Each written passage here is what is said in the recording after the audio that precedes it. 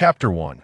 On a mundane evening over the Mediterranean, a merchant vessel, the White Rose, repurposed from a heavy frigate, glided serenely across the tranquil waves, navigating steadily through the waters. To enhance its capacity, the White Rose had dismantled one of its two-tiered gun decks, transforming it into a dual-purpose cabin and cargo hold. Naturally, only those in dire financial circumstances would opt to board such a merchant ship.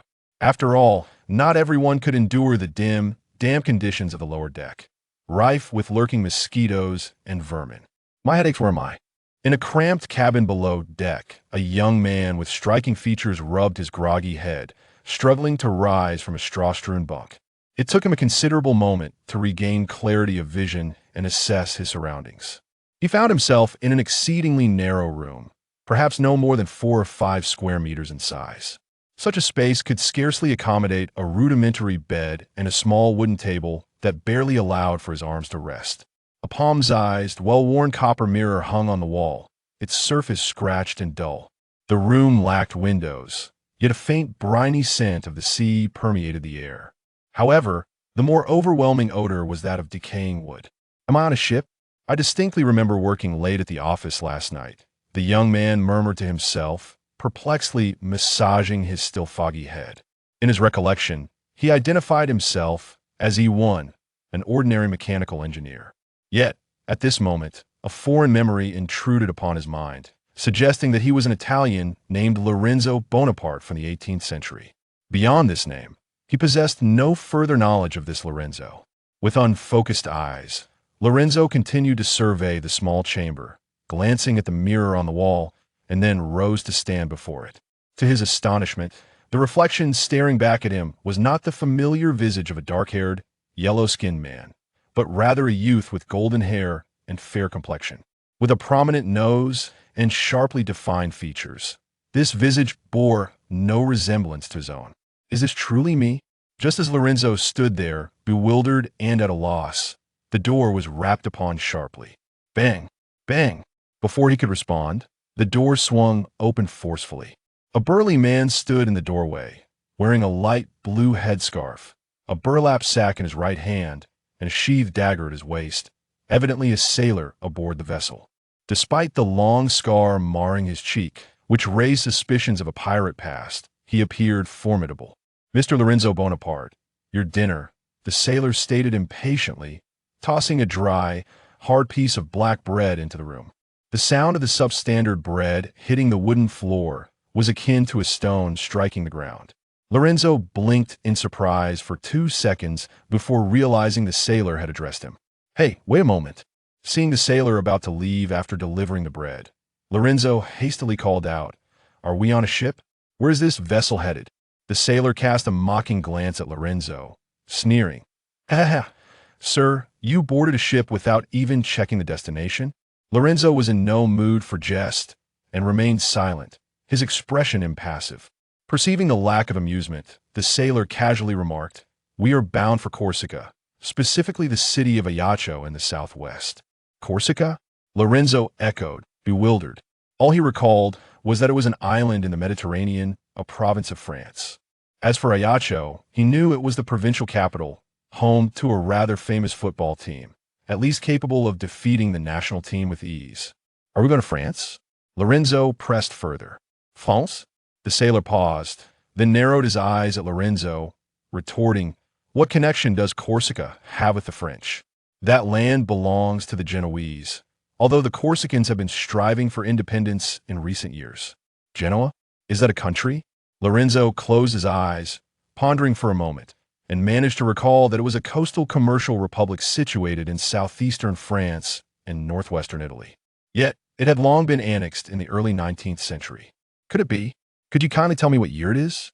Lorenzo's voice quivered slightly, overwhelmed by the revelation.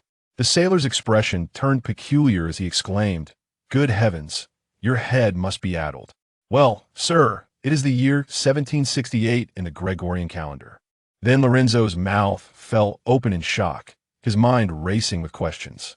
The sailor, evidently impatient, interjected, "We are about to dock, so if you have inquiries, seek someone on the island." He added, I suggest you get some fresh air on deck. Perhaps it is your confinement that has muddled your wits." Lorenzo opened his mouth, but found himself at a loss for words. Instead, managing a wry smile as he replied, "Perhaps you are right. Could you take me to the deck for some fresh air?" Thus, Lorenzo followed the sailor through the winding corridors, climbing a creaking wooden ladder to the deck. The damp, briny breeze greeted him, mingling with the slight chill of the January Mediterranean, which certainly helped to clear his senses. It was early evening, the sky not yet fully dark, but the first stars and the bright moon began to emerge on the horizon. The deck was a chaotic mess, cluttered with ropes, tarpaulins, and wooden crates, in keeping with the sailor's rugged lifestyle. Lorenzo leaned against the ship's railing, allowing the wind to buffet his face. In those brief moments, he struggled to accept that he had somehow returned to Europe over 2 centuries in the past. "How's that? Feeling much better?" The sailor from earlier appeared to have finished his duties and approached Lorenzo, expressing a hint of sympathy. Lorenzo managed a wry smile and nodded. Although his physical discomfort had largely subsided, such a temporal leap was not something one could easily assimilate. "It is indeed much more comfortable. Thank you. By the way, I haven't caught your name yet," Lorenzo inquired, looking at the sailor. "Me?" The sailor leaned against the railing, arms behind his head, exuding a nonchalant demeanor. "Just call me Grosso." Lorenzo nodded before falling silent again, continuing to gaze out at the sea. In the distance, he could discern the outline of Corsica, along with the sight of scattered vessels entering and exiting the harbor. "Wait, something seems amiss." Grosso suddenly adopted a serious tone, murmuring under his breath. Before Lorenzo could react, Grosso pointed toward a ship approaching swiftly, its bow aimed directly at the White Rose. Lorenzo's heart quickened, and he squinted in the direction Grosso indicated. Before him loomed a tall, 3-masted sailing ship, its profile significantly taller than the White Rose, seemingly boasting an additional gun deck. Most striking, however, was the white flag adorned with a red cross fluttering from its mainmast. "They're flying the white flag with a red cross," Lorenzo remarked, furrowing his brow. Grosso clenched his jaw, his voice trembling. "Damn it, that's a Genoese warship." "What? Are we to be inspected?" Lorenzo anxiously queried, eyeing the encroaching warship. Grosso spat on the deck, his voice low and fierce. "Inspection my ass, our ship is loaded with contraband, and those Genoese bastards know it all too well." In an effort to suppress the uprising on Corsica, the Genoese had imposed a trade embargo across the island, forcing commerce to rely solely on smuggling. The lookout on the White Rose had evidently spotted the Genoese warship long before, and the captain had reacted promptly, setting the ship to full speed as they headed toward Ajaccio. Ajaccio was under Corsican control, and the Genoese warship would hesitate to linger there for long. However, the White Rose's desperate attempt to flee had not gone unnoticed by the approaching warship. As Lorenzo anxiously observed the vessel, a thunderous roar filled the air, and dozens of dark shapes hurtled toward him at an alarming speed. "Get down! Get down!" Grosso, a seasoned sailor, instinctively grabbed Lorenzo by the collar and threw him down onto the deck at the sound of the cannon's roar. In the next instant, dozens of solid lead balls rained down upon the hull of the White Rose like a torrential downpour. In an instant, the deck was engulfed in smoke, splinters, and shrapnel flying in every direction. The affected sailors erupted into a chorus of chilling cries. "Damn it! That ship must have 70 cannons. Even 2 White Roses would be no match for its firepower." Grosso coughed painfully while cursing, then glanced at the terrified Lawrence, who was sprawled on the deck, and extended a hand to assist him to his feet. After enduring this round of bombardment, the White Rose, while not severely damaged, clearly experienced a reduction in speed, causing the distance to the Genoese warship to steadily diminish. "Hey, this is looking grim." As the gap between the 2 vessels narrowed, Grosso could no longer conceal his unease. "What's happening now?" Lawrence, leaning against the ship's railing and still gasping for breath, inquired anxiously. For someone of his modern upbringing, not only had he never experienced cannon fire, but he had also never even laid hands on a crossbow. Grosso peered out from the cover of the railing, gauging the distance, and grimaced, "We're nearly in the range of chain shot. We're damned if we stay here." "Chain shot? What's that?" "It's a projectile linked by a chain. If that thing hits the canvas, it'll tear a hole the size of a small boat. And if luck runs out and it strikes the mast, damn it, even a mast this thick could snap like a twig. As he spoke, Grosso made an exaggerated circular motion with his hand. Just as his words faded, a thunderous roar erupted from the Genoese warship. This time, Lawrence was much more adept. He quickly crouched down, covering his head beneath the protection of the railing. As expected, the Genoese had unleashed chain shot. This type of artillery, connecting two projectiles with a chain, proved remarkably effective in restricting the movement of enemy vessels. The chain shot scattered across the White Rose, stirring up a cloud of smoke, though it was significantly less than the previous barrage.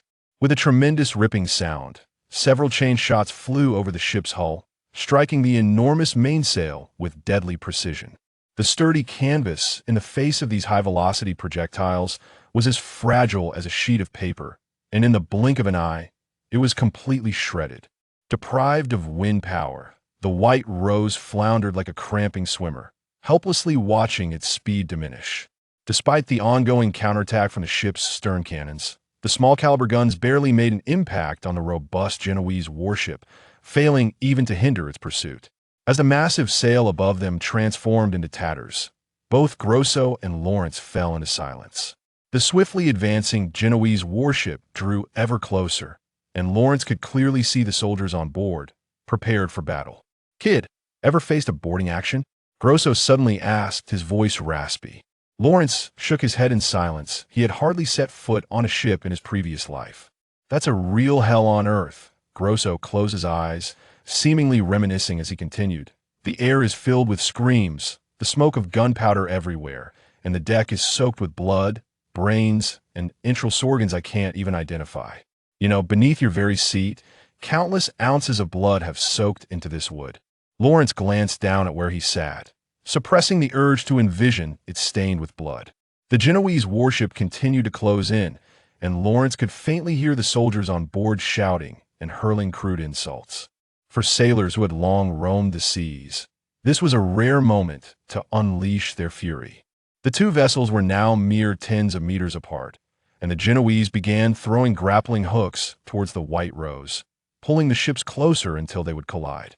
The captain of the White Rose ordered all hands on the lower deck to come to the upper deck, and Lawrence even spotted a few passengers, dressed similarly, joining the fray with expressions of sheer panic. "Here, kid, take this," Grosso said as he unbuckled the dagger from his waist and tossed it to Lawrence. Lawrence caught the dagger and examined it briefly. It was a classic sailor's cutlass as seen in movies. The hilt felt a bit loose, but was of no consequence. The blade bore numerous nicks, clearly from frequent clashes with other weapons, yet it remained quite sharp. "Are we passengers expected to fight?" Lawrence asked, gripping the dagger tightly, feeling slightly reassured but still anxious. "Hey, kid," Grosso scoffed, "you think the Genoese will just execute us smugglers and then let you catch a free ride? Do you really think they'll safely deliver you to Corsica? Dream on. You'll be sold into slavery in Cuba or La Plata, or perhaps Louisiana. It's all the same, it's just some godforsaken land in the Americas." Grappling hooks had already swarmed the sides of the White Rose, and the distance between the two vessels was less than 30 meters. The soldiers in the front row were collectively pulling the ropes, drawing the ships together, while those in the rear continued to fire their smoothbore muskets to suppress the crew of the White Rose, preventing them from severing the ropes. After Grosso tossed the dagger to Lawrence, he turned and returned to his post, AS for passengers like Lawrence. After each was given a dagger, they were left to their own devices. The captain of the White Rose did not expect these unsteady passengers to provide any assistance in the ensuing battle. Bang, bang! The smoke from the gunfire billowed across both ships, and splinters flew as bullets struck the hulls. This exchange of fire would persist for some time, until both sides engaged in genuine close combat. Lawrence remained crouched against the ship's railing, the whistling bullets and incessant gunfire instilling a profound reluctance to act recklessly. Even at this stage of the shooting, Lawrence was already experiencing the hell on earth that Grosso had just described. The shouts and wails of the sailors aboard the White Rose intermingled with those of the soldiers from Genoa. Before Lawrence's eyes, sailors fell one by one, struck down, their cries echoing helplessly in the pools of blood. Lawrence understood that a more brutal conflict was yet to come, Finally, as the smoke of gunpowder began to dissipate, the ships drew perilously close together. The Genoese soldiers brought forth long, thick oak planks from the deck to serve as a bridge. The sound of gunfire had nearly vanished, replaced by the most thunderous roars of the warriors from both vessels. Lawrence swallowed hard, his heart racing, gripping the dagger tightly as he rose from his cover. In the open deck, there was no chance for concealment. Only the fight could offer a glimmer of survival. A forward-charging Genoese soldier was the first to spot Lawrence, grinning maliciously as he rushed over. Having recognized that Lawrence was no sailor, if one could not adapt to the tumultuous environment of the sea, even a formidable foe would struggle against a limping sailor. The Genoese soldier swung his dagger down from the upper right, the blade slicing through the air with a sharp whistle that Lawrence's focus sharpened infinitely, adrenaline surging as he quickly raised his weapon to parry the downward strike. The two blades clashed violently, producing a crisp clang. With sparks faintly flashing in the midst of the impact, the Genoese soldier, undeterred, intensified his pressure, forcing Lawrence down from above. Lawrence gritted his teeth, straining to resist the force bearing down upon him, when suddenly, the soldier released his grip and, with a clenched fist, lunged directly at Lawrence's abdomen.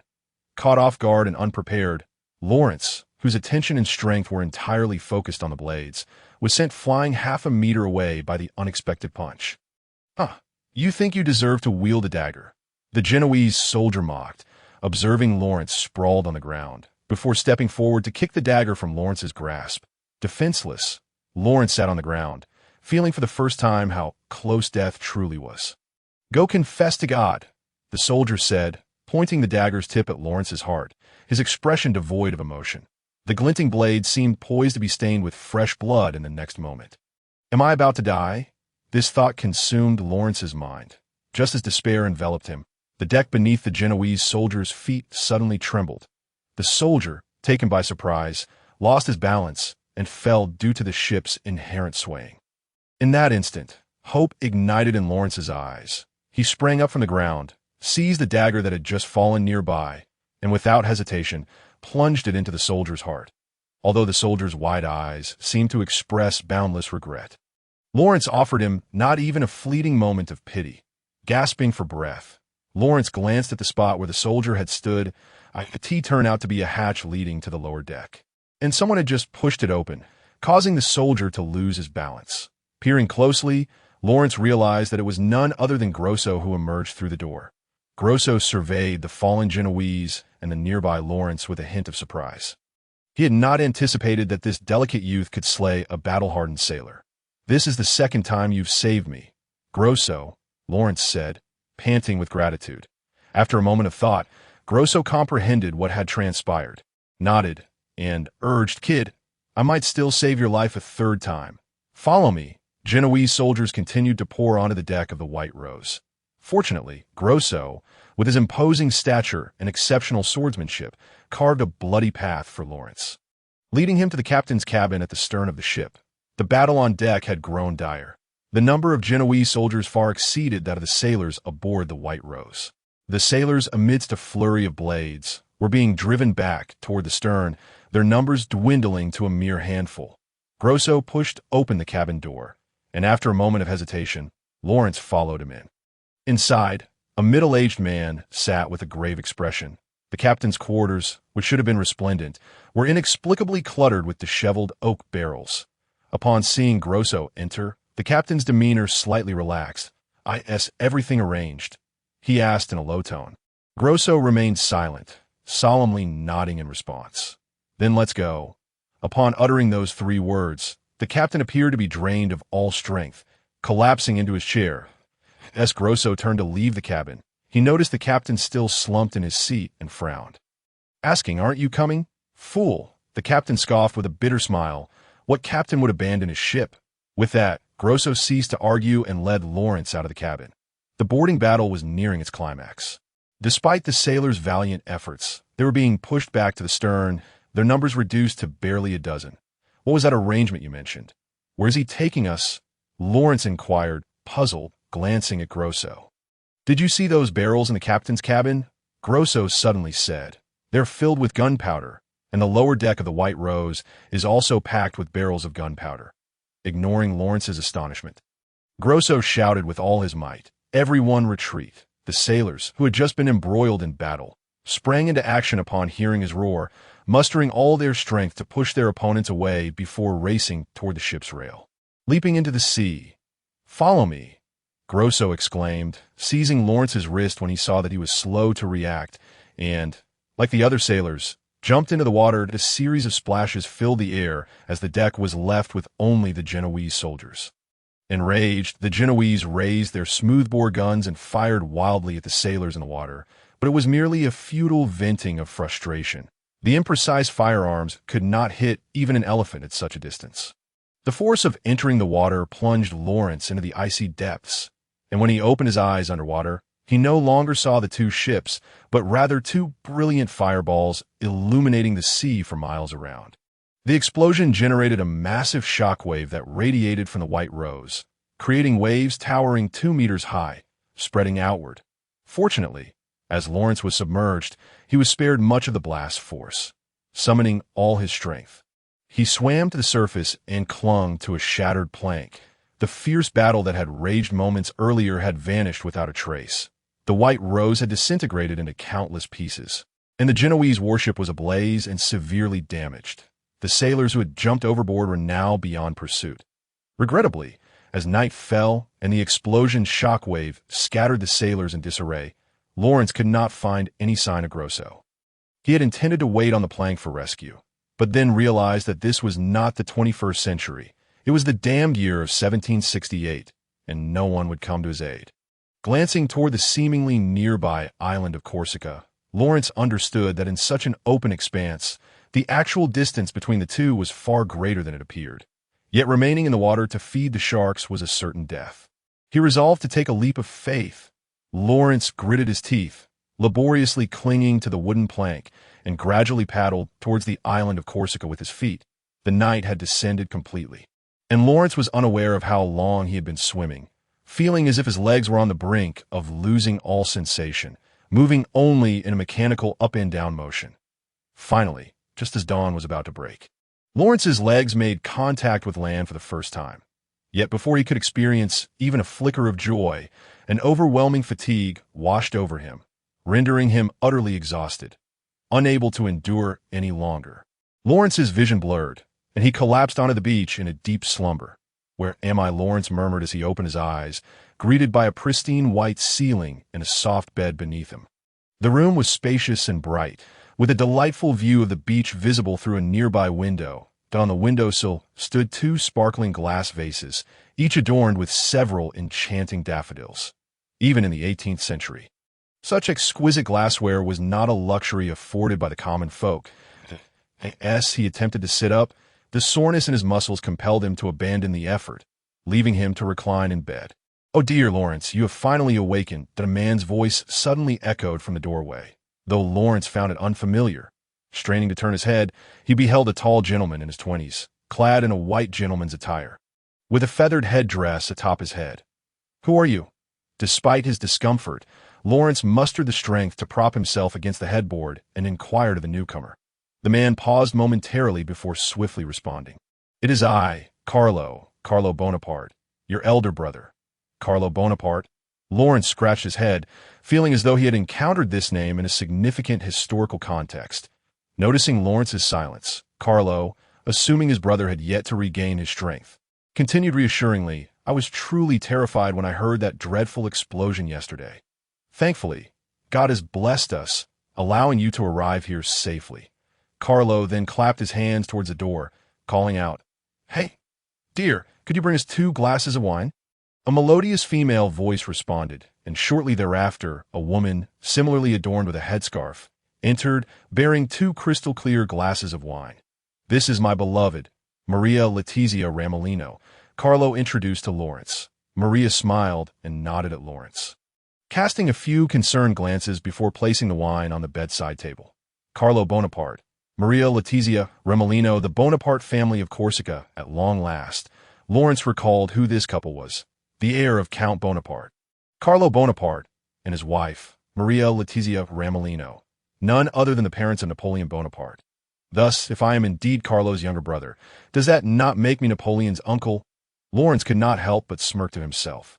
It had been 7 days since Carlo discovered Lawrence and brought him home to recuperate. During this time, Lawrence had gradually grasped the relationships surrounding him.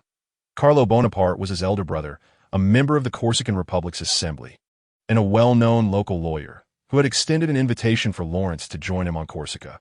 However, no one had anticipated that the White Rose would face such a calamity, as for Corsica. It was once a territory of the Republic of Genoa. Yet, due to excessive taxation, the islanders had risen up, establishing their own republic. Nevertheless, the Genoese had not been entirely driven from the island. They still controlled certain northern cities and fortresses, poised to reclaim their territory at any moment. Another point of regret for Lawrence was that the future emperor of France, Napoleon, had not yet been born. According to the historical timeline, this conqueror, who would cause tremors across Europe, would not arrive for another year. Lawrence hoped that his presence would not disrupt this future, although he had no intentions of relying on a nephew yet to be born for his own rise to prominence. As a history enthusiast, he yearned to witness the greatness of Napoleon Bonaparte, a figure who would resonate through the ages. During his convalescence, Lawrence had been organizing his memories of Corsica's historical context. As a history aficionado in his past life, he quickly realized he found himself at a rather awkward juncture. It was early January of 1768, and by May, the Genoese would choose to abandon Corsica, selling it to the French. Historically, this marked the beginning of Corsica's incorporation into French territory.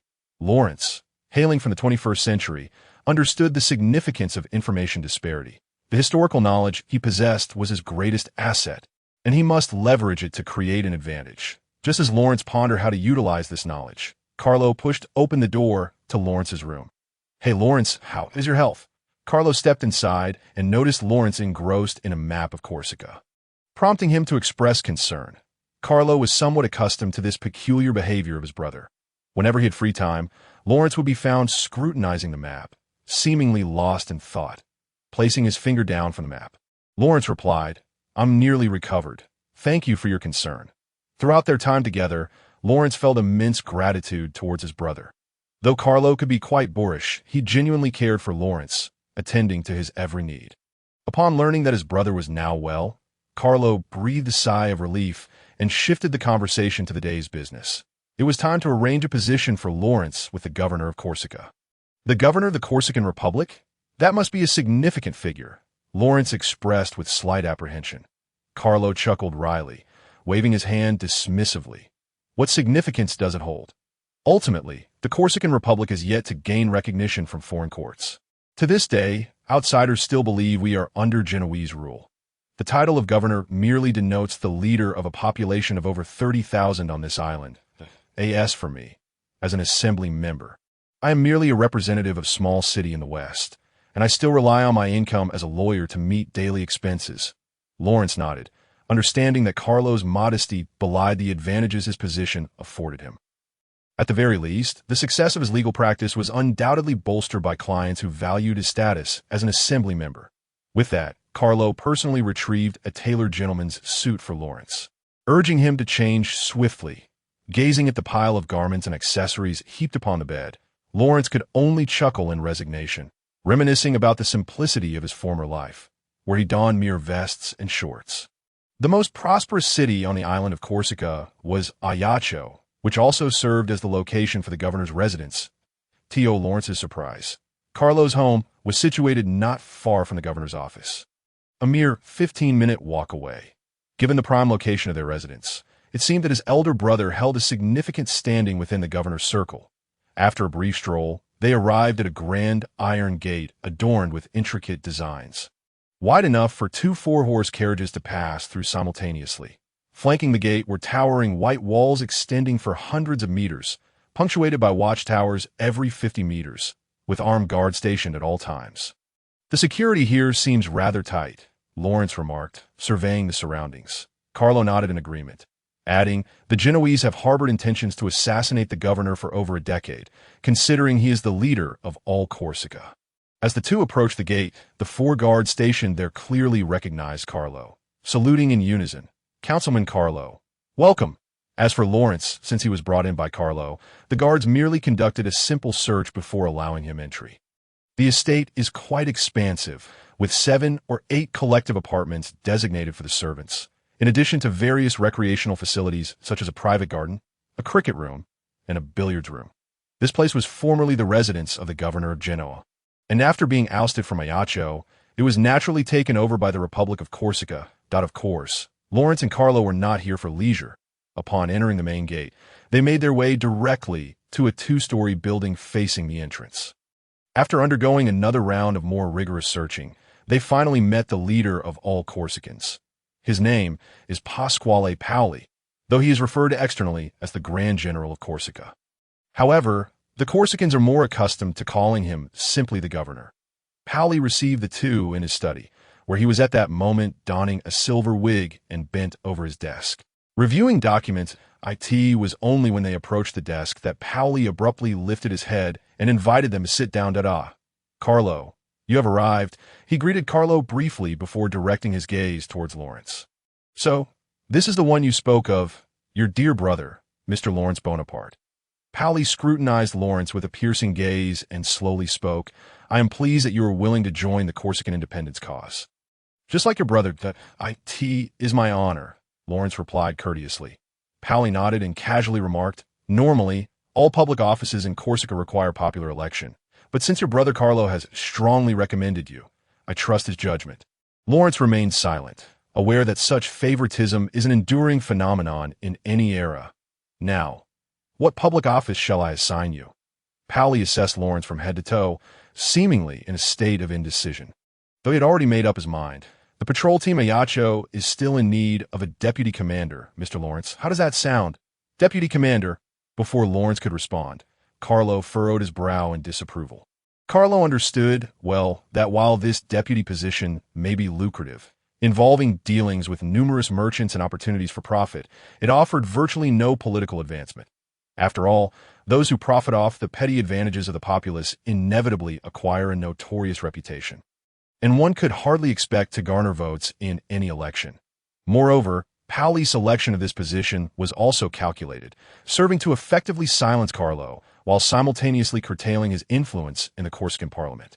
I will not allow 2 Bonapartes to appear in the Corsican parliament, Paoli resolved silently. Before Carlo could voice any objections, however, Lawrence smiled and nodded first, saying, this indeed seems to be a commendable public office. Oh, so Mr. Lawrence accepts? Paoli exclaimed with delight. I have already prepared your appointment letter in advance. With that, Paoli extracted a piece of hard parchment from a stack of documents on his desk and handed it over. Internally, he rejoiced, truly a young lad, easily swayed by a small favor. However, Lawrence suddenly shifted the conversation, stating, I have heard that those who render service to Corsica are invariably rewarded, correct? Paoli's brow furrowed slightly, unsure of what Lawrence was hinting at, and could only muster a smile as he nodded.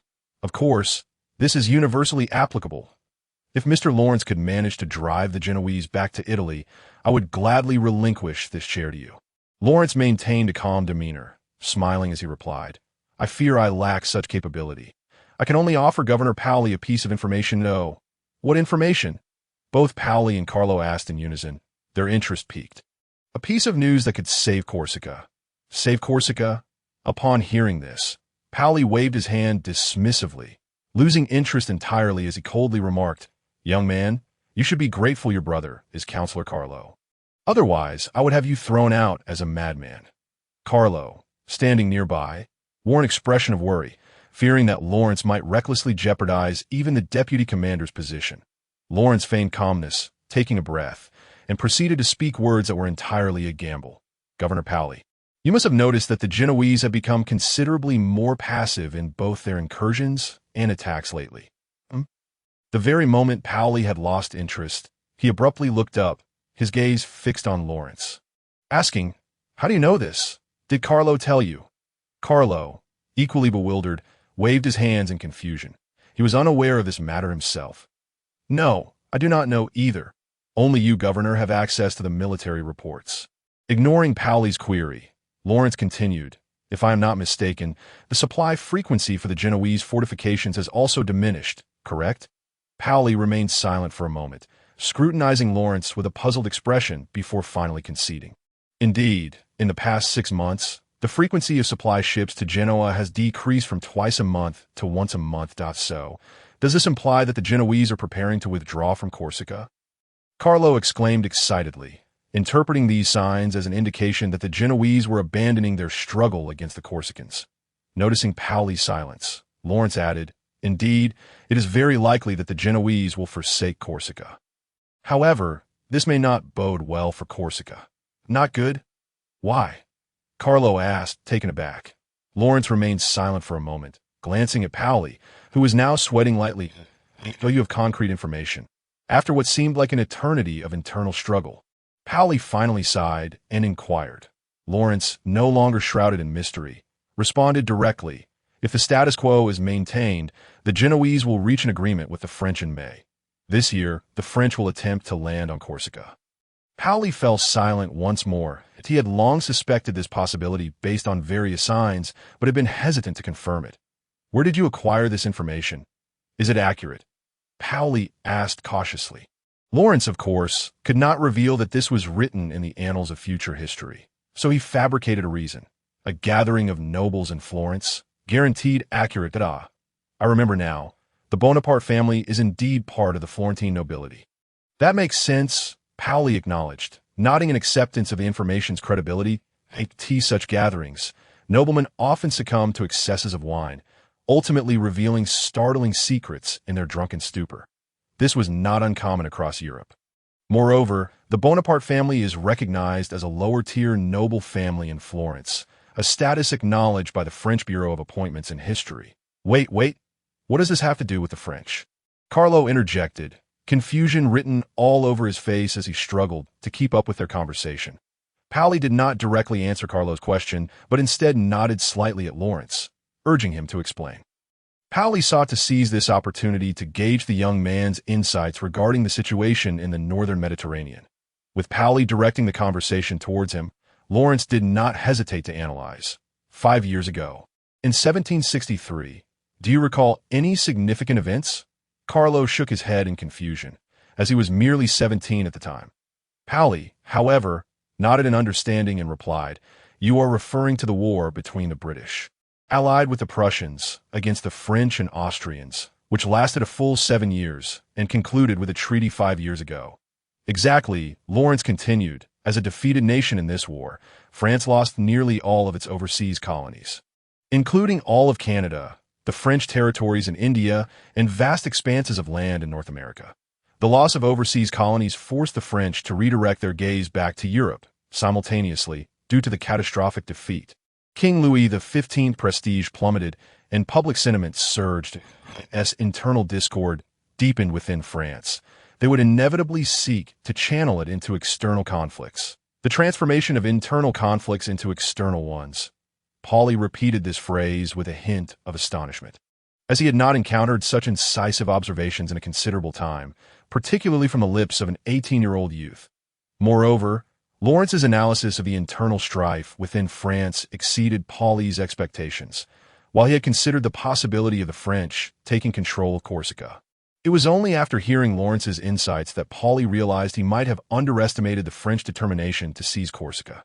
"Therefore, your conclusion is," Paoli eagerly interjected.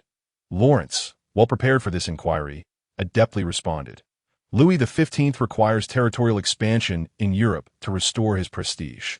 The impoverished and weak Corsica, abandoned by Genoa, stands as his optimal choice." Once the words were spoken, a brief silence enveloped the study. All three understood that the French would not be easily ousted as the Genoese had been. The French line infantry would ruthlessly annihilate any resistance on Corsican soil.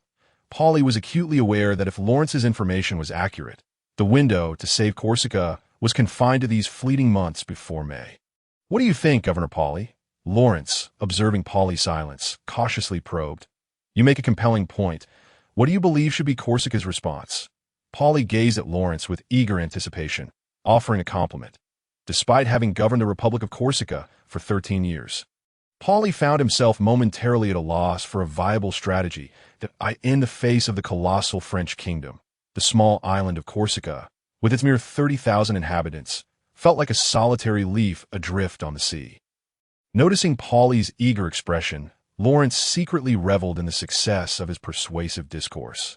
His insights and analyses had successfully piqued Pauly's interest, and it was time to redirect the conversation back to the initial matter of public office. Lawrence harbored no particular affection for this land, this moment. He was more concerned about his own safety and interests than the future fate of Corsica. To go be candid, Governor Pauly, I do have some thoughts. However, Lawrence deliberately elongated his pause, prompting Pauly to furrow his brow and inquire urgently. What do you mean? It would seem inappropriate for a mere deputy captain of a patrol to offer suggestions to your excellency. Lawrence feigned regret. Pauly, upon hearing this, could not suppress a twitch at the corners of his mouth, surprised that this young man still harbored concerns about his public position, yet being in need of assistance. Pauly forced a couple of awkward chuckles and nodded repeatedly, acknowledging, I must admit my oversight. I have neglected a scholar such as Mr. Lawrence. Let's do this. I shall appoint you as an advisor to the governor's office, granting you the same liberties to enter and exit the governor's residence as Councillor Carlo, and you may consult with me freely at any time. While this advisory position may seem like a powerless role, Lawrence's eyes lit up with newfound hope. This stage, having direct access to the political nucleus of Corsica was of paramount importance, regardless of the absence of actual power. Nevertheless, Pauly retained a measure of control, forcibly assigning Lawrence the title of deputy captain of the patrol, thereby imposing limitations on Lawrence's political advancement. After another round of pleasantries, Lawrence agreed to return shortly with detailed strategies for Pauly. Before departing the governor's residence with Carlo, my goodness, dear Lawrence, I never expected you to be so erudite, Carlo exclaimed as they walked, clutching the 2 appointment letters bestowed upon Lawrence by Pauly. If the deputy captaincy was acquired through Carlo's connections, then the advisory role was entirely a testament to Lawrence's knowledge and eloquence. Despite Carlo's immense excitement, Lawrence remained unfazed. He was acutely aware that a so-called advisor to the Republic of Corsica was an inconsequential figure in this era. In fact, his name would likely never grace the pages of any history book. If Lawrence wished to leave his mark on this epoch, he had a long journey ahead. The day after receiving his appointment letters and securing a stable income, Lawrence planned to vacate Carlo's grand residence. Although Carlo warmly insisted that there was ample room and urged Lawrence to stay, he politely declined. Firstly, Lawrence intended to establish his own influence in Ajaccio, necessitating a personal residence. Secondly, he wished to avoid intruding upon Carlo and Maria's intimate endeavors. Should this interfere with the future birth of Napoleon, it would be quite unfortunate. Arriving on Corsica with nothing but the dagger Grosso had given him, Lawrence needed to pack no belongings, merely taking with him a few items lovingly gathered by Maria. After leaving Carlo's home, Lawrence first proceeded to the Corsican treasury to collect his initial salary, with subsequent monthly payments to be delivered by the postman to his residence. The so-called treasury was merely an office building converted from a 3-story apartment. The Corsicans did not utilize foreign currency. Instead, they minted 2 types of their own coins, composed of a certain proportion of gold and silver. The locals referred to them simply as gold coins and silver coins, due to the fluctuating prices of gold and silver. No official exchange rate was established to prevent the economic phenomenon of bad money driving out good. However, residents were accustomed to a rate of 1 gold coin for 20 silver coins in small transactions. Naturally, given the proximity to France, the locals occasionally engaged in trade using the French livre and sou, albeit in limited quantities due to France's chaotic monetary system. Considering the price levels on Corsica, Lawrence estimated that 3 gold coins would suffice to sustain a lower-class citizen for a month. However, due to the significant wealth disparity in the 18th century, a respectable middle-class household could easily spend over 100 gold coins monthly. The deputy captain's monthly salary was a mere 30 gold coins, while the advisory position offered a slightly better remuneration of 50 coins. Looking at the salary stipulated in his appointment letter, Lawrence shook his head in resignation. Such funds were scarcely sufficient to maintain a decent middle-class lifestyle, let alone to accomplish anything of significance. Truly, even a penny can thwart a hero, exiting the treasury with a bag of clinking gold coins. Lawrence could not help but reflect. The next pressing matter was to find a place to settle. Ajaccio was not large, yet it housed nearly half of Corsica's population. The city could be broadly divided into 4 districts. The Western District, close to the bay, was predominantly inhabited by dock workers, sailors, and the most destitute, making it the most perilous in terms of law and order. In stark contrast, the Eastern District, elevated enough to overlook the entire Ajaccio, was home to the governor's residence, and thus the domain of Corsican aristocrats. Carlo's mansion was situated in this Eastern District. As for the Northern and Southern Districts, they served as gathering places for ordinary citizens, small merchants, and craftsmen. Considering his modest income, Lawrence had no choice but to rent an apartment in either the Northern or Southern District. However, the search for suitable housing proved to be quite challenging, as Ajaccio, being a small city, lacked real estate agents, leaving Lawrence to flounder aimlessly through the streets. Occasionally, he would spot properties for rent, but they invariably fell short of his requirements for various reasons. Alas, while he often criticized unreliable agents in his past life, their absence now proved inconvenient. Standing on the street, wiping the sweat from his brow, Lawrence realized he had spent an entire morning searching without finding a suitable abode. "Sir, are you in search of housing?" Just as Lawrence was at a loss, a timid and youthful voice called out from behind him. Turning around, he saw a disheveled girl in a linen robe standing a few meters away, her face mostly obscured by a gray hood. However, Lawrence could still glimpse her striking blue eyes, which were fixed on him from a distance, as if she were hesitant to approach further to HM. "How did you know?" Lawrence, while responding, discreetly assessed the young girl before him. Judging by her height and voice, she appeared to be merely 15 or 16 years of age. Her linen attire unmistakably marked her as a girl from a humble background. Upon hearing Lawrence's reply, the girl gained a modicum of courage and remarked, "Sir, you have been wandering around this vicinity for some time, and the bundle you carry appears to contain a change of clothes. Moreover, you are likely not a Corsican. Oh." Lawrence felt a flicker of interest. He had not discerned any differences between himself and the Corsicans, so he inquired, "How did you deduce that?" "Firstly, the dagger you bear is a style commonly used by Italian sailors." The girl timidly pointed to the short blade at Lawrence's waist, and then added, "Secondly, your shirt. Only Italians favor pleated collars, while the Corsican gentlemen wear flat collars." Upon hearing this, Lawrence instinctively touched his collar, which indeed bore pleats. He had worn this shirt aboard the White Rose, confirming the girl's analysis was spot on. "Thus, I surmise you must not be angered by my deduction." The girl cautiously observed Lawrence's expression before continuing. "You are likely a traveler from Italy, seeking lodgings while burdened with your luggage." "Quite right." Lawrence nodded in astonishment and satisfaction. Astonished by the girl's keen perceptiveness, he then retrieved 3 gold coins from his purse. Holding them between his fingers, the gleaming coins sparkled brilliantly under the afternoon sun, immediately capturing the girl's attention. For a child from the slums like her, the very sensation of holding a gold coin was beyond her experience. "I am indeed in search of accommodations. Should you find a suitable place for me, these coins shall be yours." Lawrence waved the gold coins before her, adding, "If you succeed in impressing me, I may even consider offering you a respectable position." "A respectable position?" The girl stood stunned for a moment.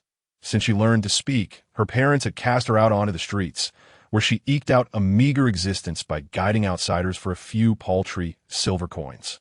Though it sufficed to stave off hunger, she often faced scorn and insults from others that a respectable position might even afford her the title of Miss. With that thought, the girl eagerly nodded like a chick pecking at grain.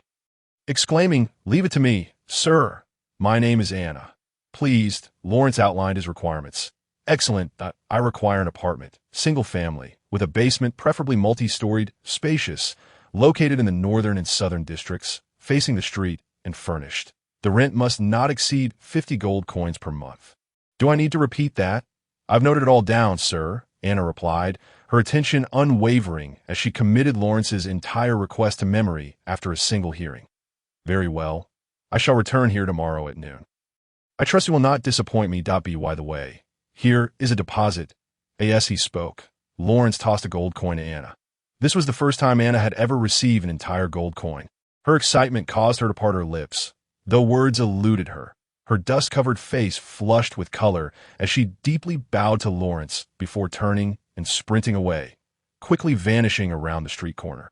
This child possesses great potential, Lawrence mused, watching the girl's retreating figure, impressed by her capabilities. Although he had secured 2 public positions, he remained unfamiliar with the city of Ajaccio. Enlisting Anna could save him considerable trouble. With the lodging issue nearly resolved, Lawrence deemed it time to report to his position. The role of advisor did not demand his daily attention. He merely awaited a summons from Governor Pauli. Therefore, his primary concern remained the position of deputy captain of the patrol. May it proceed smoothly, he sighed, preparing to head to the Ajaccio patrol. Yet he was acutely aware that as a newly appointed deputy captain, gaining the respect of his subordinates might require some effort. Despite his unfamiliarity with Ajaccio, Lawrence navigated his way to the patrol's headquarters by inquiring for directions. Like other official institutions of the Corsican Republic, the patrol's headquarters was quite modest, utilizing a small fortress built by the Genoese in the city. This fortress, having fallen into disrepair over the years, was now covered in moss, with many stones missing from its walls, creating numerous gaps. Were it not for the Corsican Republic's flag hanging from the fortress, Lawrence might have mistaken it for a historical site. At that moment, the doors of the headquarters stood wide open, and Lawrence walked straight in. From prior inquiries, he understood that the patrol effectively served as the police, albeit with a modest size of around 50 personnel. After all, Ajaccio's population totaled less than 20,000. Even fewer than the population of a town he had known in his previous life. The fortress consisted of 4 floors. The second and third housed the soldiers' quarters, while the top floor contained a small armory and storage room. There was also a basement serving as a dungeon, used to detain captured individuals awaiting trial. Lawrence had heard rumors that the number of prisoners held by the patrol exceeded that of the Corsican prison by 5-fold. The first floor was an open hall, meant for receiving visitors and citizens reporting incidents. However, in the eyes of the Corsicans, who revered vendettas, reporting a crime seemed to be an option only for the desperate. Thus, when Lawrence entered, he found only a few guards stationed there. "What brings you here?" One guard, noticing Lawrence's entrance, stood up with irritation. However, upon seeing Lawrence's attire, he moderated his tone and inquired further.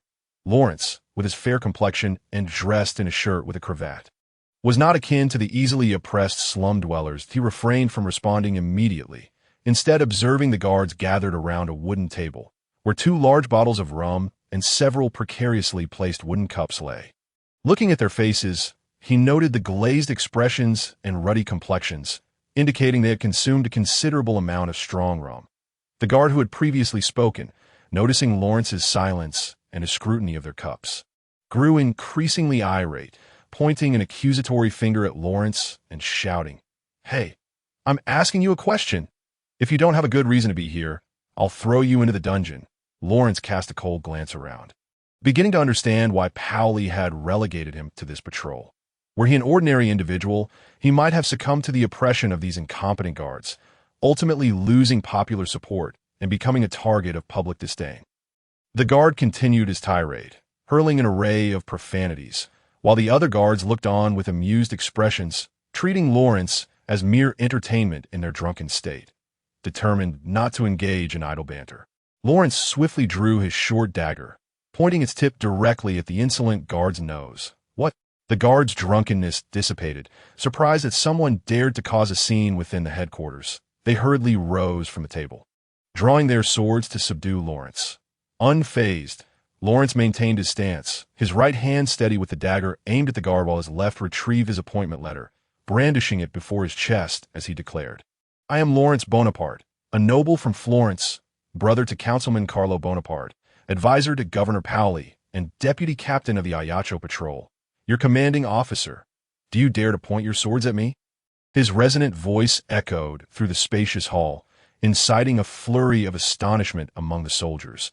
Although they could not verify the entirety of his titles, the identity of the deputy captain was inscribed in black and white on the appointment document, complete with Governor Pauli's signature and personal seal, unmistakably genuine. The guards exchanged uncertain glances, hesitantly lowering their swords. The guard who had been threatened by Lawrence broke into a cold sweat, stumbling backward to join his comrades. Lawrence snorted disdainfully, sheathing his dagger, but the tension between them lingered. Just then, a diminutive elderly man with graying hair emerged from among the guards. had it not been for the presence of other guards. Lawrence would have never associated the small old man with the image of a soldier. The little old fellow took a couple of steps forward, chuckling awkwardly, his obsequious smile stretching across his entire face, as if the sword he had just drawn against Lawrence was non-existent. "Ahem, my lord, please pardon our rudeness. We are indeed lacking in discernment," the old man remarked, performing a comical bow before Lawrence, and continued. "Everyone calls me Old Sean. I have been here since the patrol was established, eager to serve your lordship." Lawrence squinted at Sean, noting that this guard, who was a head shorter than himself, appeared to be in his 50s or 60s, certainly one of the most senior members of the patrol. Moreover, Old Sean had managed to mend fences with Lawrence in a remarkably short time. Approaching him with an air of goodwill, as if nothing had transpired, he seemed to be a man of considerable charm and adaptability. Though Lawrence typically held such individuals in disdain, he realized that if he wished to secure his position within the patrol swiftly, he would need Old Sean's assistance. With that thought in mind, Lawrence's tone softened considerably as he addressed the group, saying, "This time, I shall overlook your dereliction of duty.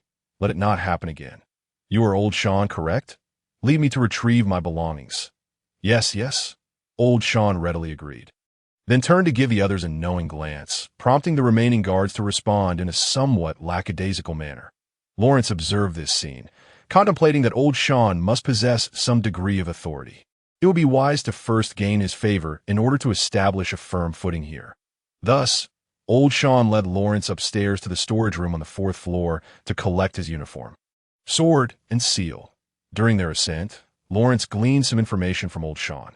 Besides Lawrence, the patrol was overseen by a captain and a vice-captain, both of whom resided in the Eastern District and had their own enterprises, rarely coming to the base for work.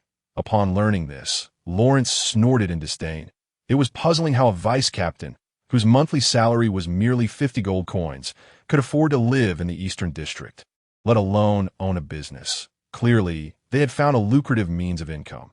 However, this also implied that Lawrence was effectively the highest authority at the base, which would facilitate his efforts to assert his influence within the patrol. Upon reaching the 4th floor, it became evident that no one had visited for quite some time. Cobwebs hung from the ceiling, nearly touching the floor.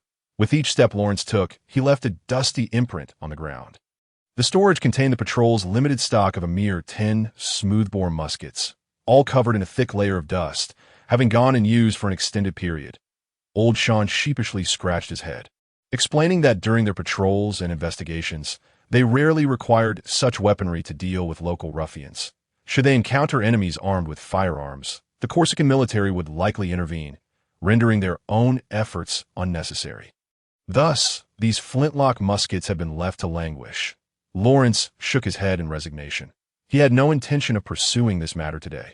Subsequently, Old Sean entered the storage room and rummaged around for a while before retrieving the items Lawrence requested, a blue and white uniform resembling that of a French line infantry soldier.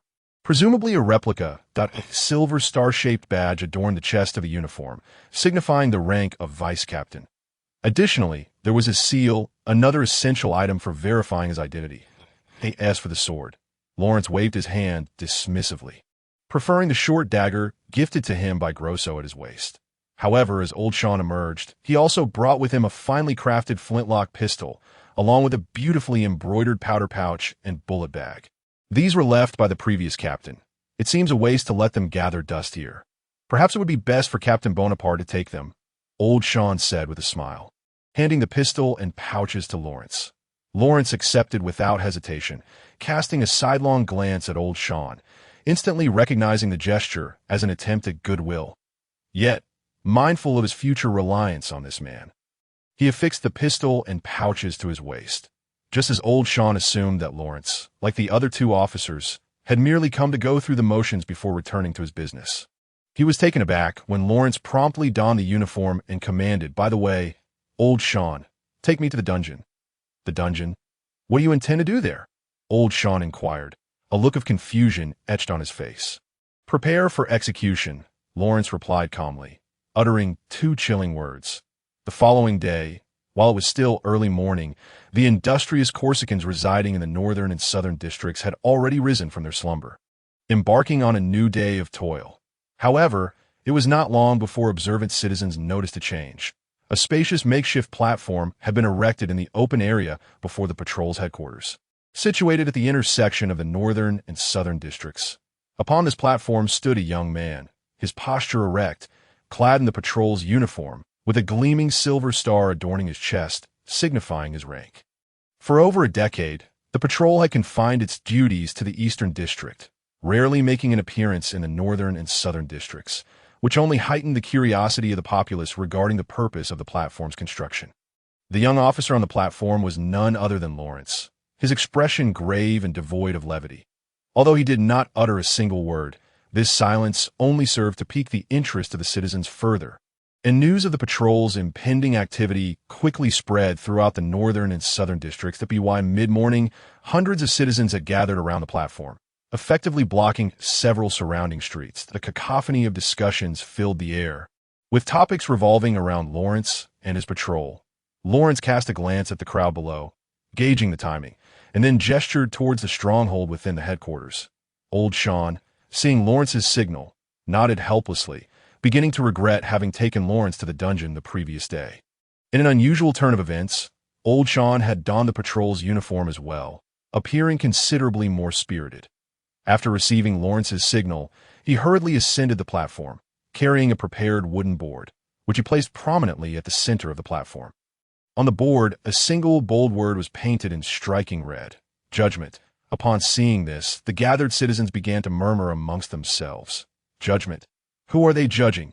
Surely it can't be us poor common folk. That's just the sort of thing those scoundrels would do. Absolutely, they even have the audacity to call it judgment. Old Sean stood beside Lawrence, fully aware of the citizens' derision directed at him. Even a man as thick-skinned as he could not help but feel a flush of embarrassment upon hearing their remarks.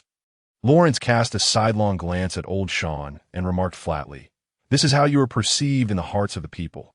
Old Sean stuttered, struggling to find his words, but to no avail. Lawrence deliberately paused, allowing the scorn and discussions from below to simmer, letting the citizens' emotions reach a fever pitch. As the crowd's uproar grew bolder, some mischief-makers began to rally the citizens to chant, come down, as the clamor surged to a crescendo, threatening to spiral out of control. Lawrence, quick on the draw, unsheathed the already loaded pistol from his waist and aimed it skyward, pulling the trigger. Bang! The resounding gunshot echoed through the square, instantly silencing the crowd. All eyes turned to Lawrence, bewildered, uncertain of his next move.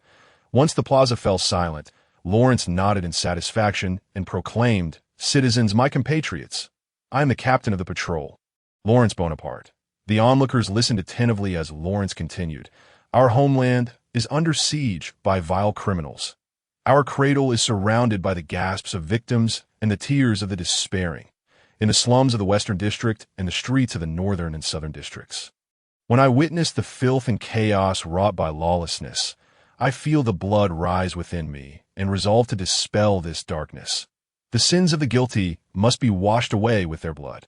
I vow to make them pay the price." Despite the fervor of Lawrence's speech, the populace would not be swayed merely by eloquent words. He needed to back his rhetoric with decisive action. "Bring forth the prisoners." Lawrence raised his arm in a commanding gesture within the encampment, and soon a group of patrolling soldiers brought forth 3 robust men, bare-chested, their hands bound behind their backs and black hoods obscuring their faces. Up to the platform, Old Sean, feeling a sense of unease, whispered to Lawrence, "My Lord Bonaparte, do you truly intend to execute these men? Shouldn't you consult the captain first?" Lawrence cast a cold glance and replied nonchalantly, "The captain is still indulging in fine Bordeaux wine served by his maid in his mansion, that he is absent, and I am your highest authority, that yes." Old Sean wiped the cold sweat from his forehead and stepped back, realizing it was futile to dissuade Lawrence. As for the upheaval Lawrence's obstinacy would wreak upon Ayacho, Old Sean dared not contemplate. The citizens below held their breath, fixated on the 3 men on the platform, eagerly awaiting Lawrence's next move. Lawrence led one of the captives to the forefront of the platform, ensuring all onlookers could see him, then mercilessly delivered a kick to his calf, causing the man to kneel before the crowd. Without uttering a word, Lawrence swiftly removed the hood from the man's head. The moment the hood was lifted, a middle-aged woman in an apron shrieked, Ah, oh my God, it's that beast. The crowd turned their attention to her. Witnessing tears streaming down her face within those fleeting seconds as she cried out, "This scoundrel! After violating my daughter's purity, he discarded her like a carcass. Why is he still alive?" Her anguished cries resonated throughout the square. And every citizen present could not help but cast sympathetic glances at the wretched mother, with some women, also mothers, unable to stifle their sobs. Lawrence, filled with compassion and remorse, bowed slightly towards her and then proclaimed loudly, "Fellow citizens, how shall we deal with such villains?" The vast square fell into a momentary silence before erupting into a cacophony of fervent shouts, initially chaotic but soon unifying into a singular chant that grew louder with each repetition. Judgment. Judgment. Every spirited Corsican present voiced their cries from the depths of their hearts. Lawrence raised his flintlock pistol high above his head, beginning to load powder and lead balls in full view of the citizens. "No, no. You can't kill me. I am a Union member." The kneeling prisoner stared in terror as Lawrence pressed the gun to his forehead, trembling as he shouted, "Go speak to God." Lawrence replied expressionlessly, pulling the trigger without hesitation.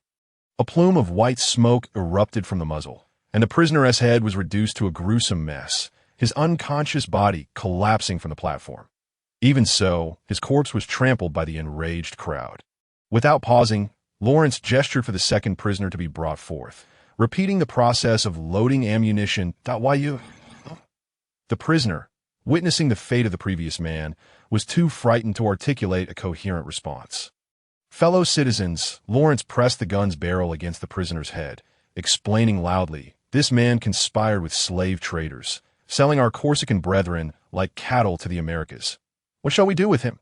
Judgment. The citizens raised their right arms, shouting in unison. Bang!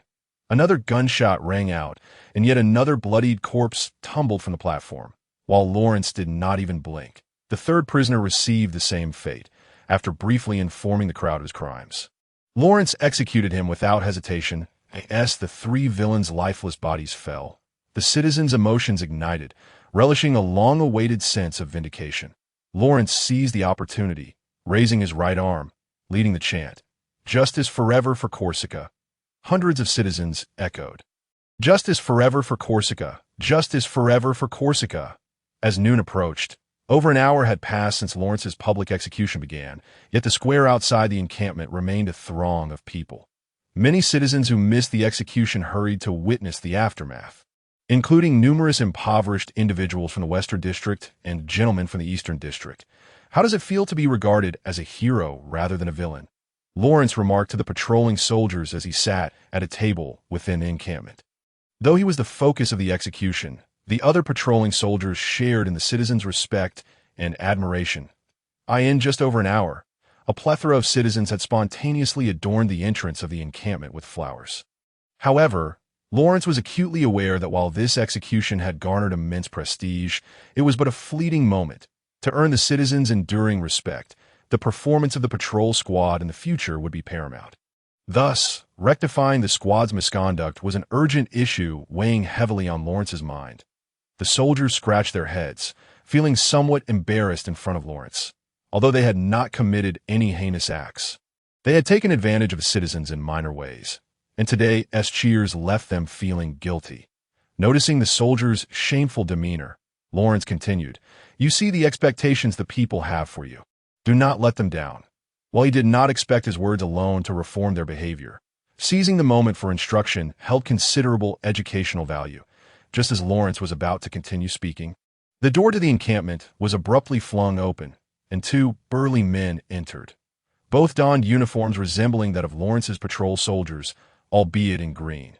They each carried a smoothbore rifle with a bayonet, exuding an aura of military discipline.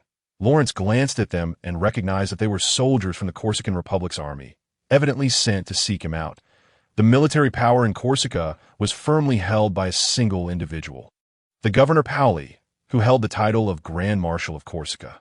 Thus, it was clear whose authority these soldiers represented. "Mr. Bonaparte, the Governor Papacy requests your presence," the soldiers succinctly informed Lawrence upon entering. Lawrence checked the wall clock and casually replied, "Can it wait a bit?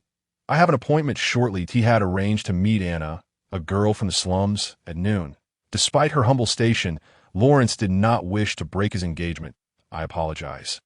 Mr. Bonaparte, but our orders are to bring you to the governor's office immediately. One soldier shook his head firmly. Upon hearing this, Lawrence furrowed his brow slightly, realizing that Governor Papacy was displeased with the commotion he had stirred. If he refused, these soldiers might resort to force to invite him along. Very well, let us proceed.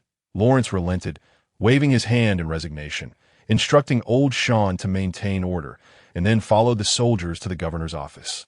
Lawrence's second meeting with the governor took place once more in the study. Upon entering, he found Papacy pouring red tea from an exquisite teapot into fine porcelain cups. Ah, Lawrence, you have arrived. Papacy greeted briefly as Lawrence stepped inside. Lawrence nodded, approached the desk, and pulled out a chair to sit, observing Papacy's countenance, which subtly conveyed considerable displeasure. Thus, Lawrence took the initiative to smile and inquire, "What troubles you, Governor Papacy? You seem unwell." "Humph," Papacy snorted coldly, somewhat losing his composure as he slammed the teapot onto the table, causing scalding tea to splash. "You've been in office for only a few days and have already created such a tumult." Papacy shot a glare at Lawrence. Lawrence, however, responded with ease, "Is that not a good thing? The people support it." Upon hearing this, Papacy's mustache bristled with anger as he retorted, "You executed those prisoners without a trial. With just this, I have grounds to dismiss you right now." In the face of Papacy's threat, Lawrence remained unfazed. He understood that Papacy was a shrewd individual. Given his current popularity, Papacy would not act against the will of the people to forcibly remove him from his position. Even if Papacy sought to undermine Lawrence, he would likely wait until the storm had passed. Why then? Lawrence was confident he could employ other means to hold Papacy in check. It is indeed my oversight. But those three were guilty, Lawrence replied. Guilty? You would execute a man based solely on one person's claim of guilt. Have you even considered their identities? Upon hearing this, Papacy became even more incensed, pointing at Lawrence and exclaiming, "If the King of France is guilty, do you intend to send him to the guillotine as well?" Lawrence cast a peculiar glance at Papacy, pondering whether he might be a prophet, and casually replied, "Of course, perhaps you might witness such a scene within your lifetime." As Papacy's anger began to boil over, Lawrence hastily redirected the conversation to the matter at hand. Ahem, what did Governor Papacy mean when he mentioned the identities of those individuals? Humph, did they not inform you before their demise? Papacy retorted with evident dissatisfaction. Lawrence reflected for a moment and stated, "It seems they mentioned being union members or something of that sort." "Precisely," Papacy exclaimed, slapping the table. "Moreover, they belong to the Dockworkers' Union. Do you have any idea what kind of organization that is?" Observing Lawrence's puzzled expression, Papacy elaborated, "It is a gathering of thugs and gangsters, controlling over 80% of the port jobs. Captains unloading and loading cargo in a yacho must inevitably pay them some form of kickback." Lawrence nodded thoughtfully. Such dockside gangs were not uncommon worldwide. Even in later years, some underdeveloped ports still harbored similar organizations. The three individuals Lawrence had executed today were all union members, and it was precisely this affiliation that allowed them to remain in the patrol's dungeon without facing a court trial. At this moment, Lawrence understood Papacy's ire. The Dockworkers' Union posed a significant challenge for Governor Papacy, and Lawrence was Papacy's own appointee as deputy captain. Why executing three union members?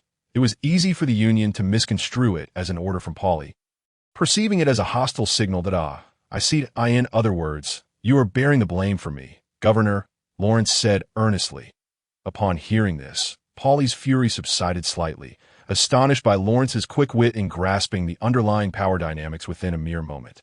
"Humph, considering your brother and your previous assistance in providing information, I shall overlook this incident for now, but there must not be a second occurrence." After a brief pause, Papacy lowered his voice and added, "Furthermore, allow me to offer you a word of caution.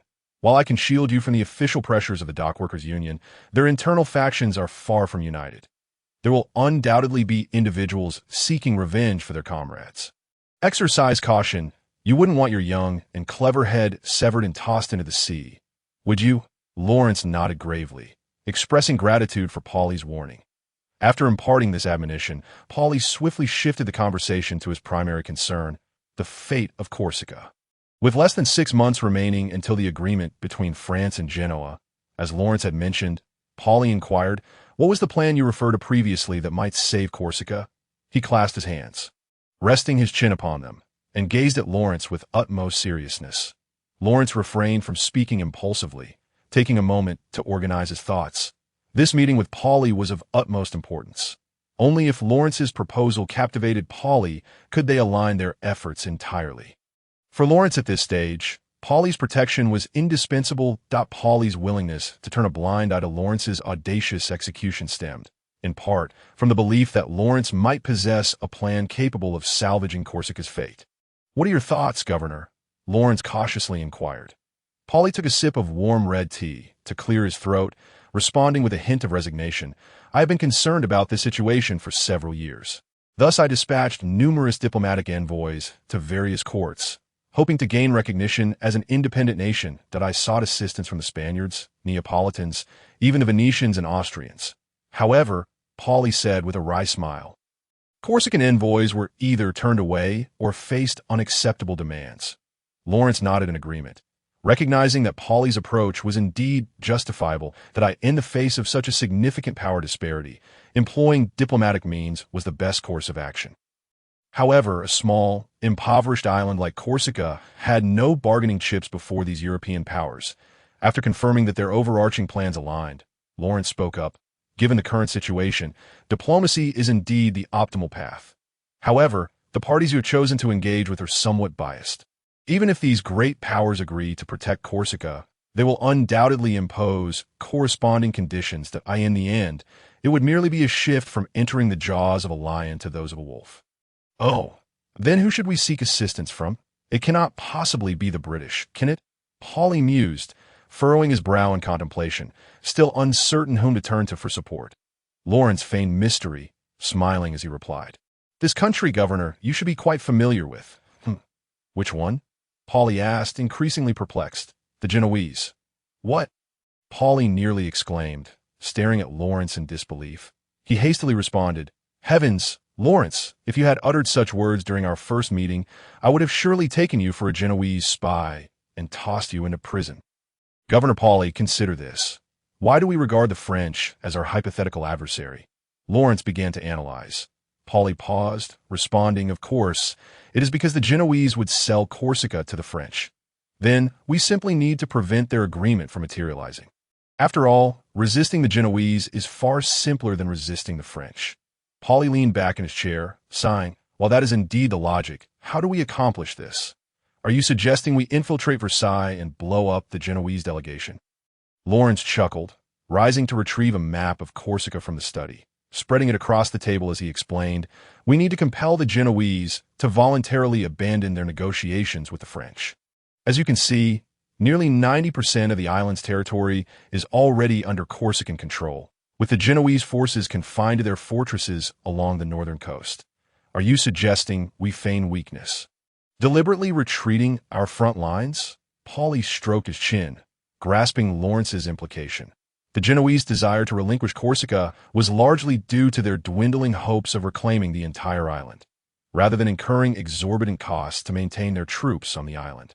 It would be more prudent to sell Corsica to the French and recoup some financial losses. Lawrence's idea was to retreat strategically, allowing the Genoese forces to reclaim some territory, thereby convincing them that they still had a chance to seize the entire island of Corsica. Indeed, this approach does present an opportunity, but it is perilously risky. The Genoese may have already lost all interest in Corsica. Pauly pondered for a moment, shaking his head, expressing his reservations about the plan. Anticipating Pauly's reaction, Lawrence continued, "Of course, this is merely the first step of the plan. Another crucial reason the Genoese may abandon Corsica is its inherent poverty, which holds little value for them." Although Pauly felt somewhat displeased by this assertion, he had to concede that it was indeed the truth. Even though Ajaccio was a renowned port city in the Mediterranean, it paled in comparison to world-class port cities like Toulon, Pisa, and Venice. That is indeed the case, but if Corsica were more prosperous, it would not have found itself in such an isolated and helpless predicament. Pauly chuckled wryly, helplessly shrugging his shoulders. However, Lawrence pointed at the map on the table, smiling as he said, What if this impoverished island suddenly discovered a silver or gold mine? The situation would be entirely different than a gold or silver mine. Polly frowned, scrutinizing the map. Corsica was characterized by its mountainous terrain, with majestic mountains dominating the center of the island. Only in the flatter peripheral areas was there ample space for significant habitation. Thanks to these mountains, Corsica's mining industry was relatively developed, serving as a crucial pillar of the national economy. It was entirely plausible for a gold or silver vein to be discovered in such a landscape. However, Polly knew all too well that during his many years in Corsica, he had yet to catch even a glimpse of a gold or silver ore. Considering this, Lawrence's intention became clear. Are you suggesting we disseminate false information? Polly did not lift his gaze, still fixated on the maps spread across the table, as he posed a question to Lawrence. Indeed, the Genoese, upon receiving the news, would not engage further in discussions regarding the sale of Corsica to the French until they discerned the truth behind the deception. Simultaneously, we shall proactively retract our lines, instilling confidence in them to reclaim Corsica. Thus, in the short term, we shall be spared from the threats posed by the French. The groundwork has been sufficiently laid, allowing Lawrence to unveil his entire plan without reservation. What bolstered Lawrence's confidence in this scheme was the recollection from his previous life that there existed a silver mine on the island of Corsica, a rich deposit with an exceptionally high yield. If we could explore this vein before the Genoese unearthed the lie, the safety of Corsica could be assured for a considerable period. This indeed presents a significant opportunity. Nevertheless, it remains merely a delaying tactic. Polly nodded in acknowledgement of Lawrence's proposal. Though to Polly, it was merely a stalling strategy. The time for finalizing the agreement for the sale of Corsica was fast approaching, and thus, this plan would have to suffice for the moment, with further schemes to be devised later. You may take your leave for now. I still need to discuss this plan with the military and various council members, and I will extend an invitation for you to join the discussions. Polly sighed, folding the map and placing it aside, signaling that Lawrence could depart. As Lawrence rose and approached the door, he glanced back at the troubled Polly, who was evidently concerned about the future of Corsica once the truth was revealed. Do not fret, Governor Polly. We may indeed uncover a silver mine, Lawrence offered as a casual reassurance. Upon hearing this, Polly abruptly lifted his head, fixing his gaze on Lawrence, and in a hushed tone, inquired, Do you have confidence? In Polly's eyes, although the young man occasionally acted with excessive boldness, each of his steps seemed to fall within his expectations. It's merely a premonition, Lawrence replied with a smile. Yes, that's so, Polly remarked with a hint of disappointment, then gestured for Lawrence to leave. Once outside the governor's residence, Lawrence exhaled a breath of relief. Having reached a consensus with Polly, he now possessed a genuine political ally in Corsica. However, this also bore drawbacks, as other political factions might view Lawrence as Polly's confidant and target him from all quarters. Yet at this stage, clinging to Polly's coattails undoubtedly yielded the greatest benefit for Lawrence. Oh dear, I had an appointment with Anna. Lawrence suddenly remembered his arrangement with the impoverished girl, glancing at the clock tower within the governor's mansion, which indicated it was already past 2 in the afternoon. He hurriedly made his way to the designated street. In the northern district, High Bay Street was the agreed-upon meeting place with Anna. Yet, as the clock struck 3, with the sun beginning its descent, Anna had yet to catch a glimpse of Lawrence's figure. The previous midday, after accepting Lawrence's commission, Anna had been elated throughout the day. The promise of 3 gold coins and a potential respectable job made even the nights spent huddled in her dilapidated shelter bring forth a radiant smile, causing her to lose sleep entirely. Thus, at the break of dawn today, Anna had risen early from her bed, arriving at High Bay Street well in advance to await his arrival. What if he forgot to come? Anna pondered, her large, azure eyes scanning the bustling street for any sign of the kind-hearted young man. 3 hours had elapsed since the appointed time, and Anna anxiously lingered in place, clutching the gold coin Lawrence had given her tightly in her hand. Despite the modest means of the Northern District citizens, they maintained a semblance of dignity. Anna, appearing disheveled in her tattered cloak, stood out starkly among the well-to-do passers-by.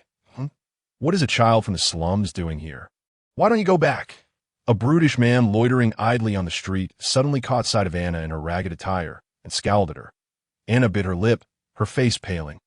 Over the years, she had endured countless scornful glares and insults merely to earn a few coins to fill her belly. "I'm sorry, sir. I'm waiting for someone," Anna murmured, her head bowed. "Waiting for someone?" The brute feigned exaggeration, curling his lip in mockery. "Who do you think would wait for a filthy creature like you? You smell like you crawled out of a pigsty." Anna buried her face in her hood, unable to meet their gaze, repeatedly apologizing. "I'm sorry, sir. I'm sorry. What is wrong?" "Hurry up and get back." The man frowned as Anna remained rooted to the spot. Accustomed to bullying others, he was taken aback that a girl from the slums dared to ignore his words. "You little wretch, do you want me to teach you a lesson?" With that, he stepped closer with a sinister grin, cornering Anna against the wall. Passers-by merely glanced over, some frowning, yet none intervened. After all, she was just a girl from the slums, and no one was willing to risk their safety for her. The brutish man, his face twisted in malice, seized Anna's arm with force, yanking her outward. Despite her frail frame, Anna struggled with all her might, but could not break free. In a moment of desperation, she opened her mouth and bit down hard on the man's arm. "Da-da! You filthy pig!" he yelled, shaking his arm free, which now bore 2 rows of shallow bite marks. Enraged, he raised his massive fist, ready to strike the frail Anna. In that fleeting moment, a resounding gunshot rang out. Bang! A crater suddenly appeared at the man's feet, sending shards of stone flying into his face. "Who the hell dares to fire a gun in the street?" the brute exclaimed in shock, quickly retracting his fist and turning to confront the shooter. Lawrence, his expression impassive, regarded them coolly, blowing lightly at the gun's muzzle to disperse the white smoke. Having had no time to change, Lawrence was still donned in the patrol uniform from that morning, the blue and white attire stained with the blood of a prisoner. "Wait, you're that one from this morning." The man's eyes widened in recognition, pointing at Lawrence, who had presided over the execution. Lawrence ignored his words, lowering his head to reload his pistol with lead and powder. "Sir," Anna, still trembling from the gunfire, finally dared to open her eyes, and to her astonishment, the gentleman she had awaited all day stood right before her. "What do you intend to do?" the brute stammered, swallowing hard and taking a few steps back. Despite his larger stature, he was acutely aware that Lawrence's exquisitely crafted flintlock pistol was no mere ornament. Coupled with witnessing Lawrence's ruthless execution of 3 men earlier, fear gripped him. Anna hastily wiped away the tears at the corners of her eyes and rushed to stand behind Lawrence. With a forced smile of servility, the brute rubbed his hands together, saying, "Mr. Bonaparte, we needn't escalate matters over a lowly girl from the slums." Before he could finish, Lawrence fired another shot, landing mere inches from the man's feet. The brute, now petrified, fell to his knees, crying out for mercy. Onlookers had begun to take notice of the unfolding scene, recognizing Lawrence in his uniform, and gathered around in a circle. Lawrence looked at Anna with a hint of guilt. Apologizing, "I'm sorry, Anna. I'm late today." Anna, still shaken, sobbed, "It's all right, sir, it's all right." Ruffling in his hair, Lawrence sighed deeply, then approached the kneeling brute, towering over him as he demanded, "Who did you just call a lowly creature?" "Your Excellency," the brute's voice trembled as he glanced at Anna. "I assent, she just a worthless girl from the slums?" Lawrence scoffed, raising his voice. "You claim she's a lowly creature. Is she not a Corsican? Are you suggesting that our compatriots from Corsica are all lowly creatures?" "I had not." The burly man opened his mouth, as if to justify himself, but was coldly interrupted by Lawrence. "Open your mouth." "Ah!" The burly man was taken aback, but upon recalling the fate of those who had been ruthlessly executed by Lawrence that morning, he quickly complied and widened his mouth. Lawrence waved his right hand and unexpectedly shoved the barrel of his pistol directly into the man's mouth. The barrel, having been fired twice moments earlier, still bore the lingering heat, and as it was inserted into the man's mouth, it emitted a hissing sound accompanied by faint wisps of smoke. The crowd gathered around, forming a tight circle, yet not a single soul felt pity for the burly man. All the residents were well aware that he was a notorious thug in the area. "Ah!" The man's screams persisted for several seconds before Lawrence withdrew the barrel, disdainfully pulling out a handkerchief to wipe away the saliva clinging to it. The man's mouth was now blistered from the scalding heat, rendering his speech slurred. Without a few months of care, he would likely struggle to recover, get lost. Lawrence cast a scornful glance at the spineless brute and uttered those two words, if granted a reprieve. The burly man hastily scrambled to his feet, pushing through the crowd and swiftly disappearing around the corner. Fellow compatriots, as you can see, Lawrence surveyed the onlookers, holstering his pistol, and raised both hands to declare loudly, "All Corsicans are born equal. I will not permit oppression and bullying of Corsicans to occur before my eyes. If it does, I shall wield the power bestowed upon me by my compatriots to impose justice." The crowd fell silent for a moment, then erupted into animated cheers, fervently repeating Lawrence's proclamation that all are born equal. Lawrence then paused to wave at the crowd, and amidst their attention and cheers, he pulled Anna through the throng. "Sir, were those words you spoke just now true?" After distancing herself from the crowd, Anna hesitantly tugged at Lawrence's sleeve and asked cautiously, "About what?" Lawrence replied nonchalantly, "About humanity and equality." Anna timidly responded, "But I do not feel equal to others. Sometimes when I catch a glimpse from afar of the houses in the Eastern District, they appear so bright, so spacious, so beautiful. Occasionally, I see them set out, their attire beyond anything I could ever imagine. Even when they travel merely 3 miles, they hire a luxurious 4-horse carriage. I have never dared to dream of being equal to those people." Upon hearing this, Lawrence halted, his voice softening. "Anna." "Yes, sir," Anna replied, lowering her head, cautiously stealing glances at Lawrence, "that in this world, absolute equality does not exist. The privileged refer to this inequality as fate and force us to accept it. However, one day, people will come to realize that this is a fallacy. They will resist, they will fight, and they will eradicate the injustices imposed upon them. Perhaps they will not succeed, and even their sons and grandsons may not succeed, but as long as there are those willing to brave the flames for this cause, one day, true equality among all mankind will inevitably be achieved. Will we see that day?" Anna lifted her gaze to Lawrence, that we may not witness the day of success, but the day the struggle begins may not be far off. Lawrence replied, gazing toward the sea, toward Paris. After finally extricating themselves from the fervent crowd, Lawrence, guided by Anna, entered a quaint CAF where she had arranged for him to meet a landlord. The CAF was modest, with only about 10 tables, yet it boasted a splendid view of the Ajaccio coastline through its windows. Inside, there was a small circular stage housing a severely damaged and out-of-tune piano, with a pretentious third-rate performer tirelessly playing cheerful tunes. Despite this, it was considered the finest AF in all of Ajaccio. AS was customary. A customer as dirty as Anna, resembling a coal ball, would typically not be allowed entry, yet the proprietor quickly recognized that the girl was in the company of the renowned Lawrence Bonaparte, and thus granted them access. Personally leading them to a table by the window, Anna greedily inhaled the subtle aroma of coffee beans mingled with oak. For her, simply escaping the unbearable stench of the nearby sewer was a delight. Due to Lawrence's delay of over 3 hours, the landlord had already departed. Lawrence had no choice but to slip a silver coin to a waiter, instructing him to fetch the landlord from the address provided by Anna. "What would you like to order?" Lawrence asked idly, perusing the menu. Anna stole a glance at the menu. Her limited literacy, compounded by the use of multiple languages, left her utterly bewildered. Lawrence, having inherited the knowledge of this body, was quite proficient in French, Italian, and High German. "And no need, sir." Anna was shaking her head, but suddenly her stomach let out a loud growl, drawing the attention of patrons at the neighboring table. "I apologize, sir. I had 2 roasted potatoes this morning."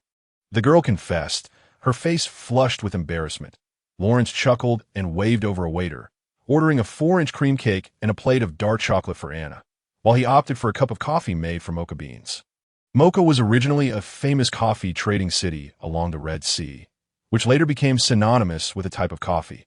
Although the view outside was delightful, it soon became monotonous. While waiting for the landlord, Lawrence began to examine the girl beside him with mild curiosity. Anna's exceptional ability to read people and her insightful knowledge had left a deep impression on Lawrence, particularly given her residence in the Western District, a place rife with poverty and complexity. Whether he intended to venture into the Western District in the future or confront the retaliation of the Dockworkers Union in the present, Lawrence anticipated needing Anna's assistance. If the opportunity arose, He might even consider her for roles such as a diplomat or a spy. With her talents and a little training, she could undoubtedly excel. Lawrence took a sip of his coffee. His gaze fixed intently on Anna as he envisioned her future. Meanwhile, Anna, engrossed in devouring her cake, became acutely aware of Lawrence's steady gaze, causing her cheeks to flush as she misinterpreted the attention, momentarily halting her eating. "What is it, Anna? Is the cake not to your liking?" Lawrence inquired casually, noticing her sudden pause. Anna patted her cheeks, shook her head, and swiftly dismissed her earlier thoughts. The disparity in their statuses was so vast that Anna dared not entertain even a fleeting notion of overstepping. Nothing of the sort. "Sir, I have never tasted anything so delectable." A tea that moment. The landlord finally arrived, guided to Lawrence's table by the waiter. The newcomer was a modestly dressed elderly woman, wearing a plain light green dress without any embellishments. Her hair simply tied back with a silk ribbon. Despite the many wrinkles on her face, she appeared quite spirited. Lawrence quickly rose to his feet, slightly bowing, and apologized. "I sincerely regret the inconvenience of your return." The elderly woman smiled and waved her hand dismissively, saying, "You must be Mr. Lawrence Bonaparte. Your busy schedule is understandable. Simply call me Mrs. Dura. I am a seamstress." Lawrence glanced at Mrs. Dura's fingers, although they bore some wrinkles. They appeared slender and dexterous. After exchanging pleasantries, they settled down, and Lawrence proactively ordered her a glass of sterilized milk before initiating discussions regarding the rental property. "I have heard all your requirements from this girl. My son's house completely meets your needs," Mrs. Dura said with a constant smile. "He is a merchant and will soon be traveling abroad for an extended period, leaving this house vacant." Lawrence nodded and could not help but glance at Anna with newfound admiration. His expectations for the residence were rather high, and he had only given Anna half a day's time. He had not anticipated she would manage to find and contact a suitable landlord within such a short span. "However, I truly did not expect that the tenant would be none other than the illustrious Mr. Lawrence Bonaparte," Mrs. Dura remarked with a smile. Lawrence modestly touched his nose, acknowledging that the commotion he had caused earlier that morning was indeed substantial. In just half a day's time, at least the citizens of the northern and southern districts had become familiar with his name and his striking uniform. Lawrence lifted his coffee cup, taking a sip, and remarked, "As for the rent, since it is Mr. Bonaparte, 30 gold coins a month will suffice," to which Mrs. Dura responded. Lawrence couldn't help but chuckle. It seemed his reputation still held some sway. Otherwise, based on his estimations, a suitable residence would typically command a monthly rent of at least 40 gold coins. Meanwhile, Anna, sitting nearby, stuffed her mouth with chocolate, listening enviously to their conversation, whether it was 30 or 40 gold coins. Both figures were beyond Anna's imagination. For her, her monthly expenses barely exceeded 3 gold coins. After reaching a preliminary agreement, the three of them continued to chat for a while longer. Lawrence learned that Mrs. Dura operated a hat and clothing shop right next to the rented house. Thanks to her exceptional craftsmanship, many wealthy merchants and council members traveled to the northern district specifically to commission her for custom garments. Even Lawrence's brother, Carlo, had previously ordered a shirt and trousers from her. After a pleasant exchange, Mrs. Dura pulled out a silver pocket watch, glanced at the time, and invited Lawrence to inspect the house. The trio then rose, with Lawrence leaving 3 gold coins on the table to settle the bill, the excess serving as a tip for the waiter. After a brief walk, they paused at a street corner, facing a 3-story apartment building. Adjacent to Mrs. Dura's shop, the apartment was well-equipped, featuring a reception room, dining area, kitchen, and study on the first floor, for bedrooms, a small balcony, and a washroom on the second, and a loft serving as a storage room on the third, in addition to a reasonably sized basement. Most of the furniture was in a state of half-newness, offering the utmost comfort for use. Lawrence was quite pleased. He finalized the contract with Mrs. Dura at her shop, paid the first month's rent, and received the keys. Hanging the bronze key from his belt, Lawrence let out a long sigh of relief. Regardless of the era, having one's own residence is the most comforting of all. He certainly did not wish to reside in the barracks, cramped alongside the patrolling soldiers that be by the way. "Anna," Lawrence suddenly turned to her and asked, "Would you be willing to work for me?" Anna had been eagerly awaiting this question, her eyes sparkling with excitement, but soon dimmed as she lowered her gaze and replied, "Of course, sir. But what could someone like me possibly do? Lawrence scratched his head and pointed to the house before them, saying, "It's quite spacious. Why not be the housekeeper?" "Housekeeper? But I've heard that a housekeeper must be very clever, must know how to read, and keep accounts of—" Anna shook her head repeatedly. "Nonsense, you only need to handle some simple household chores." Anna opened her mouth, clearly still anxious about her capabilities. Yet fearing that this opportunity might slip away, she hesitated for a moment before summoning her courage to say, "In that case, please allow me to start as your maid." A full week had passed since Lawrence moved into the Northern District apartment, marking a rare period of leisure since his arrival. Each morning, Lawrence donned his uniform punctually, waving to the admiring citizens on the street, before walking to the patrol headquarters to oversee operations. Following the impact of the recent public execution, coupled with Lawrence's personal supervision over the past few days, the demeanor of the patrol team had visibly improved. This led to increasing discussions among the citizens about the rising star, Lawrence Bonaparte. However, as the saying goes, one must wield both the carrot and the stick. Lawrence understood well that while his authority had been established, winning the loyalty of the patrolmen required opportunities for benevolence. Home, Anna, the astute and diligent young woman, managed everything with remarkable efficiency. Although Lawrence did not truly regard her as a servant, he had to admit that her presence alleviated many of his concerns. After a thorough cleaning, he discovered that Anna, once a dirty little coal lump, possessed an exquisite beauty. Her features were flawless, her figure elegant, and her striking blue eyes could leave Lawrence momentarily entranced. Mrs. Dura was utterly delighted, exclaiming that she was a little princess from Austria, generously gifting Anna several dresses and inviting her for tea and conversation at the shop every afternoon. One evening, after a long day's work, Lawrence returned home to find Anna had prepared dinner, a simple dish of potato stew with beef, accompanied by 2 soft wheat rolls and jam. "Sir, you're back," Anna exclaimed joyfully, rising from the table to greet him with a smile. Lawrence nodded, whistling as he removed his uniform and sat down at the dining table in his shirt. During their days of cohabitation, Anna's demeanor had brightened considerably, and she often shared amusing anecdotes she had heard from Mrs. Dura. "Sir, Mrs. Dura gave me this."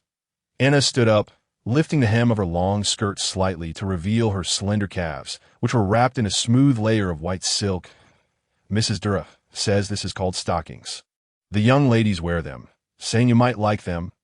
"Ahem, let us eat, shall we?" Lawrence quickly coughed twice to change the subject, having glanced at her. Anna giggled lightly, kindly spreading jam on Lawrence's bread. By the way, "Sir," she suddenly said midway through dinner, "I have a small request." "What is it?" Lawrence asked, taking a hearty bite of the beef stew. Anna carefully replied, "I would like to return home. My parents are unaware that I am working for you, and they will be very worried." "Your home? The Western District? Very well. I shall accompany you there tomorrow morning." After a brief moment of hesitation, Lawrence nodded in agreement.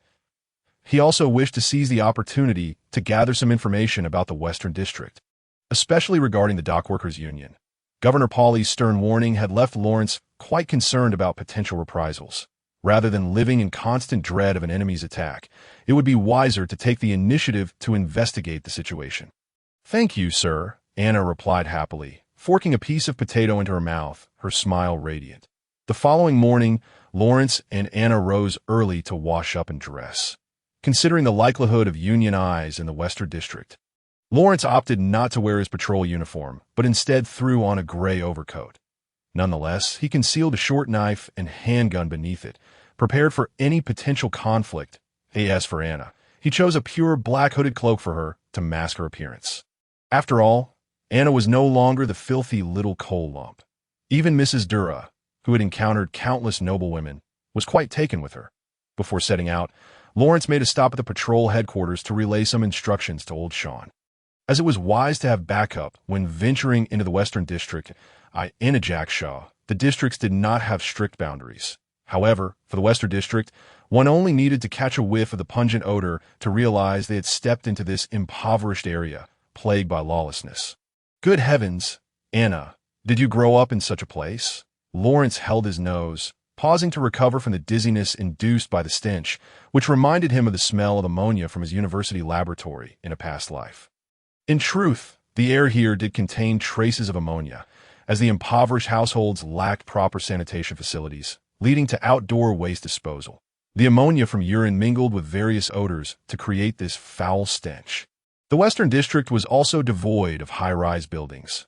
Ramshackle huts constructed of wooden posts and iron sheets dotted the landscape, with passers-by mostly clad in tattered linen garments, some even barely covered. "I apologize, sir. Honestly, once you get used to it, I isn't so unbearable," Anna said apologetically. The slums did not have the street divisions typical of other districts, as these makeshift huts were easily erected and collapsed, causing each impoverished resident's dwelling to frequently change, which left Anna wandering for quite some time without locating her home. Just as they continued their search, Anna suddenly turned her head slightly to glance back, then subtly tugged at Lawrence's sleeve, quickening her pace. Lawrence understood her cue, following her into a concealed alleyway. Anna leaned against him, whispering into his ear, "Someone is following us, sir. Have you noticed? Do you know who it is?" Lawrence was somewhat taken aback, having completely failed to perceive that he was being followed. Anna calmly remarked, "Just behind us to the right, a burly man. He has tattoos on his arms and a knife at his waist. He must be affiliated with the gang." Lawrence furrowed his brow slightly, contemplating the close ties between the gangs and the dockworkers' union, realizing that this pursuer likely harbored ill intentions. "Are we sure he is following us?" Lawrence cautiously drew his flintlock pistol, beginning to load it with lead bullets and gunpowder. "Indeed," Anna nodded, stating, "I sensed him 10 minutes ago that I deliberately took a few detours, and he has been right behind us the entire time." Lawrence nodded, feeling a sense of affirmation that recruiting Anna was undoubtedly the right choice. Such keen intuition could only be honed in such a harsh environment. He gestured for silence to Anna, then concealed himself behind the wall, quietly awaiting the pursuer's approach. Crack, crack. The footsteps grew ever closer, and Lawrence silently counted to 3 in his mind before leaping out from behind the wall. The pursuer clearly did not anticipate that Lawrence had discovered him. Momentarily caught off guard, Lawrence swung the pistol, striking the man hard on the forehead. The bronze grip of the gun crashed against his brow, causing the burly man to see stars, quick as a flash. Lawrence followed up with a powerful punch to the man's abdomen, then dragged the now incapacitated figure into an alleyway. "Speak. Who sent you?" Lawrence pressed the gun's muzzle against the man's head, his tone cold and menacing. Realizing he had been unmasked by Lawrence, the man tore off his disguise and sneered. "Lawrence Bonaparte, I didn't expect you to dare set foot in the West District after killing a Union member. Let me tell you, our people are already on their way. You won't escape this time. If you let me go, I might still plead for your mercy later." "Tiske, it truly is the Union," Lawrence thought. Realizing with surprise how densely the Union's eyes and ears were spread, he had just arrived in the West District and was already recognized. "Anna, close your eyes," Lawrence said calmly. "All right, sir." Anna obediently shut her eyes. Bang! The resounding gunshot echoed through the alley, and the man's bloodied face, contorted in a grimace, still bore the expression of one who could not find peace in death. Lawrence, with a gentle puff to disperse the smoke from the gun's barrel, took Anna's small hand and hurried away. The Union's men were en route.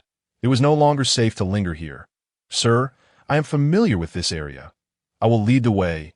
Anna quickened her pace, moving ahead of Lawrence to find the quickest route out of the West District. However, Lawrence gently shook his head, saying, "No, we will head for the open ground in the southwest corner." "The open ground? But that leads to a dead end. There will be no path left after we get there." Anna looked at Lawrence in confusion, only to see him nod with unwavering determination, trusting in Lawrence. Anna gritted her teeth and led him swiftly toward the southwestern open ground. The two hurried along, finally arriving at the clearing in the southwest corner. It was a patch of land cleared from dense jungle, with only a single path running back and forth, surrounded by half-meter-tall weeds and shrubs. "Sir, there is no path left here," Anna said anxiously. Just as Anna's words fell, raucous laughter erupted around them. This little lady speaks the truth." Lawrence Bonaparte, from behind, more than 10 bare-chested, muscular men emerged, each wielding broad blades at their waists, their arms adorned with the same green tattoo. The tattoo depicted a menacing sea serpent entwined around 2 curved swords. Anna recognized this as the emblem of the Sea Serpent Gang, notorious for their brutality on the docks. The leader among them was the most robust, his muscular frame instilling fear. The only flaw was the black eye patch over his left eye. A remnant of a past skirmish. It was he who laughed heartily just moments ago that Anna's pupils constricted, and she instinctively took a step back, grasping Lawrence's arm, saying, "Sir, these are members of the Sea Serpent Gang, and their leader is known as One-Eyed." Lawrence calmly glanced at the opposing group. A man true to his name. It's quite fitting. One-Eyed unsheathed the blade from his waist, twirling it skillfully in his hand. His raspy voice cutting through the air. "Oh, does Captain Bonaparte wish for a name like mine? Let me help you choose. Do you prefer to become one-legged, one-armed, or—" He leered suggestively at Lawrence's groin, chuckling lewdly. "Perhaps you'd like to become the old castrated man." "Ah, boss. Why waste time with him? Just chop him into pieces and toss him into the sea." One of the subordinates chimed in, leering at Anna. "That girl over there isn't too bad looking." One-Eyed fixated on Anna, licking his lips, leering, "Damn, I hadn't noticed until you mentioned it. The usual rule applies. I'll take her first." Anna, terrified, shrank behind Lawrence, her body trembling slightly. Lawrence held Anna's trembling hand with his left, while his right drew the pistol from his waist. "Humph, I've over a dozen brothers here. What can your little broken gun do?" One-Eyed scoffed at Lawrence's drawn weapon, displaying not a shred of concern. "Were the ones I killed that day your men?" Lawrence suddenly inquired. "No, they belonged to a different gang, but one of my brothers was among them." The mention of the prisoner executed by Lawrence brought a chilling silence to One-Eyed's laughter. His gaze growing cold, Lawrence's brow furrowed slightly as he murmured to himself, "It seems that after dealing with these men today, there will be more trouble ahead." But One-Eyed chuckled softly, pointing at his group of men, and arrogantly shouted, "Deal with me, Lawrence Bonaparte. Open your eyes and see how many of us there are." "Is that so? Then you should open your eyes and see how many I have," Lawrence retorted. And with that, he aimed his gun skyward and pulled the trigger. With the crack of the shot, the previously silent jungle erupted into rustling sounds. Moments later, 20 figures leaped from the trees, standing behind Lawrence. One-Eyed's pupils dilated. These 20 were all clad in patrol uniforms, holding smoothbore rifles, aimed directly at One-Eyed and his men, awaiting the command to fire. "Lord Bonaparte, everything is prepared as per your instructions from this morning." Old Sean stepped up beside Lawrence, saluting. Lawrence glanced at the patrolman with slight discontent, saying, "Why are there only 20 of them?" "This is all the firepower the team has," Old Sean replied with a wry smile. Meanwhile, One-Eyed immediately grasped the situation and bellowed, "Damn it, it's an ambush! Run!" One-Eyed understood that although the numbers were nearly equal, and his men were far superior in combat quality compared to these treacherous patrolmen, in such a small-scale conflict, firearms would lead to one-sided slaughter. Lawrence, too, swiftly commanded, "Fire at will, regardless of life and death." A cloud of white smoke billowed up, accompanied by the roar of gunpowder and the screams of the enemy. The 19mm smoothbore rifles at such close range easily perforated the human body. True to his reputation as a survivor of bloodshed, One-Eyed darted away several meters in mere seconds, but still caught a stray bullet in his calf. Collapsing to the ground in agony, observing the 4 or 5 remaining enemies who had survived the first round of gunfire, Lawrence showed no mercy, ordering, "All men, fix bayonets and pursue. Not a single one is to escape." The patrolmen, somewhat clumsily, affixed bayonets to their rifles. After all, it had been many years since they last wielded these firearms. They quickly surged forward. Meanwhile, Lawrence, Anna, and Old Sean leisurely approached the wounded One-Eyed. Old Sean, eyeing the muscular man writhing on the ground, instinctively took a step back in fear, spitting on the ground. "So, it's really One-Eyed. This man is quite notorious in Ayacho for his brutality." Having said that, Old Sean couldn't resist adding a flattery. "Of course, he is not as famous as you, Lord Bonaparte." Ignoring Old Sean's sycophantic remarks, Lawrence stepped closer, examining One-Eyed's injuries. There were 2 gunshot wounds on his right leg, bleeding profusely. Thankfully, One-Eyed's robust physique had prevented the bullets from penetrating entirely, so the blood loss was not critical. With timely medical attention, his life would not be in danger. "What does he do for a living?" Lawrence suddenly asked Old Sean. "Smuggling," kidnapping for ransom, murder, arson. He dabbles in it all. Old Sean cast a glance at the one-eyed man and replied. The once despondent one-eyed man, upon hearing Lawrence's words, suddenly sparkled with hope and hastily exclaimed, "You want money? I have it. I have plenty." Lawrence drew his dagger, crouched down, and pressed the blade against the one-eyed man's neck, inquiring, "Where is it?" "In the warehouse of my gang. I can take you there." Even a hardened man like the one-eyed man trembled at the blade's proximity, his voice quivering. "Humph." Lawrence snorted coldly, delivering a sharp slap to the one-eyed man's face with his left hand, causing a resounding crack. "Do you take me for a fool? Who knows how many of your men are over there?" The one-eyed man had only brought a dozen elite members to hunt Lawrence, yet the entire gang numbered in the hundreds if it came to a clash with Lawrence's 20 patrolling soldiers. The outcome was uncertain. "Men like you have hidden treasures. I want that," Lawrence coldly stipulated, simultaneously pressing the dagger harder, drawing a faint line of blood on the one-eyed man's neck.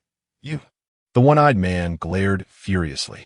For every individual like him who danced on the edge of a blade, this private treasury was their last bastion. When they could no longer wield their weapons, it was this wealth that sustained them. Lawrence remained silent, increasing the pressure of his grip until the blade had penetrated half a centimeter beneath the skin, blood beginning to flow from the wound. Unable to endure the torment any longer, the one-eyed man shouted hoarsely, all right, I'll give you the money. Spare my life. Deal." Lawrence nodded in agreement, loosening his grip on the dagger. The one-eyed man took a deep breath. This was the wealth he had accumulated through years of struggle. Now all at risk today. In the Southern District on Independence Street, there is an abandoned gray cottage. Inside, a section of the floor is hollow, beneath which lies a chest. "How much?" Lawrence pressed further. "About 2,000 gold." 2,000 gold? Old Sean gasped in disbelief. This was merely secret wealth. The visible properties and cash likely amounted to several times that. Lawrence nodded, sheathing the dagger back at his waist while signaling Anna to remember the address. Just then, the patrolling soldiers returned, escorting captured gang members. Lawrence glanced at them. Aside from a few with minor abrasions, the rest appeared unscathed, indicating no fierce resistance had occurred. "Leave the bodies here for the wolves. And bind all the living ones to be taken back to the dungeon," Lawrence commanded loudly, kicking the one-eyed man at his feet, adding, "This one too. Wait, you just said you'd spare my life." The one-eyed man's eyes widened, clutching his bleeding neck and growling in a low voice. "Stop your barking." Lawrence mercilessly kicked the one-eyed man in the abdomen. "I only said I would spare your life. I never promised to let you go." "You!" The one-eyed man's fury surged, and compounded by his blood loss, he collapsed into unconsciousness on the coastline of the Western District. A stretch of undeveloped golden beach lies north of the bustling port. Approximately 200 meters from the beach stands a small church, a quintessential example of French Gothic architecture, its towering spires and flying buttresses weathered and worn, evidently having endured the ravages of time. Despite the bright beach and ancient church, even a fool would not venture here for leisure. For every resident of Ajaccio knows this is the headquarters of the Dockworkers Union, when Papacy established the Corsican Republic. The country was in dire straits, its finances stretched thin, leaving no resources to repair the dilapidated church. Thus, when the Union requested a property for their headquarters, Papacy simply ceded this area to them. Inside the Union headquarters, the priest's room, now the office of the Union chief, was hurriedly pushed open. "What is it?" Seated within was a middle-aged man with a scruffy beard, the dim light of the room obscuring his features. He remained impassive in the face of his flustered subordinate, calmly inquiring. The subordinate, panting heavily as if he had run a great distance, finally spoke after a few moments. Boss, something has happened." The man remained silent. Reaching beneath the table for a cigar box, the words La Plata emblazoned upon it, a premium import from the Americas. Skillfully, he clipped the tip of a cigar and struck a match to light it, inhaling deeply with an expression of sheer delight before finally saying, "What did I tell you last time?" "Last time?" The subordinate faltered, clearly unable to recall. "Here, you shall refer to me as Chief Ciro."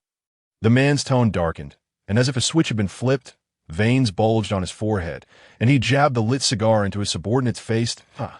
Yes, Chief Ciro." The subordinate bore the searing pain without flinching. fully aware of the fate that awaited those who defied Ciro's wishes. "Speak. What is the matter?" Ciro asked, casually puffing on a cigar, toying with a silver cigar holder in his hand. "That Lawrence Bonaparte has appeared in the Western District." The one-eyed man led a chase but returned empty-handed. "Some say they saw the patrol bringing back the one-eyed man tied up." Bonaparte." Ciro paused his movements, gently placing the cigar holder down as if lost in thought. "That Carlo's brother, the one who executed our men last time? The informants in the governor's office say he seems quite close to Paoli." The subordinate gingerly touched his burned face and cautiously suggested, "Old Chief Ciro, this Bonaparte is practically slapping us in the face. Should I take some men, fool?" Ciro interrupted mercilessly. "Do you know why Paoli views the Union as a thorn in his side, yet has never struck against us?" The subordinate hesitated briefly, cautiously responding, "Because we are numerous, and Paoli dares not?" "Simpleton! Paoli firmly possesses military power. If he wishes, he can send troops to raze this church to the ground at any moment." Ciro seemed intolerant of foolishness, nearly jabbing the cigar into his subordinate once more, taking several deep puffs to regain his composure before continuing. "The true reason is, we exist like bacteria. Paoli has 1,000 ways to eliminate us. Yet as soon as we are gone, other bacteria will take our place you understand? To Paoli, it matters not which batch of bacteria is present, as long as they do not openly oppose him. He will turn a blind eye to our petty dealings at the port." Yes. The subordinate nodded repeatedly, though he had no clue what this bacteria discovered a century ago was. Nevertheless, he grasped Ciro's intent.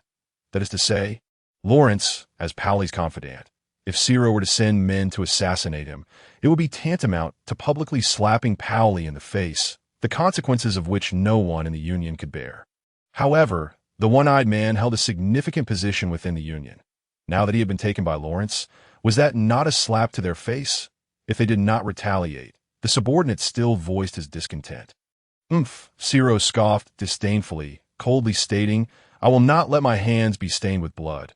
Lawrence Bonaparte, do not think I am a simpleton like the one-eyed man." Meanwhile, in the dungeon of the patrol station, the one-eyed man regained consciousness from his faint, though his head still felt exceedingly dizzy. Before he even opened his eyes, he sensed a dampness on his face. That moment, Lawrence's voice rang out. "Old Sean, why hasn't he woken up yet? Pour another basin." A basin of icy cold water was doused over the one-eyed man's bare torso. Even with his robust physique, he involuntarily shuddered and bolted his eyes open. Before him lay a dimly lit cell, illuminated only by a few torches in the corridor, and standing before him was the last person the one-eyed man wished to see, Lawrence Bonaparte. Flanked by Old Sean and Anna, the one-eyed man leaned against the wall, struggling to sit up, unable to suppress his shivering. The wound on his leg had been treated with basic first aid and bandaging. Yet Lawrence would not show the kindness of summoning a trained surgeon to remove the bullet lodged in his muscle. "What more do you want? I've given you the money. Here I am." He grumbled. The one-eyed man growled in a low voice, yet his tone had grown considerably feeble. Lawrence crouched down, locking his gaze onto the eye of the one-eyed man, and spoke. "I have a few inquiries for you, and I trust you will cooperate fully. Otherwise," Lawrence gestured upwards, menacingly declaring, "I am certain that among my subordinates, there exists someone proficient in the arts of torment and cruelty. Rest assured, I will honor our agreement and ensure you remain alive." "You may ask," the one-eyed man replied, lowering his head, devoid of any intention to resist. Although he derived pleasure from torturing others, it did not imply he could remain calm in the face of such instruments of punishment. "What sort of organization is the Dockworkers' Union?" Lawrence inquired, needing to ascertain the nature of his current troublesome adversary. "The Union, huh?" The one-eyed man sneered, a grim smile creeping across his face. "It is merely a coalition of a dozen or so gang leaders like myself, banding together to engage in acts of murder and arson. However, there is one exception to this juncture." The one-eyed man's demeanor shifted abruptly to one of seriousness, as if merely uttering this individual's name demanded his utmost attention. "His name is Zyro, the chief of the Union and its founder." Zyro? Lawrence furrowed his brow slightly. He had not heard this name before and promptly pressed on. "What makes him the exception?" "This man is a venomous serpent, an elusive shadow. His gang is the smallest in number, yet the most terrifying. Those who oppose Zyro mysteriously meet their demise in various accidents. Ordinary folk might dismiss it as mere coincidence, but those of us privy to the truth understand that Zyro is orchestrating everything from behind the scenes. Even when speaking of Zyro's name in prison, a hint of fear permeates the one-eyed man's words. He does not partake in the division of our positions and profits at the docks. On the contrary, he actively maintains order at the docks, claiming it is to ensure smooth trade. It is utterly perplexing. Lawrence fell silent for a moment. If what the one-eyed man said was true, then Zyro's intellect was indeed sharp. All acts of vengeance against enemies were conducted discreetly, with him lurking in the shadows, leaving no incriminating evidence. Furthermore, by actively upholding the order and stability of the port, it was possible that Governor Pauley had come to rely on him. In a wonder Pauley regarded the Union as a thorny issue. Had it been an organization solely dedicated to pillaging and wreaking havoc, Pauley could have easily dispatched troops to eradicate it. However, with the current state of the Union, Pauley would have to weigh the pros and cons carefully before taking any action. Lawrence rose, rubbing his heavy head. Even he had to concede that he had encountered a formidable opponent this time. Exiting the cell where the one-eyed man was held, he shook his head, momentarily setting aside thoughts of Zyro. He could not devise a plan to deal with Zyro on the spot, and given Zyro's modus operandi, any retaliation against a person of his stature would require meticulous planning. The conflict between them would not erupt in the short term. Lawrence felt powerless against the hidden threat of Zyro and could only patiently await an opportunity. Should he find himself in a dire situation, he could always shamelessly seek assistance from Governor Pauley. At this critical juncture for Corsica's survival, Pauley would not stand idly by and allow Lawrence, the central figure of this plan, to perish. Yet, doing so would undoubtedly compel the astute politician Pauley to impose corresponding conditions. By that time, Lawrence would have no say in the price to be paid. This relinquishing of his fate to another was a sentiment Lawrence deeply despised. Upon entering the headquarters hall, Lawrence noticed that the number of patrolling soldiers was unusually high that day. Nearly half of the patrol team was present, gathered in a circle, observing something intently, with gasps of astonishment escaping their lips from time to time. As Lawrence approached, the soldiers quickly stepped aside, creating a path for him. What captivated their attention was a heavy oak chest, ajar, with a small mountain of gold coins piled within. Lawrence nodded. This was the gold he had just instructed to be retrieved from the location indicated by the one-eyed man. A rough estimate suggested it was indeed close to the 2,000 coins the one-eyed man had mentioned. Even a handful from the chest would suffice to cover a regular patrolman's salary for an entire year, which explained their eager fascination as they gathered around for a glimpse. Yet, they understood that this considerable fortune belonged solely to Lawrence. Merely being allowed to behold it was a rare privilege. Casting a glance around, Lawrence noticed the patrolman's eyes remained fixated on the wooden chest, with even a young soldier, appearing no older than 16 or 17, obliviously drooling onto his uniform. Just then, old Sean emerged from the dungeon. Spotting the crowd gathered around, he hurried over to Lawrence, ingratiatingly exclaiming, "What is everyone doing here? This is the legitimate property of Lord Bonaparte. Disperse at once." Old Sean held considerable sway within the ranks, and upon hearing his words, the soldiers reluctantly cast one last lingering glance at the pile of coins before preparing to depart. "Wait," Lawrence suddenly called out, halting the departing crowd. Old Sean was utterly perplexed. After all, this was a bounty of 2,000 coins, enough to elevate the most destitute of the poor to respectable middle-class gentry. What could Captain Bonaparte possibly be intending? "My brothers, to whom do you believe this wealth rightfully belongs?" Lawrence boomed. The patrolman stood frozen, bewildered by Lawrence's inquiry, unsure if it was a test of loyalty. Gradually, they began to respond, albeit hesitantly. "Of course, it belongs to Lord Bonaparte." "Indeed, it is the Lord's property," Lawrence affirmed patiently, standing firm until every one of them voiced their answer. Naturally, each response echoed the same: "Lord Bonaparte." "You are mistaken, my brothers," Lawrence proclaimed, his voice ringing with authority and fervor. He then strode among them, proclaiming, "We are the great Corsican guardians, defenders of countless people, and the closest of brothers. What sort of brothers do not share in one another's wealth? What sort of brothers do not share both honor and disgrace? Even if you all voted to let me alone claim this windfall, I could not betray my conscience to possess it. Old Sean's eyes widened at this declaration. He did not care for Lawrence's grandstanding. But the implication of his words was unmistakable. He intended to distribute this fortune among them. 2,000 coins. If he possessed such wealth, he would resign and retire to Pisa, spending his days in the tavern with 3 dancing girls to keep him company. Old Sean could hardly believe that Lawrence would share this considerable sum with everyone. Of course, to prevent the devil-named greed from corrupting our brotherhood, I shall exercise my authority as your commander to manage this wealth. Lawrence continued, clarifying that he did not intend to simply divide the fortune among them. Hence, I announce that each individual's share will be added to your salaries, distributed continuously, as long as I remain your commander. This wealth shall keep flowing, and as long as I am your commander, the riches we share will only grow. The patrolmen stood dumbfounded, their minds racing. 2,000 coins spread among 50 men meant that each would receive a substantial 40 coins. Though it might not seem like a large amount at first glance, Lawrence's words hinted at the promise of even greater wealth to come. Yet, all of this hinged on Lawrence remaining their commander. Old Sean, astute as ever, quickly grasped Lawrence's intent. As long as this money continued to be dispensed, Lawrence would hold an irreplaceable position within the ranks. It was a brazenly transparent ploy to win their hearts. Yet no one would refuse such overt generosity. Before long, someone led the charge, raising a cry. Glory to Bonaparte! The soldiers soon echoed this sentiment, gazing gratefully at their young and capable commander, who had transformed them from objects of scorn to heroes greeted with flowers and cheers. The sight of the pile of coins before them reinforced the notion.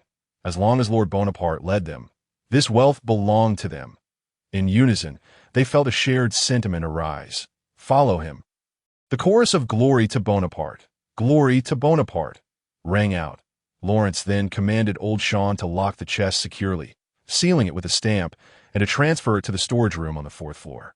It would only be opened before the soldiers on payday. After issuing these instructions, Lawrence waved goodbye to the patrolmen, ready to return home and enjoy the dinner Anna had so lovingly prepared. The exuberant soldiers followed him out of the headquarters, singing an ancient folk song that extolled the wisdom of their lord.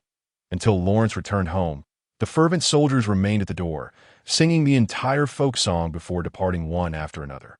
Anna, who had been watching the performance from the balcony, could not help but rub her puzzled little head and exclaimed, "Goodness, sir, did you invite them for drinks?" A group of big men singing and dancing. Lawrence chuckled as he approached the edge of the balcony, waving goodbye to the departing soldiers, and remarked to Anna, "Sometimes adoration can be a force more intoxicating than alcohol." Yes, that's so."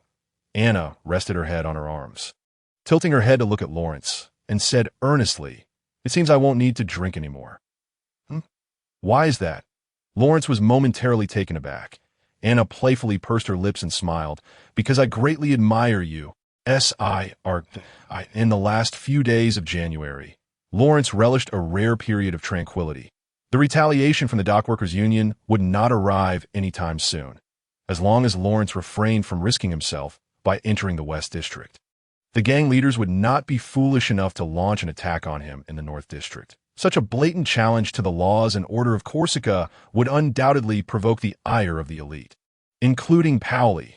With his newfound leisure, Lawrence dutifully supervised the patrols during the day and spent his evenings quietly reading with Anna's company. Occasionally, Mrs. Dura would invite Lawrence and Anna to dinner together, by the end of the month. On payday, the patrolmen received their first share in addition to their salaries. Although the amount was modest, the sight of tangible gold coins in their hands brought smiles to their faces, further solidifying their support for Captain Bonaparte. Despite Lawrence's occasional wish for this peaceful existence to last indefinitely, he understood that a turning point for the fate of Corsica was imminent, and such leisurely days could not endure for long. Indeed, on the morning of the last day of January, there came a hasty knock at Lawrence's door. Anna was still sound asleep, while the early-rising Lawrence sat in the living room reading a mediocre novel on writing techniques.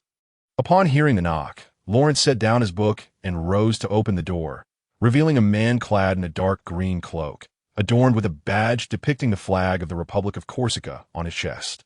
After a brief moment of recollection, Lawrence remembered having seen this man at the governor's office. Evidently, he was a messenger sent by Papacy. "Please, come in," Lawrence gestured, stepping aside. "And no need." The man shook his head, identifying himself. "I am the secretary to Governor Papacy, here to inform you that the Corsican Assembly will convene an emergency meeting tomorrow, February 1 ST, and the governor requests your attendance in the capacity of an advisor." Lawrence nodded solemnly in acknowledgement. According to convention, the next regular session of the Corsican Assembly was not due until early March. However, Papacy clearly could not wait. He needed to devise a plan for the survival of Corsica as soon as possible. "Please convey to Governor Papacy that I understand," Lawrence replied. The man's expression was also grave. As Papacy's secretary, he was likely well aware of the perilous situation in Corsica. After delivering his message, the secretary hurriedly departed. Presumably to attend to other matters, back in the living room, Lawrence sank into deep contemplation on the sofa. At present, only his plan seemed most suitable for the current circumstances. Thus, it was evident that Papacy was aligned with Lawrence's interests.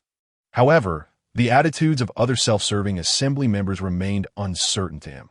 Regardless of whether it was for the sake of Corsica or his own interests, Lawrence had to ensure that this plan was approved. As long as he became the head of the plan, the political capital and resources he could mobilize would be immeasurable. Nevertheless, Lawrence, for the time being, had no suitable means to accomplish this and thus retreated to his study, unfolded a piece of stationery, and began to compose a letter to his brother, Carlo Bonaparte, hoping that he would stand beside him when the time came. Given their fraternal bond and the insider knowledge Carlo possessed, he was unlikely to refuse that AS for how to win over or intimidate the other assembly members. Lawrence pondered deeply at his desk for a considerable time, ultimately concluding he must start with Papacy. Although Papacy had initially distributed political power to various assembly members to garner support from local factions and maintain order at the inception of the Corsican Republic, it was undeniable that he held the military in his grasp. If he chose to act unilaterally, there would be no one in Corsica to thwart him. Consequently, the opinions of the assembly might soon become irrelevant. "Sir, are you hungry? I will prepare breakfast," Anna said, descending the stairs from the second floor. Still clad in a loose silk nightgown, her sleepy eyes barely open, Lawrence glanced over, quickly averting his gaze from the expanse of her fair skin, and feigned calmness as he cleared his throat, saying, "Cough, cough, there's no rush. Please change into proper attire and help me deliver this letter to Carlo Bonaparte in the East District." Anna nodded obediently, taking the envelope with both hands, and turned to return to her room to change. Meanwhile, Lawrence tilted his head, deep in thought about how to persuade Governor Papacy to see their plan through to fruition. The following morning, at 7 o'clock, although the assembly would not officially commence until 10, Lawrence decided to arrive early to gather more information, as this was his first time attending such a significant meeting. Since he was attending in the role of an advisor, he opted not to wear the patrol uniform, but instead donned a well-fitted gentleman's suit gifted by Carlo. The guards at the governor's residence, having heard of the renowned Captain Bonaparte, performed only a cursory inspection before allowing him entry. As Lawrence walked through the entrance, he could still faintly hear the guards conversing behind him. "That's Captain Bonaparte. Truly a promising youth. How fortunate it would be to work under him. I envy those patrolmen." Indeed, hearing such remarks, Lawrence could not help but chuckle. It seemed the 2,000 gold coins had indeed been well spent. As even soldiers from other posts had heard of this matter, the Corsican Assembly convened within the governor's residence, in a hall adjacent to Papacy's quarters, a structure dating back to the Genoese era, showcasing typical post-Renaissance architectural style. The layout of the hall had been modified for assembly purposes, with 6 rows of seats near the entrance designated for citizens attending as spectators. According to Corsican law, citizens had the right to observe assembly proceedings. However, today, due to the emergency meeting, it was not open to the public. Further inside was a horseshoe-shaped, long table facing the entrance, designated for assembly members and participants. With the foremost seat undoubtedly reserved for Governor Papacy, to the front stood a podium for the presiding speaker and assembly members requiring extended speaking time. When Lawrence entered the hall, Governor Papacy was already present. As the head of state, he was not adorned with a silver wig, but instead wore a dark green military uniform, embellished with a gleaming gold medal on his chest. Behind the podium stood an elderly man with piercing eyes, donning a low white bishop's hat and a flowing white robe, evidently the Bishop of Corsica. From his position, it appeared he also held the role of presiding officer. "Lawrence, you've arrived," Papacy said, engaged in a serious discussion with the bishop, and merely gestured for Lawrence to take a seat upon noticing him. The two men before him held positions far superior to his own, and Lawrence refrained from interjecting, patiently listening to their discourse. The topic of their debate was precisely the plan that Papacy and Lawrence had devised. This plan comprised two parts. One was to withdraw troops from the north to entice the Genoese southward, and the other was to spread rumors of vast silver mines on Corsica. The latter required a high degree of secrecy and did not necessitate much official collaboration. Hence, Papacy did not intend to disclose it to the assembly, but rather to discuss it directly with Lawrence. However, regarding the former, such a large-scale troop withdrawal could not be concealed or justified to the assembly. Papacy initially wished to remove it from the agenda. Yet, the bishop adamantly refused, asserting that the troop withdrawal pertained to the interests of constituents in the electoral district, insisting that it be submitted for assembly discussion. The two argued vehemently. Yet the bishop remained unwavering in his stance. In regard to this representative of ecclesiastical power, Papacy found himself momentarily at a loss. Moreover, given the undeniable fault on his part in this matter, should it be brought to light, public sentiment would undoubtedly turn against him, compelling Papacy to concede and agree to include the troop withdrawal on the agenda, with plans to devise a strategy during the meeting. Meanwhile, Lawrence, who had been listening attentively from the sidelines, began to perceive a clearer picture, as long as he could ascertain that Papacy's intentions to withdraw troops were resolute. Everything would fall into place. The methods to circumvent the parliament for troop mobilization were virtually limitless in Lawrence's arsenal. Additionally, deliberately urging Parliament to reject the troop withdrawal might prove to be more advantageous for him. Narrowing his eyes slightly, Lawrence could not help but lick his lips, contemplating this notion. Around 9:30 in the morning, the legislators and attendees had largely gathered. Carlo had also made a point to present himself with care for the meeting. Waving to Lawrence, seated beside Papacy, as he entered, signaling that he had received his correspondence. Corsica boasted 9 representatives, each hailing from their respective cities.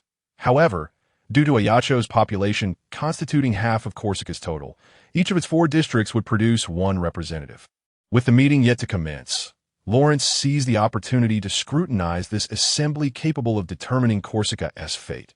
The representatives from regions outside Ajaccio, as gleaned from their idle chatter, were predominantly affluent landowners. With the exception of Carlo, this was hardly surprising, as those cities often housed only a few thousand inhabitants, which, in Lawrence's estimation, could only be regarded as sizable villages, thus naturally electing these landowners as their representatives. Conversely, Ayaccio's 3 representatives resided in the Eastern District, consisting of wealthy merchants or nobles with their own enterprises. Undoubtedly, they had exerted their influence during the elections. The representative from the Western District, however, was a curious anomaly. His unkempt beard suggested a prolonged neglect of personal grooming. His brown cloak appeared faded from washing, starkly contrasting with the well-dressed attendees around him, particularly in a venue such as the Parliament. He audaciously extracted a cigar box, starting to smoke without regard for the disapproving glances directed at him. Yet for reasons unknown, Lawrence sensed an air of danger emanating from him, reminiscent of a venomous snake lurking in the shadows. He pondered how representatives from such a place as the Western District were elected. Lawrence leaned his head on his hand, lost in thought while awaiting the commencement of the session.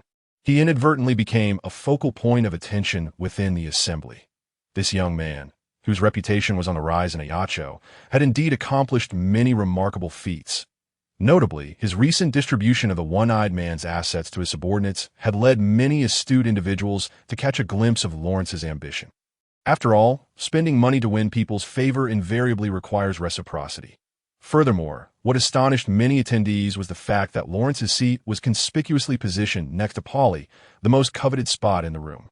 Many present began to view Lawrence as Papacy's right-hand man, inscribing his name on their list of individuals to be regarded with caution. By the way, I heard you pulled off quite a feat in the patrol team," Papacy remarked, Having overheard the whispers circulating among the crowd, Lawrence cleared his throat lightly, responding, "It was nothing of great significance. I happened upon a sum of money and distributed it to boost morale." Polly, seated in his position, cast a sidelong glance at Lawrence, his gaze a blend of 3 parts admiration and 7 parts wariness, stating, 2,000 gold coins is no trifling matter. For this young man, who had only arrived in Corsica a month prior, Polly felt a complex mix of affection and apprehension. Given the current precarious state of affairs in Corsica, Polly had no choice but to temporarily suppress his apprehensions regarding Lawrence. Hoping he would channel his abilities toward beneficial ends, for how Polly would treat him after the situation stabilized, Lawrence needed no further contemplation. It was evident that it would entail relentless suppression and constraints, ensuring that Lawrence remained firmly confined to his current position without any advancement. Consequently, this crisis for Corsica represented an opportunity that Lawrence must seize. He chuckled lightly, deftly steering the conversation away. He understood that Polly would not pursue the matter of his minor indiscretion at such a juncture. As the clock tower of the governor's office struck 10, the somber yet melodious chimes resonated throughout the eastern district. "Silence, silence," commanded the presiding bishop, taking to the speaking platform and gesturing to indicate that the meeting had commenced. The attendees, in a show of tacit understanding, ceased their idle chatter and faced the bishop with attentiveness. Only the Western District representative, who had extinguished his cigar, remained languidly reclined against his chair. Who is this individual? Is he to be regarded as unconventional or simply audacious? Lawrence mused, casting a peculiar glance at the representative. Before each legislator lay 2 substantial tomes. The black-covered one was a Greek version of the Bible, while the white-covered one was the Corsican Constitution promulgated by Polly. According to protocol, each participant was required to place their hands upon the Bible and the Constitution to swear an oath, affirming their commitment to judiciously wield the power bestowed upon them by God and Lawas, a staunch atheist hailing from a later era. Lawrence nonetheless feigned adherence to the entire process. After all, in an age where ecclesiastical influence remained deeply entrenched, non-believers were regarded as sinful. We shall commence today's agenda, the bishop announced after leading the oath. Clearing his throat, he began to preside over the assembly. The first item pertains to the ownership issues of certain pastures in the southern plains. Despite this being Lawrence's inaugural attendance at such a significant meeting, he soon found himself struggling to stave off drowsiness. The representative speeches were filled with trite platitudes, and each individual spoke at great length, leading one to question how their constituents could endure such drivel. The issues under discussion appeared trivial to Lawrence, with even one proposal regarding a dispute between 2 sons over their father's inheritance igniting an hour-long quarrel among the landowner representatives. Time and again, Lawrence observed his brother, a lawyer, attempting to interject legal insights, only to be drowned out by the boisterous shouts of a female representative. Fortunately, there were those who shared Lawrence's sentiments.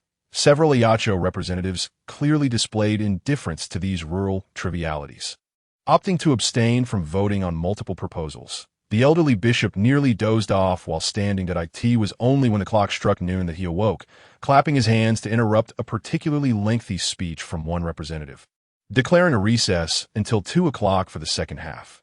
Following tradition, the latter part of the agenda would predominantly concern Iacho and include a significantly important proposal regarding the withdrawal of troops from the north.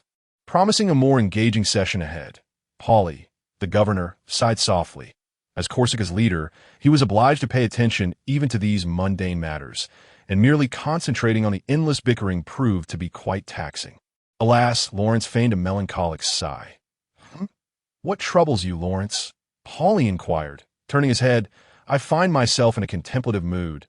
"Your Excellency," Lawrence replied, shaking his head with a visage of sorrow, "did I realize that these 9 representatives present are indeed those who wield the power to shape Corsica's destiny." Polly furrowed his brow, perplexed by Lawrence's implication. "Is their problem?" he asked. "Certainly not." Lawrence exaggeratedly waved his hand, then leaned his forehead on his palm. Sighing once more, "They are all fine individuals, but among them there are no diplomats, no economists, no soldiers, no philosophers, no scholars, and no laborers, a few self-proclaimed landowners and some avaricious merchants hold sway over our nation's fate. Pauly fell silent. Astute as he was, he comprehended Lawrence's underlying message, though he would not articulate it. Lawrence, aware of Pauly's thoughts, took the liberty of voicing them. Will the decisions made by these individuals truly benefit Corsica? Pauly remained quiet, even as the attendees began to disperse.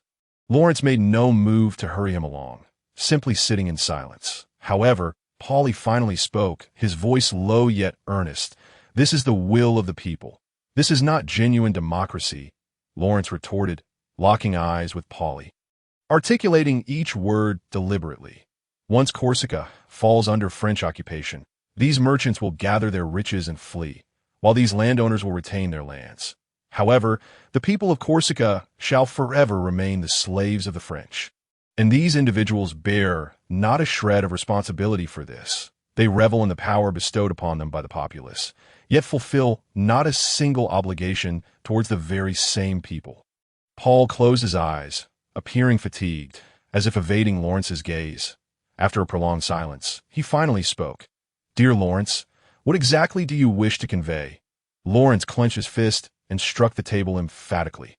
"Governor, we cannot permit the ship of Corsica to spring leaks from the top." The metaphor of leaks from the top was quite vivid. Paul chuckled softly, though his laughter was laced with resignation. "But dear Lawrence, I am merely a captain. I cannot repair the ship." Lawrence persisted, for he must swiftly persuade Paul to brace for the worst, even if Parliament were to reject the proposal for troop withdrawal. Preparations must be made for a forced action. "No, Governor, you can. The Corsican army will not heed Parliament, as long as you—" "By the way, Lawrence, this must be your first lunch at the governor's residence. The roasted sea bass here is quite delightful. Do remember to try it. The restaurant is just a right turn upon exiting. We shall meet again in the afternoon." Paul abruptly rose, interrupting Lawrence's words, and left the hall without a backward glance. Lawrence remained seated, observing Paul's figure vanish at the door, yet he did not feel disheartened. From Paul's reaction, Lawrence discerned that his words had indeed struck a chord, albeit not to the extent of prompting a resolute decision. After all, there was a lengthy meeting scheduled for the afternoon, and Lawrence was in no rush to sway Paul during this brief interlude of 2 hours. Perhaps he should try the roasted sea bass Paul mentioned, hoping there would still be some left. Lawrence stood to stretch, having sat for an entire morning, feeling as though his bones were about to dislocate, and then exited the hall. Upon stepping outside, he noticed a waiter in a waistcoat, seemingly awaiting him. Indeed, as soon as Lawrence emerged, the waiter hurried over, saying, "Sir, someone has invited you to the garden for a discussion." "The garden?" Lawrence furrowed his brow and asked, "Is it Carlo?" He hardly believed it would be any lady inviting him. Besides, the only woman present in the hall moments ago was the robust farm owner. "No, it is not Councillor Carlo. It is another councillor, the one whose attire is somewhat inappropriate," the waiter replied, bowing his head. "An improperly dressed councillor."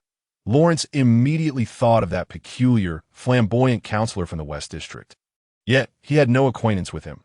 Why would he specifically send someone to invite him? Nevertheless, perhaps it was related to the Union.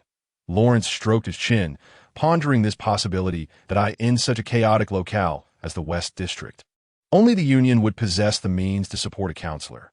Still, Lawrence was somewhat puzzled by the fact that, as a puppet, the West District councillor's actions seemed excessively brazen. Moreover, the ominous air of danger that surrounded him was not something an ordinary individual could possess. Standing here and speculating all day would yield no results. Lawrence resolved to venture into the garden to uncover the truth. After all, this was the governor's residence. Even if the Union had tenfold courage, they would not dare to act against Lawrence here.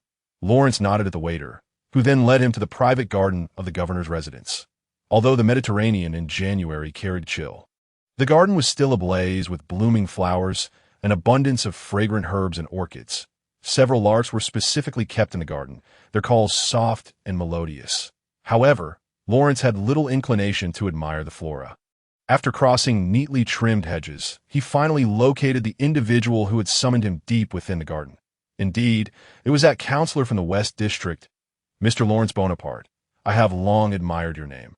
The councillor turned, his expression impassive as he fixed his gaze upon Lawrence. extending his right hand. "We're not acquainted, I presume?"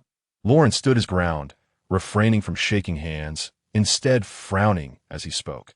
Noticing Lawrence's refusal, the counselor exhibited neither anger nor embarrassment, slowly withdrawing his hand, scrutinizing Lawrence with a meticulous gaze, akin to a sculptor examining his work. "No, in truth, we are both aware of each other's names," the counselor suddenly declared.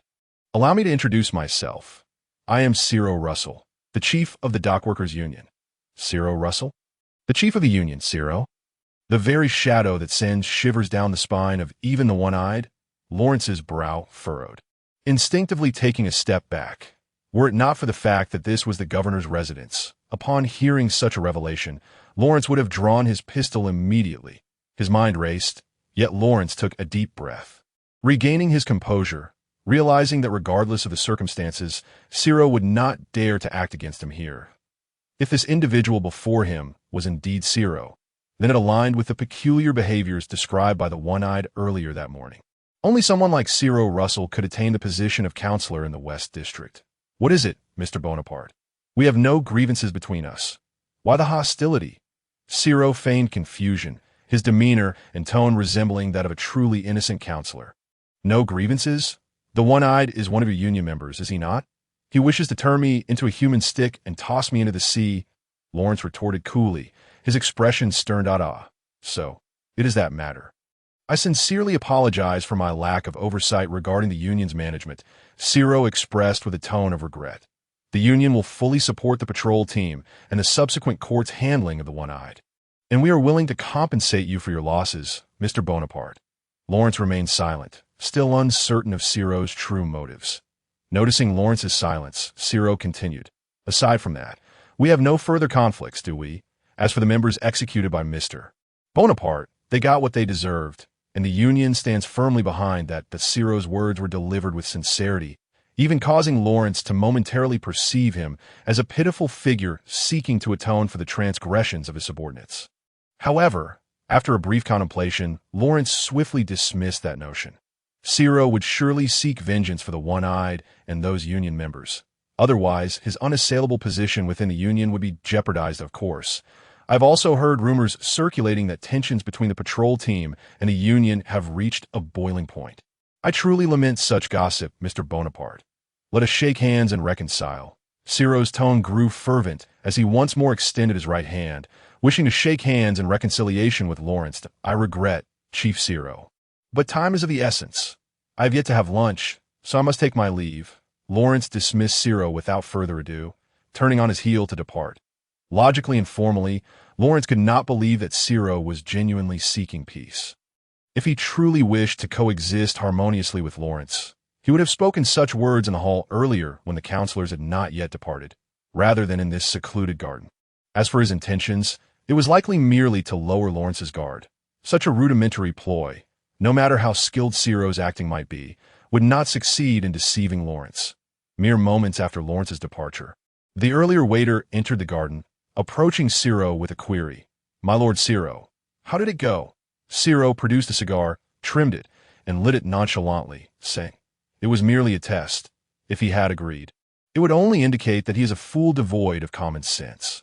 Those such fools who believe everything they hear are not in short supply. So, he did not agree. The subordinate inquired. No. Cyril inhaled deeply from his cigar, releasing a smoke ring as he replied, "It seems he possesses at least some wit. That makes things slightly more interesting that I would not want to scheme for ages only to discover I was scheming against a simpleton." The subordinate nodded, continuing to ask, "What shall we do next?" "Humph," Cyril scoffed disdainfully, extinguishing his cigar and tossing it to the ground. "I've already submitted a proposal to the council. Does he not enjoy dispensing money? Let him dispense more. Does he not revel in garnering public support? Let him gather more." It appeared that the latter half of the afternoon's council session would not be tranquil. 2 o'clock in the afternoon. The chimes of the clock tower resonated throughout the governor's residence once more. The attendees of the hall, having enjoyed a midday respite, returned to their seats, their faces aglow, indicating that the governor's dining room was indeed sumptuous. However, Governor Paul still bore an expression of exhaustion. Regardless of the hours spent listening in the morning or the final remarks made by Lawrence, Pauli found himself unable to rest for even a moment, perpetually engaged in contemplation. "Governor Pauli, how has your respite been?" Lawrence inquired with a semblance of concern, subtly hinting at his desire for Pauli to reflect upon his words. Pauli, discerning the underlying message, replied, "I have scarcely rested, as I have been reviewing the proposal for this afternoon." Among the afternoon's agenda, the most significant undoubtedly pertained to the final item concerning troop withdrawal. The implication of Pauli's statement was clear. He would defer his considerations, awaiting the Parliament's stance on the withdrawal before proceeding. Lawrence nodded, refraining from further inquiry. Having grasped Pauli's intent, cough, cough, the bishop cleared his throat and formally announced the commencement of the afternoon session. The next agenda item concerns the budget allocation for the orphanage in Ajaccio. The latter part of the meeting's discussions predominantly focused on matters pertaining to Ajaccio, with the intensity of debate noticeably escalating. Although the farming representatives were ostensibly advocating for their hometown, they were, like Carlo, long-term residents of Ajaccio. Hence, these discussions were intrinsically linked to their interests. Despite the agenda's focus on Ajaccio, Lawrence, lacking voting rights and finding little personal relevance in the matters at hand, remained rather indifferent. Conversely, for reasons unknown, Ciro mirrored Lawrence's disinterest, expressing vehement opposition only to the budget cuts for the orphanage. Time passed, and the bishop clapped his hands, proclaiming, "All right, the discussion regarding the repair of the North District streets has concluded. Due to an equal number of votes for and against, it will be revisited in the next parliamentary session. Now, let us proceed to the next item." The bishop glanced at the agenda, his expression shifting oddly as he continued. "The next proposal comes from Ciro Russell, a councilman from the West District of Ajaccio." Lawrence raised his head, suddenly alert. Following his recent interaction with Ciro, he recognized that every action of this duplicitous schemer warranted careful scrutiny. No one could predict that an inconspicuous matter might become a pivotal node in Ciro's web of intrigue. The other council members also sensed the peculiarity of the situation, for in their recollection, Ciro Russell rarely attended sessions, often abstaining from voting under various pretexts, remaining largely absent from their view. Today, however, Ciro not only attended but also submitted a proposal, which surprised and intrigued everyone. The bishop read the outline of Ciro's proposal, his expression becoming even more peculiar as he announced, "The discussion pertains to expanding the size and authority of the Ajaccio patrol." What? The majority of those present, including Lawrence, were taken aback. Everyone was acutely aware that Lawrence, as the de facto commander of the patrol, had established a profound enmity with the Union, having publicly executed its members and imprisoned a prominent Union leader in the patrol's dungeon. Ciro, rather than seeking retribution, was instead advocating for an expansion of the patrol size and powers. Could it be that Councilman Ciro, putting aside past grievances, was extending an olive branch to Lawrence? It seemed so. Perhaps Ciro was indeed a noble individual. Indeed, Lawrence Bonaparte was also a person of exceptional character, and perhaps the two would eventually reconcile their differences. Some council members began to whisper among themselves, unaware of Ciro's notorious reputation in the underworld, mistakenly believing he was seeking peace with Lawrence and expressing their sentiments aloud. "Something feels amiss." Lawrence stroked his chin, sensing an unusual undercurrent. He was certain Ciro could not genuinely intend to assist him in augmenting his power, nor was it likely that he sought reconciliation. "Silence! Silence!" the bishop bellowed, quieting the cacophony of discussions before commencing to read the proposal's outline. Councilman Ciro proposed to double the size of the patrol to approximately 100 personnel. Furthermore, given the dire security situation in the West District, he suggested that the patrol establish a presence there to maintain order and safety. Additionally, the bishop continued, due to the exceedingly high unemployment rate in the West District, Councilman Ciro recommends that all new recruits for the patrol be sourced from the West District. How treacherous this was! Lawrence scoffed, easily discerning Ciro's ulterior motives. Expanding the patrol size but mandating recruitment from the West District was undoubtedly Ciro's scheme to place his own allies under Lawrence's command. Moreover, Lawrence would be obliged to treat the new recruits equitably, sharing the wealth with them as he did with the existing members. If Lawrence wished to avoid diminishing the old members' shares, he would have to personally subsidize the new recruits, an endeavor utterly unattainable given his current income. Finally, The requirement for the patrol to operate in the West District posed a significant challenge for Lawrence. The gang dynamics there were intricate, and maintaining order would prove no simple task. Any misstep on his part, compounded by Ciro's covert machinations, could result in a loss of public support and perhaps even disdain. Moreover, as Ciro's stronghold, the West District would undoubtedly see him dispatching individuals to obstruct Lawrence at every turn, making it exceedingly difficult for him to navigate. This blatant scheme, this accursed Ciro, was indeed cunning that Lawrence's gaze turned icy as he surveyed Ciro, who wore a facade of insincere smiles for the audience. As an advisor, Lawrence held no speaking or voting rights.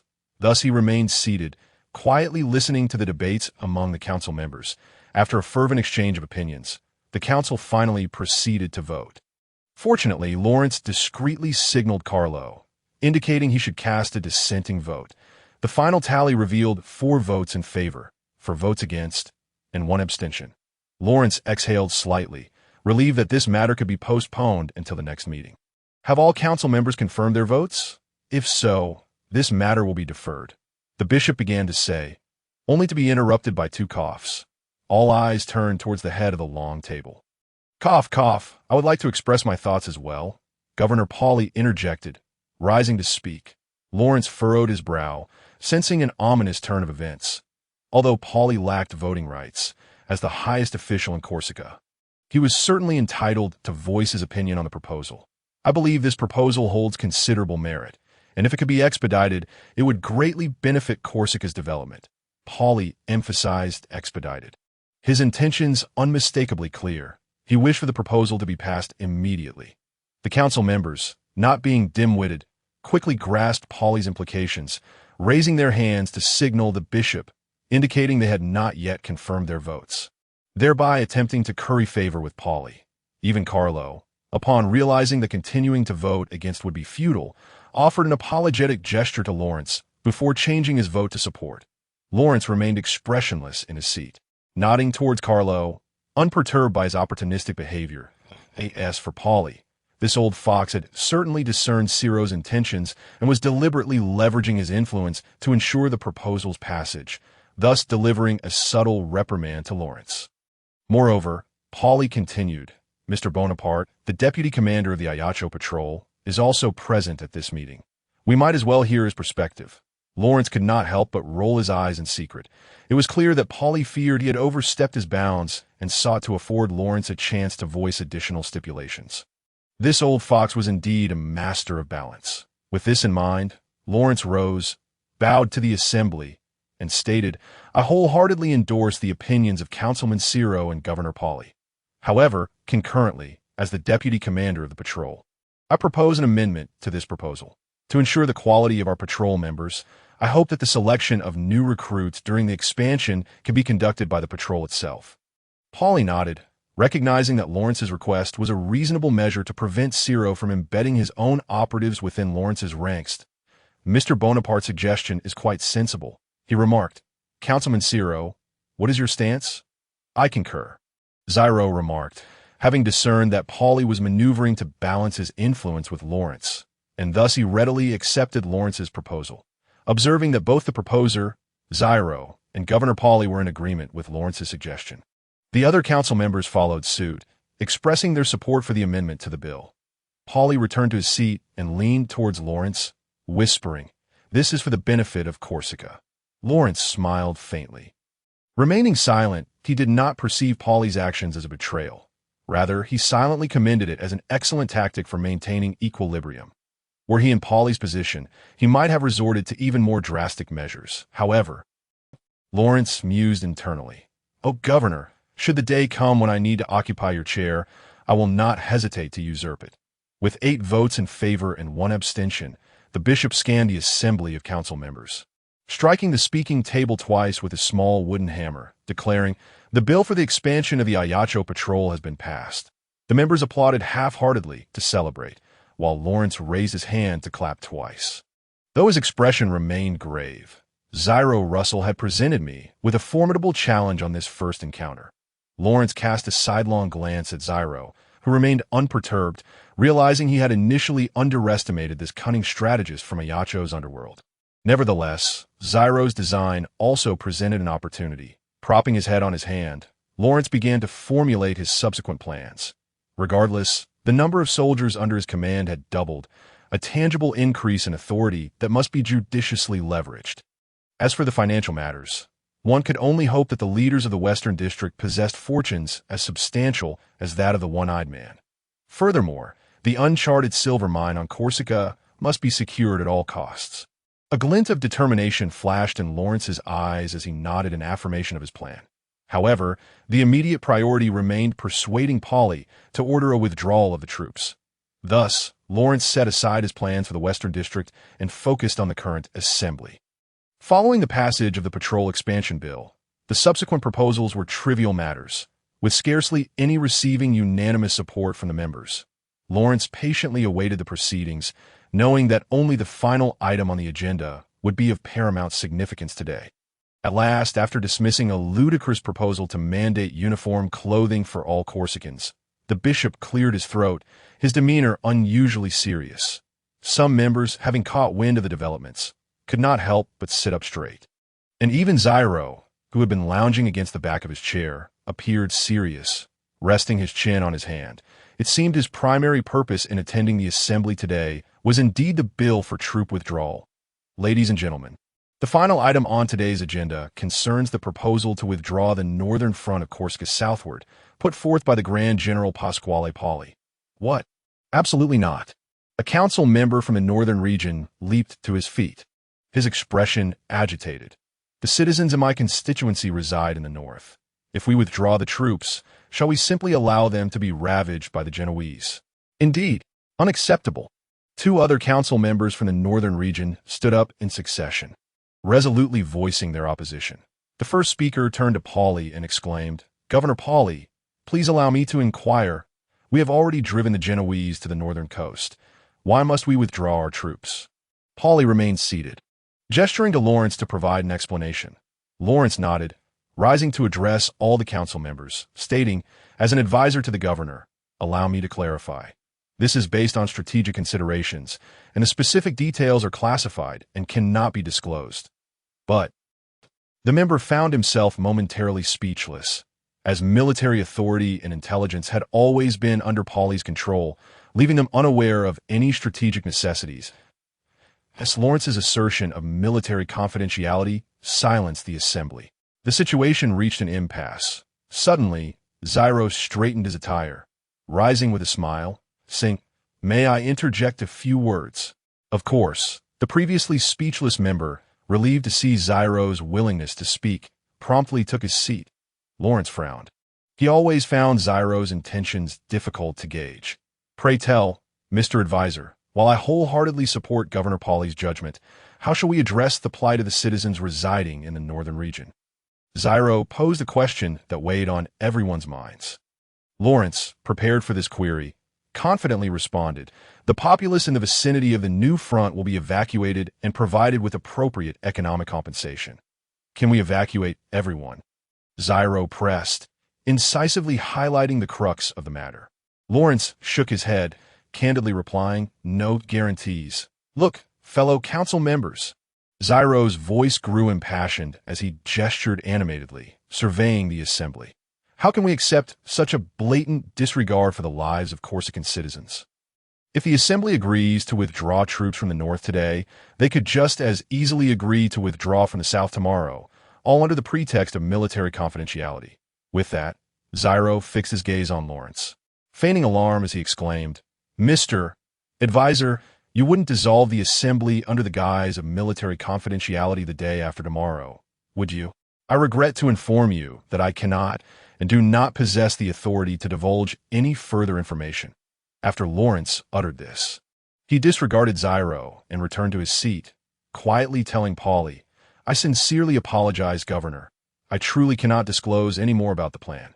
Pauli nodded, but then casually remarked, "Indeed, however, I have heard your eloquence surpasses what we just witnessed." Lawrence forced a smile, brushing it off with a nonchalant gesture. "Perhaps it is merely a rumor." "Is that so?" Pauli seemed to regard him with a knowing glance. Lawrence sat there, his jaw clenched subtly, contemplating. This old fox has likely sensed that I have no intention of allowing the assembly to approve the troop withdrawal. Indeed, after conversing with Polly, Lawrence was certain that Polly would insist on seeing the plan. If the assembly opposed the withdrawal, Polly would have no choice but to resort to alternative methods in private to bypass the assembly. Consequently, to prevent the plan from being exposed, Polly would likely assign Lawrence to oversee and lead the withdrawal. Thus, Lawrence would have the opportunity to extend his reach into the military, a domain entirely under Polly's control. While Lawrence pondered, a series of arguments erupted once more in the chamber. However, all the members from outside the region expressed vehement opposition to the withdrawal. Throughout this process, Polly, as the bill's initiator, remained reclined in his chair, eyes closed in contemplation, as if the discussions held no relevance to him. The assembly then proceeded to a vote.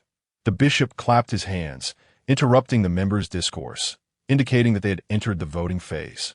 After a brief tally, the bishop announced aloud, 3 votes in favor, 1 abstention, 5 votes against. The proposal has not been passed. All opposing votes came from members outside of Ajaccio. Even the representatives from the southern region were swayed by Zyro's words, fearing that should such a precedent be set, their own constituency's interests would be jeopardized. Meanwhile, the council members from Ajaccio, aside from Zyro's abstention, all cast votes in favor, as they were predominantly aligned with Polly's faction. Hearing the bishop declare the proposal defeated, Polly merely sighed softly, lost in thought. Lawrence maintained a composed demeanor, a slight smile playing at the corners of his mouth. Everything was proceeding according to his plan. As the council members from outside Ajaccio could not be expected to endorse such a proposal. Following the assembly's rejection of the final proposal, the meeting was officially adjourned, and the members chatted amiably as they exited the hall. "Lawrence, come to my study," Polly said, opening his eyes and addressing Lawrence. The two made their way directly from the hall to Polly's study, whereupon Polly closed the door to ensure no one could intrude unexpectedly and spoke first. "Do you have any plans?" Lawrence promptly pulled out a chair and sat down, stating, "It remains as I've said before. The military is in your hands, not in the hands of the assembly." "Yet I must heed the assembly," Polly replied wearily, rubbing his forehead. "But your military need not." With a sigh, Polly fell into a long silence. Like noon, Lawrence remained silent and motionless, patiently awaiting Polly's contemplation.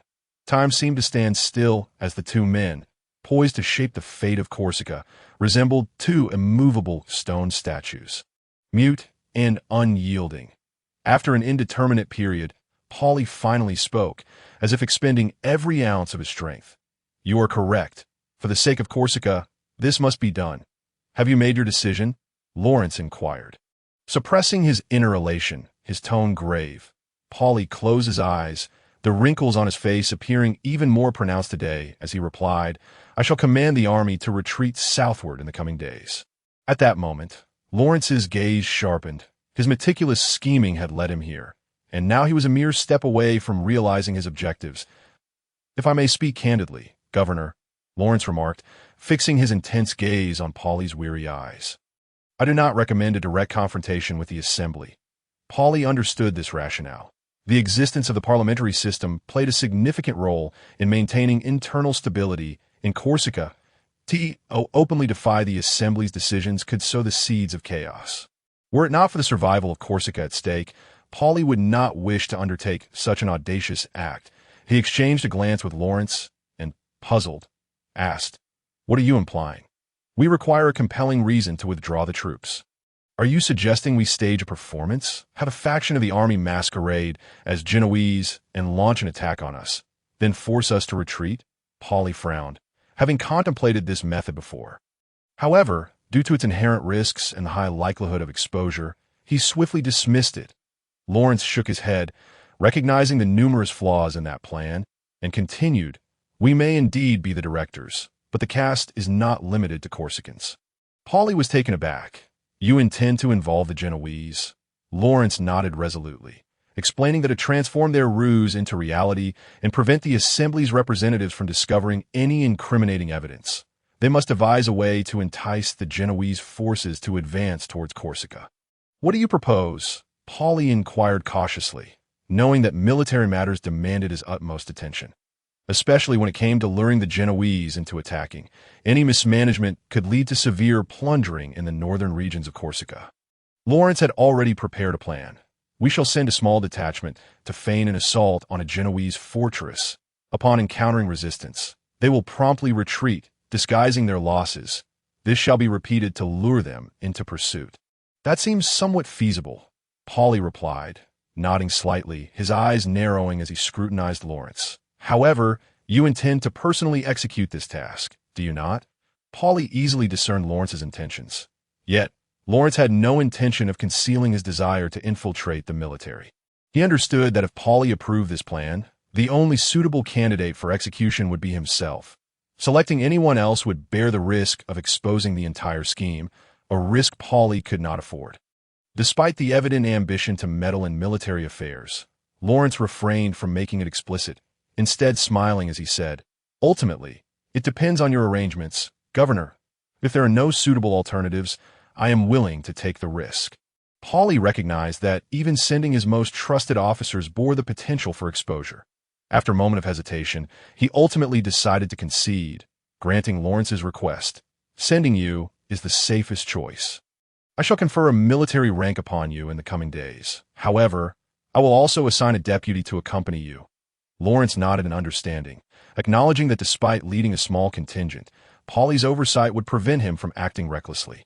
Subsequently, they engaged in further discussions and refinements concerning the details of the plan. Though Lawrence was quick-witted and full of ingenious ideas, he hailed from a peaceful 21st century, rendering him utterly unfamiliar with the realities of military maneuvers. Thus, he would need to heed Pauli's and the future deputy's guidance on practical implementation. Once the decision to covertly withdraw the troops from the assembly was finalized, Pauli visibly exhaled, relieved as the founder and leader of Corsica.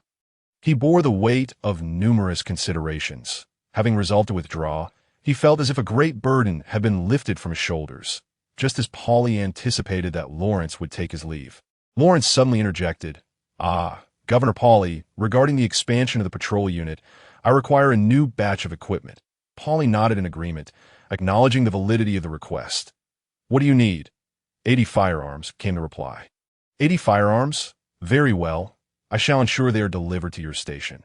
Pauli contemplated refusing, for with 80 new firearms, combined with the existing 20, Lawrence could effectively assemble a small army. However, considering their impending collaboration, he acquiesced, eye in his eyes. Lawrence was merely a brash young man who had arrived in Corsica a month ago, and Pauli felt confident in keeping him under control. Beyond that, Pauli discerned that the acquisition of those 80 firearms hinted at impending unrest in the Western District. As he watched Lawrence's figure disappear through the doorway, Pauli muttered to himself, "Young man, I hope you truly possess the capability to restore order in the Western District." Upon exiting Pauli's study, it was already evening. The assembly had convened for a grueling 4 hours that had left Lawrence feeling utterly drained. Just as he arrived at the governor's office entrance, he noticed a commotion at the gates. An elderly, diminutive man was being pinned to the ground by 2 guards, one of whom was fastening handcuffs around the old man's wrists. "Wait!" Lawrence furrowed his brow, glancing at the small old man, and suddenly recognized him as his subordinate. Old Sean, though he had not identified him at first due to his civilian attire. "What is happening here?" Lawrence hastened forward, his voice stern. "Lord Bonaparte." Old Sean, pinned to the ground, exclaimed in a mix of agitation and urgency. The 2 guards exchanged glances, one of them stating, "Mr. Bonaparte, this man has been lurking around the governor's office for quite some time.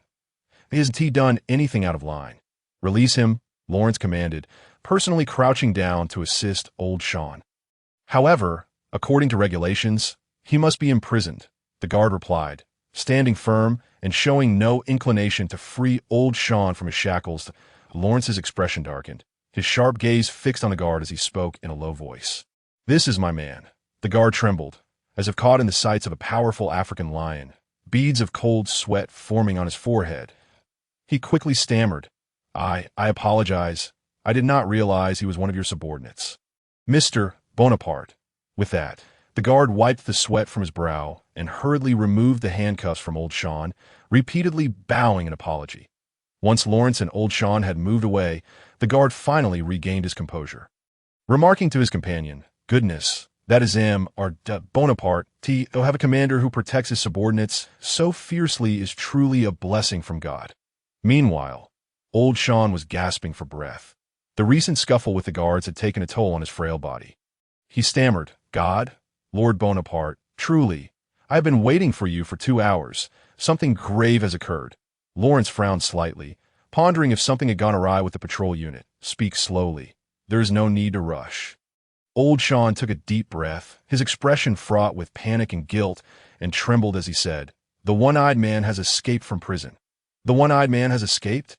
Lawrence's brow furrowed even tighter. This was indeed unexpected. The patrol unit's dungeon, while not impenetrable, was fortified enough to prevent an injured, unarmed individual from fleeing. Lawrence had visited the dungeon several times. It was originally a place for the Genoese to imprison captives, with each cell constructed to be exceedingly robust. The iron doors were nearly half a foot thick, and the gaps between the iron bars were far too narrow for even a single person to squeeze through. What precisely transpired? Lawrence did not succumb to panic. Regardless of what had transpired, it was imperative to maintain a composed demeanor. I was uncertain as well.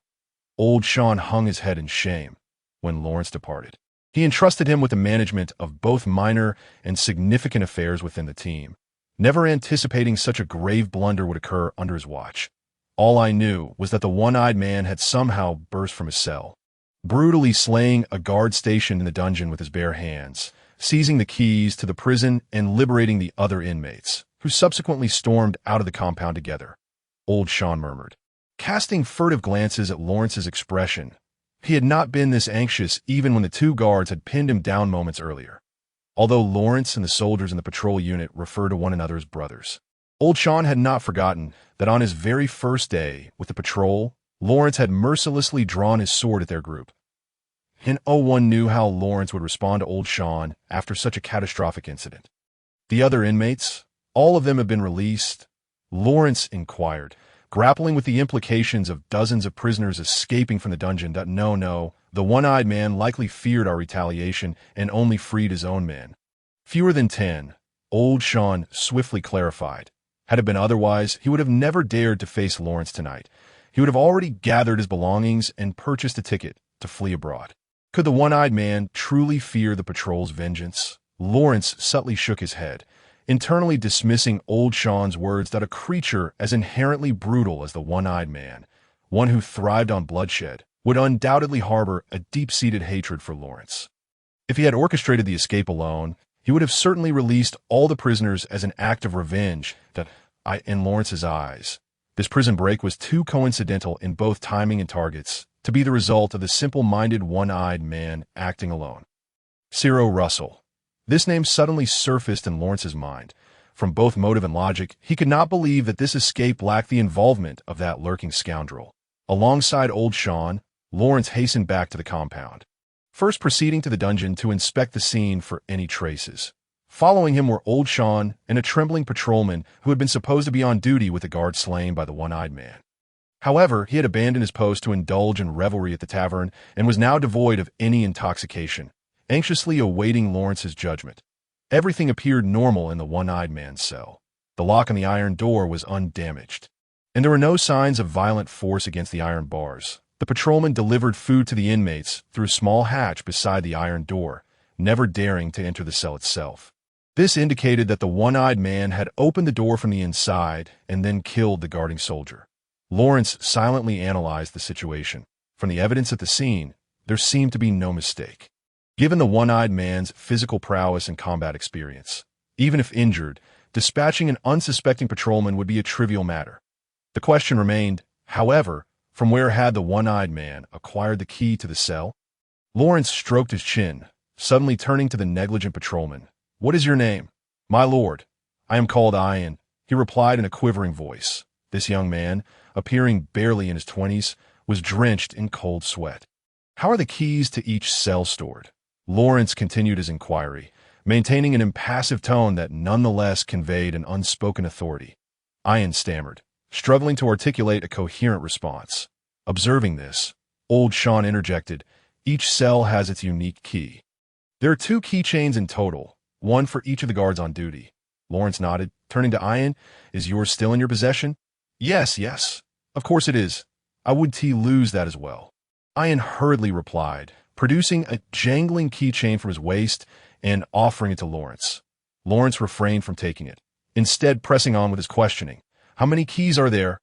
Ian hesitated for a moment before responding. There are 100 cells, so of course there are 100 keys. Lawrence closed his eyes, exhaling a sigh of impatience. I asked how many are on that chain, seeing Ian still frozen in confusion. Old Sean swiftly smacked Ian on the back of the head, scolding, "Fool! Can't you count how many there are?" Ian finally snapped back to reality, hastily looking at Lawrence to apologize as he lifted the keychain to his chest. Counting aloud, yes, I'll count. 1, 2, 3, 96, 97, 98, 99. How could this be? Ian's face was filled with disbelief. This keychain had been hanging from his waist all along.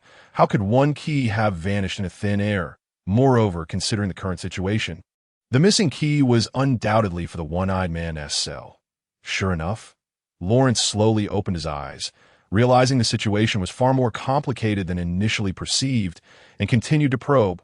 Why did you go to the tavern to drink? Who invited you? And whom did you drink with? Upon hearing this, Ian's gaze wandered for a moment. Stammering as if embarrassed to speak, he finally confessed. A girl. I love her dearly, but we have been rather lukewarm until today when she suddenly invited me out for drinks. Old Sean, upon hearing this, was filled with ire and slapped Ian once more on the back of the head, furiously rebuking, "You insatiable beast, a mere few words from a woman, and you lose your senses.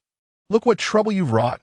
Lawrence smiled slightly, raising a hand to halt Old Sean, jesting, "All right, Old Sean, if you were 40 years younger, you'd hardly fare any better." Old Sean, embarrassed, scratched his head and chuckled, the tense atmosphere in the dungeon finally beginning to ease. Ian gazed up in gratitude, believing that this kind-hearted lord would not hold his misdeeds against him. However, Lawrence's next words sent Ian plummeting into despair. "Old Sean, take men immediately and bring that girl here. Ian, you will lead the way." "Wait, Lord Bonaparte. She is a good girl. She wouldn't have stolen anything," Ian exclaimed, agitated, waving his hands in a desperate attempt to persuade Lawrence. Yet Lawrence remained calm, gesturing for Old Sean to depart at once, declaring, "Whether it is good or bad is for me to decide." Old Sean, exasperated, tugged at the bewildered Ian, admonishing, "You miserable wretch, your negligence has resulted in the death of a patrolman. For that alone, Lord Bonaparte could have you executed on the spot. Yet you still concern yourself with preserving your pride before a woman." Watching Ian still dazedly being dragged from the dungeon by Old Sean, Lawrence could not help but sigh if his conjectures were correct. This young man was about to face a harsh reckoning. When Old Sean and Ian returned to the compound, it was nearly midnight. As Old Sean entered the dungeon, his face bore none of the usual mirth, replaced instead by an expression of grave seriousness. Meanwhile, Ian appeared as though he were a soulless husk, his face blank, eyes vacant, with only the faintest hue of color remaining on his cheeks to signify he was still alive. Seeing their demeanor, Lawrence sighed, knowing his suspicions had been confirmed. "Lord Bonaparte, we found the girl." But Old Sean bit his lip, casting a sympathetic glance at Ian before continuing, "She is already dead." Lawrence nodded, acknowledging this grim reality and essentially confirming that this was indeed Ciro's handiwork. Whether through coercion or bribery, Ciro had exploited that girl to lure Ian to the tavern, intoxicate him, and subsequently steal the key, ultimately silencing her forever.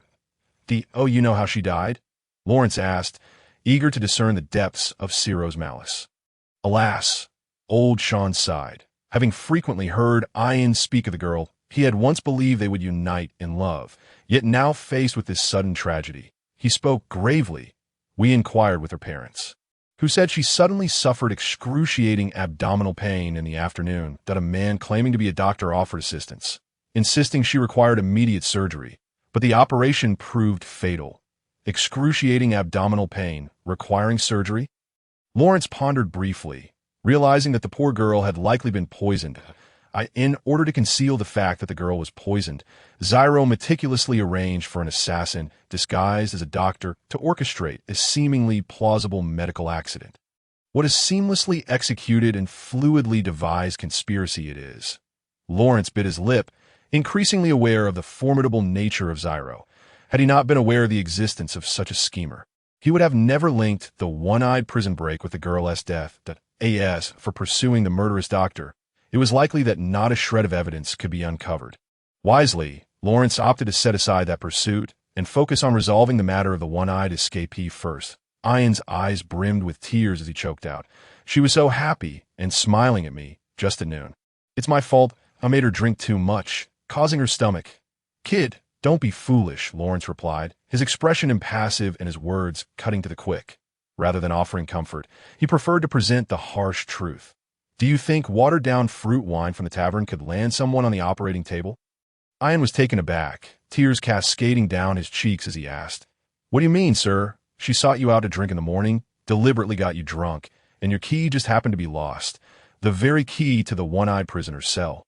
The one-eyed man coincidentally acquired that key, and the girl just happened to suffer from abdominal pain, died from a surgery for which no one could be blamed, while the doctor conveniently went missing. Lawrence gazed into Ian's eyes, delivering his words with unflinching severity. He then closed his eyes and added, It is as if everything is interlocking like perfectly fitting gears. Are you suggesting someone is orchestrating this? Fortunately, Ian did not lose his composure and, after a moment of contemplation, grasped Lawrence's implication. Lawrence nodded slightly, sighed, and lamented, Poor girl, enduring such agony after being poisoned, only to have a killer as her doctor. She trustingly lay on the operating table, allowing him to cut her open while he plunged a dagger in her heart. Old Sean, upon hearing this, couldn't help but wipe away a tear, compassionately patting Ian's shoulder. Whoever it is, I will kill him. Ian clenched his fists and slammed them against the nearby iron door, the resounding clang echoing through the dungeon. His tears had ceased, but his entire body trembled with rage, even his teeth chattering as he let out a low growl akin to a ravenous wolf. Zyro Russell, the name of the puppet master, Lawrence spoke in a grave tone. You cannot kill him alone. Zyro Russell. Ian recalled hearing this name mentioned by the veterans in his team, but they spoke of it sparingly, each with a fearful demeanor, as if discussing a devil. Yet Ian was unfazed. The image of the girl, radiant and smiling at noon, lingered in his mind. They had even agreed to meet again next week. However, when Ian saw her again, it was merely a corpse covered with a white sheet. Whoever it is, I want him dead. Ian's voice was hoarse, perhaps from the anguish of crying too much along the way.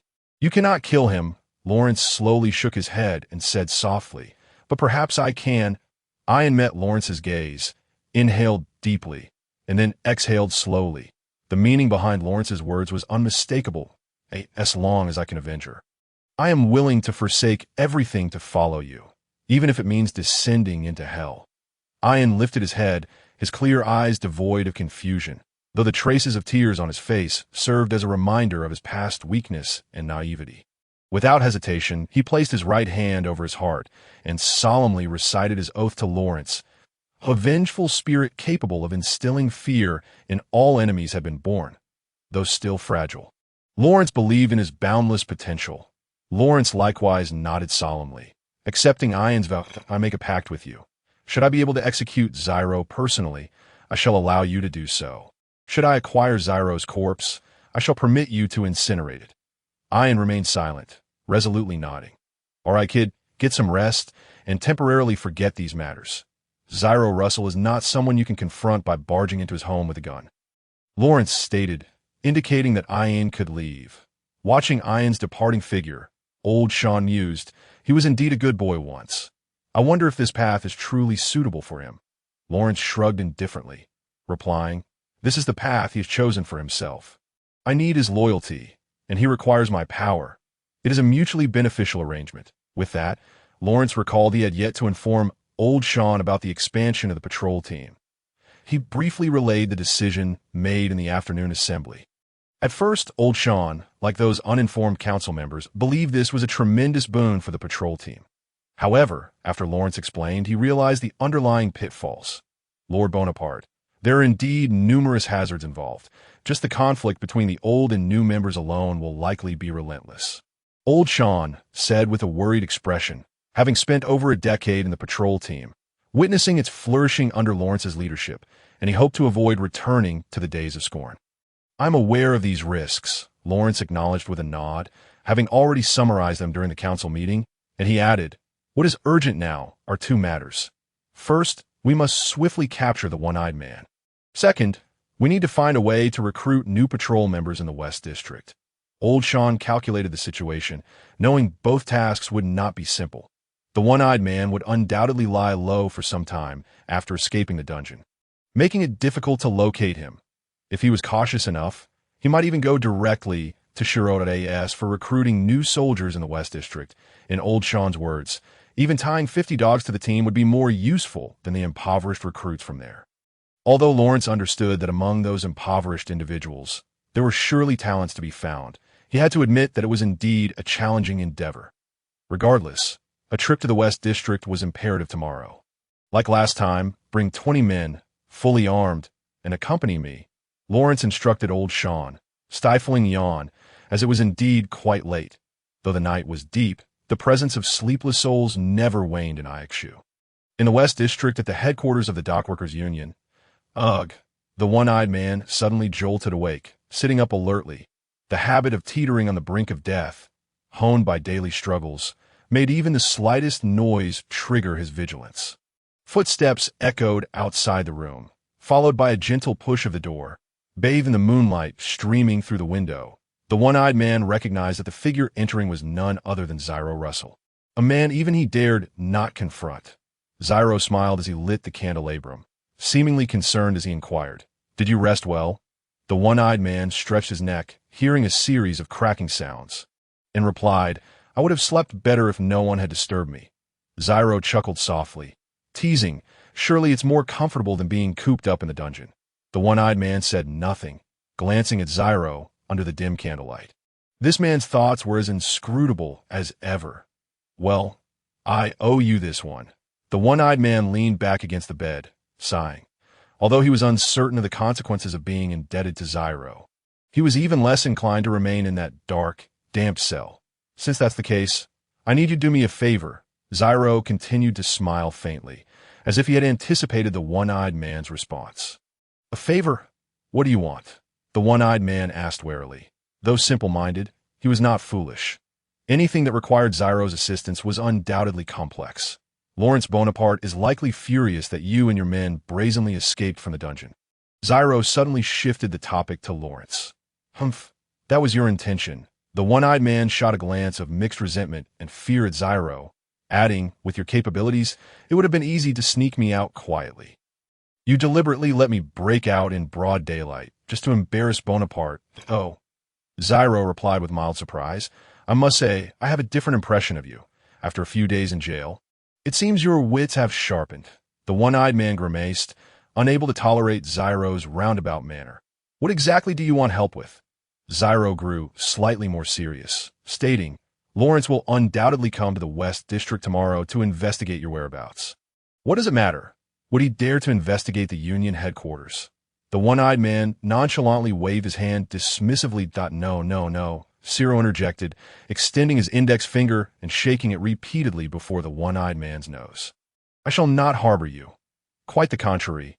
I require you to take the initiative to lead an assault on Lawrence. Of course, not a single hair of mine should be implicated." The one-eyed man could not help but exclaim, "You want me to ambush a confidant of Polly in broad daylight?"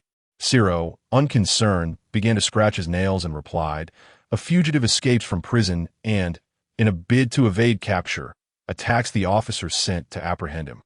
How logical it is! I am certain that such events are unfolding somewhere in the world at this very moment. Noticing the one-eyed man's lingering hesitation, Ciro ceased his idle chatter and directly threatened, "If you refuse, then my efforts to save you will have been in vain. I might as well return you to the dungeon before dawn." The one-eyed man shuddered. Had it been anyone else, he might have dismissed the words as a jest. However, coming from Ciro, he believed he would undoubtedly follow through on his threat. If he were to decline, he feared that upon reopening his eyes, he would once again find himself in that wretched, unchanging gloom of the dungeon. "I understand. I will gather my subordinates by tomorrow morning," the one-eyed man said, closing his eyes and leaning against the bed in resignation. "Excellent," Ciro nodded in satisfaction, and as he exited the room, He reminded, "Remember, not a single hair of mine should be implicated." Understood? Why all this mystery? Lawrence is hardly incapable of guessing. The one-eyed man muttered impatiently. "Fool!" Ciro shook his head repeatedly. "Even if he knows I orchestrated it, what of it? What I desire is to leave no trace that could be used against me. Do you comprehend?" The following morning, having returned home past 2 in the morning, Lawrence could not resist dozing a little longer in bed. When he finally arose and dressed, Anna had already returned from her outing. Today, she wore a light yellow headscarf and entered with a large basket hanging from her arm, filled to the brim with fresh fruits and vegetables, still glistening with the morning dew, evidently just picked. After placing the basket in the kitchen, Anna's expression bore a hint of concern as she addressed Lawrence. "Sir, has something happened with the patrol team? I overheard people outside discussing it." Struggling to fasten the buttons on his sleeve, Lawrence casually inquired, "Oh, what are they saying?" It was hardly surprising to him that the one-eyed man's escape had stirred such a commotion. After all, a murderer with blood on his hands had fled from prison, a topic sure to incite fear among the townsfolk. Anna rested her chin on her hand, recalling, "Everyone at the market is saying they plan to close up early tonight." Claiming that the one-eyed man and his followers have escaped, as Lawrence strapped on his knife and pistol, he felt a semblance of reassurance, despite his lack of talent for combat. "Did they mention anything else?" he asked, adjusting his attire, now fully equipped. "Right?" Anna suddenly remembered, smiling as she spoke. "Though everyone is a bit frightened, they all believe you can swiftly bring the one-eyed man to justice." Lawrence offered a wry smile and shook his head, unsure whether to feel pleased by their confidence. After all, he currently had no leads on capturing the one-eyed man at the patrol station. Old Sean had already distributed firearms, ammunition, and gunpowder, and 20 armed guards stood in 2 neat rows. Their crisp uniforms and the gleaming barrels of their rifles lent them an air of formidable presence, rivaling that of Corsica's national defense forces. Nevertheless, Lawrence knew that when it came to actual combat prowess, these patrolmen were no match for seasoned regular soldiers. At Lawrence's specific request, the young man, Ian, brimming with untapped potential, had also been summoned to accompany Lawrence on his mission. Lawrence cast a glance at Ian, who stood behind him. The last remnants of weakness that had lingered in him the previous night had vanished without a trace. His eyes now sparkled with clarity, void of confusion. "Ian, you may still choose to abandon my side. The cost of achieving your aims may be beyond your imagination," Lawrence said softly. Placing a hand on Ian's shoulder, Ian's gaze remained fixed ahead. Even though there was nothing there, his lips quivered slightly as he spoke in a voice that was both quiet and resolute. "I have sworn my oath. Apart from atonement and vengeance, I seek nothing else for the remainder of my life. For this, I am willing to give everything." Lawrence closed his eyes, withdrew his hand, and nodded gravely twice before turning and commanding, "Everyone heed my orders. March towards the Western District. My goodness, who are these people? The patrol team from Ayacho. How long has it been since they last visited the Western District? God knows. Hardly a few times in the last decade. Is that Lawrence Bonaparte leading them? He looks so young." As Lawrence's contingent appeared on the roads of the Western District, they instantly became the center of attention. Pedestrians swiftly stepped aside, creating a path while casting both fearful and curious glances at the fully armed group. Poor residents emerged from their makeshift shelters, tiptoeing along the street edges, eager to witness this rare spectacle. Meanwhile, those who frequently engaged in nefarious deeds hid in the shadows of the street corners, cautiously peering out. They had all heard of Lawrence Bonaparte, rumored to regard even the Union members with disdain. "Sir, where shall we begin our search for the one-eyed man in this godforsaken place?" "It's like searching for a needle in a haystack," old Sean questioned, covering his mouth and nose, struggling to acclimate to the foul stench. Lawrence nodded in agreement, gazing at the dismal slums that stretched endlessly before him. Even Anna, who had lived here for over a decade, had nearly lost her way last time. Capturing the one-eyed man would prove no easy feat furthermore. Ciro had meticulously orchestrated the one-eyed man's escape, ensuring that he would not easily surrender him back. That it was entirely possible that the one-eyed man was hiding within the very church of the Union headquarters. Fortunately, Lawrence's primary objective for this visit was to establish his presence in the Western District, signaling his resolve to restore order for the one-eyed man. While his escape had severely impacted the patrol team's reputation, Lawrence found himself at a loss for what to do. "Sir, something feels amiss." Suddenly, Ian approached Lawrence from behind, his expression devoid of emotion. Lawrence turned his head slightly, frowning as he scanned the crowd, which was filled with curious onlookers. "That scoundrel Ciro wouldn't dare to give me a warning upon my arrival." "Would he?" Lawrence pondered, then asked in a low voice, "What have you noticed?" Just now, 5 individuals huddled together in the crowd, discussing something before hastily departing. They resembled scouts, Ian reported, his gaze fixed on the direction the individuals had taken. Lawrence cast an appreciative glance at Ian, recognizing the skill it took to discern such anomalies in a bustling crowd. That it was a feat that could only be accomplished through constant vigilance. However, Ian's words heightened Lawrence's alertness. While it was common for various factions to deploy spies and informants throughout the district, the simultaneous deployment of 5 individuals in one area was indeed unusual. It felt as though they were deliberately awaiting Lawrence's arrival. It seemed Ciro Russell had prepared a welcoming gift. Lawrence mused, but did not slow his pace. They had only just arrived in the Western District and had taken barely a few steps. To retreat now due to fear of Ciro's schemes would likely brand Lawrence as a mere performer in the eyes of the Western District's populace. After an entire morning of patrolling, Lawrence had nearly traversed the slum areas. While it was expected that he found no trace of the one-eyed man, the endeavor had nonetheless served to intimidate the lawbreakers. Those who engaged in wrongdoing were now cautiously lying low, assessing Lawrence's intentions before making any moves. Among the pedestrians, it was rare to find the usual bullies who terrorized the area. Nevertheless, Lawrence understood that in order to truly restore order here, a permanent presence would need to be established. Today's inspection will not be effective for long. Another matter that raised Lawrence's vigilance was the remarkably smooth patrol throughout the morning, without any interruptions or conflicts. Lawrence found it hard to believe that Ciro would allow him to roam freely in his territory. If Ciro still wished to target him, the remaining opportunity would only be Lord Bonaparte. The slums have been patrolled, and what remains is the dock area. Old Sean hesitantly reminded him, expressing his desire to avoid stepping foot there. Lawrence narrowed his eyes. If Ciro indeed possessed any tricks, he would likely execute them in the dock area. That location was the most chaotic and intricate region of Ajaccio, and even all of Corsica. Various forces were intertwined and intermingled. Dock gangs, impoverished residents of the Western District, foreign merchants, dock ship captains and sailors, and even the Corsican Navy and Governor Pally's faction. All of them clung to this bustling port, dividing every morsel of profit.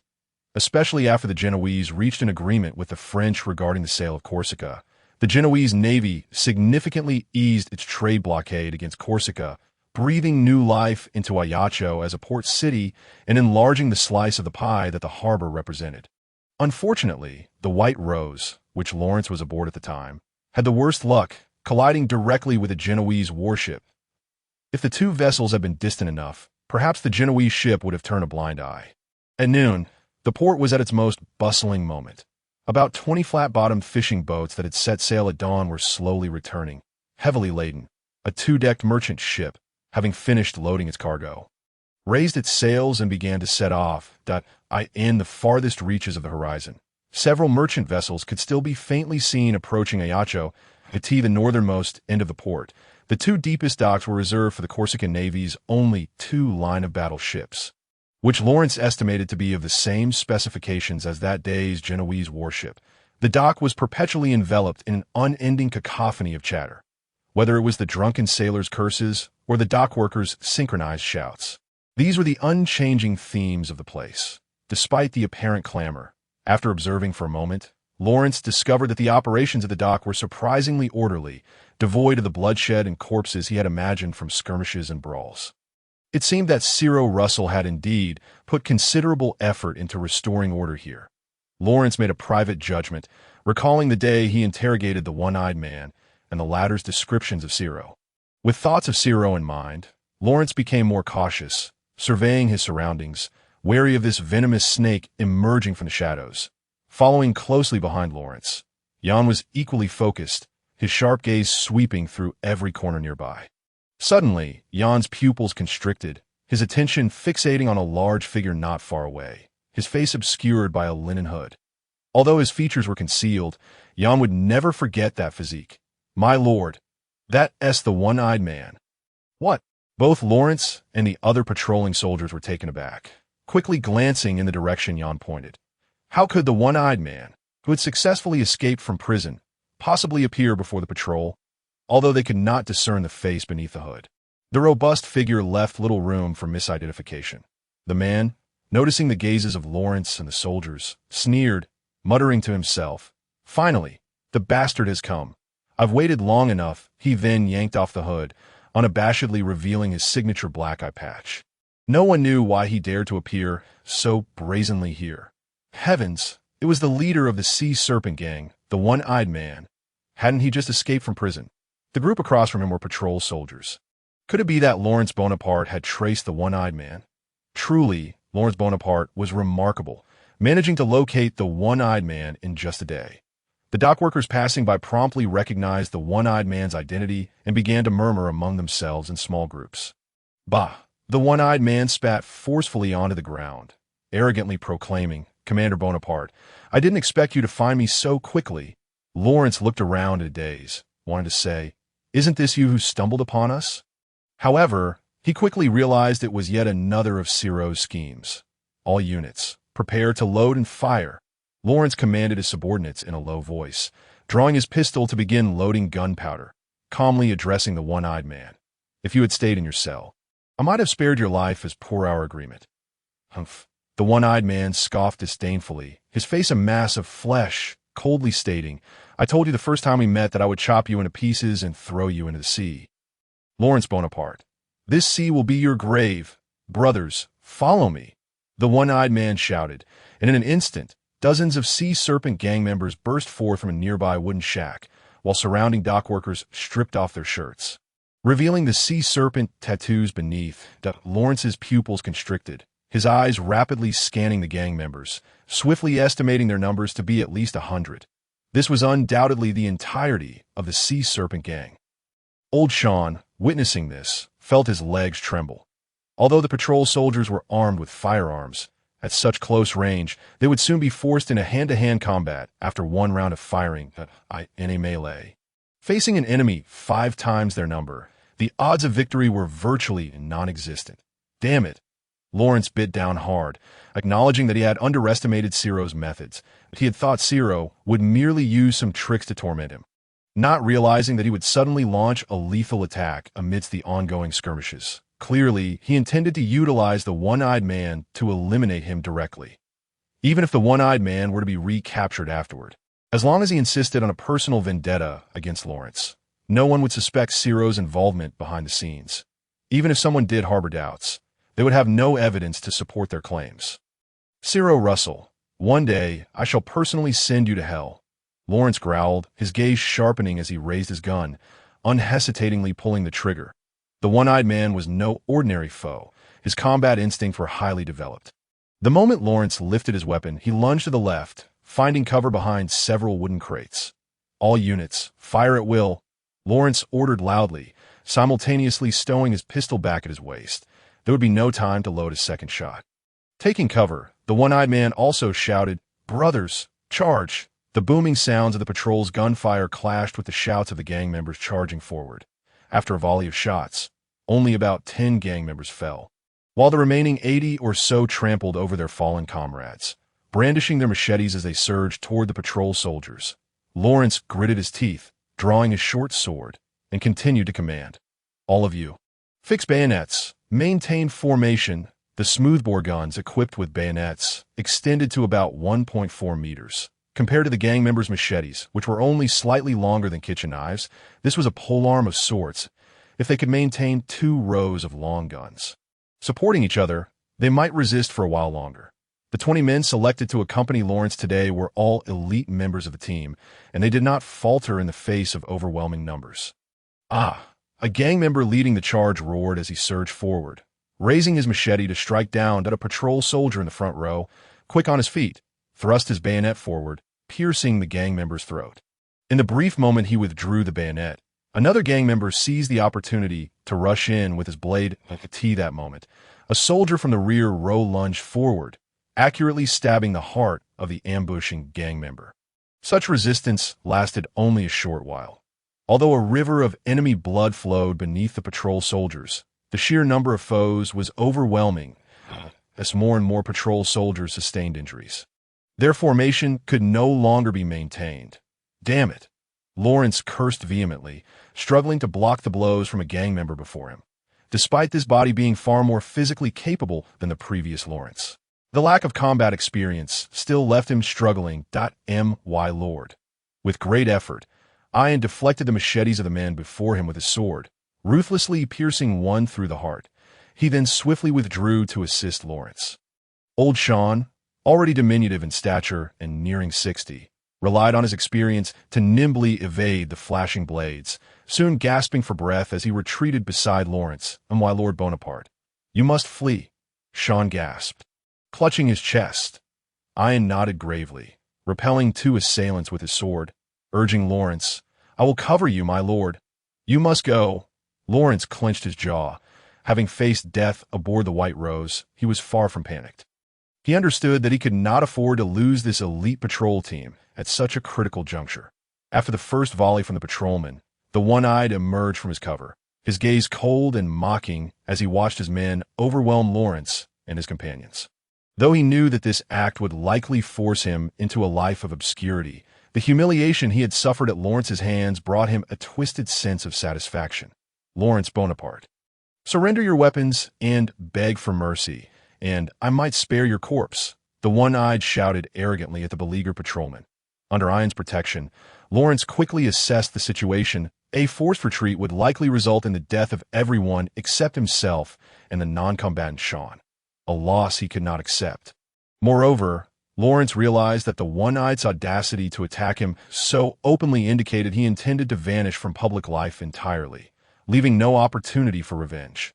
Ian bore 5 or 6 knife wounds, each bleeding profusely despite their shallow depth. Engaged in combat with 2 assailants, he shouted to Lawrence, My lord, quickly go! Ian. Lawrence gazed at Ian, drenched in blood, biting his lip as he hesitated, his right foot shifting back slightly.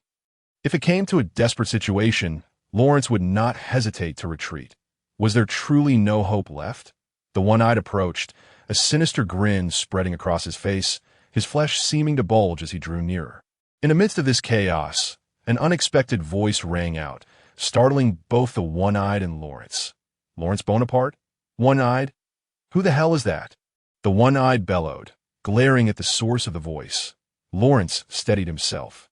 Looking toward the speaker, though the voice was unfamiliar, it struck a chord of recognition. The one-eyed squinted with his remaining eye at the newcomer, a robust man, flanked by several fierce-looking subordinates. The man wore a light blue sailor's bandana and was bare-chested. But the most striking feature was the long scar running down his cheek. Both Lawrence and the one-eyed gasped in unison, then exchanged a glance of surprise, astonished that the other recognized Grosso. This was the sailor who had saved Lawrence's life on more than one occasion aboard the White Rose. The blast from the ship's explosion had scattered Lawrence and the sailors in all directions. And since then, he had not laid eyes on Grosso. After being appointed as second in command, Lawrence had instructed his men to keep an eye out for a sailor with a long scar, yet news of Grosso had been elusive. As the patrol's influence was confined to the northern and southern districts of Ayacho, neither had anticipated encountering one another again in such a perilous situation. Grosso squinted, his battle-hardened instincts discerning that Lawrence's group was clearly at a disadvantage. Ha ha! Bonaparte! I've lost count of how many times I've saved you, Grosso boomed, drawing his sailor's knife with a flourish, spinning it in his hand as he shouted, Brothers, charge! I want the one-eyed alive. Lawrence, although uncertain of the origins of Grosso's enmity with the one-eyed, merely paused for a moment, realizing that Grosso's group was now on his side. He quickly commanded, All units, fall back, remove bayonets, and prepare to reload. The bayonets used by the patrol were old-fashioned, requiring removal before reloading, which is a time-consuming process. Grosso's men surged in from the flanks, disrupting the encirclement of the Sea Serpent gang and allowing the patrolmen to retreat, beginning the task of removing their bayonets and reloading. Damn it! Lawrence cursed under his breath as he glanced at the casualties among the patrolmen, his heart heavy with regret. Once in a safe zone, Ian could no longer stand, dropping to one knee. inserting his sword into a crevice of the dock to support himself, his wounds continuing to bleed profusely. The others fared little better. All were stained with blood, whether their own or that of the enemy, and a few collapsed to the ground after reloading, unable to maintain their footing. Even Lawrence himself bore several deep cuts on his arms from fending off the furious assaults of the gang. Though fortunately, none had struck a vital artery. Thus far, no one had perished, but without prompt medical attention, the injuries could easily lead to death from blood loss or infection. "Grosso, can your men handle this?" Lawrence shouted to Grosso, who was wreaking havoc in the midst of the fray. A.S., a seasoned sailor. Grosso deftly dodged a downward strike from an assailant, countering with a swift slice that severed the foe's throat. "No problem," Grosso replied confidently, aware that both Lawrence and his men urgently needed medical attention. With his affirmative response, Lawrence settled into a cross-legged position, urgently instructing old Sean, go to the nearest tavern and fetch a barrel of rum. None of that watered-down swill. And as much clean bandaging as you can find. Though old Sean was the eldest and least combat-capable, he had managed to avoid serious injury during the skirmish. "Understood," he acknowledged, dashing off to fulfill Lawrence's orders. Feeling a pang of guilt for being of little use in the battle, old Sean pushed himself to run with all his might. Meanwhile, the battle had reached its climax with Grosso's forces joining the fray, and Lawrence recognized several familiar faces among them. Sailors from the White Rose, each one battle-hardened and valiant. "Grosso, I will kill you," the one-eyed seethed, witnessing the annihilation of his gang at Grosso's hands, his right eye reddening with fury as he brandished his machete and charged at Grosso. "Umph," Grosso scoffed as the massive one-eyed barreled toward him. Unfazed, he sidestepped the charge and countered with a swift strike aimed at the one-eyed's neck. The one-eyed, a fearsome warrior forged in the crucible of battle, skillfully dodged Grosso's swing. The two engaged in a fierce exchange of blows, testing each other's defenses. Suddenly, the one-eyed roared, wielding his machete with all his might in a downward slash aimed at Grosso. Grosso's pupils dilated. That strike could cleave a thick tree in two. Unable to evade in time, he braced the back of his knife with his left hand, positioning it horizontally to block. A resounding clang echoed as Grosso's sailor's knife shattered under the force of the one-eyed's blow. Though the broken blade absorbed much of the impact, Grosso was left weaponless, at the mercy of the one-eyed, who seized the opportunity to deliver two swift strikes. In the midst of dodging, Grosso was caught off guard and sent sprawling to the ground. "I will take your life to pay for my brothers," the one-eyed hissed, pointing the tip of his blade at Grosso's forehead. Grosso's men noticed the peril, but were too far away to intervene in time. In that critical moment, Lawrence shouted, "Get down, Grosso!" With life hanging in the balance, Grosso had no time for hesitation. He chose to trust Lawrence, kicking his legs back and collapsing to the ground. "Fool! Lying there, do you think I won't slaughter you?" With a single eye and a mocking curl at the corner of his mouth, he was about to unleash a taunt. However, he found himself bereft of any opportunity as the thunderous crack of gunfire echoed in his ears, followed by an excruciating pain that coursed through his entire body. In the distance, a white plume of smoke erupted before Lawrence's patrol, and the one-eyed man, caught in a hail of bullets, collapsed to the ground, spewing blood uncontrollably. Fortunately, Grosso, lying flat on the ground, was spared from stray shots. What a close call! Lawrence wiped the sweat from his brow, relieved that he had ordered his patrol to detach their bayonets and load their weapons beforehand. That was indeed a narrow escape. Grosso scrambled to his feet, gasping for air. Despite countless brushes with death, each encounter with the specter of demise still sent chills of cold sweat down his spine. You cannot kill me," the one-eyed man gazed at Grosso as he picked up his knife, staggering towards him while choking on his own blood, his words slurred and desperate. "You cannot.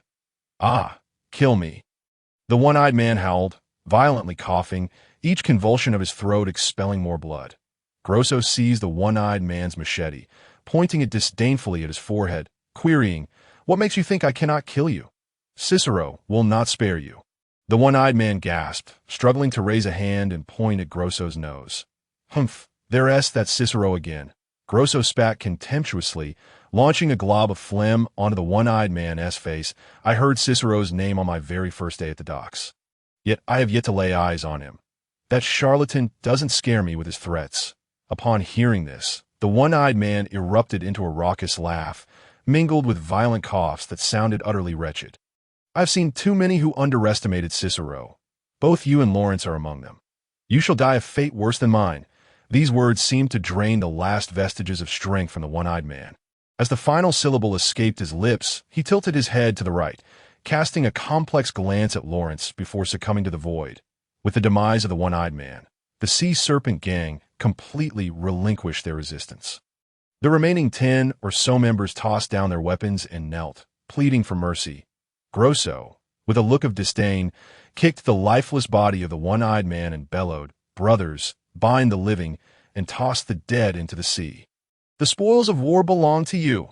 At that moment, Old Sean brought forth the items Lawrence required, cradling a hefty bundle of pristine white bandages in his arms, followed by 2 tavern waiters who struggled to carry a large barrel of potent rum.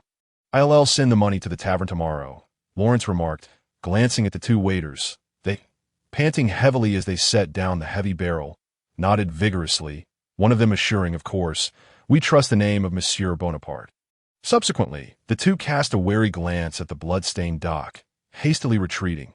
Lawrence scooped a handful from the barrel and poured it over his wounds as the sharp sting of pain coursed through his injury.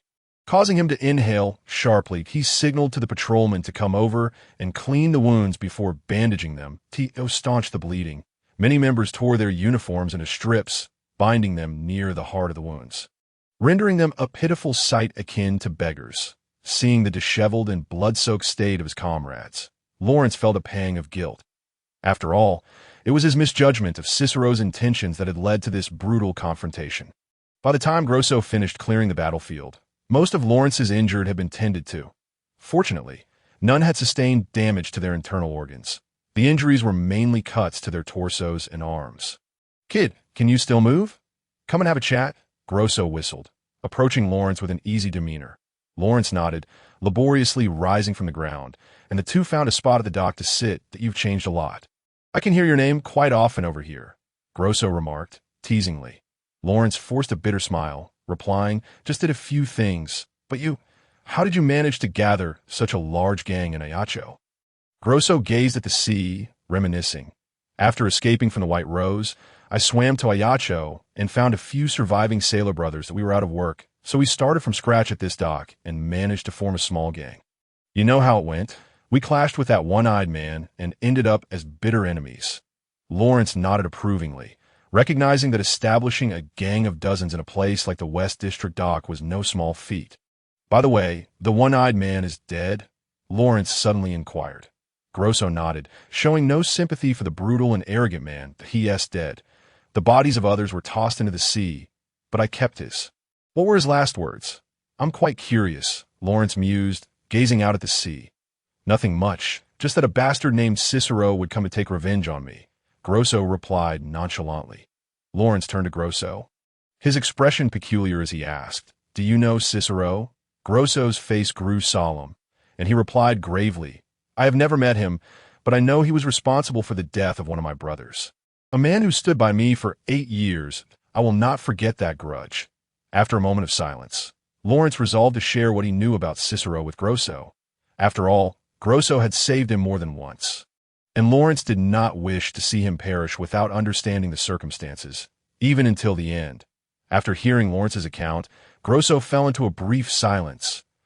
If what Lawrence said were true, then not only would Grosso struggle to avenge his fallen brother, but his own life would also be at stake.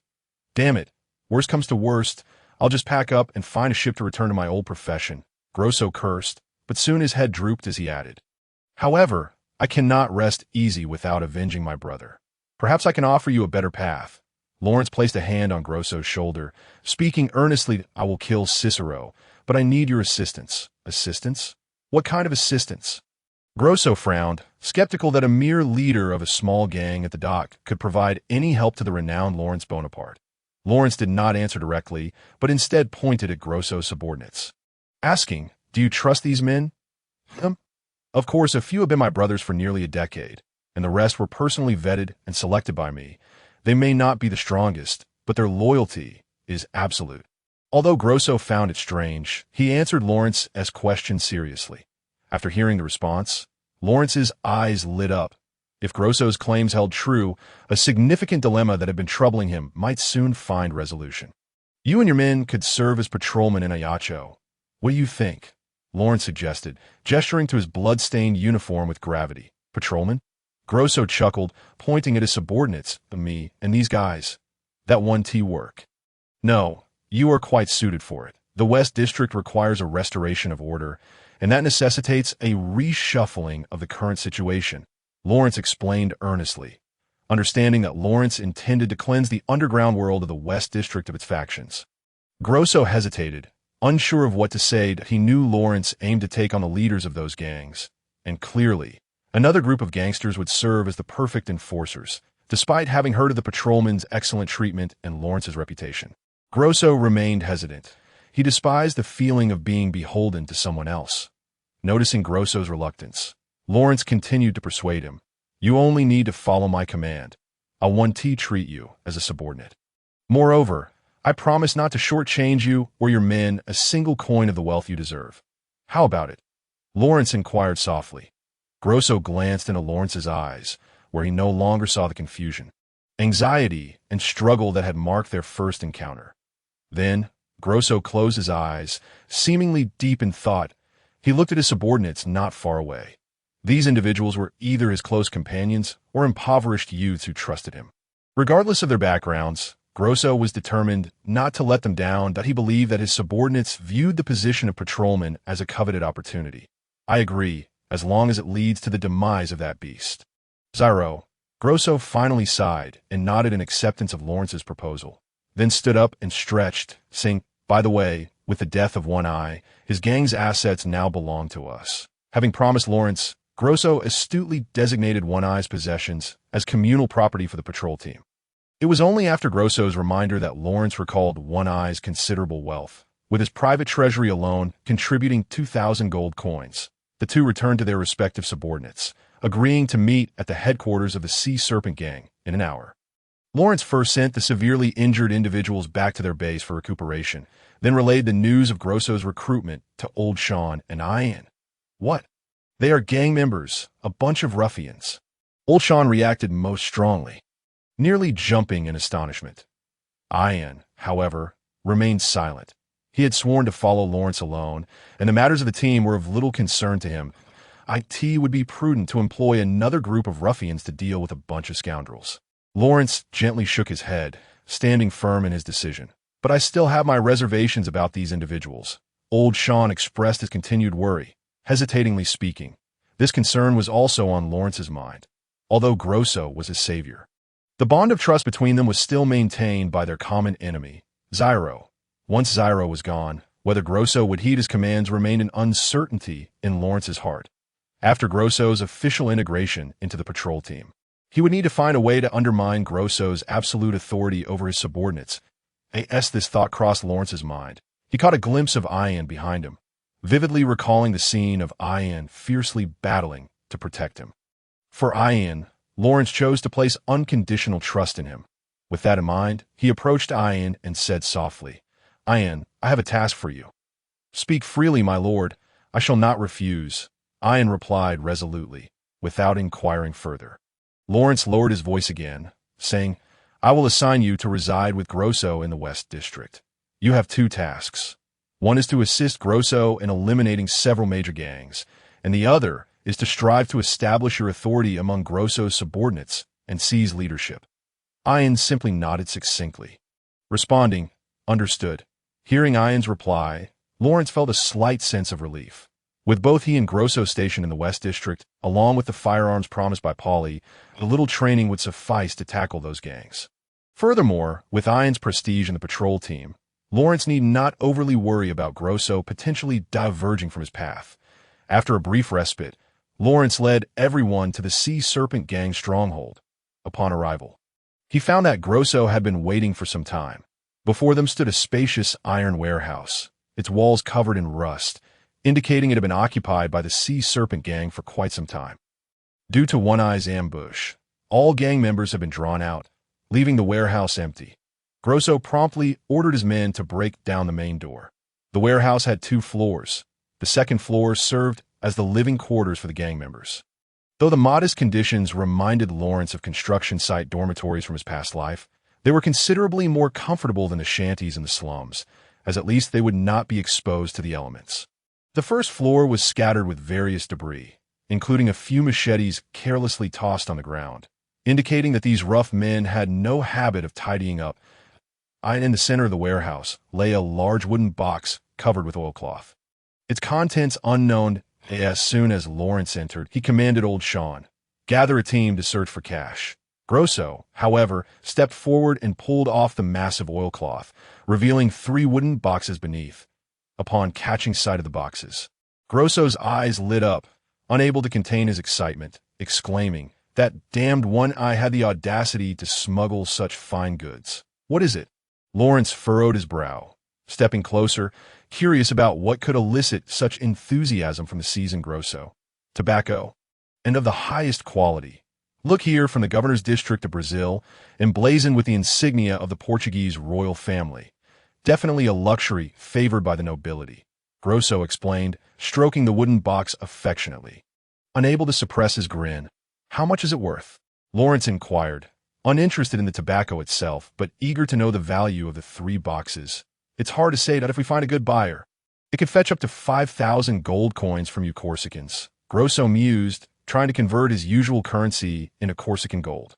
"Can we find a buyer?" Lawrence frowned, questioning.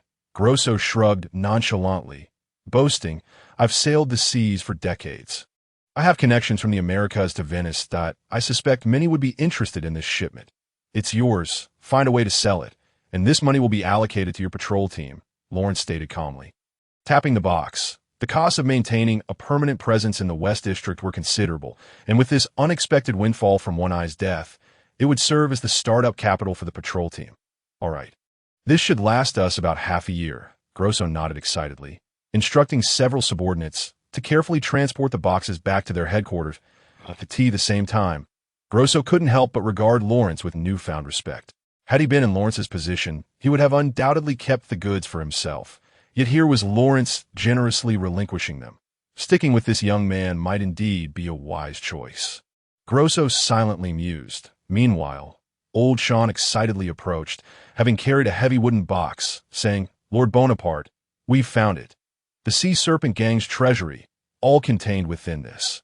Lawrence opened the box to reveal a dazzling mound of gold coins. "More splendid than One-Eye's 2,000 gold coins. How much do we have?" Lawrence inquired, picking up a coin to examine it before tossing it back into the box, confirming its authenticity. Next to the box lay a ledger recording 3,540 coins. "This is private accounting." "It cannot be wrong," old Sean replied, unable to contain his excitement as he rubbed his hands together. The substantial sum astonished even Lawrence, though he quickly recalled that One-Eye was one of the few prominent gang leaders in the West District, making it understandable. If other leaders were as wealthy as One-Eye, Paulie would likely be the first to act, dispatching troops to turn the West District upside down. Lawrence skillfully allocated 3,000 coins to the patrol's supplementary share, distributing the remaining 500 gold coins to the injured patrol members from that day. He did not reserve even a single coin for himself. This spectacle left Grosso and his subordinates utterly dumbfounded. A mountain of gold lay before them, and Lawrence barely spared a glance, distributing it among his men in mere words. Even Lawrence's subordinates, who had already received their share, couldn't help but gaze at him with fervent admiration. The visual impact of the gold-filled box was overwhelming. The seasoned Grosso furrowed his brow tightly, his eyes fixed intently on Lawrence. Having sailed the seas for nearly 2 decades, he had heard tales of certain pirate captains who eschewed wealth, distributing all to their subordinates. Those names were still regarded as legends across the 7 seas. Grosso thought to himself, "This young man may indeed be worthy of following."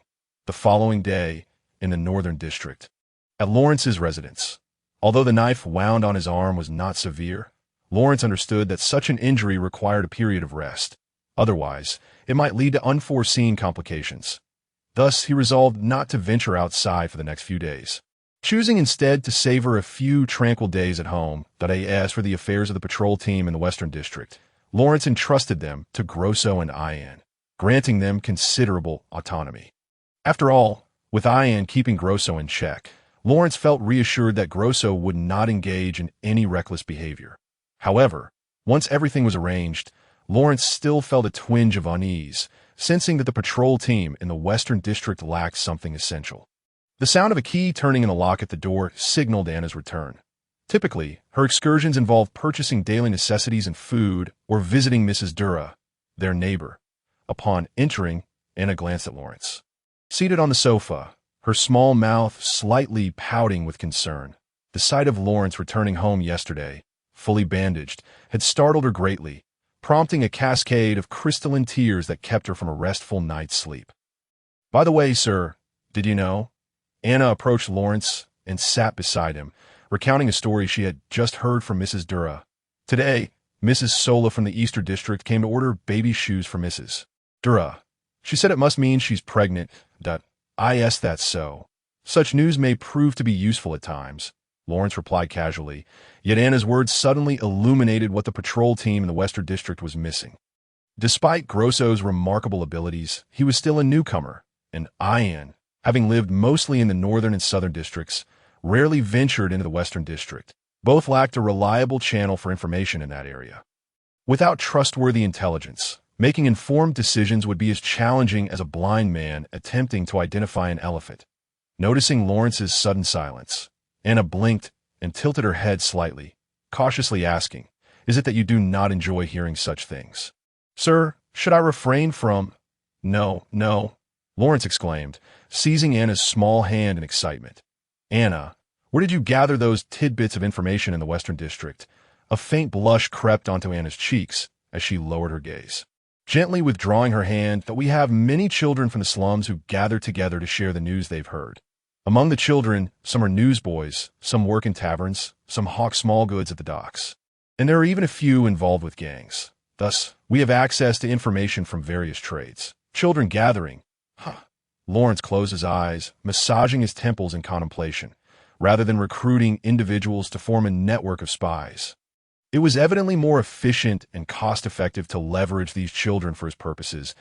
If he could identify gifted individuals among them, like Anna, he could contemplate establishing a specialized intelligence department based on their talents. "Can you reach out to their leader?" Lawrence solidified his plan, inquiring of Anna. "That should be possible, but what exactly do you want, sir?" Anna nodded gently, a hint of curiosity in her voice. Lawrence rubbed his forehead. Resolved to utilize this information channel, he looked earnestly at Anna and said, "I need you to do something for me. Of course, sir. Please go on." Anna eagerly leaned closer, readily agreeing. During her days at home, Anna's daily responsibilities consisted merely of managing various household chores, a simple and easy task that left her feeling somewhat unsettled, especially since Lawrence paid her 10 gold coins each month.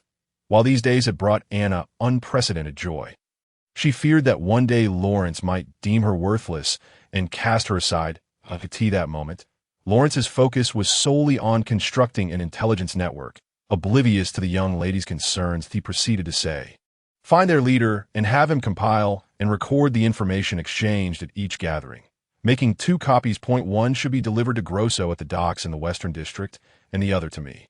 Every detail must be meticulously documented. As for the payment, let him and Grosso decide among themselves. Additionally," Lawrence continued, "after you receive the copies, please help me sift through and organize the information, highlighting anything pertinent to the Western District and the governor's office." "Will that be acceptable?" Anna nodded repeatedly. Her workload was already light. Even with these new tasks, she would still have ample time each day. Furthermore, filtering information was something Anna had practiced since childhood, while serving as a guide. She had to scrutinize the news gleaned from gatherings, so this task posed no challenge for her. "Then, sir, I shall set out at once," Anna exclaimed, springing from the sofa and offering a slight bow to Lawrence.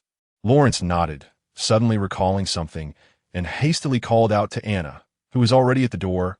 "Oh, wait, take this with you." He produced the patrol team's seal, a token of his position as deputy leader, tossing it to Anna. "First, head to the patrol team's base and find Old Sean. Have him send someone in plain clothes to escort you." Although Anna had lived in the Western District for over a decade, Lawrence was unwilling to let her, a young girl, traverse such a perilous area alone? Thank you, sir, Anna beamed, carefully stowing the seal in her pocket, aware that Lawrence was concerned for her safety. It was not until the evening that Anna returned home, her face alight with excitement. During her absence, Lawrence had shamelessly invited himself to Mrs. Durr's for lunch.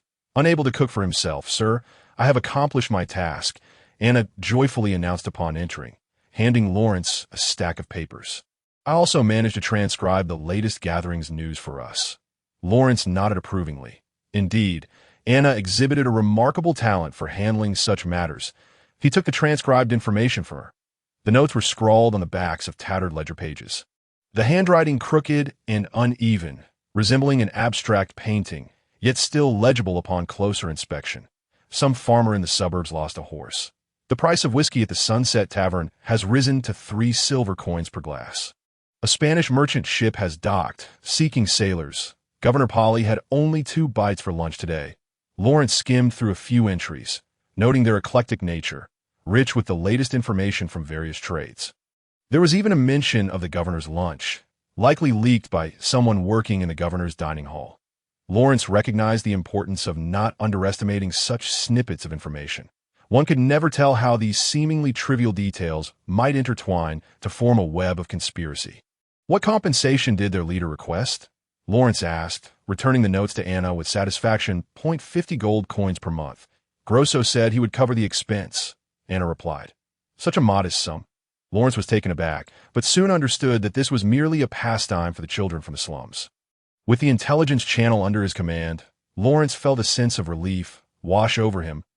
As his influence grew, he began to sense that perhaps the day he would ascend to the world stage was not far off.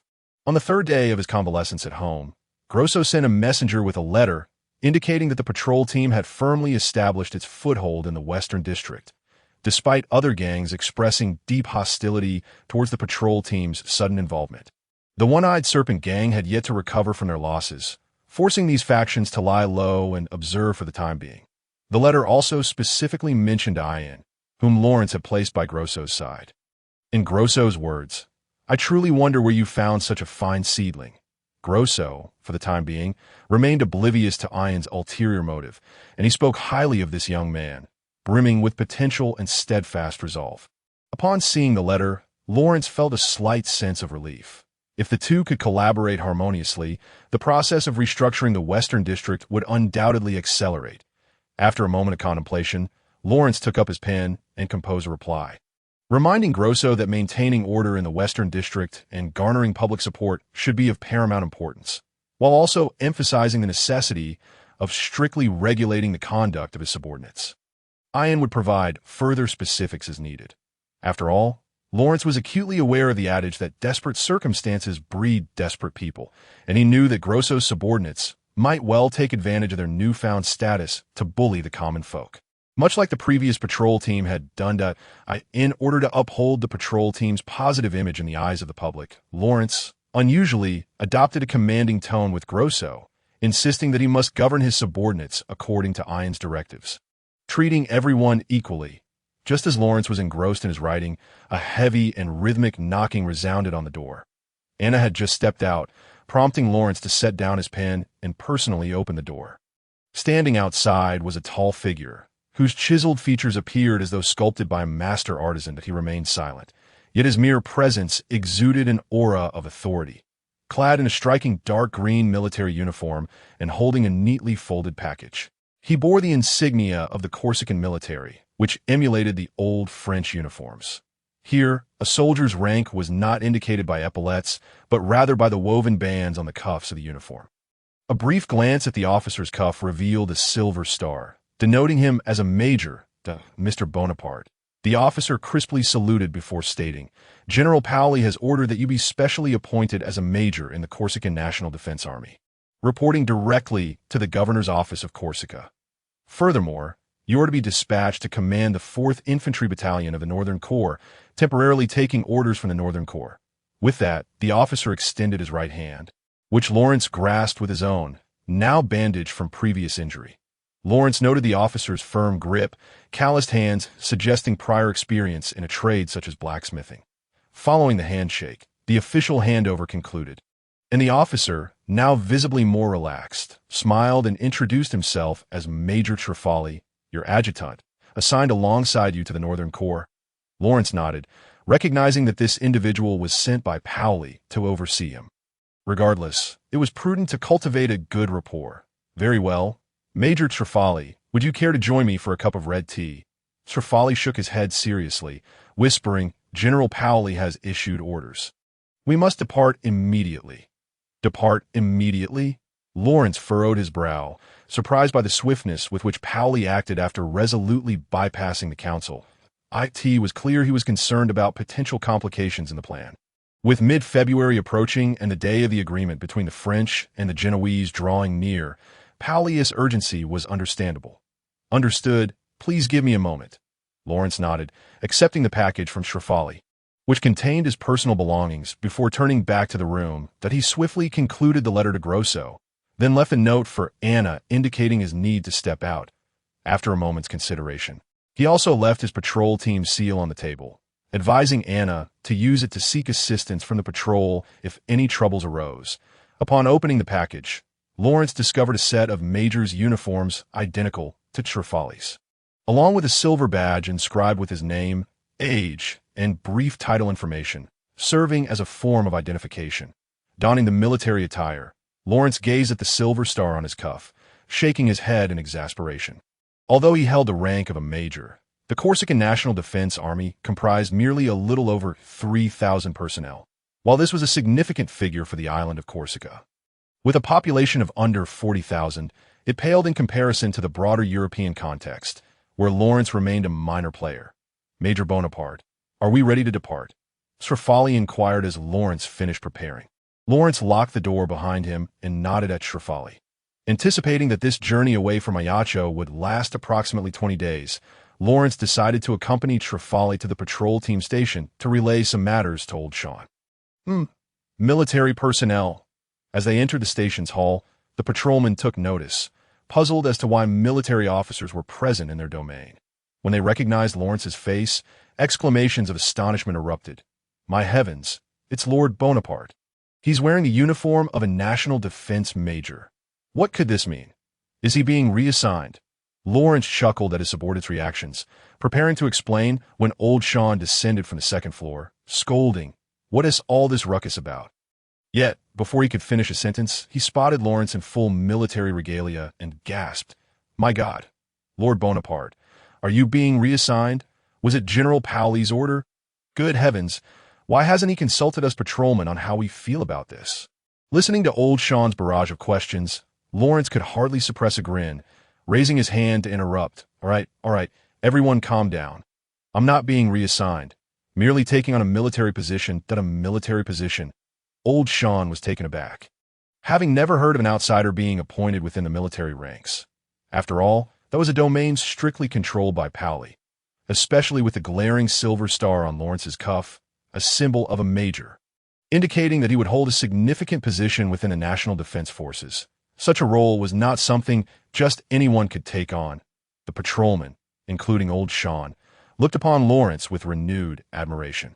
This was the man they followed, and with Lawrence's growing authority, they believed they too would rise in stature alongside him. Lawrence then gestured for the others to disperse and spoke privately with Old Sean. Entrusting him with the management of the patrol team during his absence, he specifically instructed that if any issues arose in the Western District, should Grosso or Ian seek assistance, they must do everything in their power to help. Lawrence was well aware that the situation with West Luo would not remain tranquil while he was away. Furthermore, Lawrence anticipated that the 80 muskets promised by Paoli would soon arrive, and he reminded Old Sean to distribute these firearms among the subordinates and ensure regular practice. After conveying all these instructions, Lawrence and Trefali exited the station, where Trefali couldn't help but glance back at the patrol team's base, remarking with a peculiar expression, Major Bonaparte, I have never encountered subordinates with such cohesion in military. Lawrence chuckled playfully. What, do you think I'm suited to lead an army? Trefali nodded seriously, stating, from a soldier's perspective, I believe so. However, the latter part of Trefali's thought remained unspoken. From General Paoli's perspective, I do not. The National Defense Forces stationed in Ajaccio were located on the outskirts of the city, Aside from the Northern Corps, which was tasked with guarding against possible Genoese reprisals, the number of troops here was the largest in Corsica.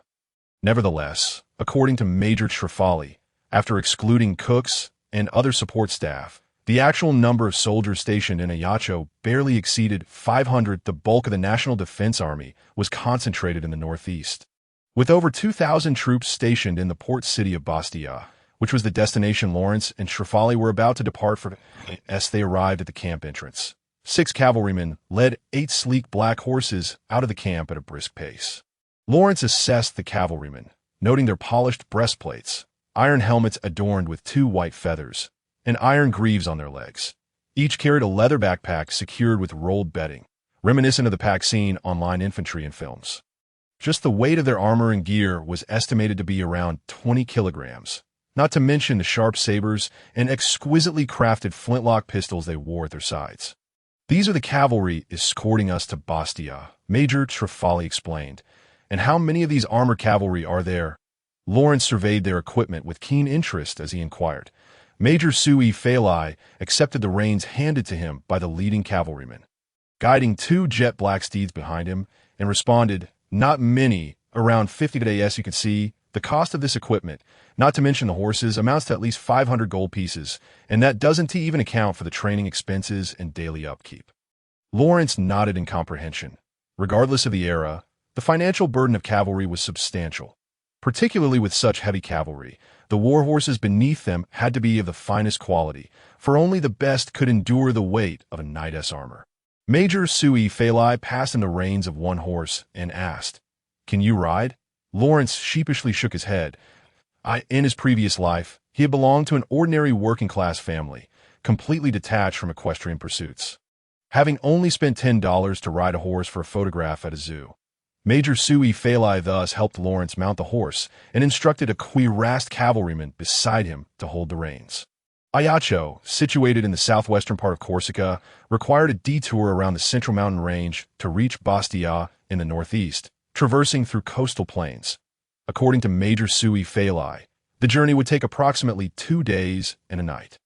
Given that the majority of Corsica's population was concentrated in Ajaccio and the southern alluvial plains, Lawrence's party saw scarcely a village or settlement as they traveled northward to alleviate the tedium of their lengthy journey. Lawrence engaged in idle chatter with Major Sui Falai. By the way, Major Sui Falai, were you a blacksmith before? How did you know? Major Sui Falai replied, somewhat surprised. Lawrence smiled and pointed to his hands, which bore the marks of labor, calloused and slightly misshapen at the knuckles. "You have quite a grip, and the callus on your knuckles is particularly thick. Da-da.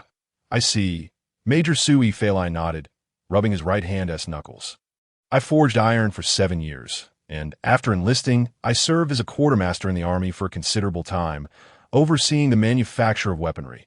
Lawrence acknowledged this and casually pointed to the short dagger at his waist, saying, "I wonder when I might trouble Major Sui Falai to forge me a knife." The sailor's dagger had already sustained numerous nicks when Grosso gifted it to Lawrence, and after the recent skirmish with the Sea Serpent gang, it was even more battered. Major Sui Falai glanced at Lawrence's knife and slowly shook his head. "I am not skilled in forging knives. I specialize in firearms." "Firearms?" Lawrence paused, his eyes lighting up. As a mechanical engineer from a later era, he had contemplated making improvements to the smoothbore musket of the 18th century. However, without CNC machinery and precision tools, he found his practical skills lacking compared to those of an apprentice blacksmith. Learning that Major Sui Falai was a proficient craftsman in firearm manufacturing opened up possibilities for Lawrence's ideas. "Major Sui Falai, have you ever considered how to enhance the accuracy of firearms?" Lawrence suddenly asked. "Enhance accuracy?" Major Sui Falai furrowed his brow. Although he was well-versed in the mechanics of firearms, he had not received an education in natural philosophy and thus did not grasp Lawrence's meaning. The poor accuracy of smoothbore flintlock guns stemmed from the fact that the bullet did not fit snugly against the smoothbore, leaving a gap. This allowed the bullet to ricochet within the barrel after being ignited, resulting in significant lateral dispersal upon exiting the muzzle. Although Major Sui Falai had not studied physics, after Lawrence elucidated the principle behind the bullet's deviation, he responded, "If that is the case, to improve accuracy, We need to reduce the gap between the barrel and the bullet, ensuring they fit tightly together. Major Sui Falai, already intrigued by firearms, began to think critically after hearing Lawrence's explanation. Though he quickly dismissed the idea, that's not feasible. If the lead bullet and the barrel diameter were perfectly aligned, it would easily cause a rupture. Moreover, both the musket and the lead bullets are handmade. So achieving uniform caliber is impossible. In truth, Major Sui Falai's reasoning was not entirely unfounded. In later times, tank barrels were smoothbore cannons that improved accuracy by increasing the projectile's initial velocity and minimizing the gap between the projectile and the barrel. However, such precision craftsmanship was unattainable in the 18th century. Seeing how quickly Major Sui Falai grasped his point, Lawrence nodded in surprise and reminded him with a smile. Actually, there's another method. If the bullet rotates as it travels through the barrel, it will advance almost entirely in a straight line, thus minimizing the scattering range. Rotating as it travels? What do you mean? Why is that? Major Sui Falai scratched his head in confusion, unaware of why a spinning bullet would follow a straight path or how to induce rotation in a bullet within the barrel. Lawrence, of course, could not explain it in terms of angular momentum and torque, so he offered an analogy. Have you ever seen a child's toy called a top? A top? I have seen one. Major Sui Falai replied, stroking his chin, puzzled about the connection between a top and a bullet. That a stationary top struggles to stand upright, but a spinning top remains upright no matter how much it is pushed. That's the principle. Major Sui Falai furrowed his brow, stroking his beard in contemplation, occasionally inhaling sharply. That IT seems plausible, but how do we make the bullet spin when it is fired? After grasping the underlying principle, Major Sui Falai continued to ponder. Lawrence smiled and waved his hand, leaving the matter open for future discussion. He wished to seize this opportunity to cultivate a friendship with Major Sui Falai, and in this desolate wilderness, lacking any tools. He was unsure how to explain the principles of rifling solely through words.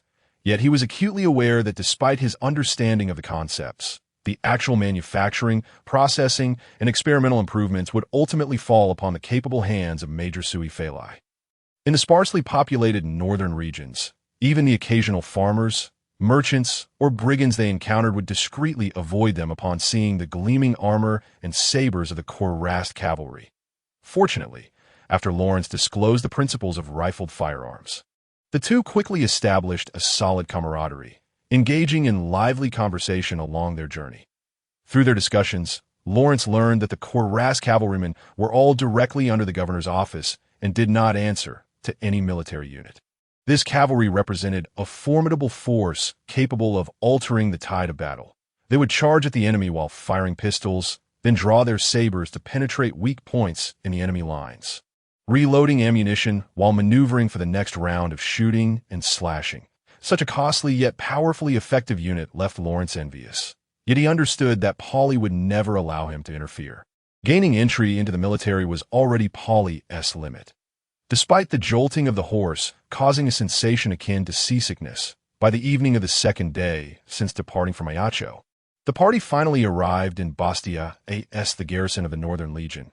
The city, once home to only a few thousand residents, had seen most of its populace vacate, leaving the streets predominantly filled with soldiers in uniform. Even those who remained were largely cooks or laborers from the camp. Though Bastia was a port city, its lack of residents meant the harbor was far less bustling than Ajaccio, from the seaside. One could only glimpse a few small fishing boats from the outskirts of the city scattered across the water. After escorting Lawrence and Major Sui Falai to Bastia, the 6 cuirassed cavalrymen bid them farewell. As troops directly under the governor's office, they were not required to report to the Northern Legion. The command center of the Legion was established in Bastia's town hall, a wooden longhouse distinctly Corsican in style.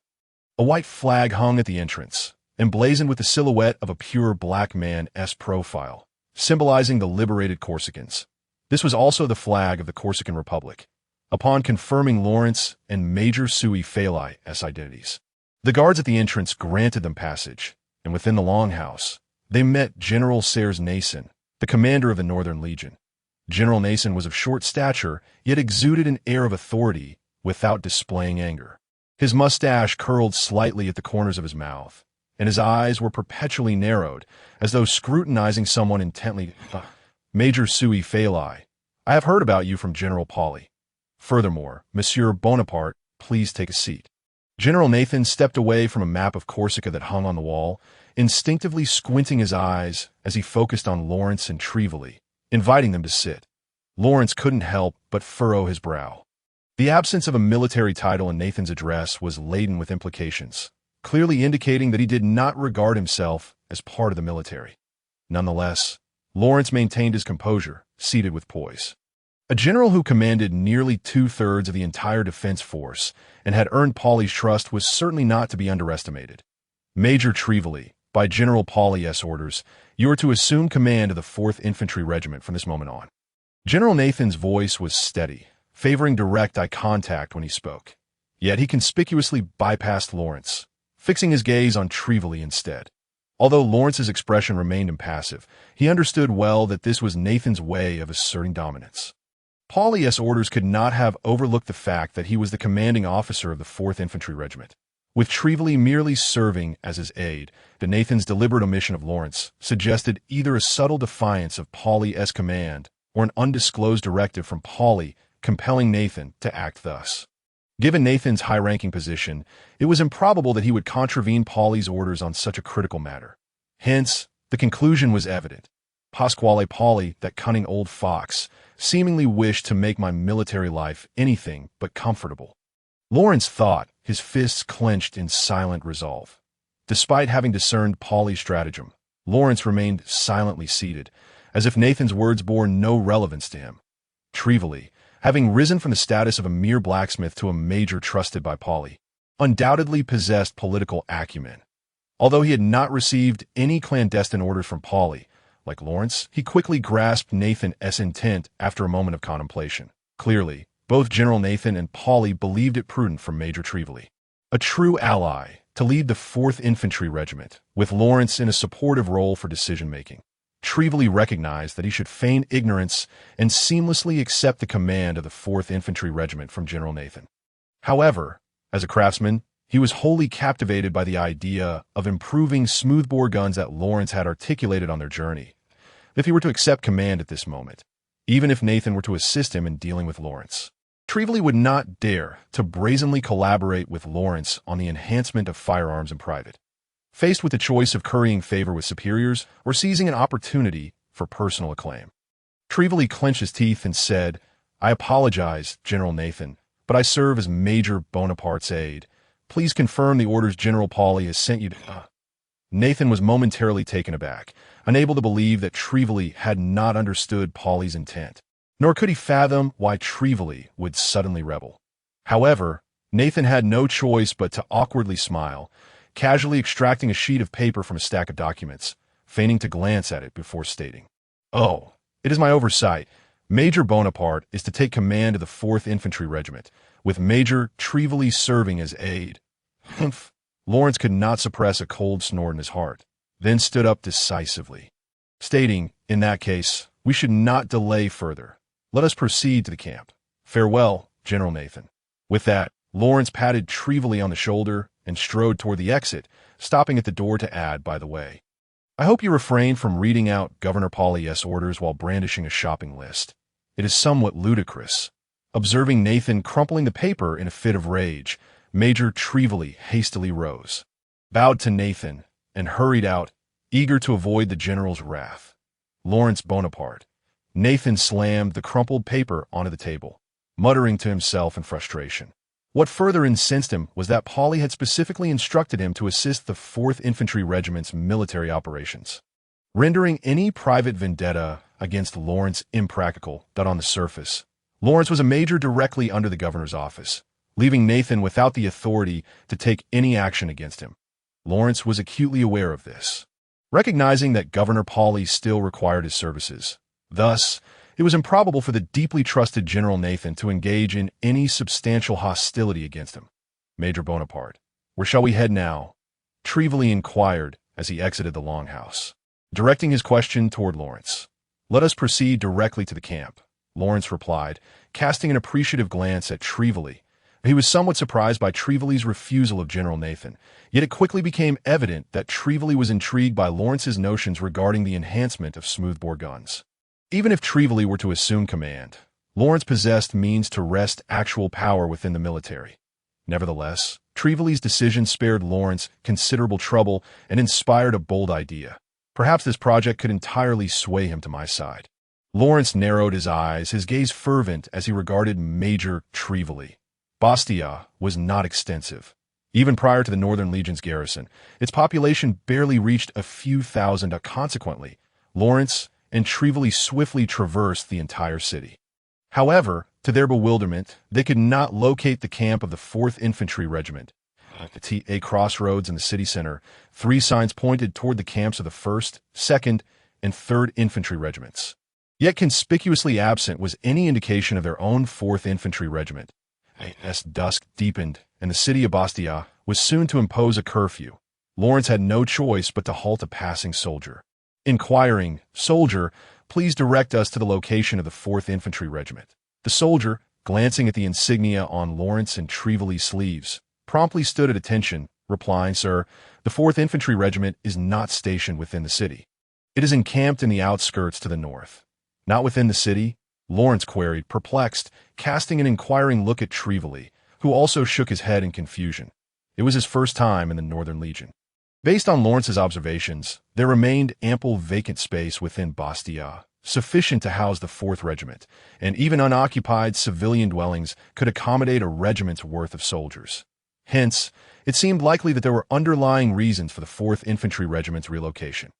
Trivoli's expression darkened as he too pondered this possibility. After exchanging a silent glance with Lawrence, he gestured for the soldier to depart. "What do you make of this?" Lawrence mused, his head bowed in contemplation. Though he surmised that Pauli would not entrust him with command over the elite forces of the Northern Legion, the unfolding events still left him with an unsettling premonition.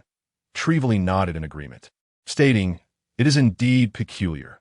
I seldom heard any news regarding the 4th Regiment while in Ajaccio." Regardless, the 2 men resolved to investigate the camp. They hurried northward, inquiring among the surrounding soldiers for specific directions to the camp, and cautiously navigated through the night-shrouded woods on their black horse. Bastia was hardly bustling, and the outskirts were desolate, with forests seemingly untended by any caretaker, wild grasses and brambles making passage nearly impossible.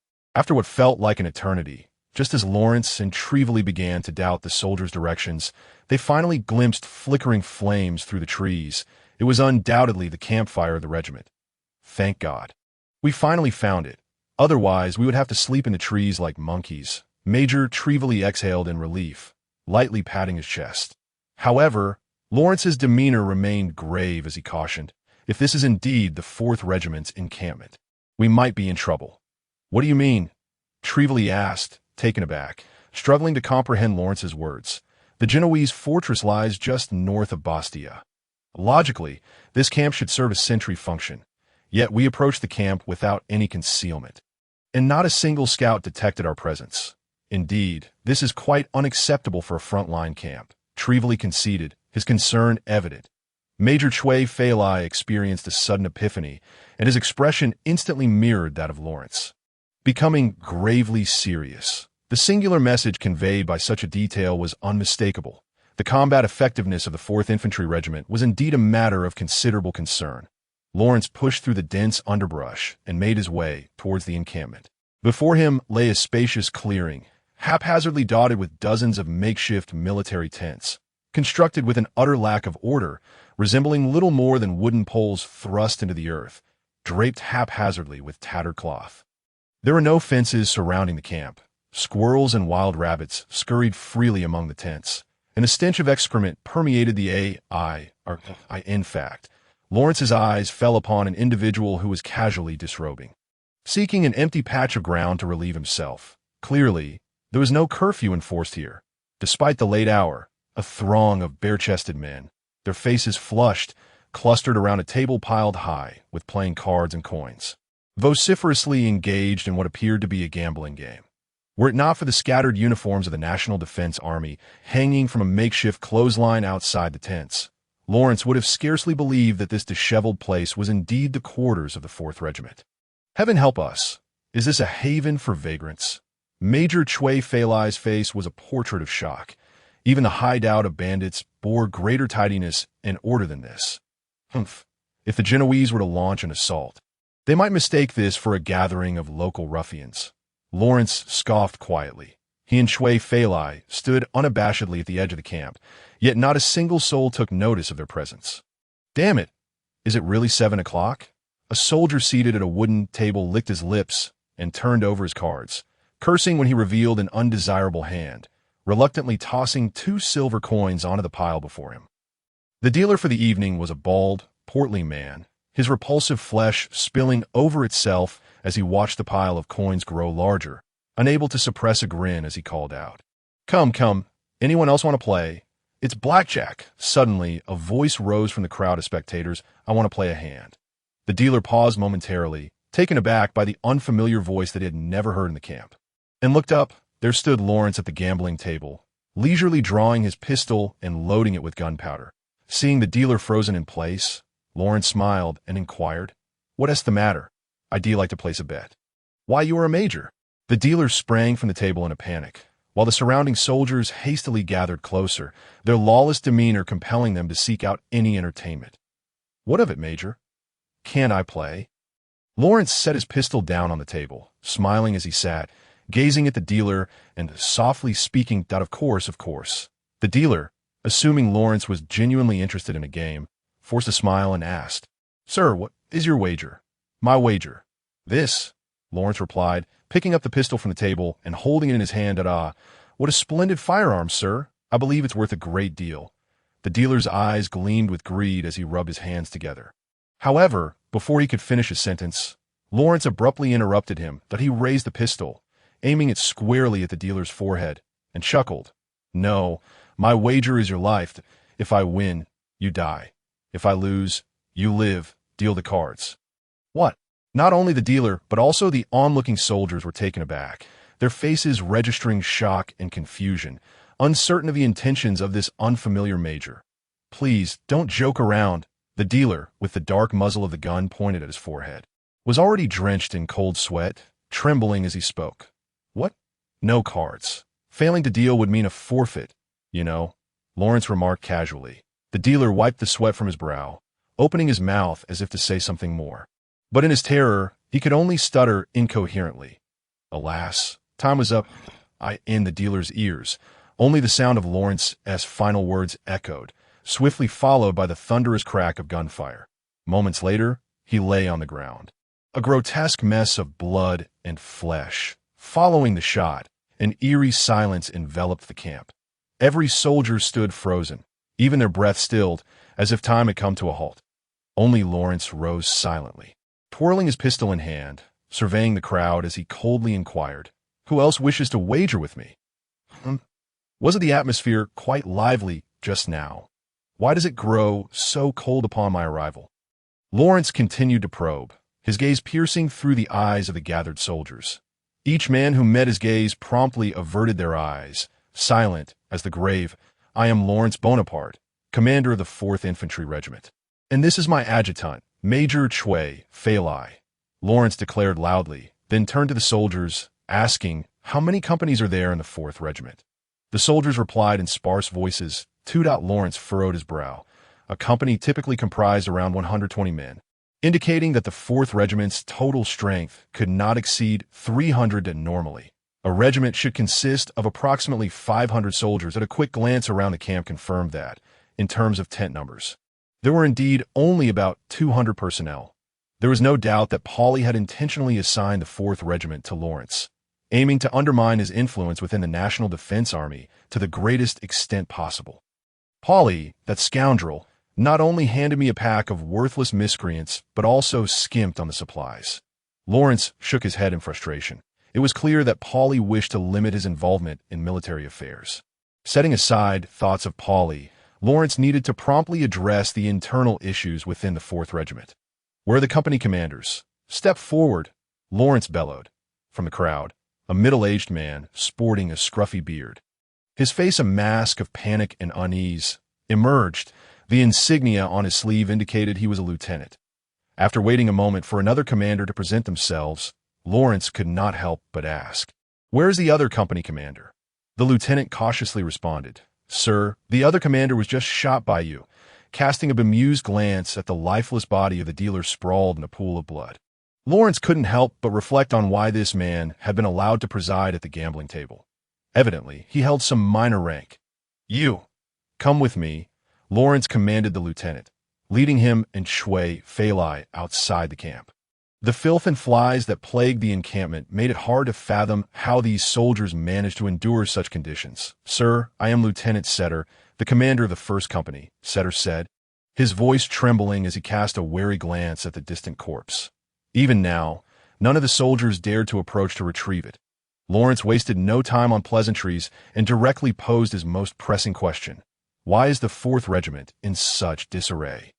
Lieutenant Setter hesitated for a moment, his face clouded with concern, before replying, "The soldiers of the 4th Regiment were not recruited through normal channels. Most are convicts dispatched from prisons or forcibly conscripted vagrants." In the early days of Pauli's army gathering to confront the Genoese, when the situation was dire, Pauli had no choice but to incorporate criminals, ruffians, and drifters into the ranks. This not only bolstered the army's strength, but also helped stabilize the order in the rear. Lawrence nodded in understanding. Such conscription practices were still commonplace in this era. However, now that the tide of war had turned in their favor, these conscripted cannon fodder had lost their value, which likely explained why the 4th Regiment was stationed on the outskirts of the city rather than within it. After all, regular troops in the National Defense Army would certainly look down upon these low-quality recruits with minimal combat effectiveness. "How many personnel are currently in the 4th Regiment?" Lawrence inquired, brow furrowed. Although he understood the situation, he did not expect to lead such a unit in fulfilling the mission of drawing the Genoese into combat. If he were to bring the 4th Regiment to the gates of the Genoese fortress, they might very well mistake them for a band of refugees. Lieutenant Setter swallowed hard, struggling to answer Lawrence's question, finally managing to say, "I'm not sure. There hasn't been a roll call in ages. Anyone wishing to leave simply walks away. However, as long as they stay here, they can still receive their pay. So many return to the camp after a time away. In any case, here we are, playing cards and drinking every day." Even Lawrence, upon hearing such a response, could not help but feel his lips twitch. This hardly resembled the demeanor of a military unit. It appeared more like a large welfare institution. Come and go as one pleases, with salaries to boot. "And what are the weapons? Where are your firearms stored?" Lawrence's brow remained furrowed, the issues plaguing the 4th Battalion exceeding his expectations. "Firearms." Lieutenant Sett's expression was almost tearful as he cast an uneasy glance at the overweight man sprawled on the ground, saying, "Everyone has secretly sold them off. After all, it has been ages since we fought, and even if a battle were to arise, it wouldn't involve us. I see. You may go now." Lawrence waved dismissively at Lieutenant Seth, irked by the prospect of learning more, fearing he might be driven to execute Seth on the spot. Once Seth had scurried away, looking relieved as though granted a pardon, Major Trifali, with a worried expression, inquired, "What are we to do with this group? Not to mention fighting, it seems unrealistic to even get them to march 5 miles. Regardless, order must be restored by tomorrow." Lawrence nodded in agreement. Major Trifali sighed. "That being said, what do you intend to do?" Lawrence yawned, retrieving a blanket from his saddlebag, stating, "It boils down to a simple principle. Carrots and sticks, a blend of reward and punishment, by the way. Do you know the cuirassiers who escorted us?" Though Trifali was puzzled by Lawrence's sudden query, he nodded. "I'm quite familiar with them. Most of the pistols used by the cuirassiers were crafted by me, having met them during customization." "Excellent. Tomorrow we shall return to Bastia. I will request supplies, and you will solicit those cuirassiers to accompany us back to camp." Without allowing Trifali to ask about the purpose of the cuirassiers, Lawrence had already seated himself against a pine tree, draping the blanket over himself in preparation for slumber. As dawn broke the following day, amidst the cacophony of numerous birds, faint sounds of commands and synchronized shouts drifted from the direction of Bastia, indicating the Northern Legion's routine drills. Lawrence and Trifali arose early, glancing at the still silent camp, estimating that the group would not awaken until afternoon. After parting ways in Bastia, Trifali followed Lawrence's instructions to request the company of 6 cuirassiers. Meanwhile, Lawrence stood on the street, contemplating how to negotiate with General Nathan. After all, he had parted on unpleasant terms with Nathan the previous evening. and now he had to approach him again for supplies, necessitating a well-prepared argument. Just as Lawrence was solidifying his resolve, a dozen soldiers bearing wooden crates passed by him, each crate unsealed, revealing gleaming gold coins within. Even the 2 boxes from the one-eyed man did not amount to half the contents of any single box here, of which there were at least 10. Lawrence was taken aback and waved to stop the leading lieutenant, asking, "What is the purpose of such wealth?" The lieutenant, initially reluctant to answer, hurriedly explained upon noticing Lawrence's rank. "Sir, these are not Corsican coins. They are counterfeit currencies created by the Genoese to disrupt our monetary system. If you examine them closely, you will discern the difference." Lawrence casually lifted a coin from the crate. Scrutinizing it carefully, he discovered that in both size and design, the coin was identical to the Corsican gold, yet its luster was significantly dimmer, likely due to brass replacing the gold within. However, without a careful inspection under sunlight, it would be challenging for an average person to detect the difference. These trinkets might prove useful. Casually tossing the counterfeit coin back into the crate, Lawrence suddenly conceived an idea. He would incorporate these counterfeit coins into his request for supplies from Nathan. "Ah, I hear you are seeking me, Major Bonaparte." General Nathan, enjoying breakfast consisting of 2 soft, delectable wheat rolls and 3 golden brown omelets, did not look up upon Lawrence's entrance, merely offering a casual greeting. Lawrence smiled, pulling out a chair and seating himself. "Good to see you again, General Nathan. I wish we would not meet again, Major Bonaparte. According to the schedule, you ought to be drilling the 4th Infantry Battalion." Nathan replied, pulling out a handkerchief to dab at the corners of his mouth, his gaze fixed on the table before him. "Of course, but you are aware of the 4th Battalion's circumstances. They require additional supplies." Lawrence replied nonchalantly. Upon hearing this, Nathan let out a barely audible cold chuckle. Raising his head to regard Lawrence with a scrutinizing look, "I am sorry, Major, but all units are experiencing severe shortages of supplies." Both out of professional duty and personal interest, Lawrence did not expect Nathan to acquiesce to his demands outright. Fortunately, this was within his anticipations to compel Nathan into compliance. Lawrence had no choice but to play his trump card, Governor Pauley. "I understand your predicament, General, yet you must also recognize that I have journeyed from Ajaccio to Bastia at the behest of General Pauley for a significant purpose," Lawrence stated mysteriously. He was aware that Pauley would not disclose the withdrawal plans to Nathan. Otherwise, there would be no need for Lawrence to undertake this mission personally. Nathan's brow furrowed at this revelation. As Pauley's confidant, while he had not been informed of the specifics, he was aware that a crucial scheme was brewing within the governor's office in Ajaccio. The young man before him was one of the few, perhaps the only, individuals privy to this plan. Noticing Nathan's silence, Lawrence exaggeratedly exclaimed, "My goodness, so you were unaware? Please forgive my impudence. Enough, Major Bonaparte. What are you trying to say?" Nathan's gaze was icy, his tone tinged with barely concealed anger. He perceived Lawrence's remarks as a jab at his position as Pauley's trusted aide, yet being privy to the plan's details was not the same as knowing its content. "For the plan to proceed, I require a stockpile of supplies and equipment," Lawrence stated plainly, raising his voice to add, "Of course, you may refuse, but should this endeavor fail, I would be more than happy to hold you accountable." General Nathan fixed his gaze on Lawrence, inhaling deeply to suppress his frustration. "I need to consult General Pauley." Lawrence feigned indifference, shrugging, "Very well, but the journey from Bastia back to Ajaccio takes 4 days. I hope your messenger returns before my plans with General Pauley fall through." Such words, spoken by an ordinary individual, would have likely earned him a swift reprimand from Nathan.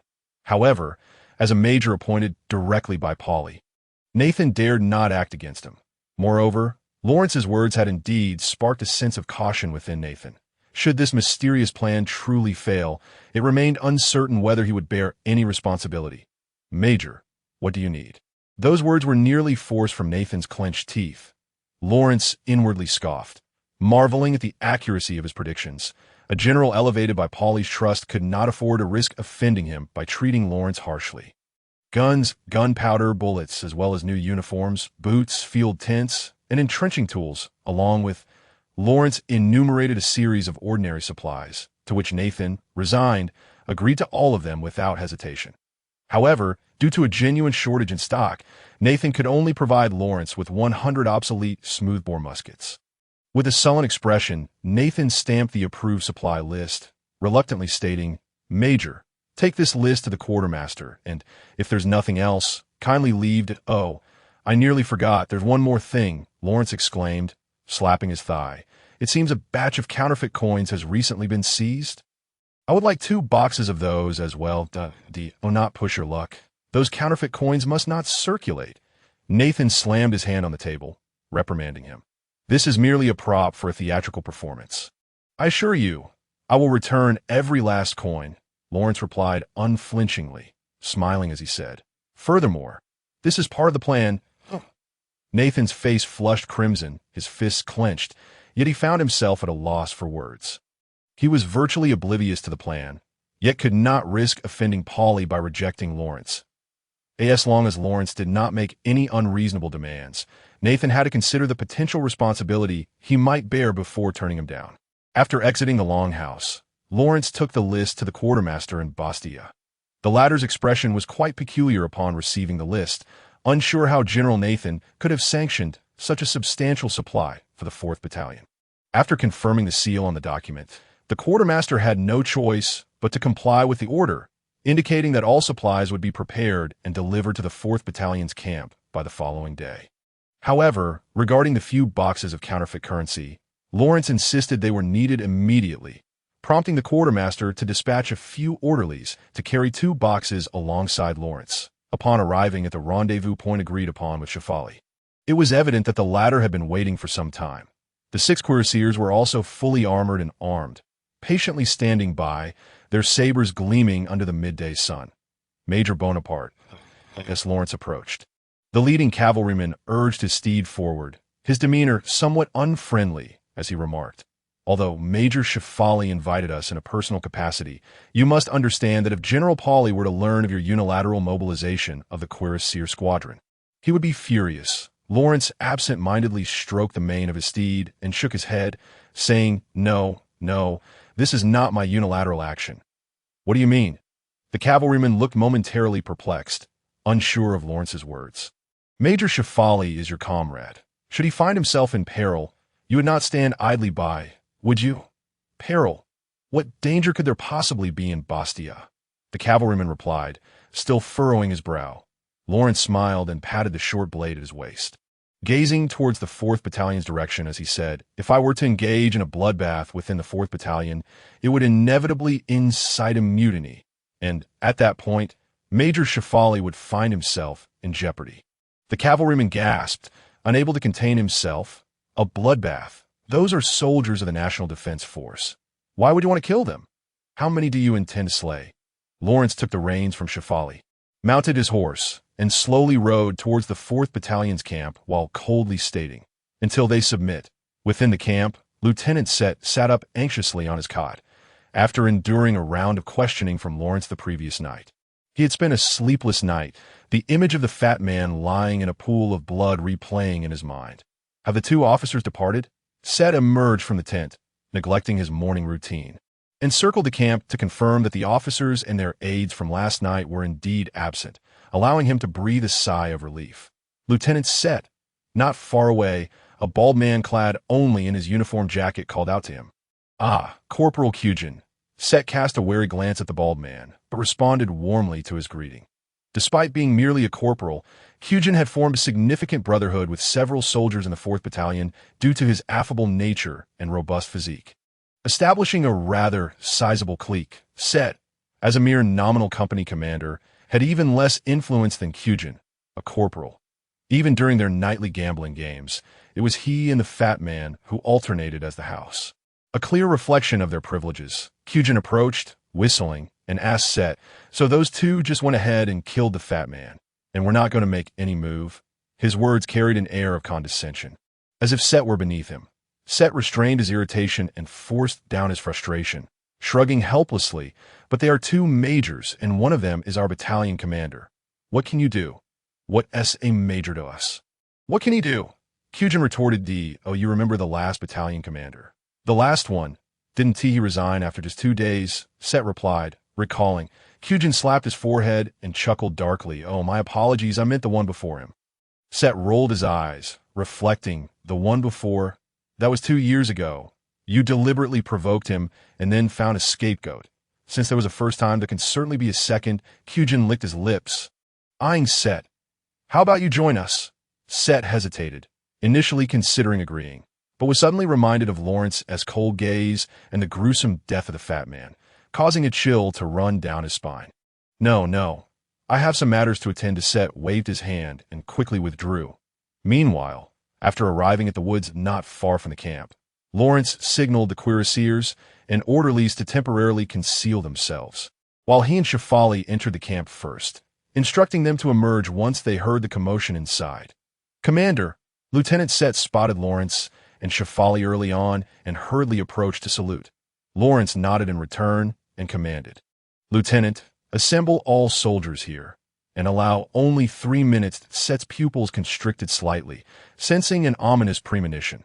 The 4th Battalion's lawless existence was likely to come to an end starting today. Yes, I will take care of it. Set saluted once more before hastily going to gather the soldiers. The 3 minutes stipulated by Lawrence swiftly elapsed, and a loosely gathered group of disheveled soldiers congregated before him. They lacked even the most basic formation, idly standing in a semicircle before Lawrence. Even the university students of later generations would know to stand in formation on the first day of military training. Lawrence thought helplessly. Lieutenant, has everyone arrived? Lawrence casually surveyed the crowd. Although he was unaware of the exact number of the 4th Battalion, he could tell that the soldiers before him numbered less than 200. Set awkwardly scratched his head and murmured to Lawrence, There are a few dozen who claim to be ill. Bring them here. Anyone who cannot walk must be carried over. I will treat them myself. Lawrence raised an eyebrow, impatiently instructing that it was obvious that no one could conveniently fall ill at such a time. And even if they were unwell, they would need to obtain their commander's consent. It seemed that last night's excesses had incited some individuals' rebellious spirits. Humph, but that works to my advantage. Lawrence was indifferent to those who defied orders. They were perfect material to establish his authority. Set hesitated momentarily, but promptly dashed towards the deepest tents in the camp. Approximately 2 minutes later, Set returned, leading a large group of individuals before Lawrence. Each of them bore a rosy complexion and steady gait, exhibiting no signs of illness whatsoever. Lawrence scrutinized the group, noting that the leader was a bald man who casually draped his jacket over himself. Set jogged to Lawrence's side and informed him that this man was named Kyujin and was the ringleader of the group. As Lawrence regarded Kyujin, the latter also scrutinized him with disdain. The dim lighting the previous night had obscured Lawrence's features, but now Kyujin realized that Lawrence was undoubtedly a noble youth of no more than 20, and his contempt grew even stronger. Commander, I hear you wish to treat us? Kyujin smirked provocatively at Lawrence. However, I believe you should first attend to your own ailments. A delicate young man like you should be in the beds of those noble women in Ayacho, not gallivanting in the army. Surely something must be wrong with your head, that my issues are inconsequential. However, I'm deeply pained to hear that you are unwell and unable to assemble, Lawrence replied calmly with a smile. Reaching to untie a pouch from his belt, I happen to have a pouch of medicinal powder here, said to cure all ailments. Would you care to try it? Damn it, what a charade. What tricks are you playing? Kyujin muttered under his breath, then looked up at Lawrence with disdain, saying, Fine, I'll give it a shot. With that, Kyujin tossed his jacket onto the ground, revealing his sturdy torso, and stepped forward before Lawrence, brazenly shaking his leg. Come on, Commander. Lawrence chuckled, scooping a handful of black powder from the pouch and dousing Kyujin with it, covering him entirely. What is this? Kyujin could not help but sniff the air, finding the scent of the powder eerily familiar. Did you know that in the nation where gunpowder was first invented, it was initially utilized as a medicinal ingredient? As Lawrence spoke, he retrieved matches from his saddlebag and struck one, before Kyujin could react, throwing it upon his body, which was covered in gunpowder. The orange flames erupted instantly, accompanied by the harrowing screams of Private Kyujin, who fell to the ground, rolling frantically, yet unable to extinguish the flames engulfing him. The acrid smell of charred flesh filled the air, and the ground beneath Kyujin was coated with a layer of grease produced by the burning. All the soldiers stood in shock, Even Major Shefali's eyes widened in disbelief. None anticipated Lawrence's ruthless action. It was not until half a minute had passed, when Kugin's wails transformed into feeble gasps, that some soldiers finally reacted, shouting, "Quick! Fetch buckets of water! Hurry! Right by the well!" Yet, Lawrence's sharp command rang out, "I dare anyone to try."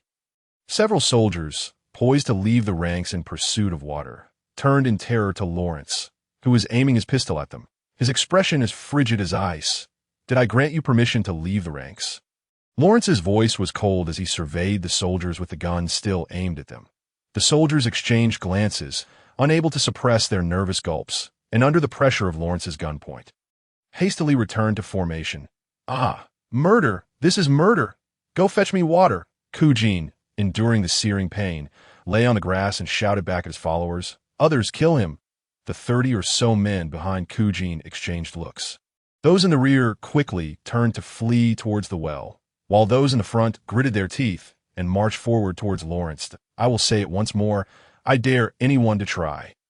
Lawrence's voice resonated as he pulled the trigger into the sky. 6 armored cavalrymen, who had long awaited this moment in the woods, heard the gunshot and galloped out, drawing their sabers with their right hands while expertly aiming their pistols at the approaching soldiers threatening Lawrence and Shefali. It's the armored cavalry! At the sight of the cavalry bursting forth from the trees, the soldiers who had intended to attack Lawrence immediately froze in panic. They had been assembled without any weapons, their few muskets left lying in the tents. If the fully armed cavalry charged at them, it would be as effortless as cutting wheat with a sickle to sever their heads. The 6 towering steeds alone would trample through the crowd with ease. Some astute soldiers quickly realized the gravity of the situation, promptly kneeling and raising their hands, while others trembled uncontrollably, shrinking back. Fortunately, the cavalrymen were there solely to protect Lawrence and Shefali, encircling them without launching an attack, intimidating the soldiers who dared to challenge them. "Fire," Lawrence commanded as he loaded his pistol. "They have already surrendered." The leading cavalryman glanced at Lawrence, frowning. "No, blood must be shed today," Lawrence insisted. "Please note, Major Bonaparte, we come as friends of Major Shefali and do not accept your command." Lawrence sighed slightly, but acknowledged the cavalryman's point. He stepped forward, raised his gun towards the soldier at the forefront, and without hesitation, pulled the trigger as the soldier looked on in terror. Another gunshot rang out, and the soldier fell, his skull striking the ground with a heavy thud. "Major, he had already surrendered." The cavalryman's frown deepened. "His death holds more value to me than his entire life," Lawrence replied coolly, holstering his pistol. The remaining soldiers were utterly paralyzed with fear, some feeling a warmth spreading beneath them. None were foolish enough to attempt escape. They knew they would not get far before the war horses. Not far away, several soldiers brought buckets of water and poured them over the barely conscious Kugin, but it was too late. The flames had fused his trousers to his skin, and his exposed torso was charred black, showing no unburned flesh. Though his face was untouched by fire, it was contorted in agony. Lawrence approached Kugin, observing the slight rise and fall of his chest, and drew a dagger, plunging it into Kugin's heart, granting him a merciful release. "And you," Lawrence said, sheathing the bloodied blade, turning his gaze to those who had charged at him just moments before, "I could execute you all for the open assault on an officer." The soldiers felt a chill run down their spines. "However," Lawrence continued, "yet, considering your military uniforms, I may spare your lives, but—" A few clever soldiers quickly knelt, eagerly exclaiming, "Whatever you command, we will comply." "Excellent," Lawrence nodded, finding it easier to converse with the astute. "From this day forth, in every battle, you shall be the vanguard, the first line in the siege. Will you accept?" In line combat tactics, the front-line soldiers are invariably exposed to enemy fire, which contributes to a high casualty rate. "Can this officer refuse?" someone timidly queried. Lawrence shot him a glare, stating bluntly, "Refuse, and you shall die now." With that declaration, the soldiers dared not utter another word, quickly nodding in agreement to Lawrence's proposition. Lawrence then instructed Lieutenant Seth to record the names of these men and ordered Major Shefali to oversee them in every battle. "As for you," Lawrence turned to the other soldiers, addressing them sharply, "do you not even know how to form ranks for assembly? Or do you wish to openly defy me?" The soldiers felt a tightening in their chests, silently lamenting. They had witnessed Cugine being burned alive, seen one shot dead, and watched as their comrades were pushed to the front lines. Who would still dare to oppose? As Lawrence's words echoed, a flurry of footsteps resounded. And within moments, all stood tall and straight, forming a neat formation. As the saying goes, one hand claps in vain. It takes two to create sound. With his authority established, Lawrence knew he must reward these men. Otherwise, under such pressure, incidents like today would recur. He exchanged a glance with Major Shafali, signaling him to instruct the orderlies to bring forth the boxes. "I understand what you are thinking," Lawrence announced, addressing the soldiers below him. "You all perceive me as a demon, an executioner, a cruel and tyrannical officer. But you are mistaken. Against my enemies, I shall unhesitatingly showcase my ruthlessness and terror. However, to my brothers, I will generously share wealth and glory." As Lawrence's stirring words resonated, the orderlies brought forth two large wooden chests, each over a meter in length and width, and half a person tall, filled to the brim with gleaming gold coins. They nearly spilled over during transport. "Now, my enemies have been sent to God for penance, and I find no need to display cruelty and terror towards you. That if you have relatives residing in Ajaccio, write to inquire how Lawrence Bonaparte treats his brothers and how he leads them to glory and riches."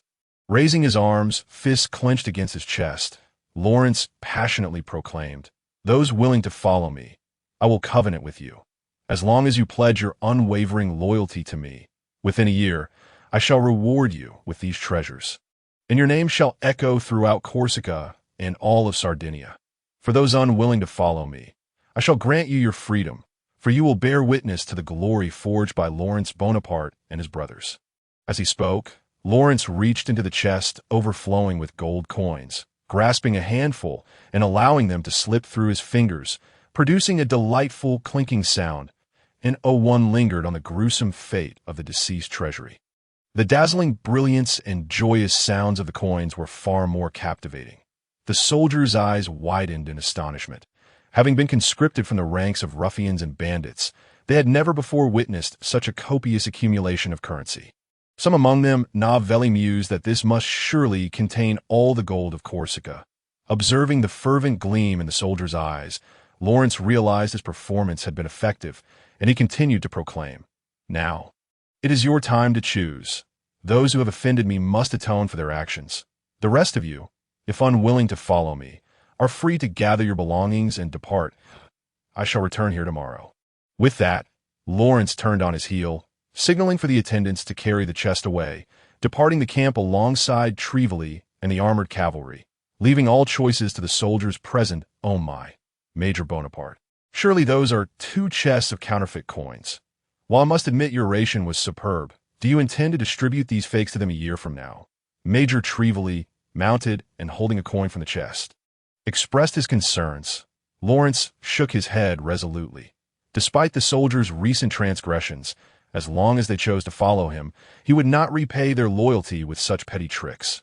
Blades and deceit were reserved for enemies.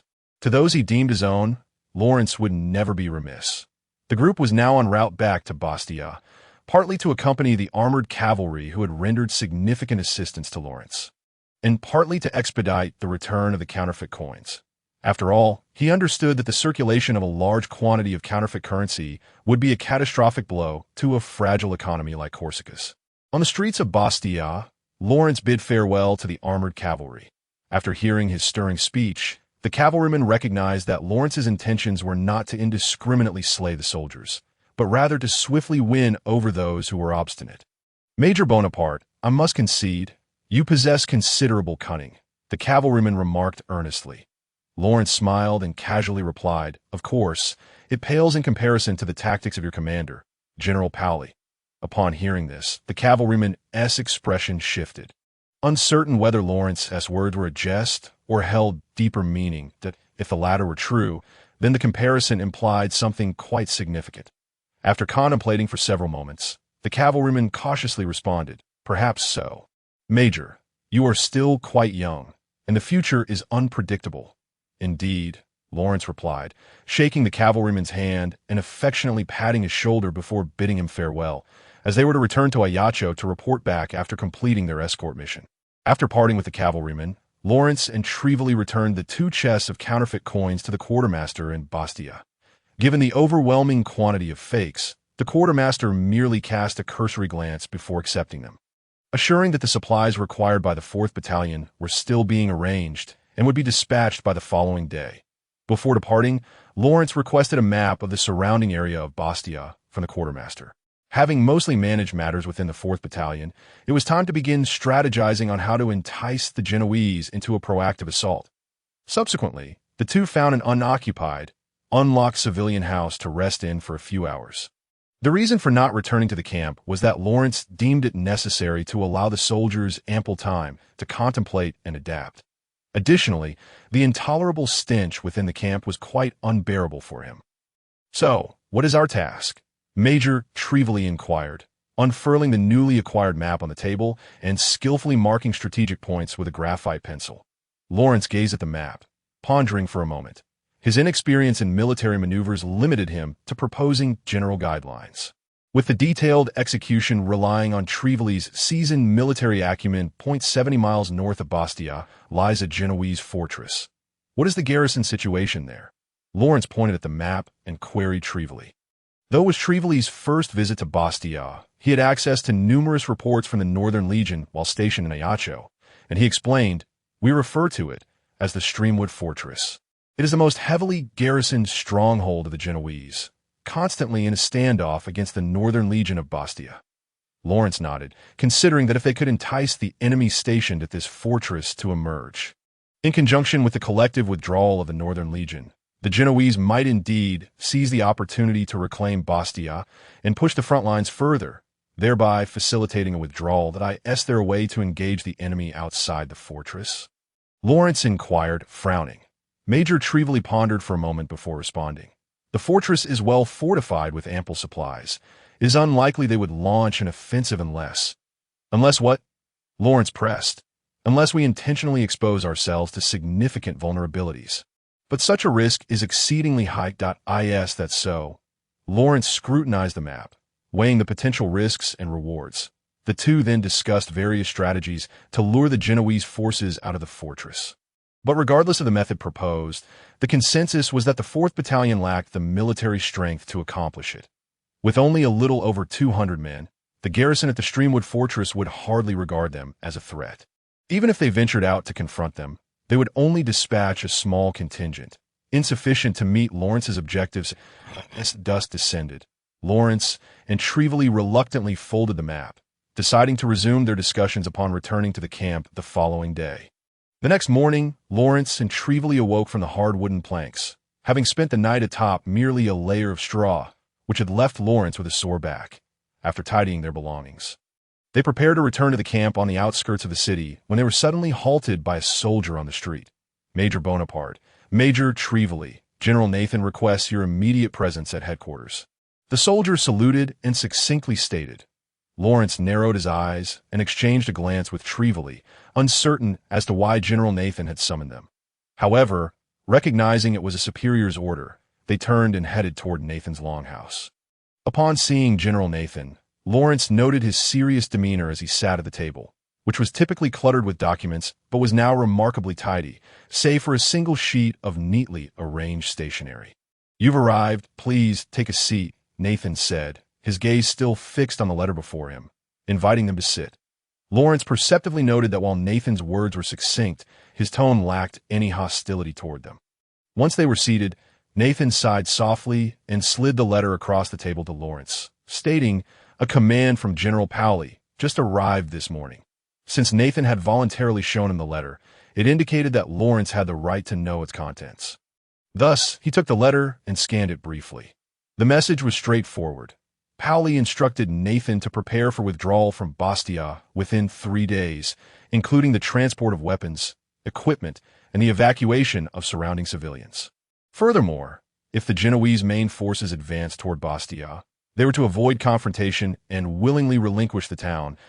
"I am aware that the council has explicitly rejected the proposal to retreat the front line south," General Nathan remarked, cradling his chin and speaking in a low tone. Lawrence met Nathan's gaze and asserted, "We cannot allow that assembly of inept politicians to dictate the fate of Corsica." Upon reading Paoly's orders, General Nathan likely deduced that Paoly intended to forcibly withdraw the troops, having refrained from disclosing this to him previously to prevent any leaks. Now that the withdrawal plan was set in motion, the highest commander of the Northern Legion could no longer remain in the dark, which was undoubtedly the implicit intention behind Paoly's directive. Nathan, upon hearing this, cracked a dry smile, saying, "You share a distaste for those council members? Excellent. We at least have that in common, that I do not harbor animosity toward the council. Rather, I believe it is time to replace them with individuals of genuine merit," Lawrence replied, frowning. "Moreover, General, your summoning of us surely did not intend for us to gather here merely to lambaste the council." Nathan's expression softened slightly as he spoke with utmost seriousness. "I might hazard a guess that you and General Paoly have orchestrated this withdrawal as part of a grander scheme." Lawrence nodded.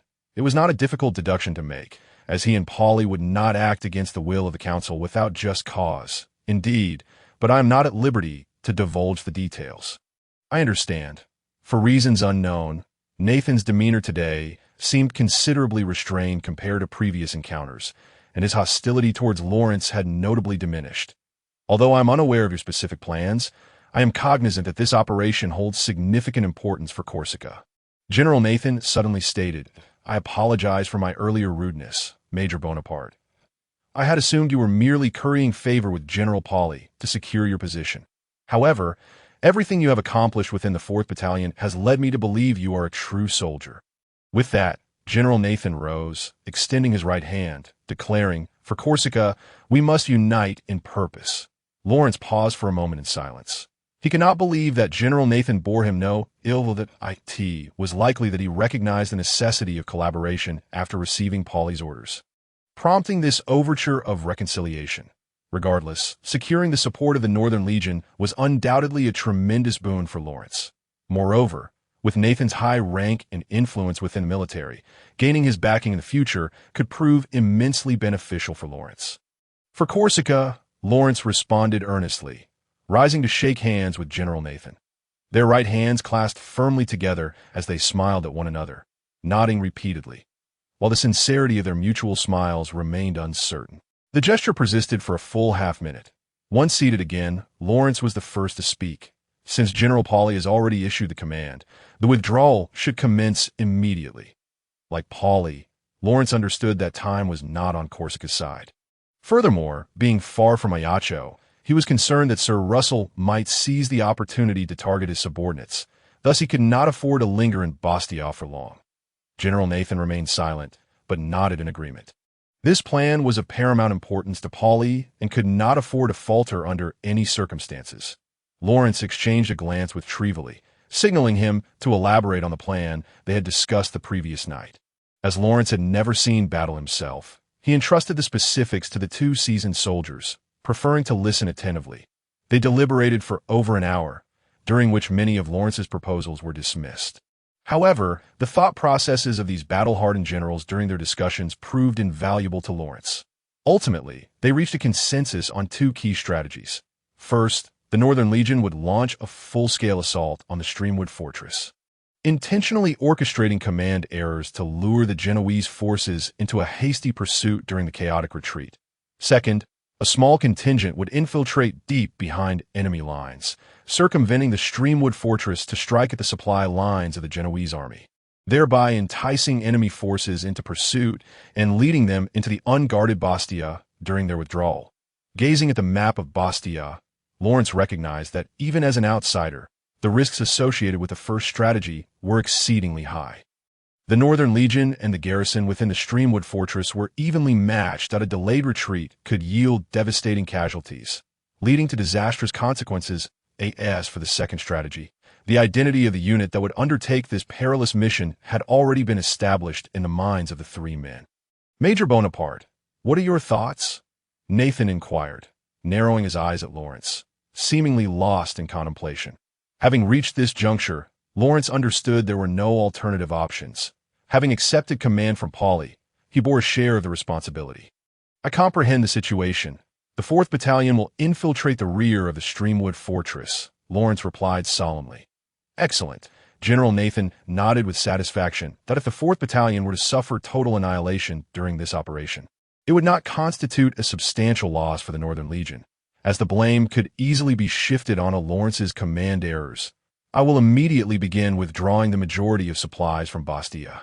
I hope the 4th Battalion can commence operations within 2 days, General Nathan added, carefully folding and stowing away Pauly's letter, signaling to Lawrence and Trevely that they could take their leave upon exiting the Longhouse.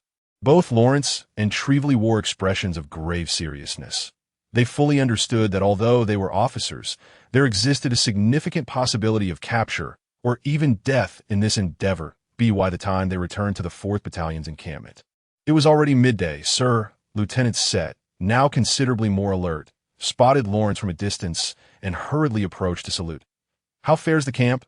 Lawrence inquired, returning the salute. Quite well, Lieutenant Set replied, barely able to contain his excitement. He had not arrived at the 4th Battalion as a conscript, but had been assigned here from the regular army to serve as a company commander. Over the past months, he had watched helplessly as the 4th Battalion had devolved into a den of rogues and ruffians. Yet now, since Lawrence Bonaparte's arrival, everything seemed to be returning to a more orderly state. Sir, last night, approximately a dozen men left the camp, but the remainder have resolved to become true soldiers, Lieutenant Set reported with enthusiasm. A dozen, you say? Lawrence was somewhat surprised. He had anticipated a mass exodus of soldiers accustomed to lawlessness, that it seemed that his ruthless demeanor had indeed instilled a sense of fear in them, compounded by the allure of the 2 large chests of gold, which had persuaded many to follow him. Lieutenant, assemble everyone. As before, we have only 3 minutes. Yes, sir. Just a day had passed, and the formation before Lawrence had transformed from the disorganized semicircle of the previous day into a well-ordered square. Every soldier donned their complete military attire, no longer daring to casually drape their coats over their shoulders. Well done, Lieutenant. Lawrence noted that it had taken less than 2 minutes for the 4th Battalion to assemble. Lieutenant Set offered a slight, weary smile, remarking quietly, "They are indeed soldiers who have seen battle. As long as we can command their obedience, they will not be inferior to other units." Lawrence nodded and stepped forward, accepting the focused attention of all the soldiers. Their gaze was fixed upon him. Having chosen to stay, they had irrevocably intertwined their fates with his. Would this young major truly be able to lead them to glory and wealth? My soldier brothers, from this day forth marks the true beginning of my command over the 4th Battalion, Lawrence proclaimed, meeting their eager gazes, in accordance with our promise, the moment you decided to follow me. We became brothers. I know you have been viewed as nothing more than sewer rats, regarded by other units as parasites of the army. But from this day forward, that will be a thing of the past. Follow me. When you retire from military service, the wealth you accumulate will be sufficient for you to enjoy a peaceful old age in Florence. Follow me. When you tread the streets of Ajaccio, the Corsicans will welcome you, these war heroes, with flowers and sweet wine. As long as I, Lawrence Bonaparte, walk this earth, infinite glory and wealth will be yours. I will generously share everything we possess, but in return, I ask only one thing. Lawrence raised his arm high, deliberately pausing for several seconds. All the soldiers instinctively rose to their toes, anxiously anticipating his demand. Loyalty. I seek nothing else. The assembly fell silent for a moment as Lawrence closed his eyes, his right fist pounding against his heart, awaiting the soldiers' response. Soon, someone led the charge, mimicking Lawrence's gesture and shouting, "Loyalty." This rallying cry ignited the fervor of all the soldiers, each of them standing tall as they expended the last remnants of air in their lungs to shout. Loyalty. The waves of enthusiasm surged higher and higher, startling the birds resting in the trees into flight. Lieutenant Set was among the crowd, raising his arms and calling out fervently. After spending such a long time in the 4th Battalion, he felt for the first time that he had truly become a soldier once more. Although Major Trevely, standing behind Lawrence, did not join the fervent soldiers, he could not help but regard Lawrence with newfound respect. He finally understood why the patrols under Lawrence's command had such cohesion. Lawrence extended his hands downward, signaling for silence, and then spoke. I have heard the oath of each and every one of you. Let God be my witness. Only death can sever the bonds of brotherhood. A resounding cheer erupted from the crowd in response. Lawrence gestured again for silence, stepped forward to draw closer to the soldiers, and said solemnly, "Today, the 4th Battalion has received orders for a special operation. We will penetrate deep into the enemy's rear, and we shall have no reinforcements or resupply, nor any replacements for the wounded." The soldiers momentarily stood in stunned silence, their fervor dimming slightly in the face of tangible danger. Even the glory and wealth promised by Lawrence just moments ago began to fade. Major Trevely leaned in, concerned, and whispered to Lawrence, "Speaking of this now may inevitably dampen their morale."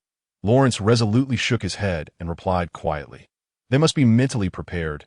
Then, observing the hesitant soldiers before him, Lawrence boldly declared, "This is undoubtedly an operation fraught with peril.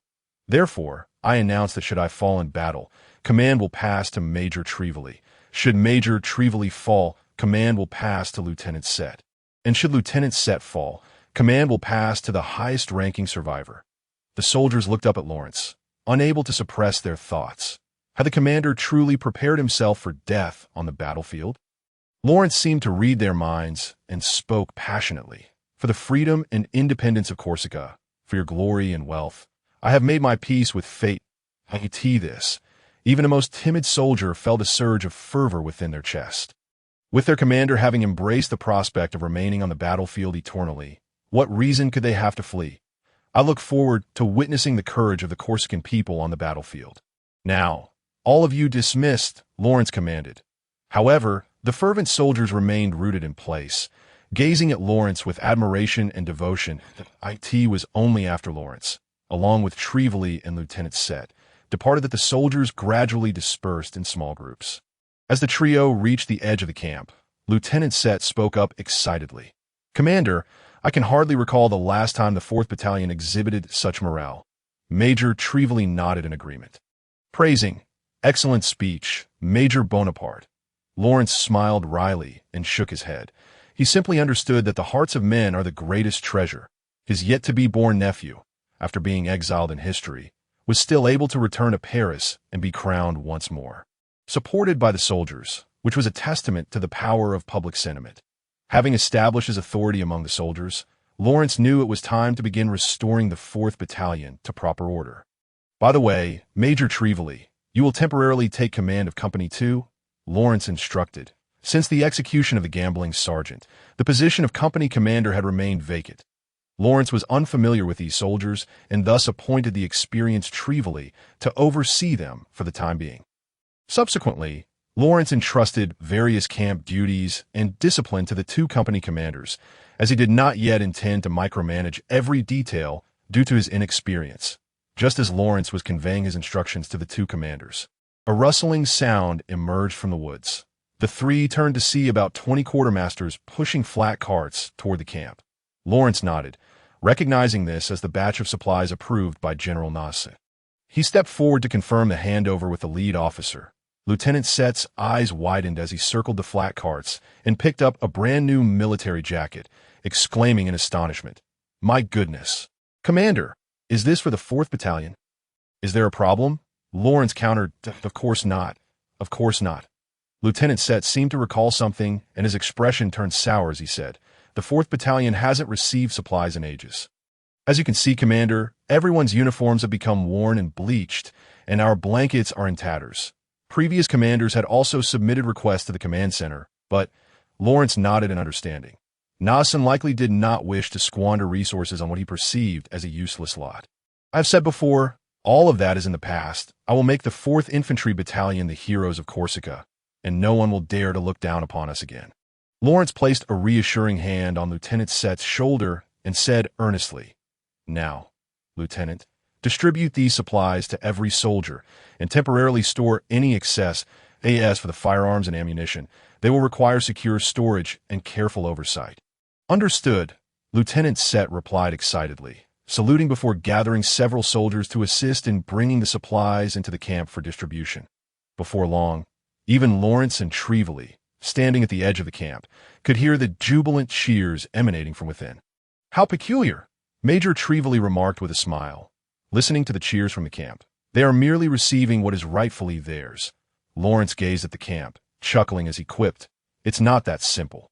If I could distribute everything everyone deserves, I could declare myself emperor. Perhaps you truly could. Who knows?"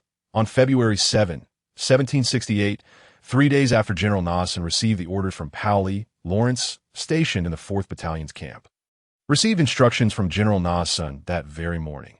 Inside a tent at the center of the camp, Lawrence, Trevally, and Lieutenant Sett solemnly examined a letter placed before them, sent by General Nasson in the morning. The letter succinctly outlined the preparations for the evacuation of Bastia. The vast majority of supplies within the city had been transported back to the new southern headquarters, and even the military provisions in Bastia had been reduced to a mere 10 days' worth. To allow for a swift withdrawal upon citing the Genoese forces to the end of the letter, General Nasson formally issued orders for the commencement of operations to the 4th Battalion, instructing Lawrence to set off that very morning. The three men meticulously read the letter twice, after which Major Trevally spread a map across the table and explained to Lawrence, "Our planned route of march will traverse the woods to the west of the Creek Fort, avoiding detection by the garrison within the fortress, and we will arrive here." As Trevally spoke, he pointed to a bay in the northeast of the fortress, adding, "Horn Bay, a natural harbor where the Genoese supply fleet will dock to unload their cargo before transporting it overland to the Creek Fort." In other words, this area is likely to contain a substantial stockpile of supplies. Lawrence nodded in agreement. Indeed, if Horn Bay falls, the Genoese forces will certainly not stand idly by. Trevally continued, but Lieutenant Sett interjected timidly, "Such a critical location will undoubtedly be heavily fortified. With our battalion strength, we may—" Lawrence nodded in agreement. Even in the rear of the fortress, the Genoese would not be foolish enough to leave it completely unguarded. Fortunately, Trevally had anticipated this, responding confidently, "According to the intelligence I have received, the main body of the Genoese forces is still stationed within the fortress, and even if Horn Bay is fortified, it will not be garrisoned by a large number of troops that, of course, given our battalion's current state, we might struggle against even that small contingent." That Trevally's words were not intended to dampen the spirits of his comrades. He was well aware of the 4th Battalion situation, with over 200 men, but only around 120 muskets. Fortunately, the remaining soldiers were not entirely unarmed, as each was at least equipped with a broad-bladed infantry sword. Considering these factors, both Lawrence and Trevally did not hope to engage the garrison at Horn Bay using linear tactics. Thus, only one strategy remained: a surprise attack. Major Chui Feilai traced the march route he had meticulously planned with his finger, stating, "The majority of this route traverses the dense jungles far removed from human habitation, making it highly improbable for the Genoese to detect us if we proceed stealthily to Cape Horn and launch our attack under the cover of night. Engaging the defenders in close combat, we stand a considerable chance." Lawrence, still merely an apprentice of war, turned to Lieutenant Sett, seeking his perspective with a glance. "It indeed presents a viable opportunity," Sett replied, "but once we capture Cape Horn and draw the main force of the Genoese into pursuit, how shall we effect our retreat?" After a moment's hesitation, Sett posed the question. The instant the words left his lips, Lawrence and Chui Feilai exchanged a silent glance, both fixating on the map for an extended interval. This was the crux of the entire plan. Although Lawrence was confident in luring the Genoese troops to Bastia, he was uncertain of the casualties the 4th Battalion would face in the aftermath. Even he was reluctant to accept such a grim consequence. "Only God knows," Lawrence muttered, to which Major Chui Feilai nodded in agreement.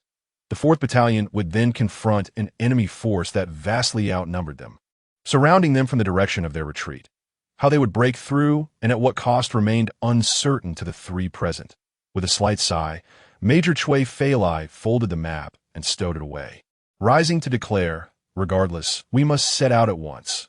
Cape Horn lies over 80 miles from here, that if we march relentlessly throughout the day, we should reach it by nightfall." Lawrence nodded and turned to Lieutenant Sett, instructing, "Inform the soldiers to pack their gear. Assemble in 5 minutes, distribute rifles and sabers, and then we shall depart immediately." "Understood." Despite some trepidation, Lieutenant Sett chose to place his trust in Lawrence, responding briefly before hurrying out of the tent. Although the soldiers of the 4th Battalion had languished for some time, they were seasoned warriors tempered by the crucible of war.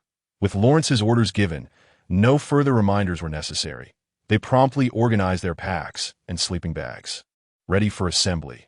Without excessive mobilization, Lawrence believed these soldiers had already mentally prepared themselves 3 days prior.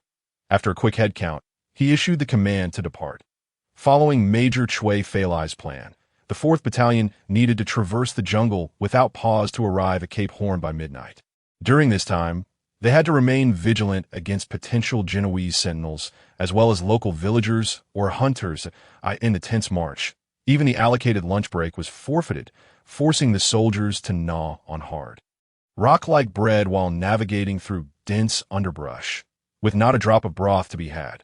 However, upon witnessing Lawrence and Major Chui Feilai struggling just as they were with the dry black bread, the soldiers bore no complaints. Fortunately, the route mapped out by Major Chui Feilai proved to be discreet.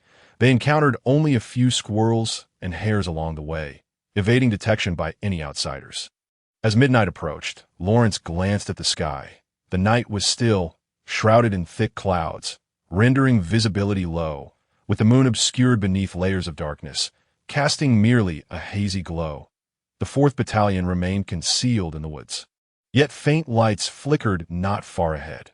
Major Chui Feilai produced a silver pocket watch, checked the time, and quietly indicated the distant lights to Lawrence, saying, "It is now midnight, just as we anticipated. That is the dock of Cape Horn."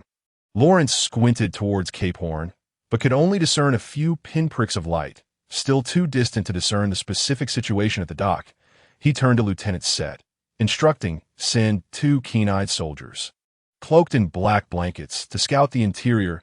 If they are discovered, they are to fire a shot as a signal. Meanwhile, let the other soldiers rest momentarily." Major Chui Feilai cast a look of mild surprise at Lawrence. This young major had only been at the camp for a few days, yet his commands were already remarkably precise and sound. While awaiting the return of the scouts, Lawrence engaged in quiet conversation with Major Chui Feilai. "So far, everything has gone smoothly. However, if I were commanding the Genoese army, I would certainly establish observation posts within these woods." Major Chui Feilai chuckled softly, responding, "I don't believe it is necessary. Ahead lies the Shimu fortress. Even if the enemy occupies Cape Horn, they would be hard-pressed to escape the pursuit of the garrison within the fortress. Just as we are now." Lawrence exhaled deeply, smiling as he replied. Approximately half an hour later, the 2 scouts Lawrence had dispatched returned successfully. This brought a measure of relief to Lawrence. Had they been discovered by the defenders of Cape Horn, he would have been forced to either launch a frontal assault or retreat temporarily. "Commander, the layout of Cape Horn is as follows." One of them crouched down, sketching the general situation in the sand with a twig. Lawrence turned to Lieutenant Set, requesting an oil lamp, and listened intently as the dim light illuminated their discussion. The only path leading to the dock was a narrow trail flanked by steep cliffs, wide enough for only 10 men to walk side by side. The main structure at the dock was a large warehouse, accompanied by several 2-story wooden houses, likely the quarters for the defenders. We estimated that the garrison would not exceed 200 men. Not exceeding 200 men. Major Chui Feilai's eyes sparkled with intrigue. If that were the case, the 4th Battalion, with its ambush advantage, had a genuine opportunity to seize Cape Horn. Indeed, however, the scout hesitated momentarily before continuing.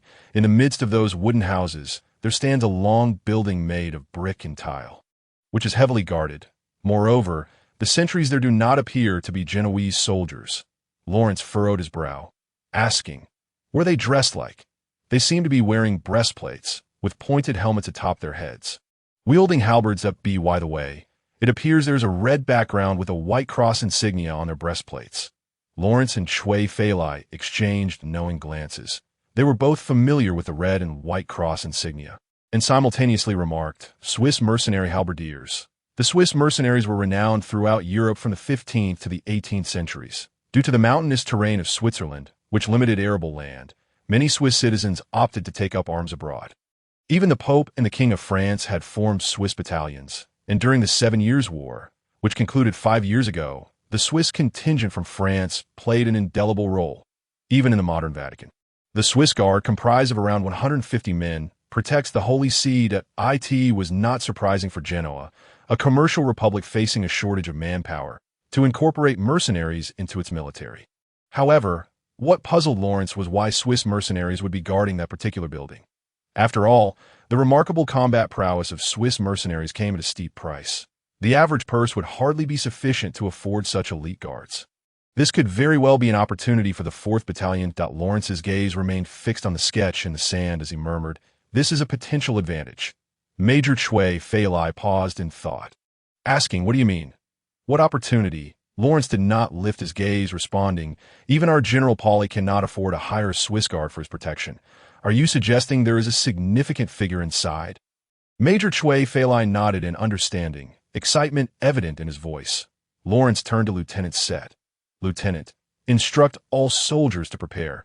Those armed with sabers shall advance on Cape Horn, with those on the list taking the lead. The riflemen will form ranks and follow Major Chui Feilai, momentarily concealing themselves at the entrance of Cape Horn." Approximately 3 minutes later, over 100 soldiers unsheathed their sabers and, cloaked by the night, stealthily approached Cape Horn. To bolster morale, Lawrence decided to personally join the fray, drawing his own sword and entering the depths of Cape Horn alongside the soldiers. Major Chui Feilai and Lieutenant Set followed closely behind with the riflemen, maintaining a prudent distance. Suddenly, a small squad of Genoese patrolmen, brandishing torches, encountered the soldiers of the 4th Battalion as they surged into the narrow path. "Charge!" Lawrence shouted, leading the charge with his short sword drawn towards the patrolmen. "Sound the alarm! Quickly! Ring the bell!" A soldier resembling a captain from Genoa shouted towards the rear of his ranks, swiftly drawing his sword to fend off the advancing soldiers of the 4th Battalion. The other Genoese, in a flurry of panic, hurriedly affixed bayonets to their smoothbore muskets, retreating repeatedly under the relentless charge of the 4th Battalion. Due to the overwhelming disparity in numbers, within a mere half-minute, this patrol had succumbed entirely, lying lifeless in a pool of blood. Simultaneously, a resounding and clear tolling of bells echoed from the docks. "Do not relent. While the enemy is still disoriented, commence free combat now." Lawrence commanded loudly, wiping the blood from his forehead, remnants of a Genoese soldier he had just pierced through the heart. With the aid of the dock's illumination, Lawrence observed soldiers from the garrison spilling out of their quarters, most of them clutching their firearms, too hurried to attach bayonets, resorting to wielding their muskets like bludgeons against the soldiers of the 4th Battalion. In the chaos of battle, the broad-bladed swords wielded by the 4th Battalion held a distinct advantage over the muskets equipped with bayonets, compounded by the defenders' utter lack of preparation, leading to their rapid retreat. Nevertheless, Lawrence maintained a stern demeanor. After issuing the order for free combat, he refrained from joining the fray, instead ascending a small rise to survey the longhouse guarded by Swiss mercenaries. Despite the garrison at Horn Bay descending into chaos, Lawrence keenly noted that the guards within the longhouse remained eerily still, seemingly unresponsive to the commands of the defenders. "Interesting. Who might be in there?" Lawrence mused, narrowing his eyes as he continued to monitor the unfolding battle, poised to issue further orders. Finally, just as the garrison at Horn Bay teetered on the brink of collapse, the guards within the longhouse sprang into action. Dozens of well-trained soldiers, armed with halberds, surged forth from the entrance, swiftly forming into a disciplined 3-row formation. In the flickering light of the torches around Horn Bay, Lawrence could discern the unmistakable emblem of the Swiss flag emblazoned on their breastplates. Numbering approximately 50, Lawrence focused intently on the battlefield. As the guards assembled, he unhesitatingly commanded, "4th Battalion, all units retreat." The soldiers, hearing Lawrence's order, echoed the command loudly, ensuring every soldier on the field was aware. Lawrence held no illusions that the elite mercenaries could be bested by the infantry of the 4th Battalion. Even in their tightly knit formation, the soldiers of the 4th Battalion could hardly approach them.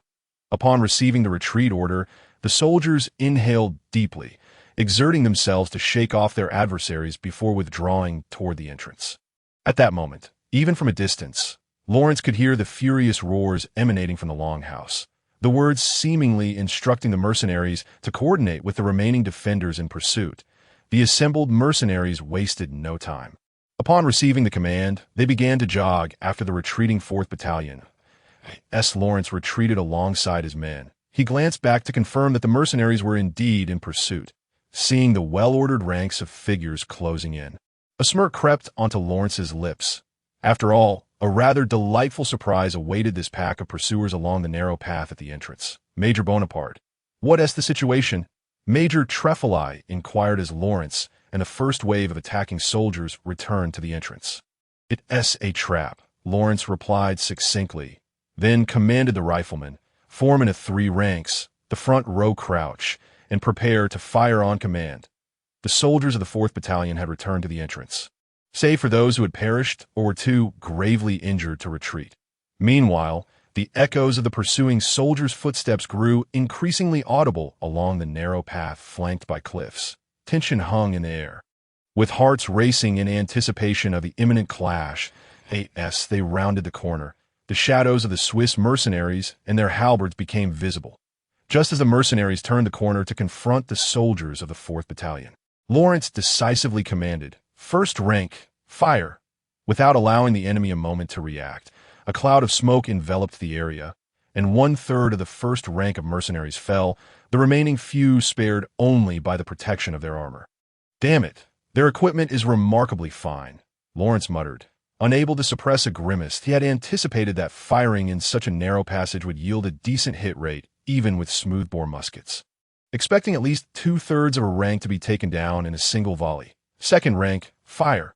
First rank, reload and exchange positions with the 3rd rank. Third rank, fire at will. Lawrence continued issuing commands. Considering the mercenaries' robust armor, and to prevent them from exploiting moments of lull to charge, he employed a staggered firing tactic to maintain a continuous barrage of fire. Before long, after 3 volleys, the advance of the Swiss mercenaries had been significantly hampered, with at least 20 of their number incapacitated or killed. Following the 3rd volley, although Lawrence had ordered a reload, there remained a brief interval before the rifles were ready again, and the mercenaries would not squander this opportunity, hastening their charge toward the 4th Battalion. Bayonets up. Hold the line at the front. Engage in close combat. Lawrence unsheathed his short sword, directing his order towards the oncoming mercenaries. In such a confined space, the halberdiers struggled to leverage their full advantage. The cleaving capability of their weapons was nearly non-existent, and using them as pikes was cumbersome due to their weight. This was precisely why Lawrence had instructed the sword-wielding soldiers to take the forefront in the melee in close quarters. The broad-bladed swords of the 4th Battalion were undoubtedly more agile weapons.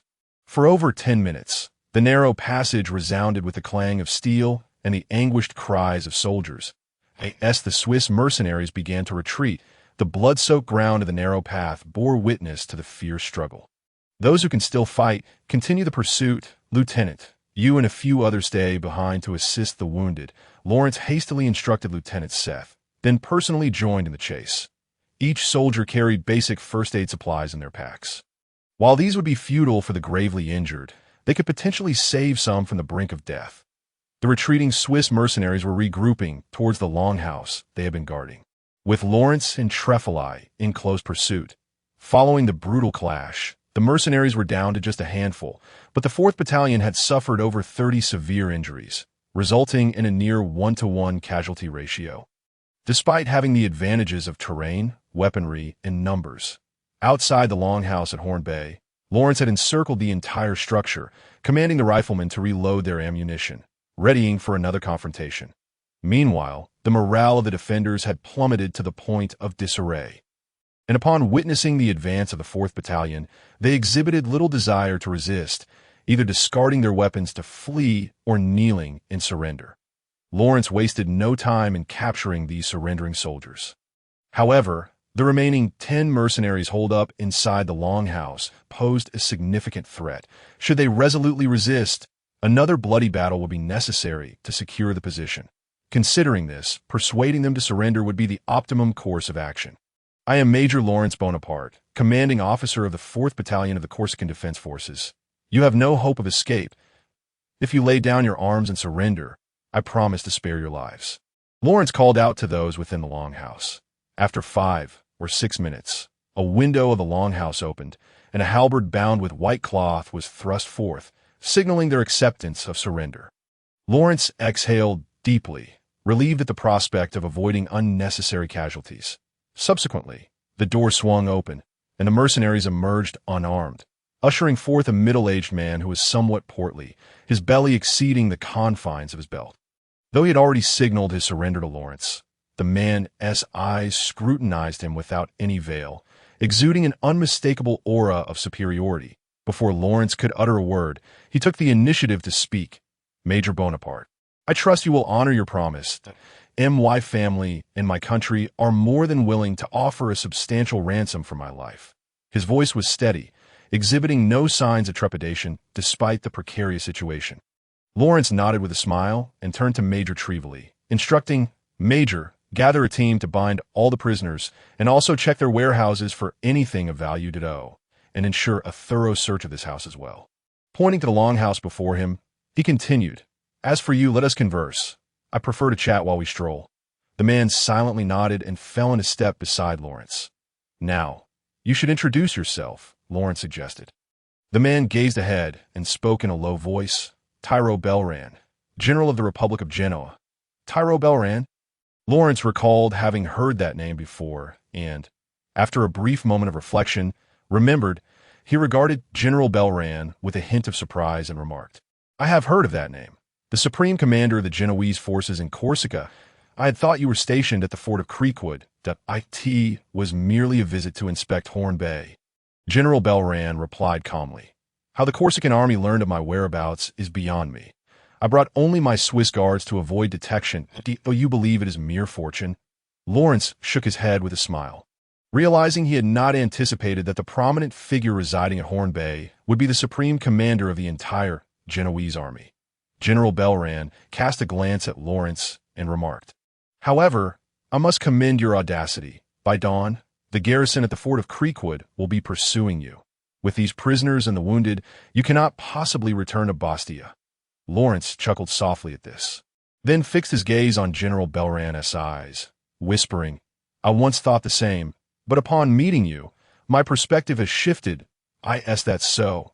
General Belran furrowed his brow, his expression darkening, and sighed as he began to guess Lawrence's intentions. "Then, I hope you will keep your promise." With that, General Belran fell silent, slowing his pace as if unwilling to engage further with Lawrence. Lawrence then summoned 2 soldiers, instructing them to escort General Belran away, while ensuring he was treated with utmost respect as a prisoner of war. Subsequently, Lawrence seated himself on the steps before the longhouse, awaiting Major Trevely's report.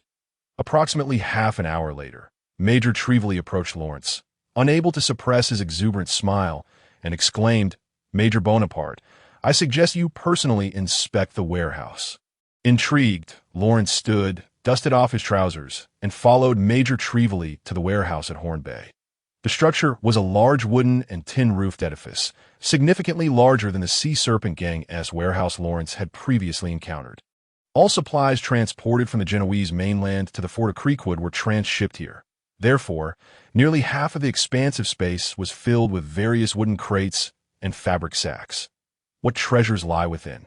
Lawrence inquired casually, glancing around. Too many to count. Muskets, gunpowder, lead balls, padded armor, flour, wheat, rum, gin, bandages, and even a few deposit slips from the Bank of Venice, Major Trevely excitedly pointed out. Basically, everything a military requires for sustenance, combat, and recreation could be found here.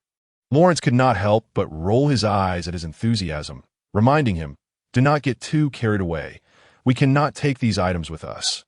Realizing the truth in Lawrence's words, Major Trevely paused, his expression turning somber as he regarded the treasure before them. Lawrence moved to the section containing arms, casually picking up a Genoese smoothbore musket to examine it. The inscriptions on the firearms indicated they were crafted by artisans from the German regions. Likely custom-made for the Genoese that I have seen these muskets. They are far superior to those our 4th Battalion possesses. Look, the stocks are coated with fine wood wax, and the bayonets are socket type, unlike our plug-type bayonets. Major Trevely explained as he observed Lawrence's inspection. "Excellent goods. Let us distribute them, ensuring each soldier receives one, Lawrence nodded in satisfaction before placing the musket back in its place and turning to examine other military gear. From what Lawrence observed, the sabers, helmets, padded armor, and boots were all of a far superior quality compared to the outdated equipment currently issued to the 4th Battalion, that he thus appropriated these items for his own use. Instructing Major Trevally to oversee the distribution of the new gear for the soldiers, the deposit slips from the Bank of Venice that Major Trevally had mentioned were also handed to Lawrence. These bearer notes held substantial value throughout much of Europe, as the gold coins issued by Venice had a remarkable purity of 99.5 that merchants from any nation would gladly welcome this currency, which was nearly equivalent to gold.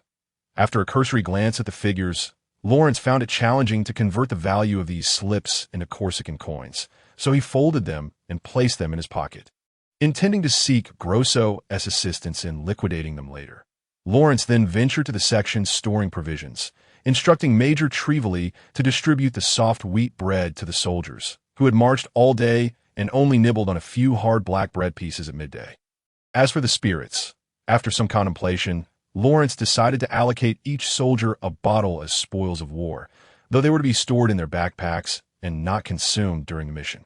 After Lawrence had completed his survey of the warehouse, Lieutenant Setter approached him with a grave expression, reporting, "Sir, the wounded have been mostly attended to." Lawrence cast a quick glance at the lieutenant's somber demeanor and asked sternly, "What is the situation?" "Over 40 of our brothers are injured, half of whom are Lieutenant Setter's side," responding in a low voice. "Casualties are inevitable, Lieutenant. Record the names of all fallen soldiers and, upon returning to the rear, inquire if they had any living relatives. Furthermore, since they fell here, let us bury them in Horn Bay." Lawrence sighed as well, placing a hand on Lieutenant Setter's shoulder. It pained him deeply that these men, who had aspired to follow him, perished on the very first day of their campaign. Before Lawrence could dwell too long on his sorrow, Major Trevally approached him with a serious countenance, holding a black-bound book. "Major Bonaparte, we found this while searching the Longhouse. I believe it will pique your interest." He handed the book to Lawrence. The cover showed no illustrations or adornments, merely a tough buffalo leather binding, suggesting it contained someone's notes. Flipping through a few pages, Lawrence confirmed it was General Belron's journal, essentially a memorandum containing a considerable amount of confidential information regarding the Genoese army. "Indeed, General Nathan will appreciate this," Lawrence remarked casually, about to close the book when Major Trevally interrupted. No, Major Bonaparte, look here." Major Trevally stepped forward, helping Lawrence to turn to the more recent entries, several of which instantly captured Lawrence's attention. August 1767. "The war with the Corsicans is decidedly turning against us. However, it may be prudent to maintain contact with that Ajaccio individual. Should the day of counterattack arise, his influence would be of great assistance."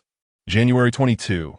That detestable Ajaccio fellow sent a letter requesting a new supply shipment. Considering the necessity of his influence and intelligence in the western district of Ajaccio, I approved the request. February 4th. That Ajaccio man claimed he was experiencing some troubles in the western district and could not provide slaves at this time. Such nonsense. I must consider halting my support for him. I in the Shiching district. A man of influence and intelligence from Ajaccio encountered some trouble at the beginning of February. Lawrence squinted, tracing his finger across the lines of text, rereading them several times, utterly astonished that he would find himself entwined with this matter. The identity of this Ajaccio man was all too evident to both him and Colonel Trevally. "So, Colonel Bonaparte, have you managed to resolve the considerable troubles in Ajaccio?" Colonel Trevally inquired with a smile. "To consort with the Genoese and harbor suspicions of slave trading. Either charge would be a capital offense in Corsica." Lawrence, remaining composed, merely shook his head with a smile, replying, "Those alone are insufficient. However, they have provided me with a breakthrough." As he spoke, Lawrence carefully tucked the notebook into his backpack, then turned to glance in the direction of Ajaccio, murmuring to himself, "Cyril Russell, it appears the day of your descent into hell is indeed drawing near." After attending to all matters within the Gulf of Horns, it was nearing 3 in the morning. The soldiers of the 4th Battalion had already endured a grueling day of forced marches, followed by a fierce battle, prompting Lawrence to order everyone to rest on the spot. With only one narrow entrance and exit to the Gulf of Horns, Lawrence was confident that none of the defending troops had escaped during the assault. Thus, he harbored no concerns about anyone fleeing to the Creekwood Fortress to alert others. Of course, by the following dawn, the garrison at Creekwood Fortress would certainly notice something amiss. Therefore, Lawrence would need to prepare for retreat at first light. The time allotted for the 4th Battalion soldiers to rest was scant. Yet, having secured their first victory and claimed their spoils, each soldier wore a content expression, wrapping themselves in blankets before drifting off to sleep. Lawrence, having fought alongside the soldiers throughout the day, felt equally fatigued. However, before succumbing to slumber, he needed to clarify an important matter. "General Burland, I apologize for disturbing your rest once more." Lawrence dispatched someone to bring General Burland before him, personally unbinding his hands as a prisoner of war. "I do not expect ample rest," General Burland remarked nonchalantly, rubbing his bloodshot eyes. "This?" Lawrence produced the notebook, waving it before General Burland's gaze, stating, "There are several entries within that pique my interest." After a brief silence, General Burland lowered his head and inquired, "Which ones?" "Concerning the mention of that Ayacho man." General Burland abruptly lifted his head, a look of realization crossing his face as he said, "I see now, Lawrence Bonaparte. I recall that name. Cyril Russell once mentioned you. You have certainly caused him no small amount of trouble, so this Ayacho man has been identified as Cyril Russell based on your allegations?" Lawrence queried, tucking the notebook back into his bag. "Indeed," General Burland confirmed with a nod, then added, "However, in light of your relatively courteous demeanor, allow me to offer you a word of caution. Pasquale Paoli is undoubtedly aware of these matters. If you intend to bring down Cyril Russell solely based on this notebook, it is far from sufficient." "Thank you for your warning," Lawrence replied with a smile, already suspecting that Governor Paoli had chosen to turn a blind eye to these affairs. Likely because Cyril had deftly navigated the boundaries of Paoli's tolerance, it was evident that Cyril would not dare disclose any confidential information to the Genoese. Is that all you wish to inquire?" General Burland frowned, believing that with Lawrence's intelligence, he could not possibly be unaware of the true identity of that Ayacho man. "There is one more matter, or rather, a request. I hope you can assist me in composing a letter." General Burland's expression shifted slightly, and after a moment of contemplation, he understood. "A letter to Cyril Russell, is it?" Noticing General Burland's reluctance, Lawrence smiled and replied, "If you agree, I can offer you a piece of highly sensitive information in exchange." Before General Burland could even ponder his response, Lawrence divulged the intelligence he deemed so valuable. Currently, the garrison in Bastia is exceedingly thin. Should the Genoese initiate an assault, it would be quite easy to force the Corsican troops southward. General Burland's eyes widened in disbelief, struggling to accept that Lawrence would disclose such critical intelligence. If this information were accurate, it would present a golden opportunity for the Genoese forces. Lawrence maintained a facade of composure, secretly reveling in General Burland's reaction, having deliberately revealed Bastia's situation to lure the Genoese into attacking. This was Lawrence's intention. On the surface, it appeared to be a transaction between Lawrence and General Burland. However, in reality, both sides of the scale were firmly within the ambit of Lawrence's design. Yet, the ease with which Lawrence shared this information raised a note of suspicion in General Burland. "I swear by the honor of the Bonaparte family that this intelligence is unequivocally true." Seeing General Burland still hesitating, Lawrence invoked his noble status to bolster his claim. With unwavering determination in his eyes, he fixed his gaze upon General Burland, placing his right hand over his heart to signify the sincerity of his words. Though General Burland remained skeptical, he nonetheless committed the information to memory, planning to verify its authenticity with his own contacts after his release. "Very well. What would you like me to write?" General Burland sighed, realizing that having learned of Lawrence's intelligence, coupled with his status as a captive, he had no choice but to acquiesce to Lawrence's request. Although aware that General Burland would not entirely trust his words, Lawrence knew he could not simply ignore this information. Once he dispatched someone to investigate the veracity of the situation in Bastia, it would soon confirm the accuracy of Lawrence's report. Lawrence smiled as he assisted General Burland back to his longhouse. Procuring paper and ink, dictating the letter while General Burland wrote it out to the conclusion of the letter. As per Lawrence's request, General Burland affixed his private seal. "Thank you for your cooperation. You may return to rest now." Lawrence held the letter, allowing the ink to dry before signaling 2 soldiers to escort General Berlin back. With Berlin's notes and this letter to Cyril Russell, I find myself eagerly anticipating your demise. Lawrence murmured to himself, casting a cold glance at the letter once more. To be Y7 in the morning, all soldiers of the 4th Battalion had risen and assembled, despite having only rested for 3 to 4 hours after a day of arduous labor. The soldiers remained spirited amidst the tension of the operation. Lawrence stifled a yawn, realizing his own rest had been even shorter than theirs, yet he forced himself to shake off the drowsiness and began issuing orders for the day's actions. Colonel Trefali, distribute the wheat bread, dried meat, and butter from the supply depot. Breakfast will be limited to half an hour. Understood. Colonel Trefali, directing the soldiers in the warehouse to distribute food, gazed at the mountain of supplies with a hint of regret. Lamenting, "What a pity we cannot take all of this with us." Having a background as a quartermaster, Colonel Trefali felt a twinge of envy toward the treasure-like warehouse, reluctant to leave it behind. Lawrence cast a glance at the stockpile, feeling no such attachment. The weapons and armor deemed necessary had already been donned by the soldiers of the 4th Battalion, and the remaining supplies had been ordered for the soldiers to carry as much as possible. It is indeed regrettable to abandon such resources, Lawrence mused, stroking his chin in agreement with Colonel Trefali's sentiments that but there's no alternative.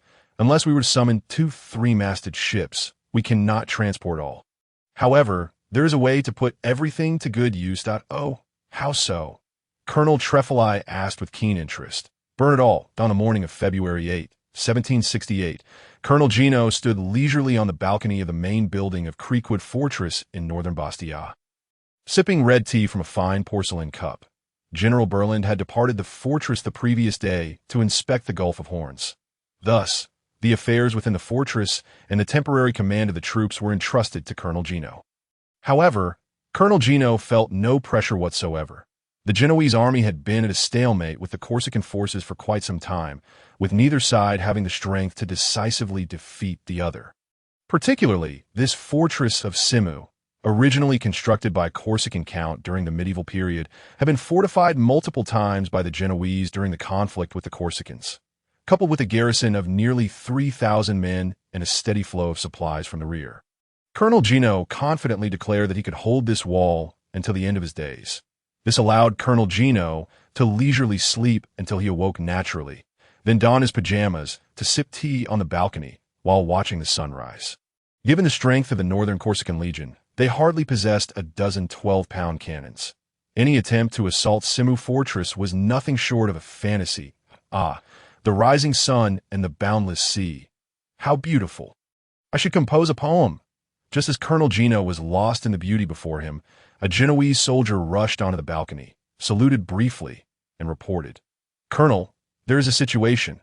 Colonel Gino, slightly irritated, placed his porcelain cup on a small round table beside him, his mind still occupied with his poetic musings, and casually inquired, "What has happened?" General Berlin was expected to return to the fortress at 8 this morning. However, it is now 8:30, and there has been no sight of General Berlin and his party from the watchtower. Colonel Gino turned to the soldier, dismissively waved his hand, and said, "It is merely that General Berlin has been delayed over there." "Very well. You may leave. Not disturb my observation of the sunrise. I mean, the enemy situation."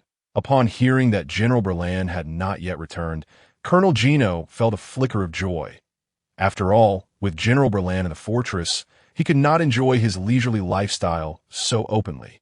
However, when Colonel Gino picked up his teacup and turned to gaze at the view outside the balcony, all sense of leisurely appreciation vanished from his mind.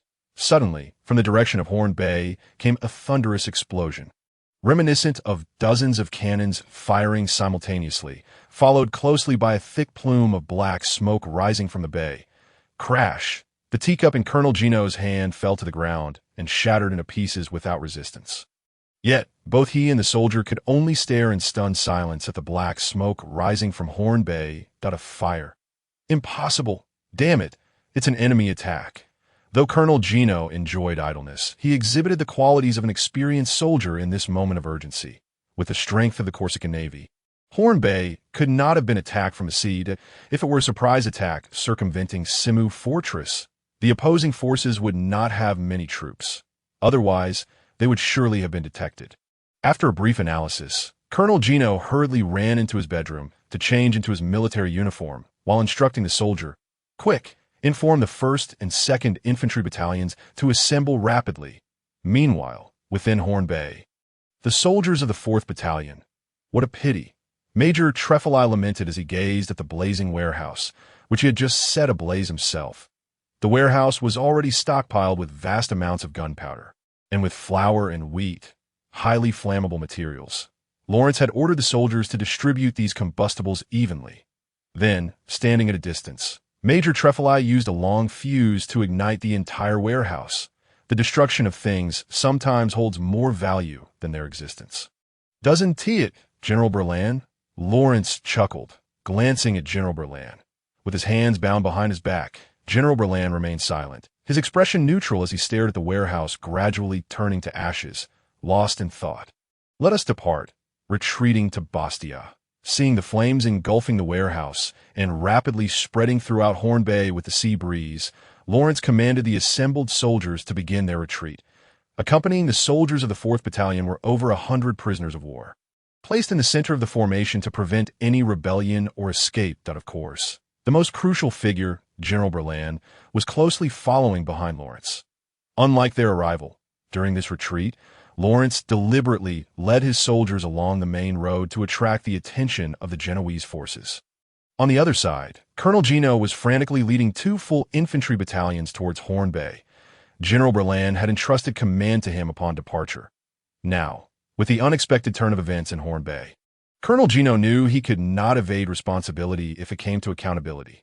Thus, Colonel Gino could only act with the intention of atoning for his oversight, swiftly uncovering what had transpired in Horn Bay and the fate of General Berlan. "Sir," a mounted scout galloped to Colonel Gino's side, reporting swiftly, approximately 500 meters ahead, "A troop has been spotted, numbering over 300, but only about 200 appear to be combat soldiers." As expected, Colonel Gino ground his teeth upon hearing this, confirming his suspicions, and immediately pressed on, "Are they Corsican troops?" "Well," the scout hesitated for a moment, then replied, "Their outer uniforms are those of the Corsican army, but their firearms, sabers, and helmets are all of our design." Colonel Gino nearly fainted with rage upon realizing that the enemy had evidently appropriated the equipment from Horn Bay. "Have you seen General Berlan?" "There is no time for a thorough examination in the rush. Damn, relay my orders. The 1st Infantry Battalion will advance in formation with me, while the 2nd Infantry Battalion splits into 2 teams to encircle the enemy from the flanks." Colonel Gino's troops soon encountered the soldiers of the 4th Battalion. Due to the inaccuracy of smoothbore muskets, with the distance between the 2 sides merely a few dozen meters, if not closer, this allowed Colonel Gino to see the enemy commander clearly. "Sir, you are surrounded. Reinforcements will soon arrive from Simu Fortress," Colonel Gino said sternly, his expression dark as he regarded Lawrence. Lawrence surveyed the surroundings, estimating that the enemy likely fielded 2 battalions, noting that Lawrence remained silent. Colonel Gino had no desire to engage in further dialogue. With overwhelming numbers on his side, he commanded, "1st Battalion, load, aim, hold." Lawrence's sharp command rang out as he stepped forward, fully exposing himself to the enemy's gunfire. "Oh, are you preparing to surrender?" Colonel Gino mocked Lawrence, already plotting to have this damned blonde lad hanged on the walls of Simu Fortress as a spectacle. Lawrence chuckled lightly, shaking his head, and gestured to Major Trefali behind him. Major Trefali understood immediately, bringing the bound General Berlan before Lawrence. Before Colonel Gino could react, Lawrence swiftly seized General Berlan by the neck, pulling him close while drawing a dagger to press against Berlan's throat. "General Berlan, you!" Colonel Gino's eyes bulged in disbelief, his earlier mocking demeanor evaporating as he hastily waved his hand, signaling his soldiers to lower their weapons, fearing that some careless fool might accidentally shoot the highest commander. "Now, let us make a deal," Lawrence said calmly, now regarding Colonel Gino with a mocking expression. "What do you wish to do?" "Put down the knife." Colonel Gino's voice began to quaver, unsure if he was facing an encirclement by Lawrence. Without answering, Lawrence turned to Lieutenant Set and instructed, "Bring those prisoners to the front, according to our previous arrangement." Soon after, over 100 guards from Horn Bay, tightly bound, were brought to the forefront. What caused Colonel Gino to break into a cold sweat was that Lawrence ordered his soldiers to point their guns at the backs of these prisoners' heads. As if, at any moment, Colonel Gino might witness 100 corpses bleeding out on the ground. "You madman! Didn't your superior teach you the etiquette of war?" Colonel Gino shouted, trembling as he pointed at Lawrence. Though he vocally denounced him, he couldn't help but command his soldiers to withdraw a bit, to prevent a truly gruesome scene from unfolding, and if the presence of those over 100 prisoners did not yet incite panic in Colonel Gino. Then having General Berland, held captive by Lawrence, made him utterly hesitant to act rashly. Etiquette of war, Lawrence chuckled lightly, stating, "The standard of conduct for the victor is the etiquette of war. Now, will you consider the deal I propose?" "What deal?" Colonel Gino wiped a bead of cold sweat from his brow and in a low voice inquired. "Let us go, and I shall release your men in return." This, Colonel Gino gritted his teeth, beginning to struggle, torn between indecision. "Commander, we cannot let these people go. The situation in Yangzhou Bay is dire." A Genoese major, observing Colonel Gino's hesitation, promptly stepped forward and whispered urgently in his ear. However, before the major could finish, Colonel Gino, in a fit of rage, delivered a resounding slap to his face, bellowing, "You fool! General Berland is in their hands." Having vented his fury, Colonel Gino took a deep breath, barely managing to regain his composure, and shouted to Lawrence, "I promise to let you leave safely, but in return, I need to see your sincerity." Lawrence nodded and commanded Lieutenant Seth, "Lieutenant, release half of the prisoners." He was unconcerned that Colonel Gino would turn against them after accepting half of the captives. Both understood that the 100 or so POWs present were far less significant than General Berland alone. Watching the released prisoners dash back to their ranks, visibly relieved, Colonel Gino's expression darkened further as he forced out the words, "You may leave, my lord, but we will maintain a distance of 300 meters until you have released all the Genoese soldiers." Lawrence acknowledged this with a nod as he swaggered forward, holding General Berland hostage. The Genoese soldiers glared at Lawrence with gritted teeth, but had no choice but to part and allow him passage, watching as he strode past. The soldiers of the 4th Battalion exchanged glances, hastily following Lawrence's lead, experiencing for the first time such audacity as they walked directly through the enemy's encirclement. Even with a blade poised at his throat, General Berland maintained an impassive demeanor. Only after Lawrence led the 4th Battalion soldiers through the encirclement of Genoese soldiers did he let out a sigh, remarking, "Lawrence Bonaparte, I must admit, you are devious yet astute." Lawrence smiled as he sheathed his dagger, allowing General Berland to walk alongside him, responding with a light-hearted smile, "That's splendid. I've heard that only such individuals can laugh last." General Berland cast a sidelong glance at Lawrence and murmured, "That is indeed the case." At 2 o'clock in the afternoon, the two forces had marched to the border of Corsica and the territories controlled by Genoa. Seeing this, Lawrence promptly released General Berland and the remaining prisoners. He understood that if he attempted to bring General Berland back to Bastia, Colonel Gino would undoubtedly launch an attack. Even if he killed General Berland, Colonel Gino could not allow such a high-ranking commander, privy to numerous confidential secrets, to fall into enemy hands. Before departing, General Berland gave Lawrence a meaningful look, hesitating momentarily before saying, "I have a premonition. Perhaps in the brief remainder of my life, I will often hear the name Lawrence Bonaparte." "I believe in your premonition," Lawrence replied with a smile, waving farewell to General Berland. After releasing the prisoners, Lawrence ordered everyone to march swiftly to prevent the enemy from pursuing them after recovering the captives. However, Major Trefali was puzzled and approached Lawrence, asking, "Major Bonaparte, aren't we trying to lure the enemy to attack Bastia? Why are we now trying to shake off their pursuit?" Lawrence glanced back at General Berland's retreating figure, licking his parched lips as he replied, "The strategy of feigned retreat carries its own risks, and even without us as bait, General Berland would undoubtedly initiate an attack on Bastia." Major Trefali, still confused, opened his mouth to ask further questions but ultimately refrained, choosing instead to trust and obey his commander's orders. Meanwhile, within the ranks of the Genoese army, Colonel Gino, filled with trepidation, saluted General Berlin, cautiously stating, "General, it is truly wonderful to see you return safely." General Berlin remained silent, merely nodding in acknowledgement. Noticing General Berlin's displeasure, Colonel Gino hastily suggested, "General, should we not immediately pursue the enemy? If the garrison in Bastia does not react swiftly, we may have the chance to annihilate them." "No need." General Berlin waved his hand dismissively, abruptly inquiring about the supplies in the Fort Shimu. "How long will the supplies in the fortress last?" Colonel Gino was momentarily taken aback, uncertain why the general suddenly posed this question. However, upon recalling the lingering black smoke rising from the direction of Yangjiao Bay, he grasped General Berlin's implication.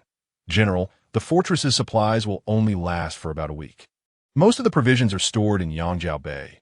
"Are you implying that?" Colonel Gino swallowed hard, anxiously regarding General Berlin. The supplies in Yangjiao Bay had only just arrived at the beginning of the month, meaning that the entire Genoese army in Corsica had received no additional supplies throughout February.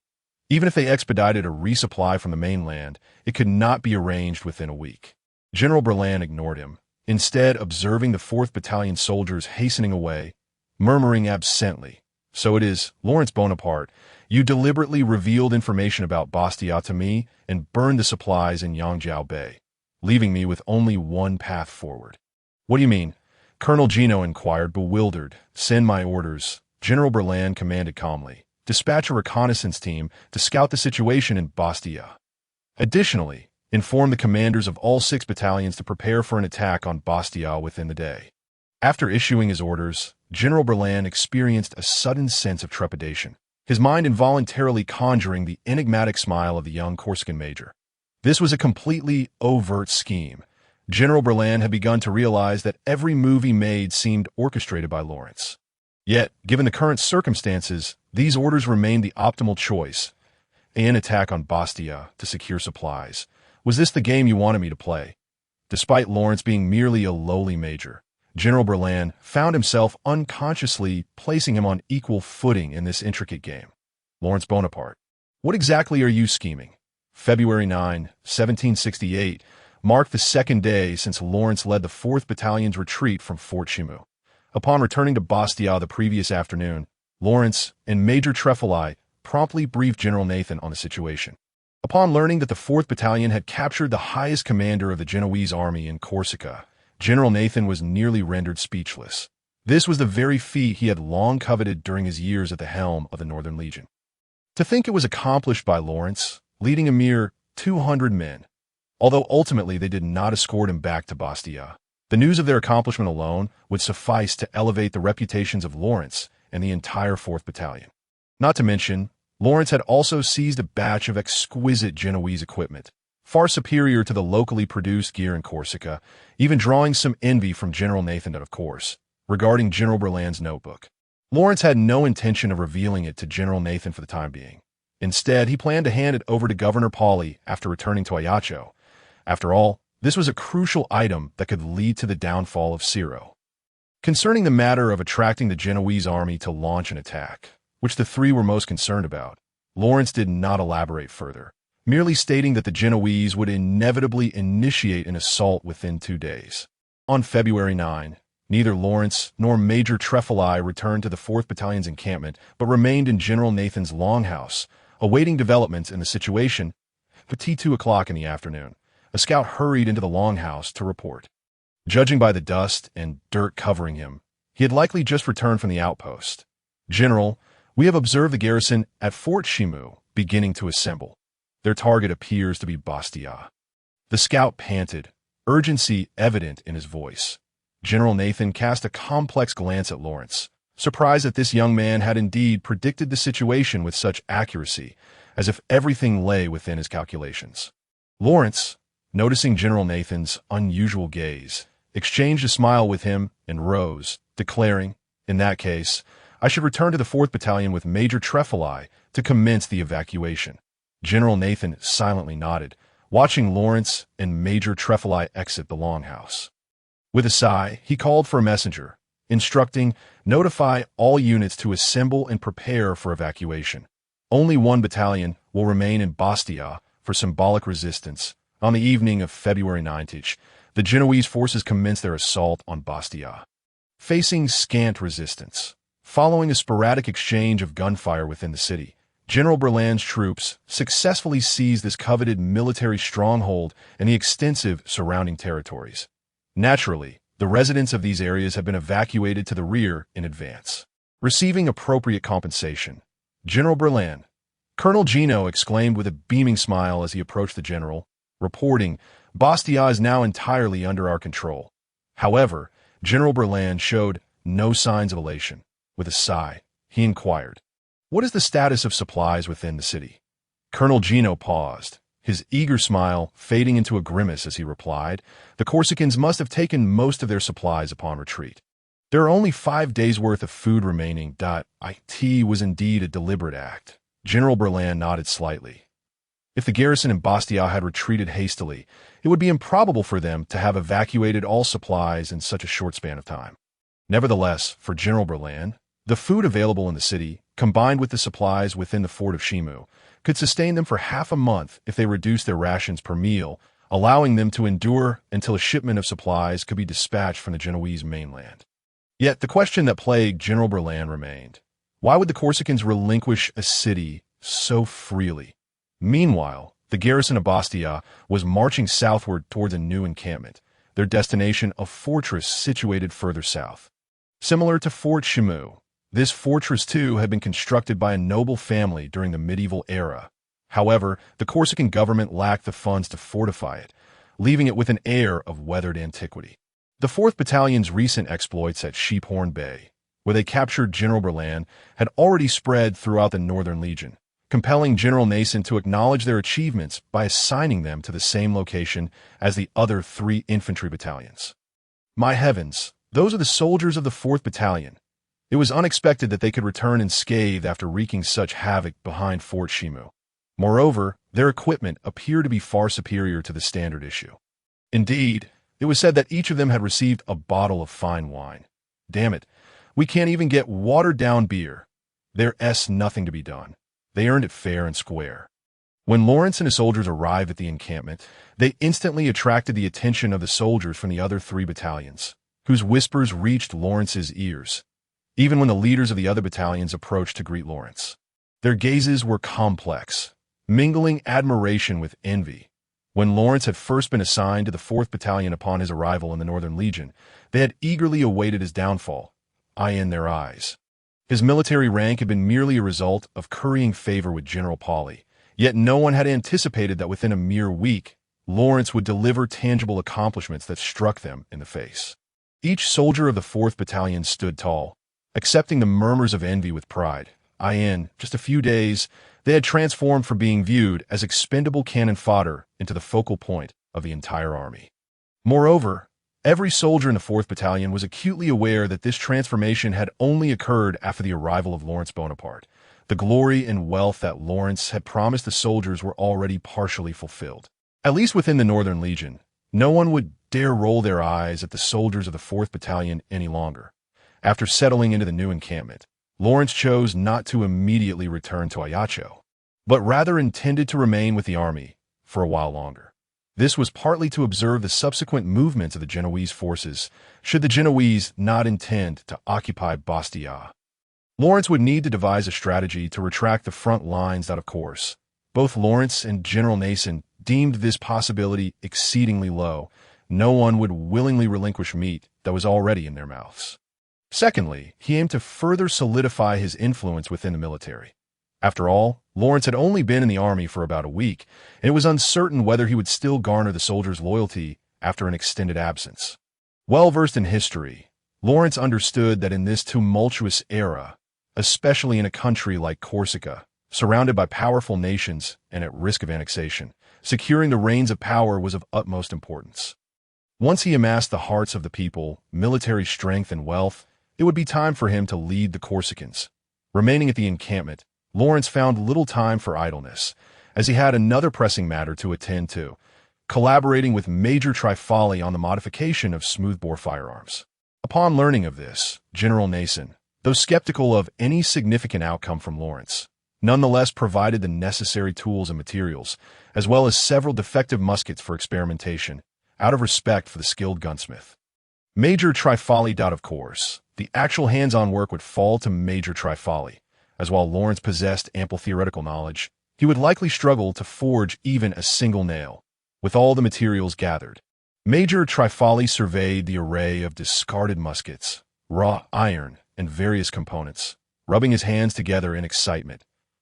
If what Lawrence proposes can indeed be realized, his name will undoubtedly be remembered in the annals of firearms history, he proclaimed.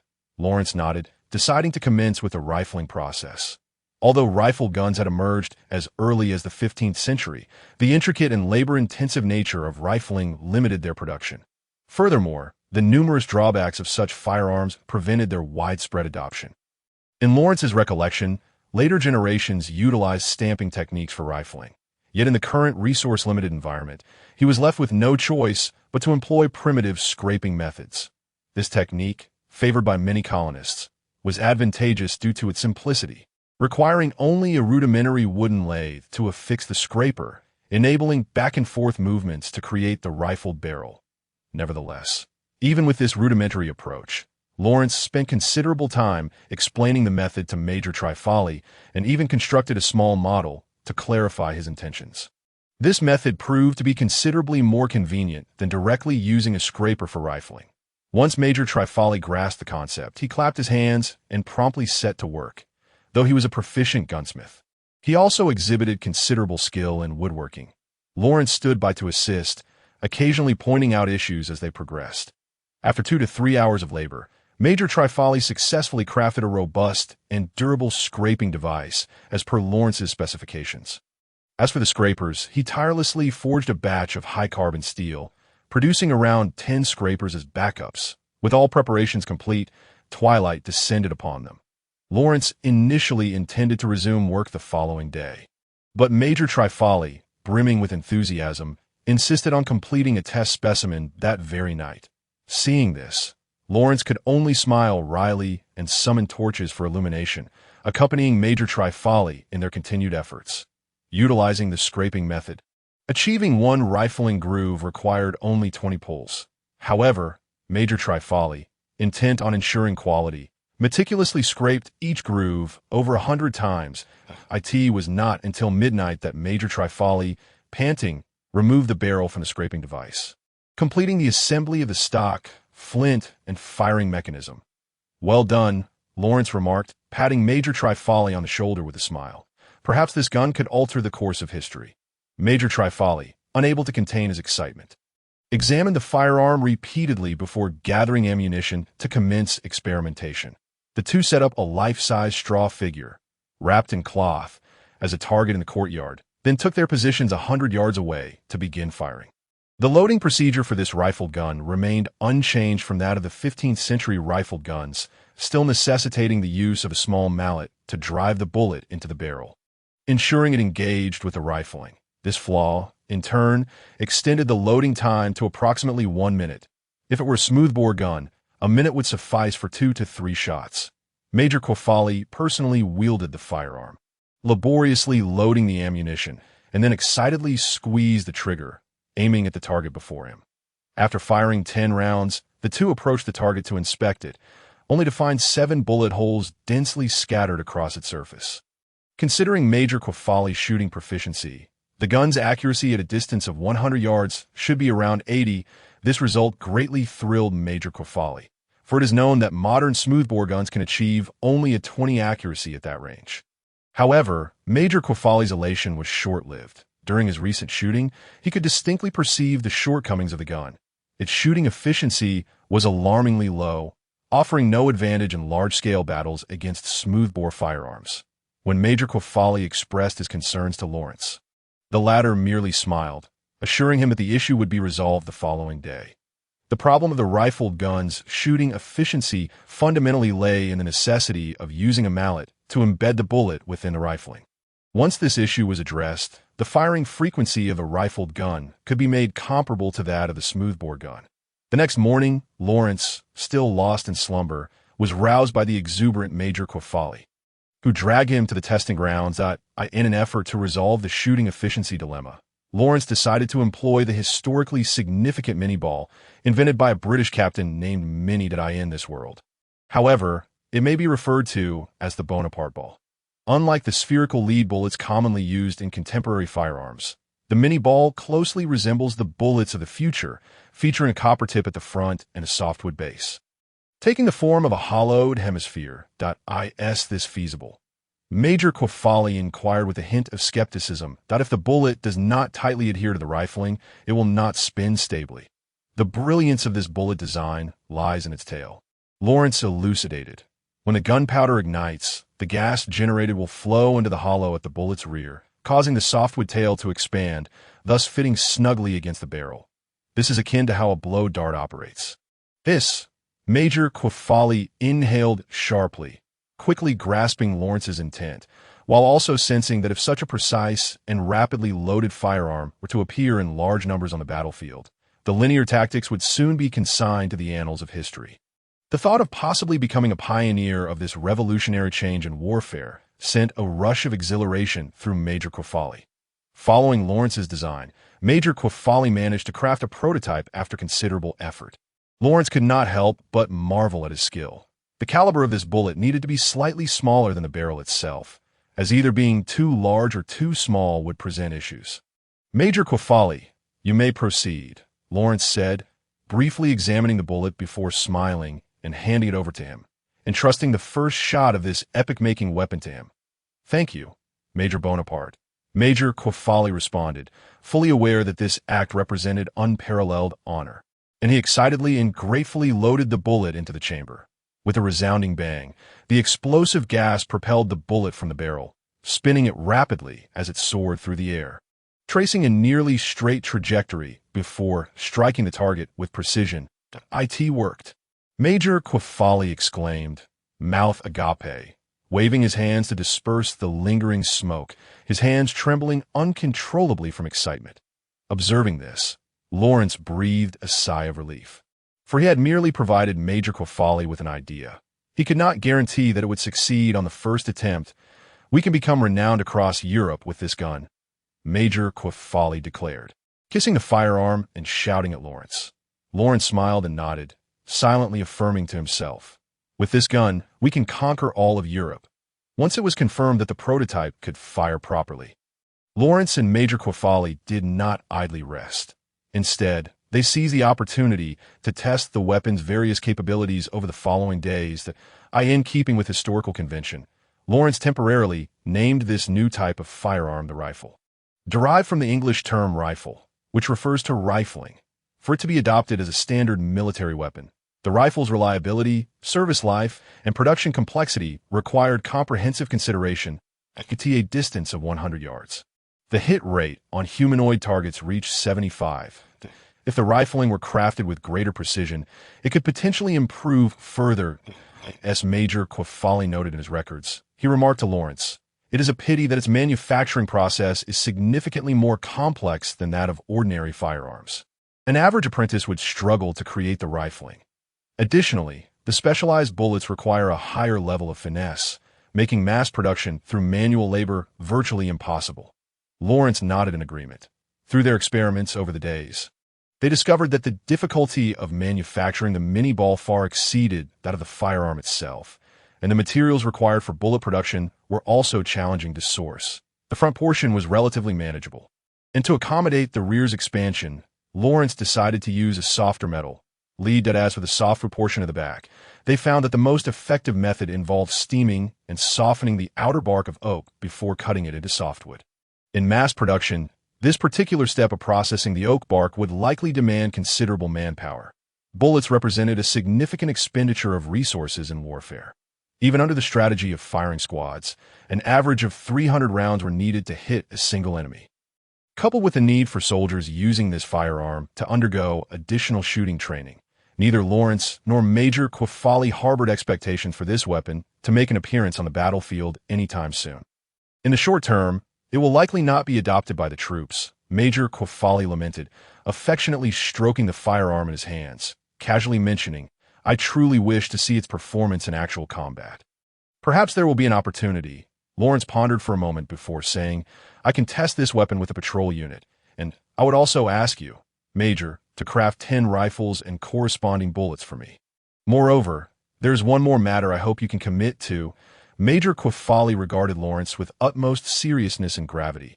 Lawrence rarely exhibited such an expression, even in the heat of battle, prompting Major Quaffali to instinctively nod in agreement. You are likely aware of the rifle's significance. Before the opportune moment arises, I wish for the existence of this weapon to remain a secret between the two of us. That on February 20th, 1768, the Northern Corps of Corsica observed that the Genoese army had relocated their headquarters from the Streamwood fortress to Bastia, where they had also constructed rudimentary defensive works surrounding the area. This indicated that the Genoese did not intend to withdraw from the Streamwood fortress, a development that relieved both General Nathan and Lawrence. Thus, Lawrence's mission upon arriving at the Northern Corps was successfully accomplished. Simultaneously, the 10 rifles and corresponding bullets that Lawrence had requested Major Quaffali to fabricate were nearing completion. Given that the parts for the rifles were scavenged from discarded smoothbore guns, Major Quaffali only needed to focus on crafting the rifling and the bullets. Furthermore, Major Quaffali had applied the rifle's craftsmanship to a pistol, creating a flintlock pistol with rifling for Lawrence, although the pistol's barrel was shorter and could not guarantee accuracy at long distances. After a few days of shooting practice, Lawrence could achieve a hit rate of approximately 90 on humanoid targets within 50 yards. On that evening, soldiers from the 4th Battalion, having heard wind of Lawrence and Major Quaffali's impending departure, clamored for Lieutenant Set and several other representatives to bring the two to the camp for a farewell soir.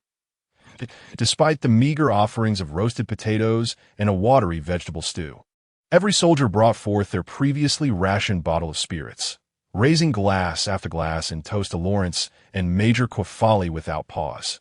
Even soldiers from other battalions, upon witnessing the festivities, flocked to join in, receiving a cup of liquor from the generous 4th Battalion soldiers and joining the ranks of those toasting Lawrence.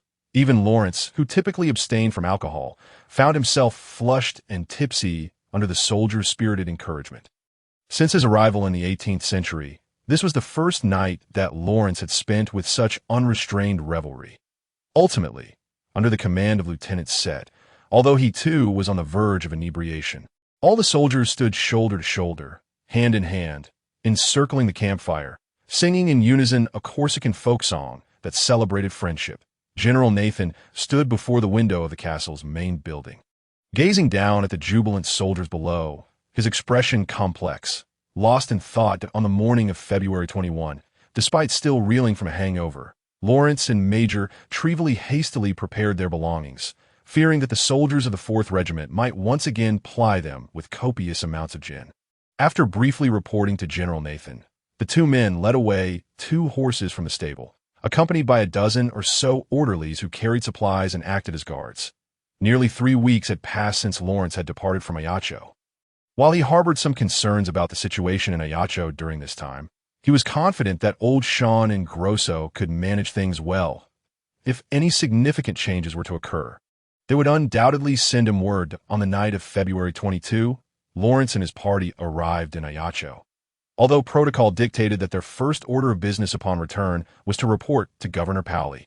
Considering the lateness of the hour, Major Trevally decided to rest for the night at the garrison, while Lawrence returned to his own home. "Sir, you are back," Anna exclaimed, opening the door and catching sight of Lawrence outside. Her eyes brightened instantly, and in her excitement, she flitted about, unsure whether to help him remove his coat or to hastily prepare dinner. Lawrence smiled and nodded, having not seen her for over a fortnight. He noted that Anna's complexion had improved significantly. Her once sallow skin, due to malnutrition, had become fair and rosy, no longer resembling the pallid waif from the slums. "How have you been, Anna, during this time?" he inquired. "Everything is well, sir. When I felt bored, I would visit Mrs. Durat to pass the time," Anna replied cheerfully, retrieving bread and jam from the kitchen. Suddenly recalling something, she added, "Oh, sir, the messages you asked me to organize are in the study. Would you like to see them now?" Nodding as he stuffed a piece of bread into his mouth, Lawrence couldn't help but feel grateful for Anna's considerable assistance. At least he no longer had to worry about daily matters.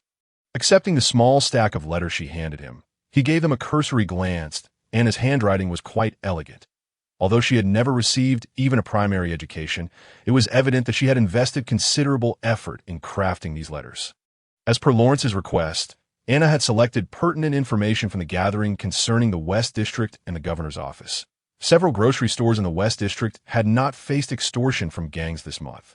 The patrol had eradicated a few minor gangs in the West District, though some individuals were injured in the process. The headquarters of the Dockworkers Union had seen an uptick in visitors recently. Lawrence squinted, tracing his finger over the records. When viewed collectively, it was apparent that Grosso and Yin had caused significant trouble for the Union in the West District, compelling some gangs to adopt a more discreet approach. However, the last entry suggested that Zyro Russell was undoubtedly planning something, indicating that action was imminent.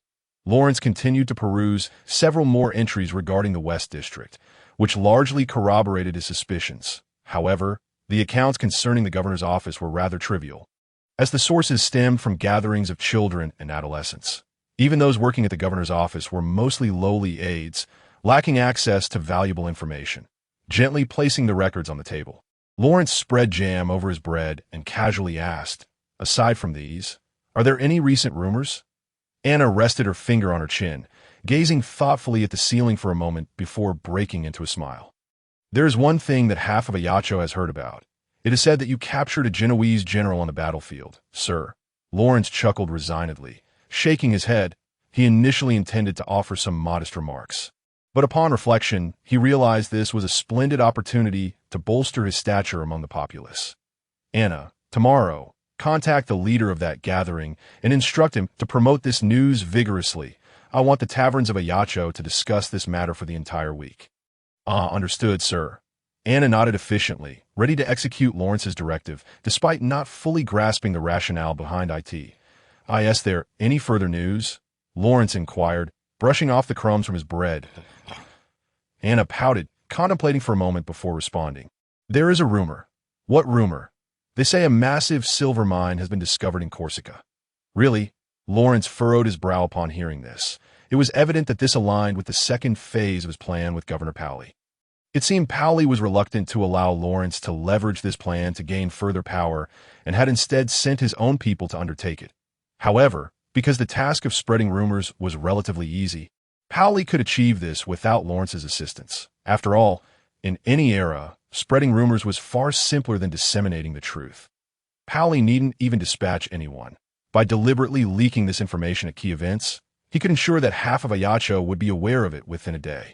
Having gathered a sufficient understanding of the situation, Lawrence engaged in casual conversation with Anna for a while longer before taking a simple bath and retiring to bed, feeling quite fatigued after a day of jostling on horseback.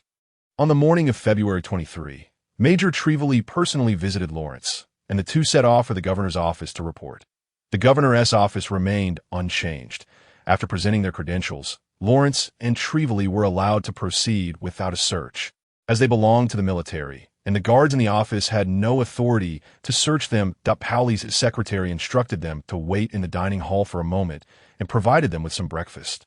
Approximately half an hour later, the secretary informed them that they could meet with the governor in his study. Lawrence, Major Trevally, Governor Pauli greeted them with a smile, personally rising to retrieve 2 sets of cups and saucers from the cabinet, pouring them red tea as he remarked, "I must admit, you both performed admirably in Bastia." "That is what we were meant to do," Major Trevally replied with seasoned composure, and Lawrence nodded in agreement. "Especially you, Lawrence. Now the Corsicans are all aware of your feat in capturing Berlin," Pauli remarked, though his smile was accompanied by a penetrating gaze directed at Lawrence. The underlying implication of his words was unmistakable, subtly criticizing the rapid increase of Lawrence's esteem among the populace, which had begun to feel like a threat to Pauli. Astute as he was, Lawrence quickly grasped Pauli's meaning. Thus, he took a sip from his cup, organizing his thoughts before responding. "Indeed, some versions of the tale have morphed into mythic narratives, but I find that to be quite agreeable, though." "What do you mean?" Governor Pauli inquired, his brow furrowing as he posed a question in a low voice. He had anticipated that Lawrence would yield upon understanding his implications, yet he was taken aback when Lawrence continued along the same vein. "The public remains unaware that our withdrawal was intentional. To them, it appears as though the Northern Legion was repelled by the Genoese army. Lawrence met Papacy's gaze, speaking softly. Rather than allowing them to panic over such news, it is preferable to let them bask in some unrealistic fables. Of course, Lawrence added with a resigned shrug, despite my reluctance to become an excessively lauded figure, I am willing to make this sacrifice for the greater good of all Corsica. Upon hearing this, Governor Papacy, though already displeased, found some merit in Lawrence's reasoning upon further reflection that if the news of the Northern Legion's defeat were to spread widely, it would indeed be detrimental to his governance. Is that so? Then I suppose it is a burden you must bear, Papacy remarked, casting a somewhat resentful glance at Lawrence. Now, we should return to the matter at hand. The purpose of Lawrence and Trevely's meeting with Papacy was primarily to report on the troop withdrawal mission. Now that the task had been successfully completed, it was necessary to reassess their roles and the handling of the 4th Regiment. First, regarding your achievements, I have drafted a proposal for commendation, Papacy began. Papacy spoke as he retrieved a beautifully printed and duly signed order from the drawer of his desk, handing it to Lawrence and Chief Trevely for their perusal. The order succinctly outlined the commendable deeds of Lawrence and the soldiers of the 4th Battalion during their mission, concluding with the announcement of the award of the Corsican First-Class Combat Hero Medal to both Lawrence and Trevely, which represented the highest honor attainable by a field officer. Furthermore, in recognition of Lawrence's exemplary command, Papacy also decreed his promotion to the rank of lieutenant colonel. The soldiers of the 4th Battalion were additionally allocated 20 slots for 3rd-class combat hero medals. S. Lawrence and Major Trevely perused the commendation order. Both conceded that Papacy's acknowledgement was indeed generous, particularly the elevation of Lawrence to the rank of lieutenant colonel.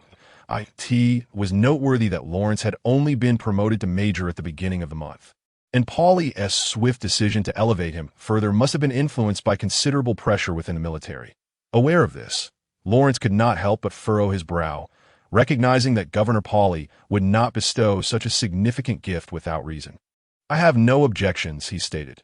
Neither do I, echoed Trevely, both expressing their acquiescence to the order.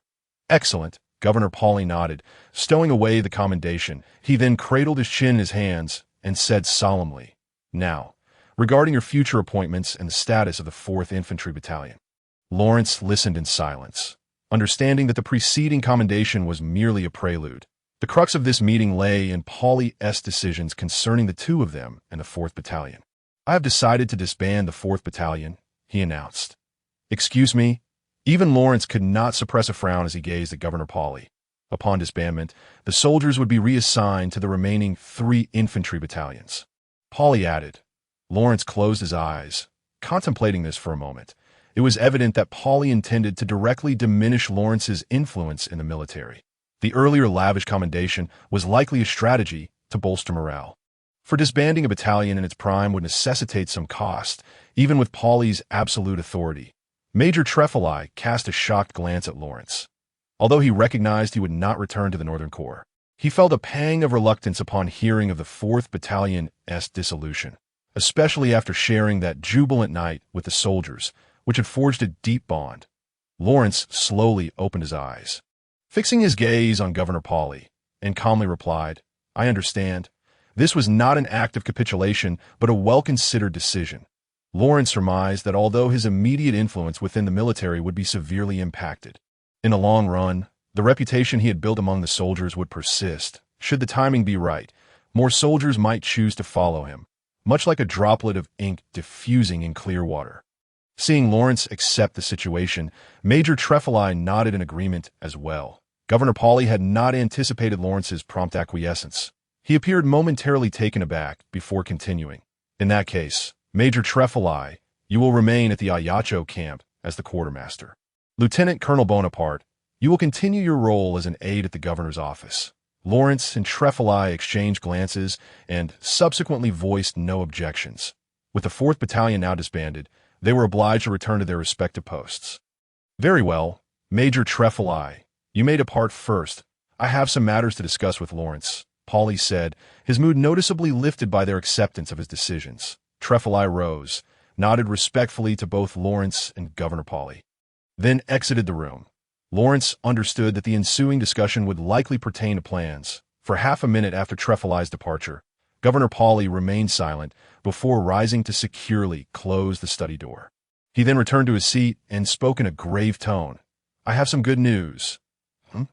Lawrence feigned ignorance, yet based on prior information, it appeared that their plans had borne fruit, according to my intelligence. Genoa has recently dispatched another contingent of troops and supplies to Corsica, seemingly preparing to regain its offensive posture. Additionally, the Genoese delegation that had been residing in Versailles has departed, indicating that no agreement was reached. Thus, Corsica will not be under immediate threat from the French. Lawrence smiled. "That is indeed promising news." Governor Pauley nodded in response. "Were it not for the covert nature of our plans, I would have thrown you a celebratory banquet." "I appreciate your goodwill, Governor," Lawrence replied, maintaining decorum despite recognizing the compliment as mere formality. The study then fell into a profound silence, both men observing each other contemplatively, with the sword of Damocles that had loomed over Corsica now lifted. The future of their collaboration lingered in uncertainty. At last, Lawrence broke the silence, steering the conversation toward a pressing matter concerning his current source of concern, Ciro. "By the way, Governor Pauley, there is something you might find quite intriguing." Pauley regarded Lawrence with mild interest. Being in a position of high authority, he was accustomed to trivial matters, so he inquired, "What might that be?" Lawrence remained silent, merely smiling as he placed General Berlin's notes upon the table and gently slid them towards Governor Pauley. Pauley furrowed his brow as he picked up the notes, casually flipping through a few pages. His eyes widened with intensity, and he could not suppress a gasp as he stammered, "Is this Berlin's notes?" "Indeed, indeed. The most intriguing parts lie ahead, Governor," Lawrence remarked, flipping to the final pages detailing Ciro Russell. What is this?" Pauley's brows furrowed as he glanced over the notes, but did not initially display any signs of surprise. After a few moments, he feigned ignorance. "Are you suggesting that this individual is Ciro Russell?" "Regardless, I believe further investigation is warranted before drawing any conclusions. Pauley's so-called investigation might not yield results until the next century." Thus, Lawrence could not help but chuckle inwardly, realizing his suspicions were correct. Ciro had navigated the situation skillfully, and Pauley seemed to turn a blind eye to his actions. Lawrence even speculated that Pauley occasionally utilized Ciro's channels to relay information to the Genoese. However, Pauley's reaction had been anticipated since the night of Berlin's capture. Therefore, when he heard Pauley's words, Lawrence felt no dismay. Instead, he remained composed and produced an unmailed letter he had discovered at Berlin's residence. "Very well. But I also found this unmailed letter at General Berlin's abode. Although I hold considerable trust in Mr. Ciro Russell, I must admit that the content of this letter is quite shocking." Pauley frowned as he accepted the letter from Lawrence. Spreading it across the table, he retrieved a pair of spectacles from his pocket, placed them upon his nose, and scanned the letter, murmuring, "Yes, this is indeed Berlin's handwriting. It matches the previously intercepted correspondence, and the seal is authentic." However, as Pauley continued to read, his murmurs abruptly ceased, his countenance turning ashen, akin to a devout believer who has encountered a profound sacrilege. The study was enveloped in silence, save for the heavy breaths of Governor Pauley, a manifestation of his struggle to suppress his fury. "This scoundrel, this duplicitous fiend," Pauley exclaimed, thrusting the letter before him, his eyes wide as he scrutinized its contents once more, unleashing a torrent of invectives through gritted teeth. Even Lawrence could not help but turn his head with a sigh. "Ahem, Governor, please remain calm," Lawrence interjected gently, placing a hand on Pauley's arm to lower the letter. "I must confess, when I first laid eyes on this letter, I was even more outraged than you." Pauley, with trembling hands, returned the letter to the table, taking several deep breaths to regain his composure. Unable to restrain himself, he slammed his fist upon the table and coldly commanded, "Lawrence Bonaparte, I order you to swiftly arrest Ciro Russell on charges of espionage, treason, murder, intentional harm, extortion, false imprisonment, harboring criminals, and inciting public disorder." Having spoken, Pauley immediately extracted a blank arrest warrant from his desk, gritting his teeth as he inscribed the charges against Ciro. Before signing it and handing it to Lawrence, Lawrence glanced at the warrant but did not rise immediately. Instead, he shook his head slightly and said, "Governor, you must know that, given Ciro's influence, capturing him alive is nothing short of a pipe dream." Polly, maintaining a stern expression, reclaimed the warrant from Lawrence's hands, added a line, and then declared, "Life or death matters not. There is no need to capture him alive, nor do I require his corpse that I only seek confirmation of his demise." "Understood," Lawrence replied gravely, taking the warrant and rising to depart the study. The moment he turned his back to Polly, a slight smile crept upon his lips. Upon leaving the governor's mansion, Lawrence hastened directly to the patrol team's quarters. He could not afford a single misstep in this opportunity to bring about Zyro's end. Meticulous planning was imperative. "Lord Bonaparte, you have returned." As Lawrence entered the barracks, the sleepy old Sean, who had been resting his shin on the table, immediately sprang to life, hastily standing up and jogging to Lawrence's side, firing questions like a rapid barrage. "Good heavens, did you return today? Will you be staying in Ayacho? Why did you not send a letter in advance to inform us? We would have surely prepared a feast to welcome you mid-sentence." Sean noticed the serious expression on Lawrence's face and abruptly halted, his voice tinged with concern as he asked, "Has something occurred?" Lawrence nodded slightly, making his way to a chair where he sat down and succinctly instructed, "Old Sean, send someone to the West District to summon Grosso and Ian to see me. Remember, do not reveal their identities during the journey." "Yes, sir." Sean stood at attention, responding crisply before turning to the second floor to find a suitable individual for the task. He was far more familiar with the personalities and abilities of the patrolmen than Lawrence was. Estimating that it would take over an hour for Grosso and Ian to arrive, Lawrence called Sean over for a casual conversation, inquiring about the recent state of the patrol team. "Recently, things have been better than ever," Sean replied with a sheepish grin. "Ever since you established the disciplinary standards, the North and South districts have seen much more peace, and the populace increasingly supports us. Just the other day, while I was walking down the street, someone even gifted me a bouquet of flowers." Lawrence listened, occasionally nodding in agreement. The citizen support did not surprise him. Much like the soldiers of the 4th Battalion, they desired merely that the patrol team fulfill its duties without expecting additional favors. "And how is the team performing? How is the training coming along?" Lawrence asked, casually accepting a cup of coffee brought by a patrolman. "Quite well, actually, though a few have complained about the strict discipline. They all fall silent when payday comes around." Lawrence nodded, taking a sip of the coffee before continuing, "And what of the marksmanship training? How are they faring with the rifles?" Earlier in February, Lawrence had requested Governor Pauly's approval for the acquisition of 80 rifles, which, when combined with the 20 already in possession, would sufficiently arm the entire patrol team. Their usage is adequate. They have basically mastered the formations, that it's just that there haven't been many real combat opportunities. They have engaged with gangs quite a bit over in the West District. This outcome was anticipated by Lawrence. The smoothbore musket, while effective, could not compare to the longbow wielded by a skilled archer. Yet its greatest advantage lay in its ease of training. Even farmers conscripted from the countryside could learn the loading and firing of a smoothbore musket in a short time. For these patrolmen, nearly 20 days of training was ample to an hour and a half later. Grosso and Ian arrived at the barracks to maintain their anonymity. They wore simple linen shirts and hooded cloaks instead of uniforms. Sir Ian greeted Lawrence succinctly, then stood silently beside him like a statue, his arms wrapped in bandages, suggesting he had recently sustained new injuries. "Kid, you're back. You've been making quite a name for yourself in the army." Grosso, in contrast, was far more lively, his sailor's background lending him a carefree demeanor.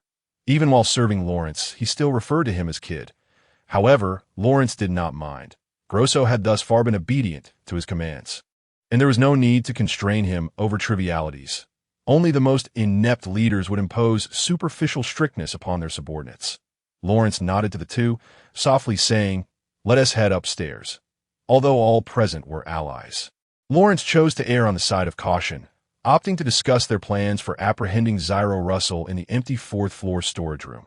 Closing the door behind them, Lawrence lit an oil lamp and glanced at Ian's bandaged arms. Initiating the conversation, "How did you come by those? They shouldn't be from the incident with the one-eyed man, should they?"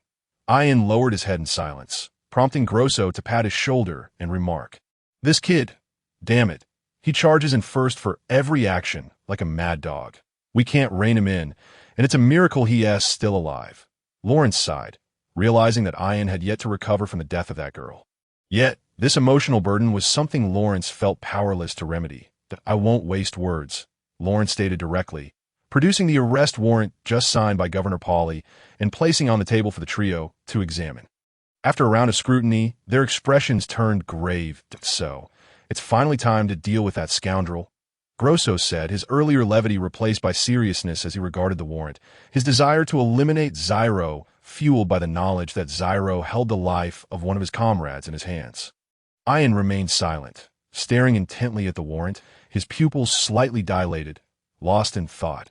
Yet Lawrence noted that his hands were trembling slightly. "Indeed, we have lacked leverage against Zyro until now, so this opportunity must not be squandered." Lawrence's gaze swept over the three, his tone grave as he inquired, "What are your thoughts?" "Damn it!" Grosso slammed a hand on the table, exclaiming, "I say we storm his damn lair with everyone," before Lawrence could respond.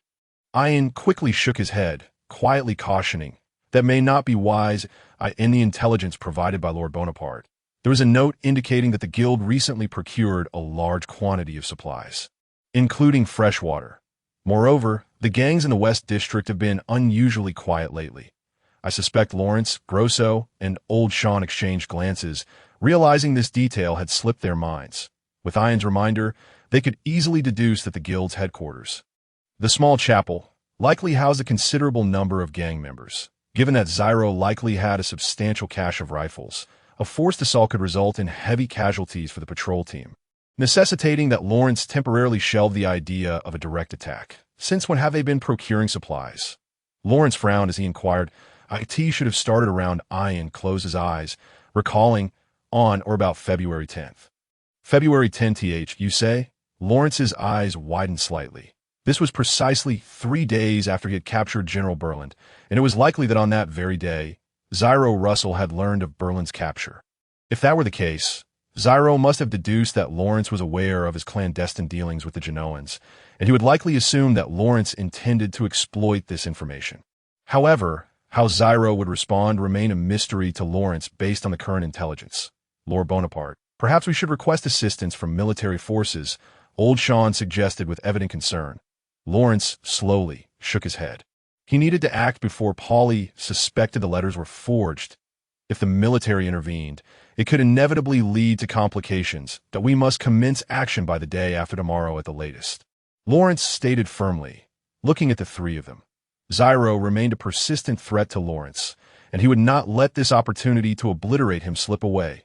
Grosso, Ian, and Old Sean exchanged glances once more, then turned their attention back to the arrest warrant on the table, each of them at a loss for what to do next. Thus, Grosso scratched his head and remarked, in such a short span of time, "It seems there is little opportunity for any arrangements." Both Jan and Old Sean nodded in agreement. If they would act the day after tomorrow, they would only have a day and a half left. After pondering for a moment, Lawrence sighed softly and instructed, "In that case, Old Sean, retrieve the map of Ayacho and devise a plan for a strong assault on the Union headquarters." Old Sean rose, rummaging through the storeroom by the light of an oil lamp until he unearthed a dusty topographical map of the area surrounding Ayacho, which he spread out on the table. Lawrence scrutinized the terrain surrounding the Dockworkers Union headquarters, furrowing his brow as he analyzed. This church is situated by the beach, with no other structures nearby, rendering the terrain exceedingly open, and if they resist from within the building, launching an attack in such an environment would likely incur substantial losses.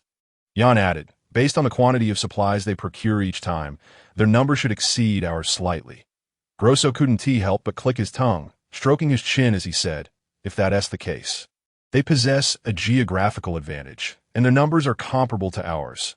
Not to mention the potential losses. Whether we can even take it down is uncertain. Perhaps we should simply encircle the church. After all, we have arrest warrants in hand, and surrounding it for 10 days should not pose a problem." Lawrence shook his head, rejecting the notion of encirclement. Pauley might become suspicious of the contents of the letter. And during the siege, Ciro could instruct his subordinates to contact Pauley. Once the misunderstanding between both parties was resolved, they would be in grave danger, but we do not have that much time. We must conclude the battle and eliminate Ciro by the day after tomorrow. Lawrence stated solemnly. As soon as he finished speaking, the room fell into a brief silence, the four of them gazing at the topographical map on the table, contemplating strategies for the assault. "Damn it," Grosso exclaimed, agitatedly tugging at his hair. I wish we could bring in a dozen cannons to blast that son of a bitch. Or perhaps just charge in with a few thousand men and take down that damned Ciro, Russell. Lawrence chuckled wryly, intending to dissuade Grosso from his unrealistic ideas. However, after reflecting on Grosso's words, Lawrence suddenly had a spark of inspiration, his right hand excitedly slapping the table as he exclaimed, Grosso, you make an excellent point. Let us proceed with that. Huh. Grosso looked at Lawrence with a peculiar expression, unable to contain himself. Kid, have you lost your mind or something? We only have a little over 100 men. Not to mention gathering a few thousand in the next 2 days would be impossible. And cannons? There are hardly any in the Corsican army. You wouldn't even find a place to steal them. Even Jan and old Sean, who had unwavering trust in Lawrence, couldn't he help but frown at him, perplexed by his thoughts. Ignoring the trio's bewildered gazes, Lawrence stared at the map, contemplating for half a minute before raising his head, resolutely addressing the three. As for cannons, we have them. Every merchant ship traversing the Mediterranean is equipped with artillery. And as for manpower, we have that too. Every impoverished soul struggling in the Western District, victimized by gangs, stand behind us. The three exchanged glances, momentarily a loss for words, until Grosso, ever the blunt one, was the first to speak up. Kid, why don't you say that the impoverished of the entire world are your backing? In a sense, they are, and one day they will unite. Lawrence cleared his throat, attempting to steer the conversation back on track. Cough, back to the matter at hand. Grosso, you once mentioned you have connections, right? Can you reach out to a certain captain? Ideally, his ship should be modified like the White Rose. Grosso inhaled sharply, pulling the map closer for a quick glance, and comprehended Lawrence's intent. You wish to bombard their headquarters from a sea? Indeed, their headquarters is situated less than 600 yards from the coast. However, kid, this is not merely a matter of me asking for a favor. Lawrence nodded in understanding. A merchant vessel openly bombarding a sovereign territory could easily provoke a counterattack from the Corsican Navy.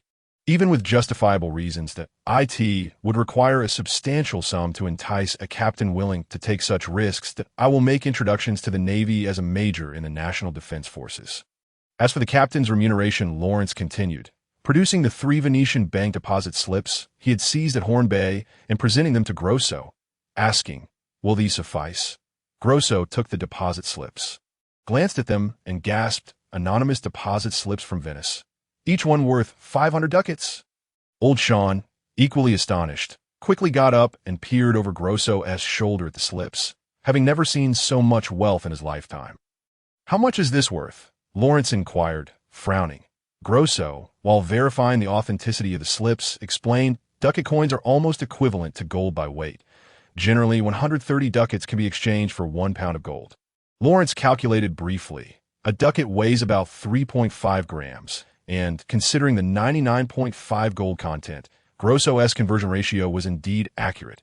With 2 of these slips, I should be able to persuade a captain. Grosso remarked, his eyes gleaming at the sight of the slips, for they represented tangible gold.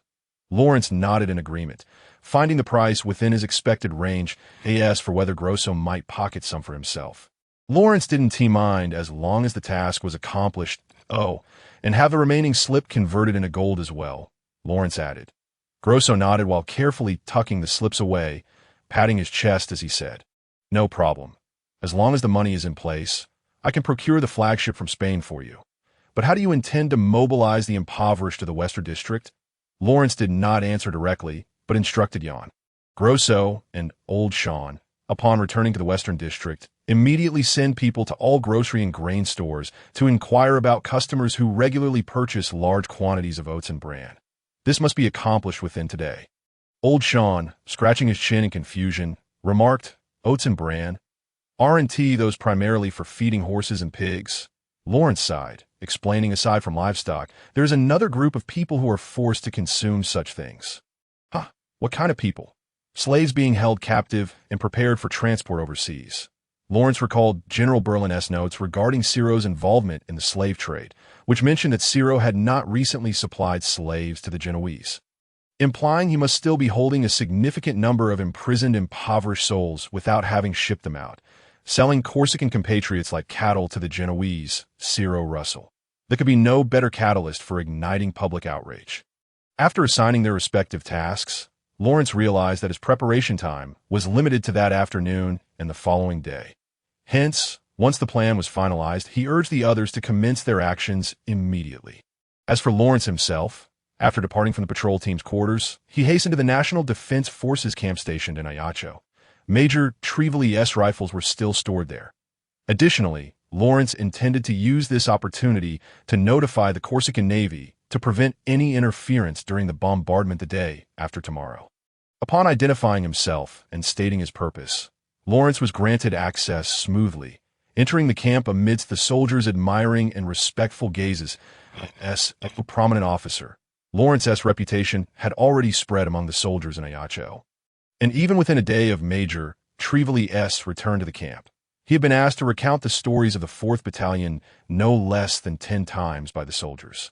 Under the guidance of one soldier, Lawrence soon found himself face to face with Major Trevally, who had just returned to duty. "How is the work going?" Lawrence greeted, smiling at Trevally, who was sorting through a pile of documents nearly half a meter high.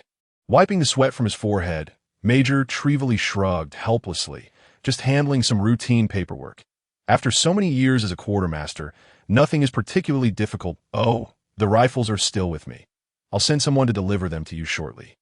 Of course, no one else knows about these guns. In accordance with Lawrence's request, the existence of the rifles remained a secret for now, and Major Trevally was keen to seize this opportunity to shine in Europe. Cooperating fully with Lawrence's confidentiality requirements, Lawrence nodded, then, with a serious expression, looked at Trevally and asked, "By the way, Major, how well do you know the Navy personnel?" "Naval forces?" Major Trevally scratched his head and remarked, "The Navy's main vessels consist of merely 2 ships, which are usually docked at the port of Ajaccio. Their supply procedures pass through my hands, so I'm somewhat familiar with them." Upon hearing this, Lawrence could not help but nod in appreciation, reflecting on the fact that it was no wonder Trevally, as the logistics officer, had connections ranging from the armored cavalry directly under the governor's office to the Corsican Navy. He then softly stated, "Major, I have a matter to trouble you with, a request." To this point, Lawrence was no longer Trevally's superior. However, the two were still collaborating on a project to improve the rifle. And considering their relationship, Lawrence surmised that it would be difficult for Major Trevally to refuse. "Colonel Bonaparte, please speak freely," Trevally said, placing the documents on the table and generously patting his hands. "The day after tomorrow, the headquarters of the Dockworkers Union will be subjected to naval bombardment, and I hope the Corsican Navy will remain inactive." Even though he knew there were only the 2 of them in the room, Lawrence still lowered his voice. Upon hearing this, Major Trevally could not help but gape in astonishment, and it took him quite a while to comprehend Lawrence's intentions. He stammered in panic, "Such matters are frankly beyond my authority." Lawrence was not surprised by Major Trevally's shock, and promptly continued, "I can make a written commitment as a lieutenant colonel in the National Defense Forces, willing to bear all negative consequences of this incident for the Corsican Navy. I kindly ask you to convey this to the Navy." Even so, Major Trevally stood there, visibly troubled, nervously tugging at his hair. Seeing that Major Trevally was still indecisive, Lawrence revealed his trump card. "Major, regarding the honor of being the inventor of the rifle, I can bestow it entirely upon you. Your name will forever be etched in history, and as long as the smoke of war lingers. No one shall forget your name. Of course, the condition is, ugh." Major Trevally inhaled sharply, closed his mouth, swallowed, and stared blankly ahead.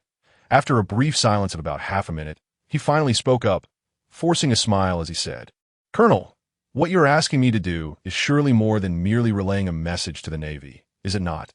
"Indeed," Lawrence nodded, acknowledging that if it were merely a message, he could easily contact the Navy's officers.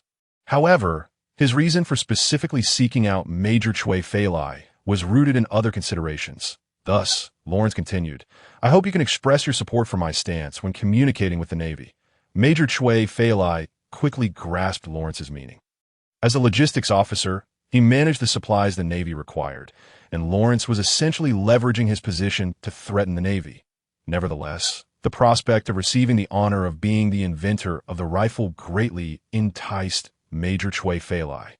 After all, He had once offended General Nathan in his quest to collaborate with Lawrence on improving the smoothbore gun.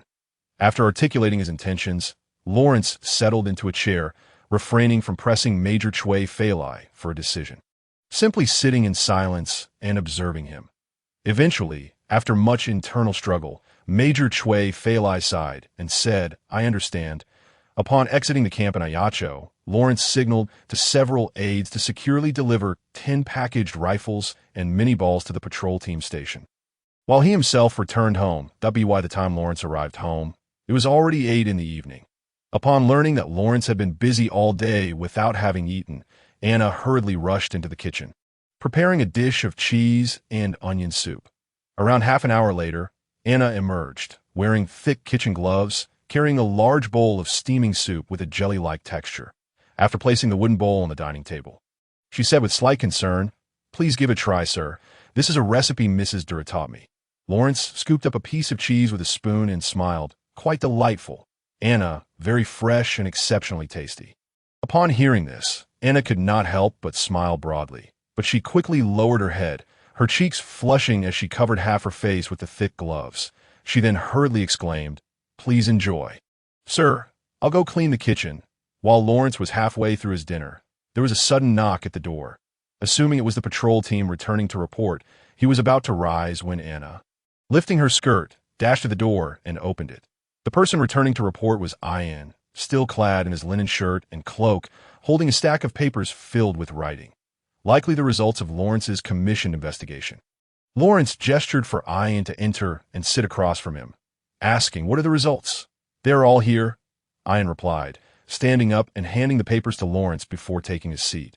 Lawrence glanced at the densely packed letters on the pages. Acknowledging Ian's efficiency, that in just half a day he had not only gathered the names of the customers Lawrence had requested, but also noted their approximate professions and residential areas. "Let me see. Marcelino Capo, a farmer from the countryside, and Leroux Dakar, a steward from some estate." Lawrence scanned through several entries, most of which were rural farmers purchasing feed in irregular quantities as needed. After all, farmers preferred bartering with fellow farmers in the village rather than venturing into town to spend exorbitantly on feed. "Are there any regular customers?" Lawrence inquired, frowning at Ian. Ian nodded emphatically, pointing to a name with his index finger. "Old Mario, known as Kind Mario, is the director of the Ayacho orphanage." "The Ayacho orphanage?" Lawrence inhaled sharply, becoming suspicious. Why would an orphanage regularly purchase oats and bran? Ian noticed Lawrence's skepticism and explained, according to the grain shop owner, "Old Mario claims to keep some livestock at the orphanage to supplement their income. However, since the orphanage never receives visitors, no one knows the truth." Lawrence closed his eyes, rubbing his temples in contemplation. For some reason, he felt he had heard the name of this orphanage somewhere before. After a considerable effort of recollection, he suddenly remembered. During the council meeting in early February, Ciro had refrained from commenting on most ordinary proposals, but he had vehemently opposed a motion to cut the orphanage's budget allocation, which had puzzled Lawrence at the time. "Ciro Russell, surely you cannot have a conscience that wishes to rescue the orphans." Lawrence mused, feeling he was grasping the threads of truth to this moment. Anna, noticing the silence between Lawrence and Ian, hesitated before stepping forward and saying, "Sir, were you just speaking about the Ayacho orphanage?" "You are familiar with that place?" Lawrence asked, somewhat surprised that I know a bit. Anna replied softly, "I once heard a child who escaped from there say that they do not accept outside orphans. They only adopt healthy boys and girls. Moreover, no one is allowed to leave without permission." Lawrence furrowed his brow and asked, "Anna, can you contact that child?" Anna shook her head sadly, whispering, "The child was caught and returned less than a month after escaping." "Sir," Ian's expression turned grave as he looked at Lawrence. Despite his few words, he was deep in thought that Anna's remarks, combined with the existing information, made the orphanage highly suspicious. Logically, an orphanage would be eager for those children to be adopted to save on expenses. Yet this one was entirely the opposite. Lawrence let out a cold laugh, having already been 80% certain. With Anna's words, he resolved to investigate this so-called orphanage the following day. Ian. Lawrence suddenly called out to Ian, who was about to leave, instructing, "Tomorrow morning, take some people to the orphanage, and on your way, stop by the pastry shop to buy some cheese and pastry snacks." "The pastry shop?" although Yin was quite perplexed. He nodded and committed Lawrence's orders to memory before departing from Lawrence's residence. The following morning, in accordance with Lawrence's command, Yin had already arrived at the Ayacho orphanage with about 20 individuals, effectively sealing off the entire building and prohibiting anyone from entering or exiting. This orphanage, situated at the intersection of the western and southern districts, covered a considerable area, featuring a 3-story stone main building flanked by wooden cottages, with a courtyard directly facing the main entrance. Due to its proximity to the western district, the environment was rather harsh. However, the only advantage was the remarkably low land prices. When Lawrence arrived, Yin had already stationed individuals at the orphanage's gate. Seemingly engaged in a confrontation with the guards, Lawrence did not hasten to intervene in the altercation, but instead circled the orphanage. Observing the premises from his inspection, it appeared that the building should have had entrances on all 4 cardinal points. Yet the walls exhibited clear signs of alteration, ultimately retaining only the main entrance. Furthermore, the walls had evidently been significantly heightened, with a stark demarcation between the 2 sections. Additionally, standing outside the walls, Lawrence could discern no sounds from within, as if the vast courtyard were entirely devoid of life. After conducting a brief reconnaissance, Lawrence approached the main entrance and identified himself to the guards who were in a standoff with the patrolling officers. "What is happening?" Lawrence inquired, frowning at Yin, who had even drawn his sword, poised for confrontation with several guards wielding iron rods. Before Yin could respond, the leading guard shouted, "You must be Captain Bonaparte. Are you unaware of why the patrol has surrounded the orphanage? Don't you realize that it is filled with nothing but destitute and innocent children? Are you here to continue intimidating them?"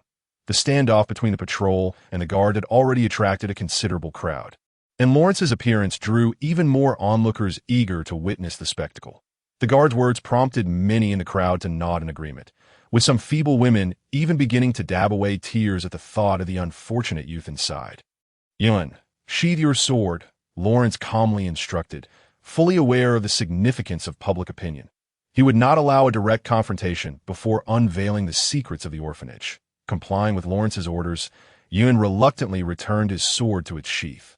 Just then, a short, stout elderly man with white hair tremulously emerged from the courtyard, clad in a tattered clerical robe adorned with patches and stains that seemed to have accumulated over the entire year. Upon his arrival at the entrance, a member of the crowd recognized him. "Look, it's Director Mario." His hair has turned even whiter. It appears he's been burdened with the care of these children. After all, managing such a large orphanage is no small feat. Lawrence squinted as he scrutinized Director Mario, then stepped forward, extending his right hand in a friendly gesture, smiling as he said, "You must be Director Mario. It is a pleasure to finally meet you." Slowly, Director Mario extended his hand, shaking Lawrence's with a smile that barely broke through the wrinkles on his face, coughing as he said, "Ahem, it is indeed Lord Bonaparte. I wonder what brings you here today." "I have official business. I hope you understand," Lawrence replied. "Official business?" Director Mario abruptly withdrew his hand, feigning panic as he exclaimed in a voice loud enough for all to hear. "Are you here to arrest someone? My God, apart from these innocent children, all that remains here is this old skeleton of mine.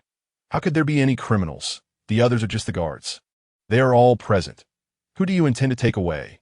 Before Lawrence could respond, whispers began to ripple through the crowd. Director Mario is right. Apart from the children, it's just him and a few guards.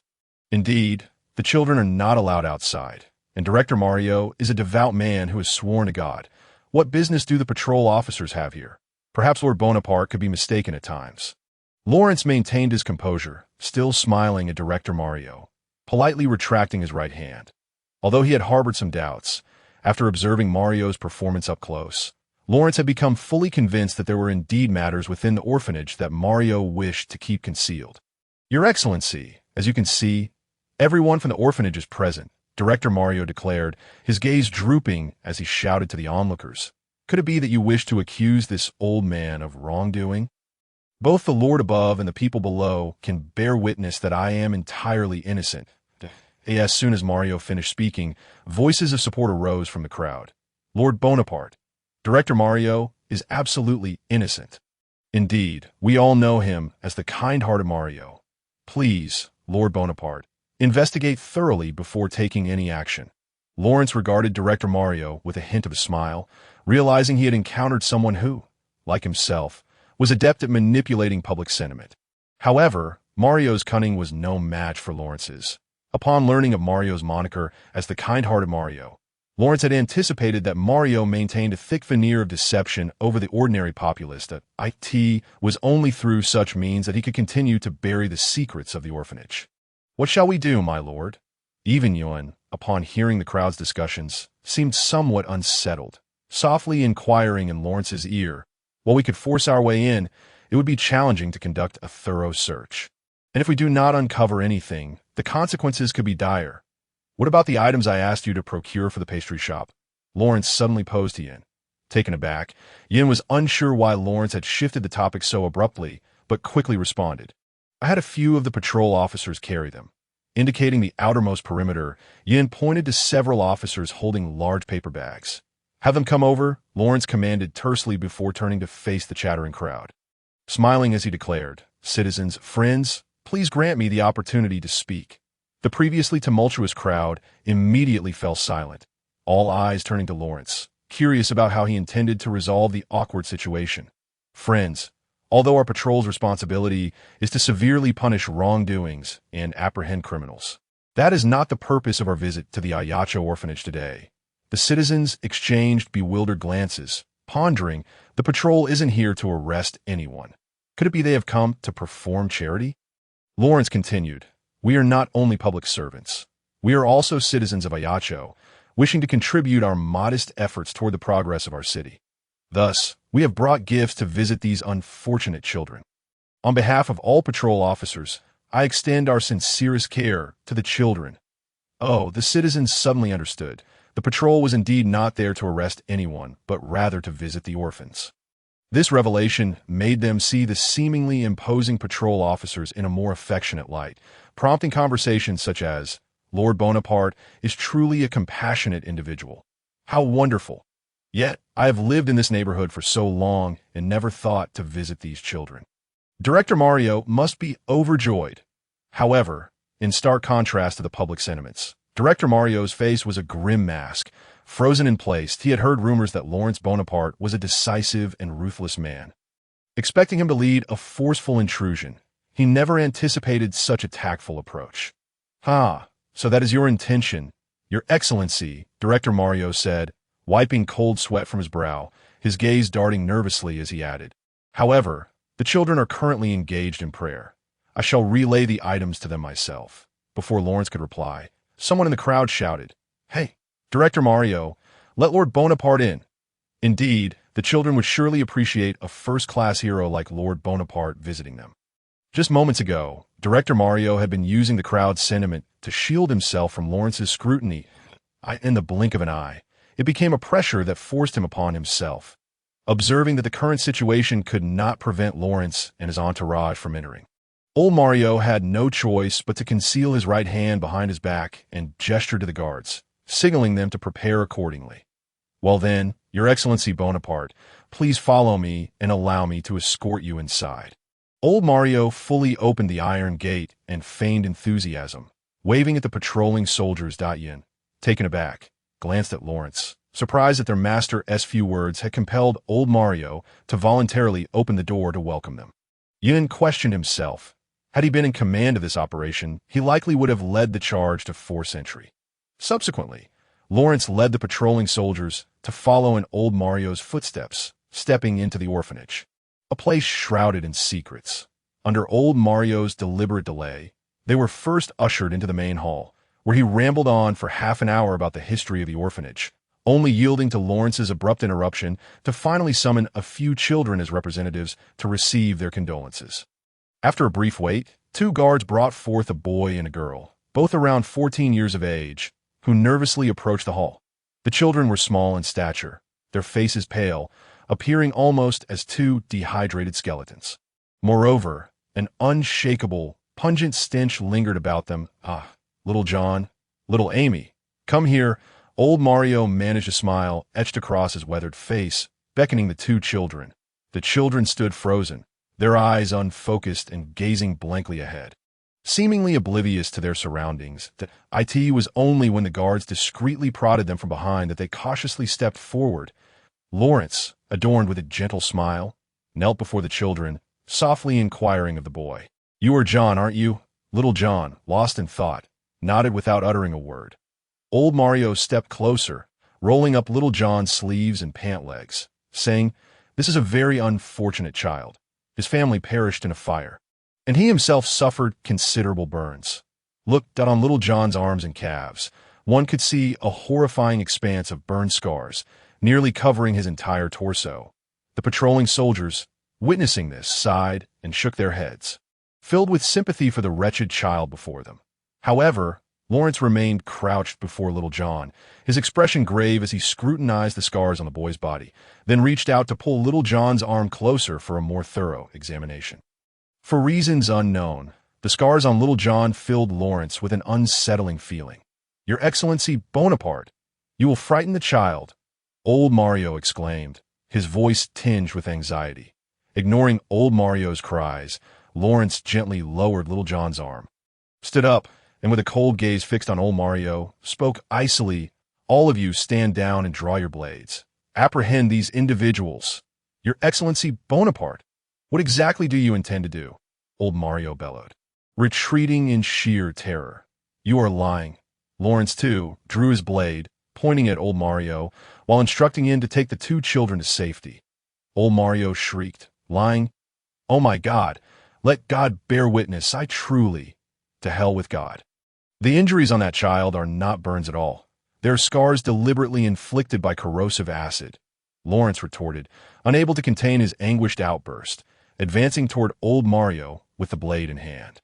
Though thermal burns and chemical burns leave scars that appear remarkably similar, the former varies in depth, while the latter consistently results in deep, uniform scars. Had it not been for Lawrence's education during his university years on safety protocols, he too might have been easily deceived like the other patrolling soldiers. How do you know?" Old Mario stumbled backward under the pressure of the blade. Only when he backed against the wall did he collapse in a trembling heap. Upon receiving the command, the patrolling soldiers swiftly controlled the hall and the guards outside, escorting them all to the courtyard for supervision. "Speak! Why did you do this?" Lawrence demanded, delivering a forceful kick to Old Mario's abdomen, causing him to feel a surge of pain and nausea, retching bile onto the floor. "Speak!" Lawrence pressed the blade against Old Mario's neck, applying slight pressure until the blade pierced the skin. "I'll tell you. I'll tell you." Old Mario's expression contorted in agony. Yet with the icy blade pressed against his throat, he cried out in desperation, "For money!" A typical beggar can hardly collect a few silver coins kneeling on the street all day. But a child missing limbs or with injuries can be bestowed a gold coin in a single day. Moreover, only children like these provoke the Parliament to allocate funds to us. Lawrence turned a glance at the girl beside Little John, only to discover that one of her pant legs was completely empty. "Are all the children here like this?" Lawrence's pupils constricted as he tightened his grip, pressing the blade deeper into the skin, demanding no. Old Mario shut his eyes tightly, shrieking in terror. Only the frail and simple-minded ones are subjected to this treatment. The more capable ones are kept. Kept for what?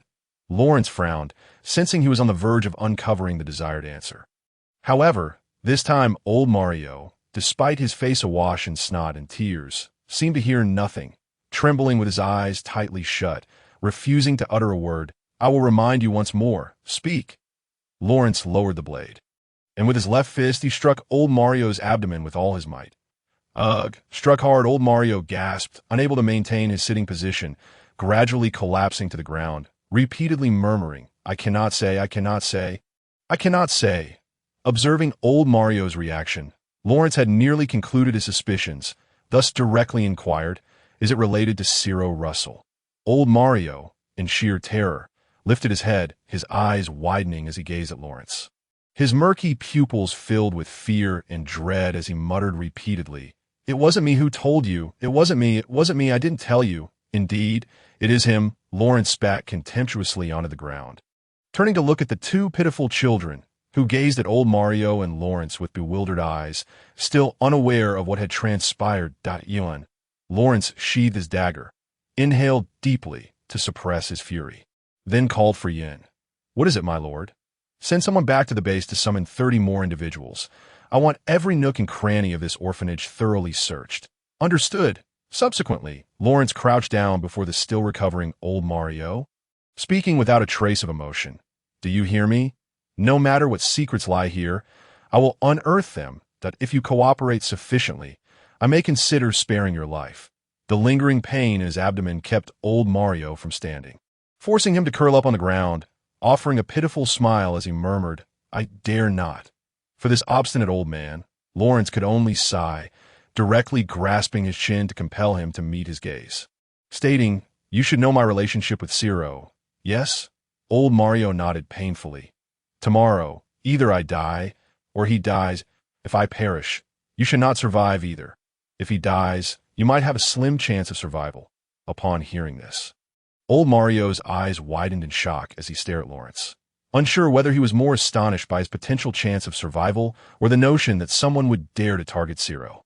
However, amidst his astonishment, old Mario quickly grasped the implications of Lawrence's words. Should Ciro discover that he had failed to safeguard the secrets of the orphanage, his own life would be forfeit. "I understand." Old Mario managed to force out through his pain. "Very well." Lawrence personally assisted old Mario to sit upright, inquiring, "What happened to the strong children in the end?"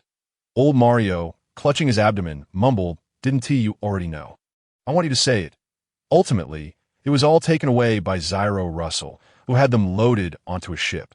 Even though he had resolved to cooperate with Lawrence, old Mario felt a chill run down his spine when he uttered those words. One must remember that the fate of those who betrayed Zyro was too grim for old Mario to contemplate. "Very well. Lead me to the children," Lawrence commanded as he rose, summoning 2 patrolling guards to assist old Mario on either side. After a moment's hesitation, old Mario removed a brass key from around his neck and, with the guard support, made his way to a concealed corner of the hall. He lifted the carpet, revealing a locked trapdoor beneath. "You beast, have you subjected those children to reside in this lightless basement?" Lawrence said with disgust, casting a disdainful glance at old Mario. Without a word, old Mario bowed his head and slowly opened the trapdoor. The moment it creaked open, a nauseating stench surged forth from below. That it was a foul amalgamation of sweat, excrement, rotting food, and even hints of decomposing flesh. As old Mario and the others descended the wooden ladder, Lawrence felt as though he had stepped into the very depths of hell, that a seemingly bottomless corridor stretched before them, flanked by tightly packed rooms enclosed in iron bars in the dim light of the torches.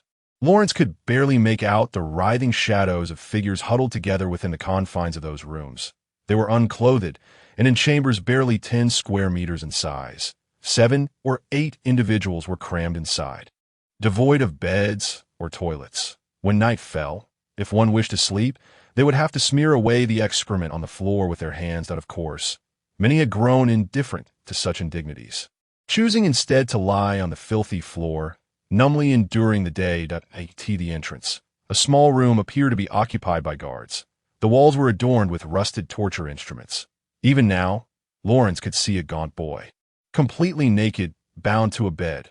His right leg had been amputated, and beside him lay a saw still dripping with blood. "Jan, free that boy," Lawrence said, forcing himself to endure the dual discomfort of physical and psychological revulsion. "No need, my lord," old Mario interjected cautiously. "That child died this morning. He did not survive the operation." Operation? An amputation, rendering him a disabled person. After only a few minutes in that wretched place, Lawrence had reached his limit of endurance. Ascending with the equally distressed guards, "My lord, shall we not immediately release these children?" Jan asked, casting a pained glance at the trapdoor. Taking a deep breath of fresh air, Lawrence resolutely shook his head. "This is not the time for sentimental impulses. These children will achieve the best outcome if released tomorrow.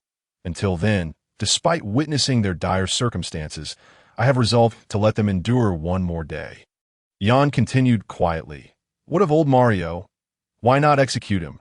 I will kill him, but not now. He still serves a purpose for me," Lawrence replied, casting a cold glance at old Mario, who was slowly climbing the ladder. With old Mario's cooperation, Lawrence quickly discerned the situation within the orphanage. Most of the children were imprisoned in that dark, damp dungeon, where in addition to the adopted children, there were also numerous captured adults, all destined for the slave ships. Here, only the so-called well-behaved, most numb and obedient children could find a meager bed in the wooden cabins flanking the main building, just to comply with the occasional inspections from the city government. To avoid arousing suspicion from the outside world in Zyro, Lawrence did not linger long in the orphanage. After acquiring the desired information from old Mario, he led the patrolling guards away before departing. Lawrence stationed a few guards to remain at the orphanage that day, to prevent Zyro from sending someone to silence old Mario and to ensure he harbored no ulterior motives. However, neither old Mario nor Lawrence noticed that shortly after their departure, several seemingly unrelated pedestrians on the street converged into the same alleyway, disappearing around the corner. Approximately half an hour later, at the headquarters of the Dockworkers Union, that we've been holed up here for 2 weeks. What is Lord Zyro thinking? One of the henchmen yawned, sitting up from his makeshift bedding and murmuring complaints. Ever since news of General Berland's capture reached Ayacho, Zyro had ordered all members of his gang to remain stationed at headquarters, forbidding any from venturing out, while also requiring other gangs to dispatch personnel to stay as well. This was originally a modest-sized chapel, but with the sudden influx of over 100 people, the gang members had no choice but to lay out their bedding in the front hall, the central hall, and even before the altar. Even the bones in the underground crypt had been ordered to be removed by Zyro, replaced with piles of food, fresh water, and other supplies, as if he intended to stay here indefinitely. "Shoo, keep your voice down," another henchman hissed, quickly covering the mouth of the complaining member. "You should be quiet. I heard this is all tied to that Bonaparte fellow a couple of days ago." Lord Zyro learned he returned to Ayacho and hastily stocked up on food. "Who knows what he's up to?" "Oh, that does seem rather suspicious." Meanwhile, in the priest's chamber of the chapel, which also served as the room of the Union's chief, Lawrence Bonaparte took people to the orphanage.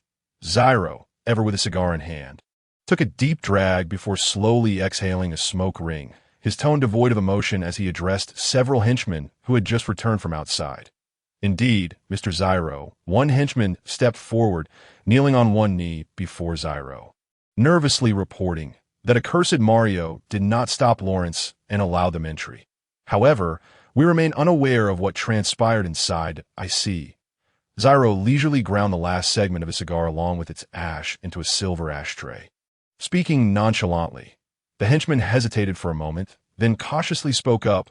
"Mr. Zyro, if that wretched old Mario has implicated you, this could be a death sentence." Zyro opened the window, allowing some of the smoke to dissipate, and spoke with a casual air. "Death sentence, ha! If my charges were read in court, I fear one sheet of paper would not suffice for both sides." "However," Zyro said, gazing out at the sunlit beach while stretching his arms to enjoy the afternoon breeze, then turned to the kneeling henchman and continued, "But I am still here, not in the dungeons of Ayacho. Do you know why?" The henchman's heart sank. He understood that Mr. Zyro had a penchant for posing questions to his subordinates. A response that displeased him could result in immediate reprimand or, at worst, expulsion from the headquarters and the gang. "That I es it because you have left no evidence." The henchman replied anxiously, "Fool," Zyro scolded without holding back, yet unusually refrained from anger, turning his head toward the window to explain.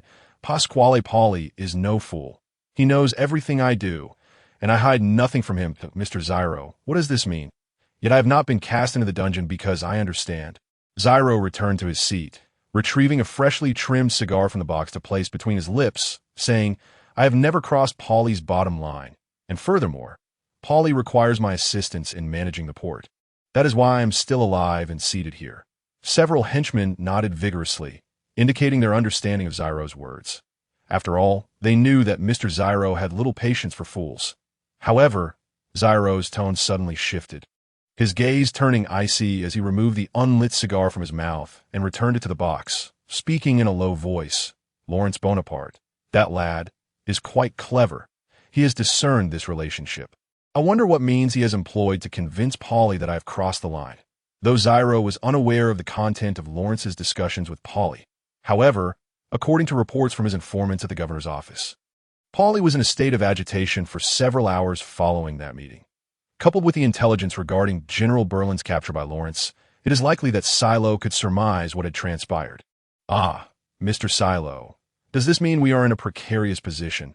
The leaders of the group, hearing Silo mention this matter for the first time, felt a chill run down their spines and repeatedly inquired.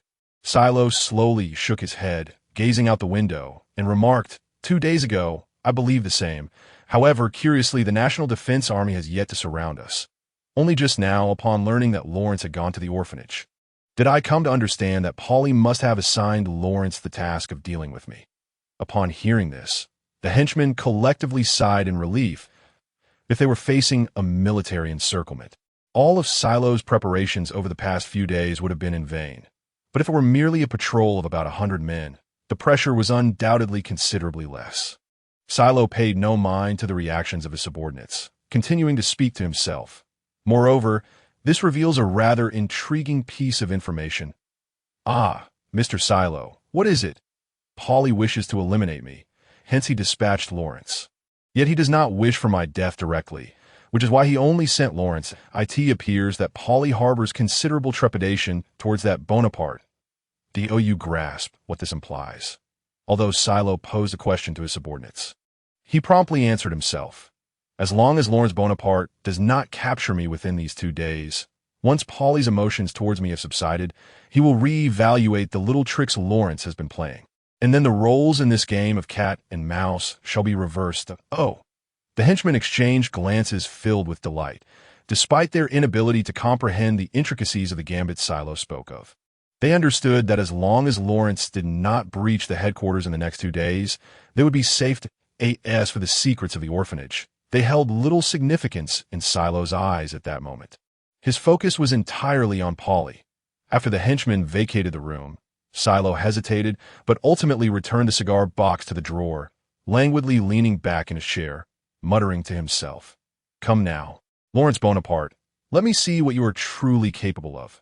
The following morning in the western district of Ajaccio, Lawrence emulated the tactics he had previously employed to establish authority in front of the patrol's headquarters, instructing his men to erect a makeshift wooden platform overnight. The slums were rife with idlers. Even in the dead of night, a crowd began to gather nearby as construction progressed, to be by the time the platform was completed in the morning. A considerable number of curious citizens had flocked to the area, having heard the news.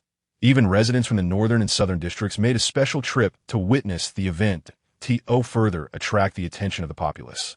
Lawrence had even arranged for large barrels of thick soup and light beer to be provided as complimentary breakfast for the arriving citizens, inciting even more frenzy among the impoverished who were often deprived of food.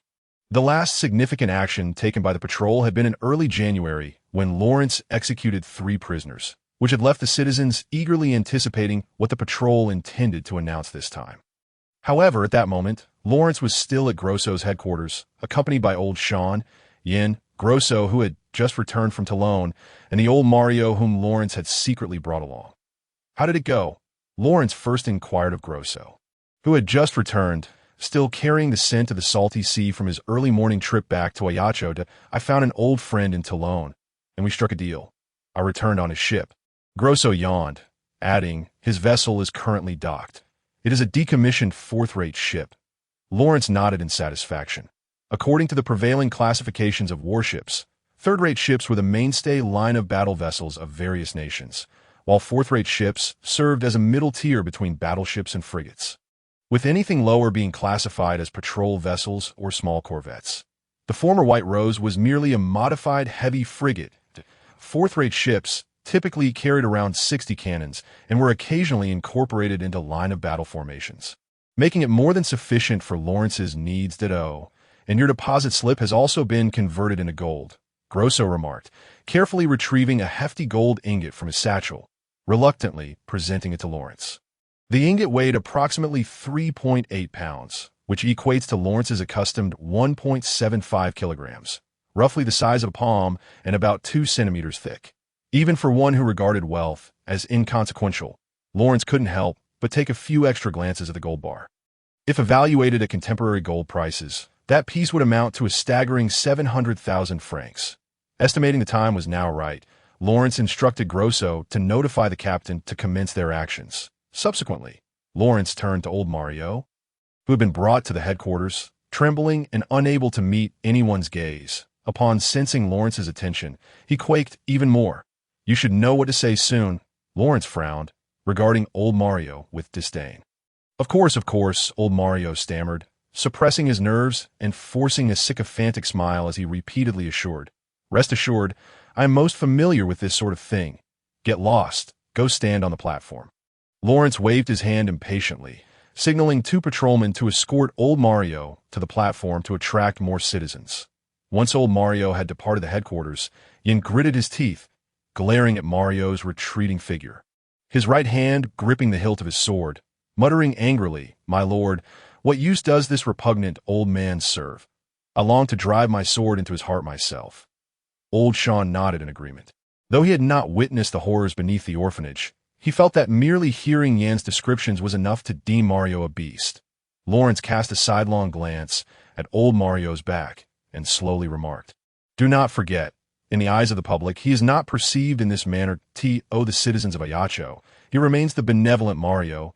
As Lawrence ascended the platform alongside Yin, old Mario was already there, smiling and greeting the citizens. With a kind smile paired with his humble clerical robes, no one would suspect the monstrous visage he revealed behind closed doors to those children. Lawrence was soon recognized by the crowd as well. Clad in a brand-new uniform and adorned with the first-class combat hero medal awarded by Pauli, the gilded medal gleamed under the midday sun. Although Yin remained silent behind Lawrence, the residents of the Western District were well acquainted with this patrolman who was known for his fierce opposition to evil and for leading the charge in every battle. "It is Lord Bonaparte. What is he and Director Mario about to announce?" One speculated, "I hear Lord Bonaparte visited the Ayacho orphanage yesterday." Another remarked, "What does that have to do with us? Who cares? As long as there's free soup and beer." The midday sea breeze slightly lifted the hem of old Mario's robe. He glanced anxiously at Lawrence, who nodded gently, indicating that he could begin. Ahem. Old Mario cleared his throat, raising his hands above his head to clap twice, capturing the attention of the gathered crowd, which quickly fell silent. "Dear citizens, this is Mario, a faithful servant of God and the director of the Ayacho orphanage," he shouted hoarsely to the crowd. However, after delivering his self-introduction, he abruptly halted, suddenly clutching his chest and beginning to sob softly. Following the pause in old Mario's voice, the few sounds in the crowd faded away. All eyes were fixed on the elderly man on the platform. Even the impoverished who had come merely for a free meal could not help but set aside their bowls and spoons to gaze at old Mario. Bathed in the attention of the crowd, his soft weeping quickly escalated into loud, anguished sobs, and he knelt upon the platform, gripping his chest tightly as he wept openly. The crowd, unaware of the cause, was moved by the sight of such a renowned benefactor and frail old man, who disregarded decorum in his grief. Even those unfamiliar with Mario felt a pang of sorrow. Friends, I have come today to atone for my sins. I am a sinner." Old Mario, amidst heart-wrenching sobs, incessantly lamented his transgressions. "It is I who failed to care for those children. It is I who cowardly succumbed to evil. It is I, all my fault." The poignancy of his cries momentarily rendered some members of the crowd speechless, prompting them to call out in concern, "Hey, old Mario, what troubles you? What has transpired?" Indeed. Yet, old Mario offered no reply, kneeling with his head buried between his thighs, continuing to weep uncontrollably. Even Lawrence cast him a peculiar glance, pondering how such talent and performance was wasted outside the realm of theater, just as the anxious onlookers were vociferously questioning old Mario. A contingent of patrolling soldiers suddenly emerged, escorting around 20 diminutive figures cloaked in grime before the assembly. At first glance, the crowd mistook them for escaped slaves, only to discover upon closer inspection that these were not black individuals, but a group of 15 or 16-year-old children, their bodies encrusted with a layer of mud, plaster, yellow earth, and excrement, their faces no exception. Their garments were nothing more than tattered, dark burlap, barely concealing their modesty. Some appeared utterly nude, devoid of even that meager covering. The stench emanating from them was so overwhelming that even the soldiers escorting them struggled to endure it. Those further back in the crowd instinctively covered their mouths and noses, while some citizens, having just indulged in a hearty meal, immediately vomited their soup upon witnessing the scene. As the children drew nearer, the citizens were struck with disbelief. This was no mere gathering of people, but a sight more akin to a troop of emaciated monkeys, their gaunt bodies and spindly limbs evoking a sense that they might disintegrate at any moment. Why heavens, were these children excavated from the earth? I cannot bear this. What is happening here? Ugh. Wait. Old Mario just mentioned the children. The onlookers quickly redirected their astonished and fearful gazes toward him. At that moment, a middle-aged woman adorned with a headscarf suddenly emerged from the crowd. With all her might, she pushed through the spectators, rushing toward the group of children, her eyes fixated on one boy. The soldiers instinctively raised their rifles towards her, yet she continued, dazed, step by step, approaching the boy. Dyson, is it you? My son, I would never mistake you, no matter how you have changed. Tears cascaded down her cheeks as she collapsed to her knees, arms wide open, calling out to her son. The boy recognized his mother, but remained expressionless, hesitating as he took 2 tentative steps forward before halting at the orphanage. He had endured countless obedience tests, learning that any child displaying the desire to flee would be confined in a box for an entire day. The once chaotic scene fell abruptly silent, all eyes fixed upon them.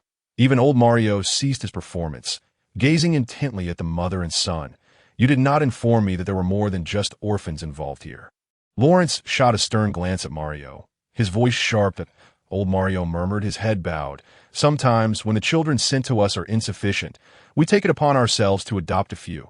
Meanwhile, the soldiers escorting the children looked up at Lawrence, and upon receiving his nod of approval, cautiously brought the boy to his mother.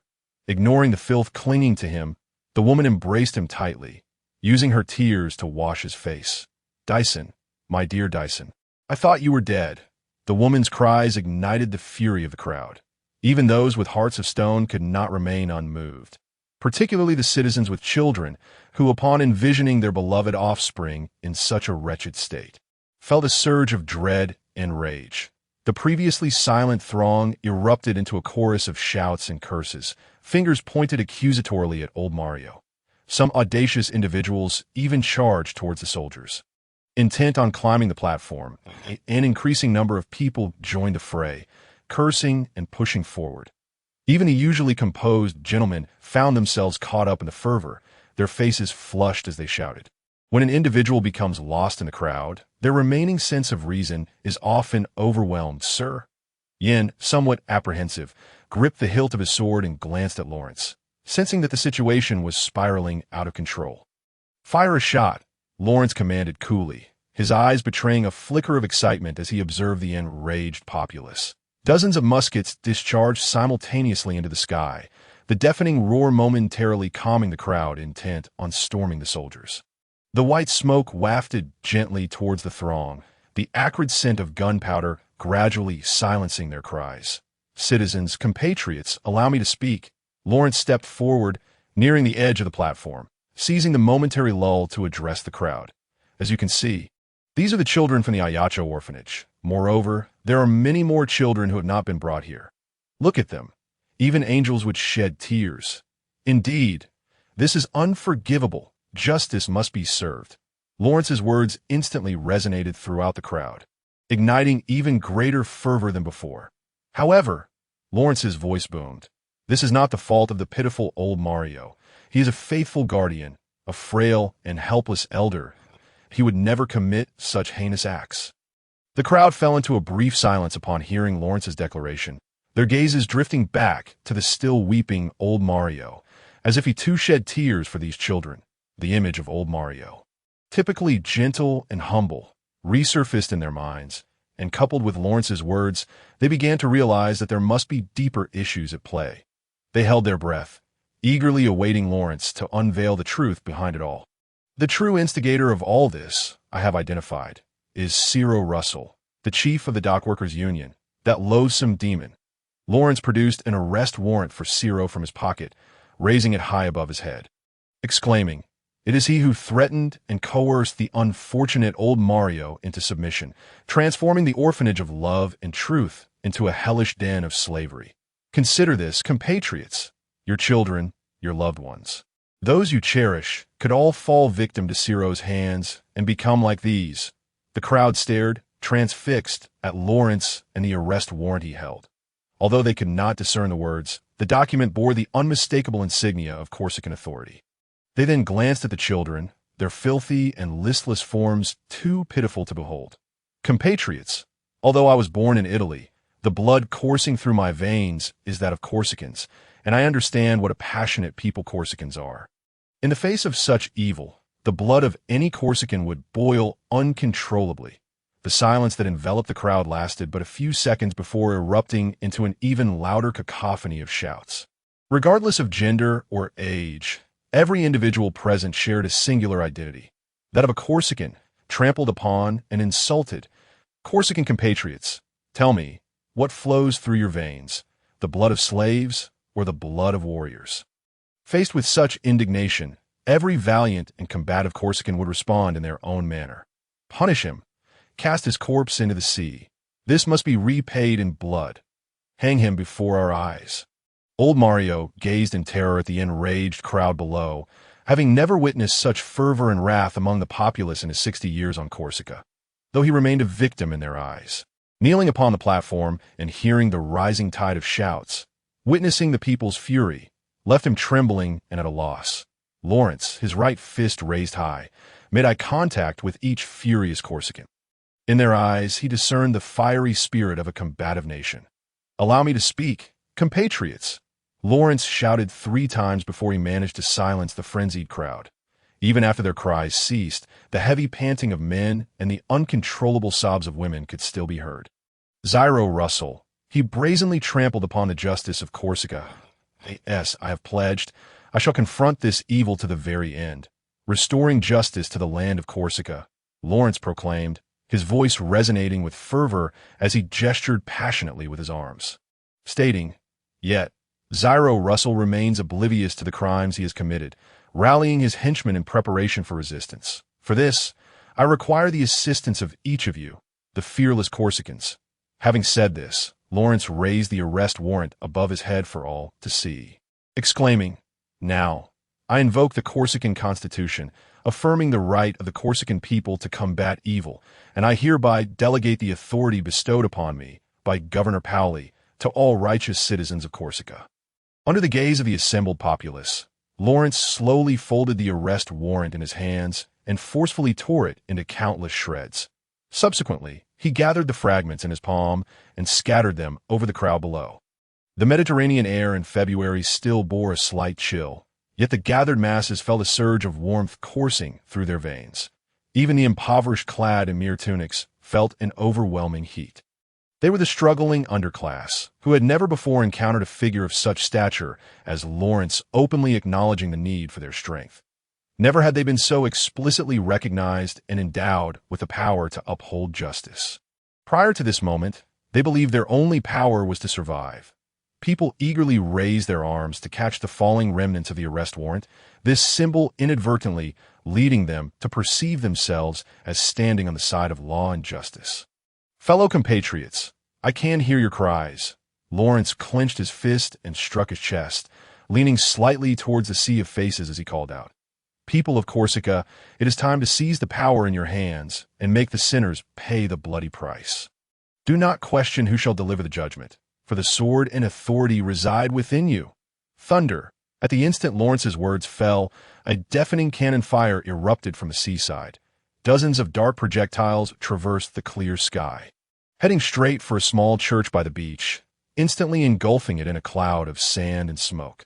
Although most of the projectiles struck the sandy ground, sinking a full meter deep.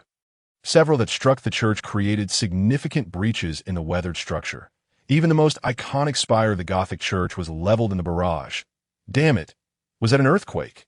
Ciro coughed violently, discarding his cigar and extinguishing it underfoot, feeling the entire building tremble, dust and sand cascading from the crevices of the walls, soon leaving the room in disarray. Mr. Ciro.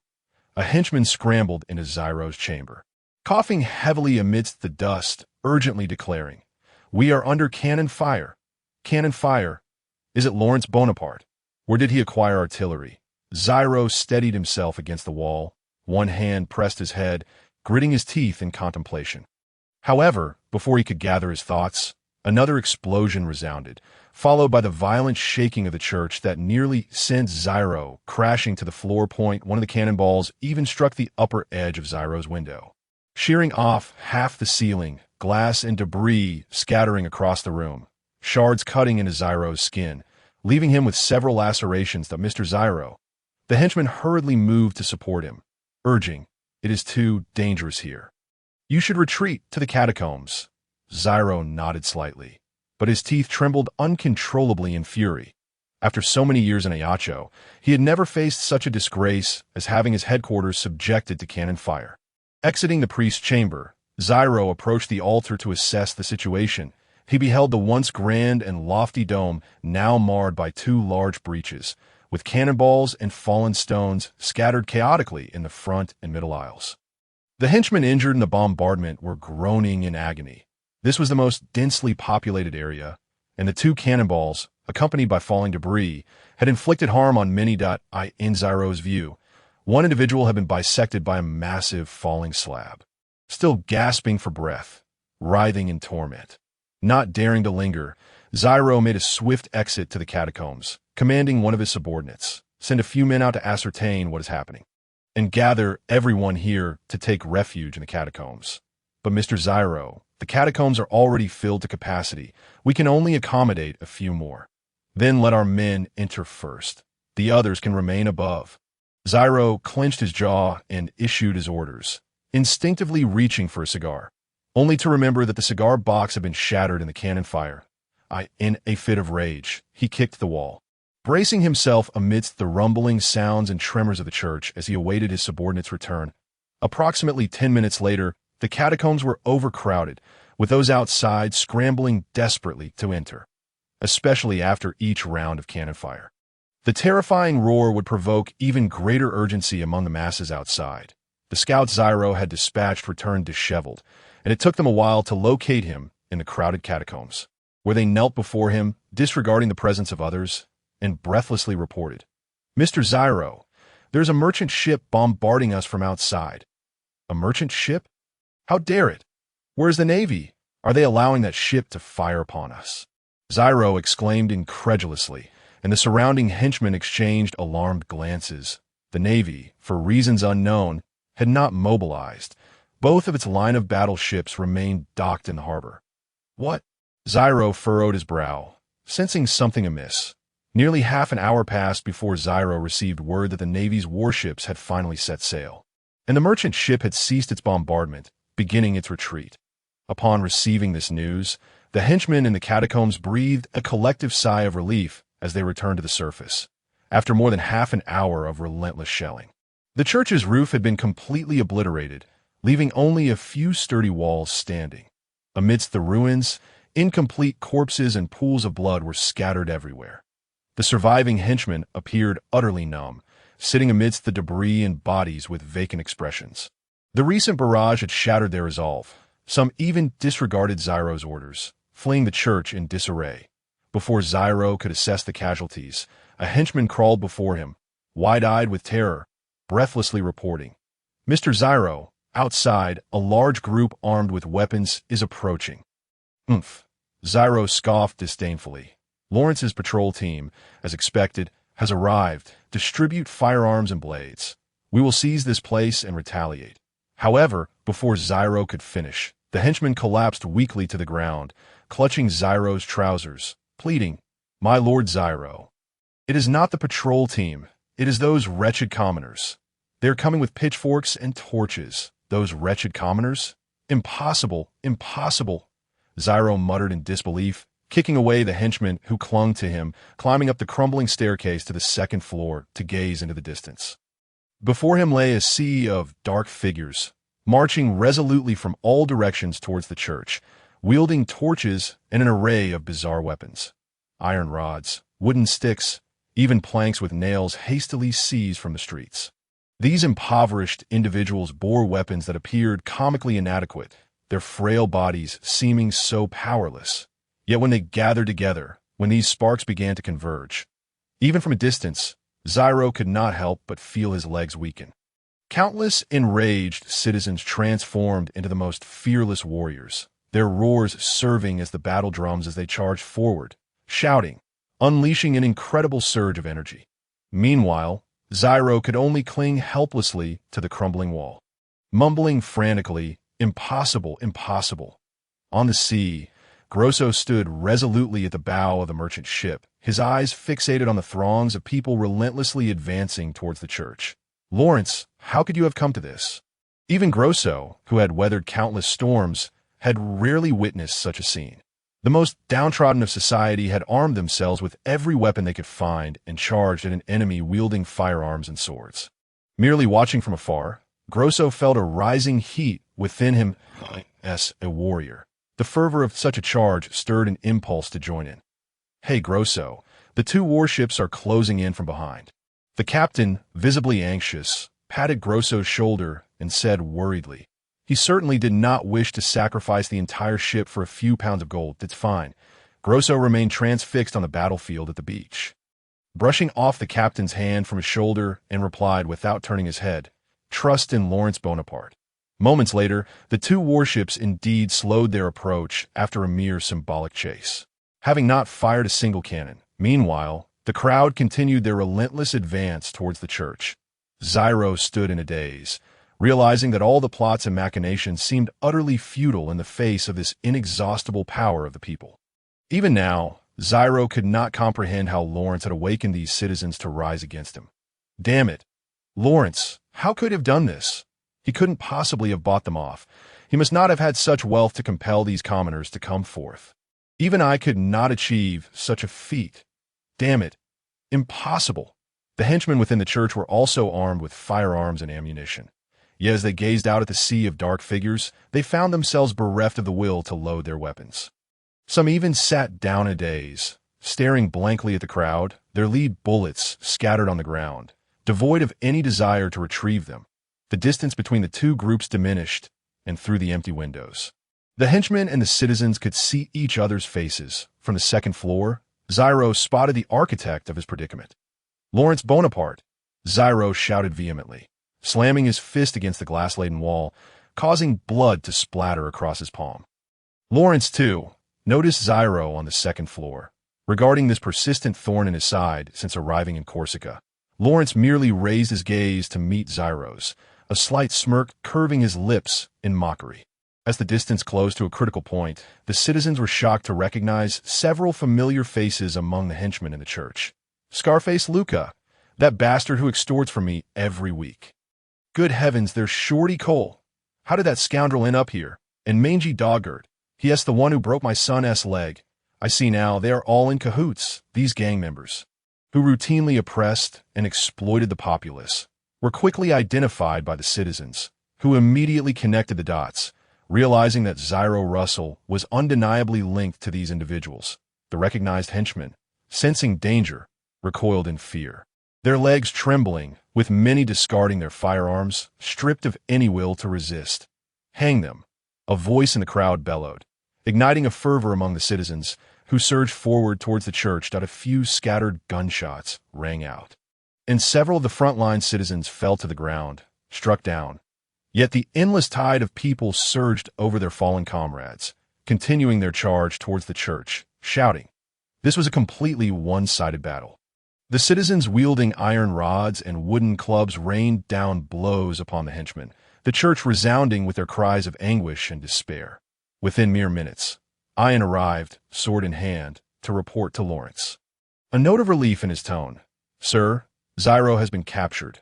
The others have either surrendered or perished." After speaking, a group of patrolmen emerged from the church, escorting a bruised and bloodied man.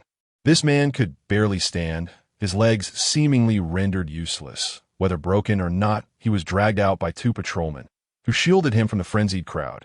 Otherwise, he would have been torn to shreds. Thrown before Lawrence, the man could only support himself with his hands on the ground, looking up at Lawrence with a pained smile. "Lawrence Bonaparte, this is our second meeting." Lawrence glanced down at him. Despite the bruises and blood covering his face, it was still evident that this was Zyro Russell. Ian stood behind Lawrence, his eyes fixed on Zyro, his hand trembling uncontrollably around his sword. Bring in personnel to maintain order. The citizens may plunder the church, but must not spread to the town. And carry him. Follow me. Lawrence paid no heed to Zyro, casting a glance at the citizens ransacking the church, instructing the nearby patrolman. Ion, following Lawrence's orders, squatted before Zyro, grasped his collar, hesitated for a moment, then delivered a powerful punch to Zyro's jaw. You beast! This punch is for Christina, my beloved, that poor textile worker, with a few bloodied teeth flying out. Ion clenched his fist, suppressing the urge to strike again, hoisting the semi-conscious Zyro onto his shoulder and hurried to keep pace with Lawrence. The three distanced themselves from the frenzied crowd, arriving at a nearby beach. The midday sun shone brightly on the sandy shore, warming the skin. Yet, lying on the sand, Zyro felt nothing but coldness, with blood seeping from his nose and the corners of his eyes, while the intense pain in his legs contorted his expression. Let us have a conversation. Zyro rustled. A conversation. Indeed. Zyro struggled to sit up, spitting out mouthfuls of sand that he had swallowed when Ion had unceremoniously thrown him onto the ground, turning his head to glance at Lawrence. He managed a grim smile. I only wish to ask one question. Where did I go wrong? Lawrence did not meet his gaze. Instead, he stared at the undulating sea before him. Throughout his time in Corsica, he had never felt such a sense of relaxation, taking the opportunity to appreciate the untainted ocean unmarred by industrial pollution. Zyro waited for a moment, seeing that Lawrence remained silent, and began to speak again. I do not believe your calculations are deeper than mine. Yet I still lost that I concede. You are more adept at playing those little tricks. Lawrence continued to gaze at the sea, saying, but you miscalculated your target. Miscalculated my target. You only calculate people, while I calculate the human heart. The human heart? What do you mean? Your eyes have always been fixed above on Polly, thinking that as long as Polly chose to protect you again, you would be safe and sound, but you were mistaken. On Corsica, there exists a power that surpasses Polly's authority, and that is the hearts of the people. That's so. Zyro, struggling against his pain, turned to gaze at his former stronghold, the church that once stood as a sanctuary for the people of Ajaccio. Now reduced to mere stone pillars and walls, the tower, which had survived the bombardment, was now ablaze as the citizens hurled torches upon it. Even here, Zyro could faintly hear the cries of his subordinates being trampled. Closing his eyes, he fell back onto the sand, knowing that everything had come to an end. By the way, 2 days ago, what did you show Polly that compelled him to decide to eliminate me? Lawrence picked up a stone from the beach and tossed it forcefully into the sea, responding softly. Nothing much, a forged letter. What did it say? Absurdly, it claimed you would conspire with the Genoese to invade Ajaccio by sea, storm the governor's residence, and then be installed as the new governor, usurping Polly's position. How utterly absurd. Only those afflicted by delusions would believe such nonsense. Zyro coughed violently twice, suppressing the blood that surged from his throat as he spoke. Indeed, however, it is a fact that every individual in a position of power harbors a modicum of delusion, and the higher the rank, the more pronounced it becomes. Lawrence remarked nonchalantly, rising from the beach and brushing the sand off his garments. Casting a condescending gaze upon Zyro, of course, Polly will have no opportunity for regret, nor will you. With that, Lawrence turned and patted Ion on the shoulder, solemnly stating, according to our agreement, he is now yours. Ion nodded, gripping the still damp sword stained with blood, and strode toward the prostrate Zyro.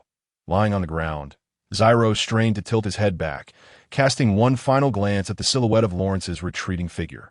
Giggling maniacally as he murmured, Pasquale Polly, you ultimately fail to realize that it will not be I who expels you from the governor's palace, but rather this young lad. The conflict within the church was drawing to a close. The supplies in the underground crypt were being relocated under the watchful eye of the patrols, while the structure itself quickly crumbled to ruin amidst the raging flames, leaving only a scattering of debris. Fortunately, Lawrence had preemptively deployed patrolmen to maintain order at the scene, and the surviving henchmen had been detained and protected by the patrols.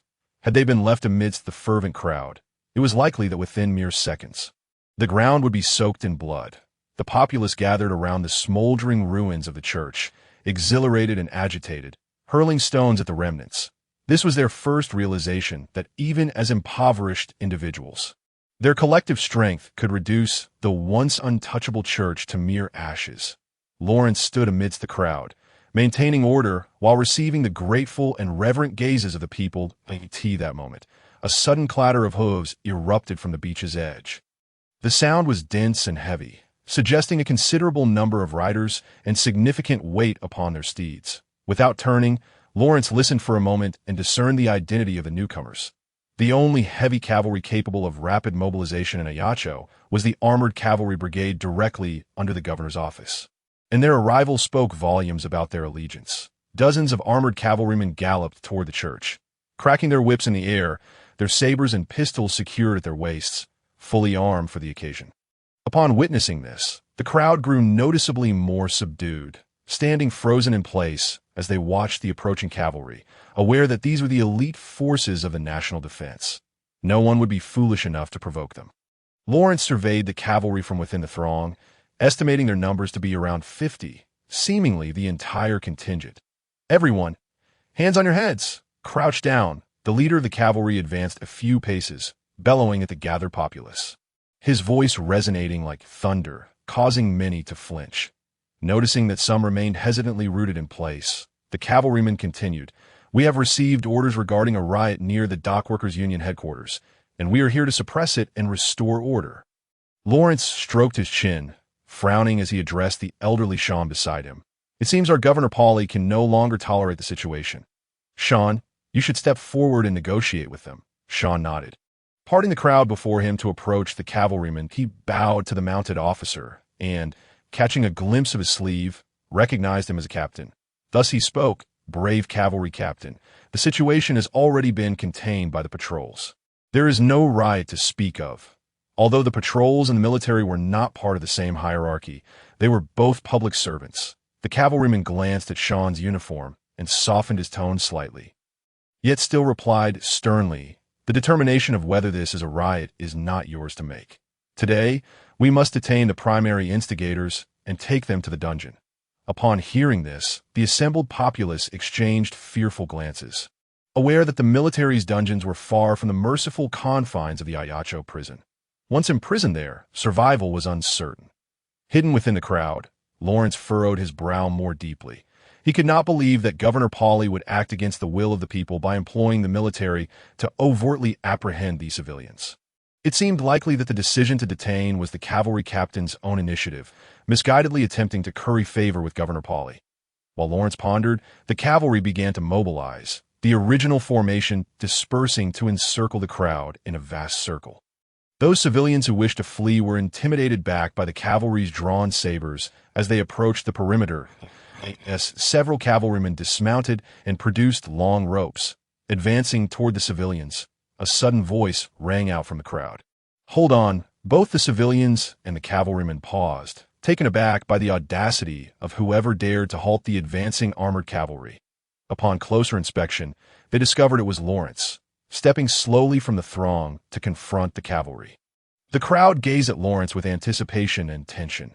Inexplicably, when Lawrence Bonaparte stood before them, they felt an immense sense of security, as if sheltered within an indomitable fortress. "You are Major Bonaparte, oh no."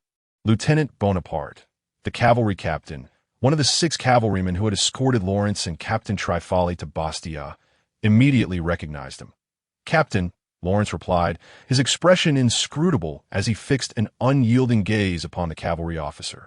His rank surpassed that of the captain by 2 levels, and both were soldiers under the governor's office. Thus, Lawrence addressed him with an air of command. "Where is the order documentation for this operation?" "I require verification." The cavalry captain's pupils constricted, utterly confounded by how Lawrence had discerned that he had received no orders for apprehensions. The only directive he had was to maintain order. "Lieutenant Bonaparte, this operation is urgent and has been authorized by General Pauley. There is no official document." The cavalry captain stammered, his gaze evasive. "Oh, is that so? I am an aide to the governor and can meet with him at any time.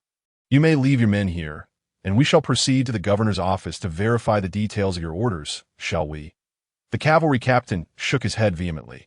He had not received authorization for arrests, nor had the civilians exhibited any hostile behavior toward the armored cavalry. Logically and emotionally, he was at a disadvantage. If this matter were brought to Governor Pauly's attention, he might find himself accused of acting independently. The cavalrymen holding the ropes dismounted, standing uncertainly as they glanced at their captain.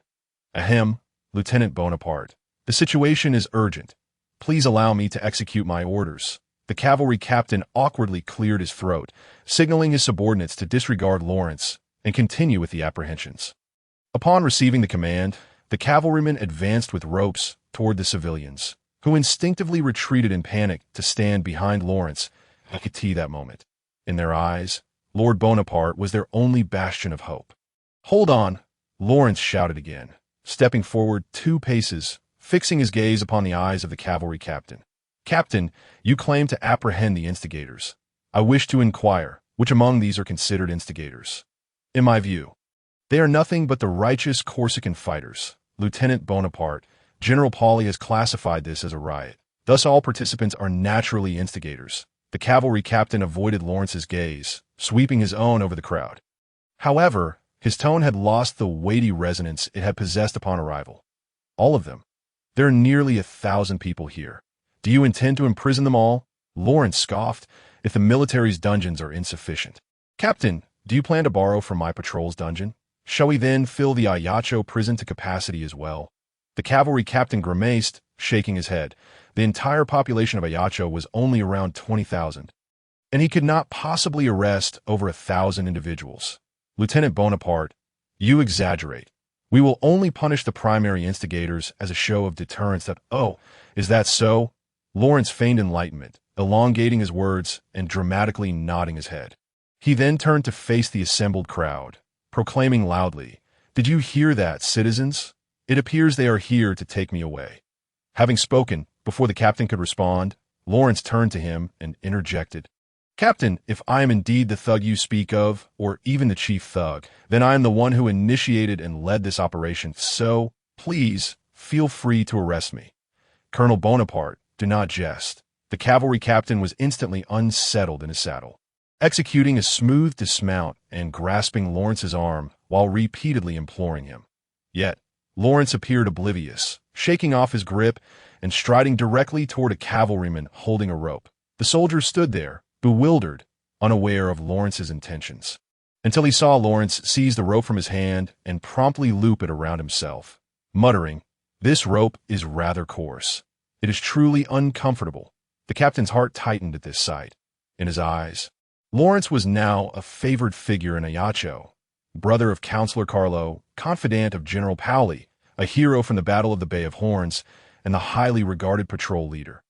Any one of these identities would preclude the captain from daring to arrest Lawrence. Moreover, the captain was unaware of the relationship between Lawrence and Pauly, believing that Lawrence's rapid promotion to colonel in less than a month signified Pauly's profound trust in him, further solidifying the captain's resolve to avoid offending him. As the gathered crowd observed Lawrence voluntarily binding himself, they too stepped forward in righteous indignation, reclaiming their bizarre array of weapons, in their eyes. Without Lord Bonaparte, Ayacho would never again have such a respected and protective commander. "Damn it, this is bad." The cavalry captain scanned the crowd, noticing their fervor, and couldn't suppress the cold sweat from his brow. If his unilateral decision incited a rebellion among the populace, even though the armored cavalry would easily massacre ordinary citizens, such a consequence was far beyond what a mere captain could bear. Colonel Bonaparte, realizing this, the captain hastily approached Lawrence, personally untying the ropes around him and urgently stating, "I sincerely apologize. My words were misguided. Our task is to maintain order, and I hope you can understand, Colonel." Lawrence glanced at him indifferently. "My subordinates have already stated that order is under control here, that I will soon disperse the crowd, and you may return to report." "Very well.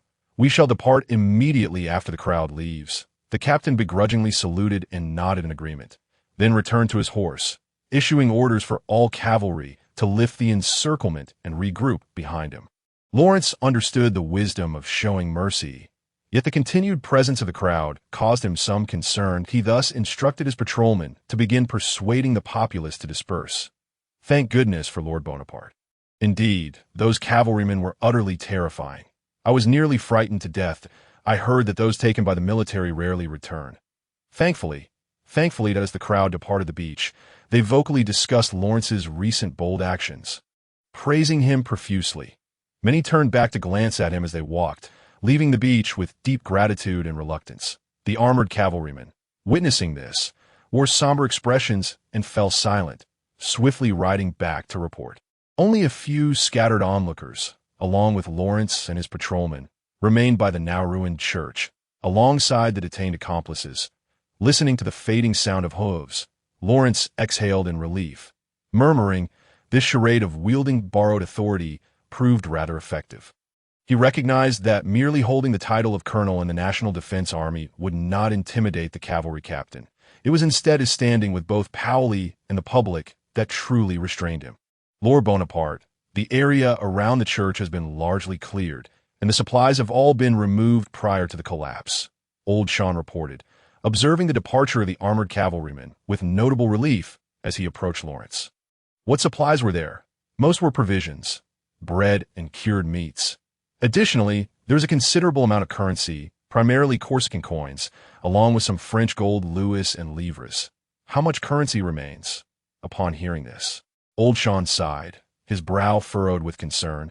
Initially, there should have been a substantial sum, but the crowd took more than half, leaving us with perhaps over 4,000 Corsican coins, reflecting on the fact that the one-eyed man possessed far more than 4,000 coins. Old Sean felt a pang of sorrow, believing that the treasures within Zyro's headquarters must be even greater. Lawrence, however, merely smiled and shook his head, viewing it as the rightful due of those people. Has everyone assembled? Let us prepare to return, Lawrence commanded. Everyone is gathered. Oh, wait. Old Sean suddenly recalled something, frowning. That lad Jan has been missing since earlier. He hasn't returned to the ranks. Jan. Lawrence's mind conjured the image of the young man who had sworn loyalty to him in the patrol's dungeon, whose hatred for Zyro was undoubtedly ingrained in his very bones. No matter. We shall leave first. He requires a bit more time. Upon returning to the garrison, Lawrence did not allow himself to rest. The first pressing matter before him was the follow-up concerning the orphanage in Ayacho. Lawrence felt genuine sympathy for the children, compounded by the fact that he had utilized them during the recent mobilization of the populace. Therefore, both morally and ethically, he could not neglect their needs. Seated in the garrison's hall, Lawrence took the detailed inventory of the supplies from Old Sean and, after a cursory glance, returned it, stating, Old Sean, please dispatch someone to deliver all the living supplies to the orphanage immediately. Old Sean accepted the list, his expression grave as he nodded. Even with his greedy nature, he raised no objections to Lawrence's allocation. After all, he had witnessed the emaciated children, resembling mere corpses, and could hardly fathom how they survived on meager rations. Unable to suppress a sigh, Lawrence propped his chin on his hand. He currently lacked a better solution for those children and resolved to allow them to remain in the orphanage, of course. They would no longer be crammed into the dark, dreadful dungeon. Given the size of the orphanage, accommodating each child in spacious, well-lit rooms would pose no problem. Wait, Lawrence suddenly called out to Old Sean, who was nearing the door. Since the orphanage had been mentioned, they could not overlook that loathsome old man, old Mario. Where is old Mario now? Old Sean scratched his head, contemplating before replying, Oh, that old man is currently locked in the dungeon with the accomplices, incessantly shouting that he wishes to see you. Take me to him in the patrol's dungeon. When Lawrence encountered old Mario, he was cowering in a corner, his head buried between his legs, upon sensing someone's presence. Old Mario looked up and, upon recognizing Lawrence, leaped to his feet, lunging at the iron bars and shaking them fervently, exclaiming, Lord Bonaparte, I have done as you instructed. You must be pleased with me. Zyro is dead, just as you foretold. You said you would consider releasing me. Lawrence listened expressionlessly, allowing him to speak uninterrupted. Old Mario rambled on for a full half-minute before realizing Lawrence's cold demeanor. Swallowing hard as he nervously inquired, Lord Bonaparte, what is? Lawrence disregarded his question and abruptly asked, Old Mario, do you have children? At this, old Mario's face tightened, and he shook the iron bars with even greater fervor, insisting, I have a son, but he is not involved in any of this. He is a diligent forester living in the countryside. He knows nothing of these matters. Lawrence chuckled softly, looking at old Mario. Ah, your son must be proud of you. The kind-hearted old Mario. The villagers must refer to him as such. Perhaps so, old Mario murmured, bewildered by Lawrence's words. Come here. Lawrence turned to the patrolling soldier and commanded. Open a cell door. Your Excellency Bonaparte, are you truly going to set me free? You are indeed a saint reincarnated, almost like the Virgin Mary herself. Old Mario gazed as the soldier unlocked his cell door. Hurriedly rushing out to kneel before Lawrence, grasping the hem of his garment, his voice trembling with excitement. However, before old Mario could finish his flattery, Lawrence's next words plunged him into despair. Old Mario, you wouldn't want your son to be scorned by the masses, would you? The air seemed to freeze, and old Mario widened his eyes in confusion, asking, What do you mean, my lord? There exists a phrase. The final verdict is sealed with the coffin. When one dies, their reputation is forever established. Old Mario, not lacking in wit, quickly grasped Lawrence's meaning, gently releasing his grip on Lawrence's garment and sitting dazedly on the ground, lost in thought. Lawrence looked down upon him and added, Die with dignity. That way, you shall always be the virtuous Mario. Of course, if you prefer not to die in dignity, I can arrange for someone to assist you. I understand. Old Mario managed to utter these words, struggling to rise, brushing off the dust from his clothes, moving toward the exit like a soulless corpse. Sean observed his retreating figure and, with concern, turned to Lawrence, saying, My Lord Bonaparte, shouldn't we send a few men to follow him? What if he escapes? Lawrence firmly shook his head, replying, No need. He is no fool. The entirety of Ajaccio is now within my grasp. He cannot flee. The following morning, Lawrence received news of old Mario's demise from Anna at home. Sir, many people outside are discussing you, including the director of the orphanage. Anna entered with a wooden basket from the market, and before she could set it down, she began recounting her observations to Lawrence. He was perusing a book written by an Englishman discussing monarchy and republicanism. Although he deemed the book's literary and intellectual merit to be of mediocre quality, it nonetheless served as a means to understand the public sentiment of the era. Is that so? What did they say about the director? Lawrence closed the book and smiled at Anna, inquiring. Anna placed the basket on the table, her demeanor shifting to seriousness as she replied, He was discovered this morning, found completely naked, having nailed himself to a large cross, with a spear piercing his chest. It is said that he was still alive when found, but upon seeing someone come to rescue him, he willingly thrust the spear into the ground, impaling himself through the body. Did I see? Lawrence pondered for a moment, grasping old Mario's intent in Catholic doctrine. The son's crucifixion signifies the ultimate redemption. Old Mario emulated this act to express his contrition and acknowledge his debts to the children. As for the sincerity of old Mario's remorse, Lawrence did not wish to unravel that. The spear in his chest was likely a reference to the spear of Longinus. According to doctrine, a soldier named Longinus pierced the son's side with his spear to confirm his death. Undoubtedly, this was old Mario signaling to Lawrence, affirming he had indeed died in accordance with Lawrence's wishes, hoping to preserve his reputation. Quite the clever man, Lawrence mused, smiling as he shook his head. He intended to safeguard old Mario's reputation, especially since he had stood with him on that podium to deliver a speech the previous day. If old Mario's horrific actions were to be exposed, Lawrence himself would inevitably face repercussions. Preserving old Mario's reputation was a simple task. He could easily shift the blame onto Ciro. It was no more complicated than transferring the sins from one corpse to another. Anna seemed to hesitate, wanting to say more. After a moment, she blinked her cerulean eyes and cautiously leaned closer to Lawrence, gazing into his eyes for 2 seconds before lowering her head and saying, Sir, thank you. What is it? She continued, thinking of the children at the orphanage and then of myself. I have a job now, and people refer to me as the maid of the Bonaparte household. Every day I have fresh meat, soup, and vegetables to eat, and I can converse with ladies like Madame Dura. It feels like a dream. Anna, Lawrence gently called her name. When she looked up, he playfully pinched her nose, smiling as he asked, Does it hurt? A little. Sir, then it is not a dream. After enjoying the breakfast that Anna had painstakingly prepared, Lawrence had an important matter to attend to. He needed to report back to Polly at the governor's office. Particularly, The commotion he had caused in the Western District had been quite significant, prompting Pauli to dispatch the cuirassier cavalry to intervene the day prior. Although Lawrence wished to avoid becoming fixated on Governor Pauli, as Ciro was. At this stage, maintaining a beneficial relationship with him was crucial for Lawrence's continued development in Ajaccio. However, before heading to the governor's office, Lawrence decided to stop by the patrol team station to manage some straightforward affairs.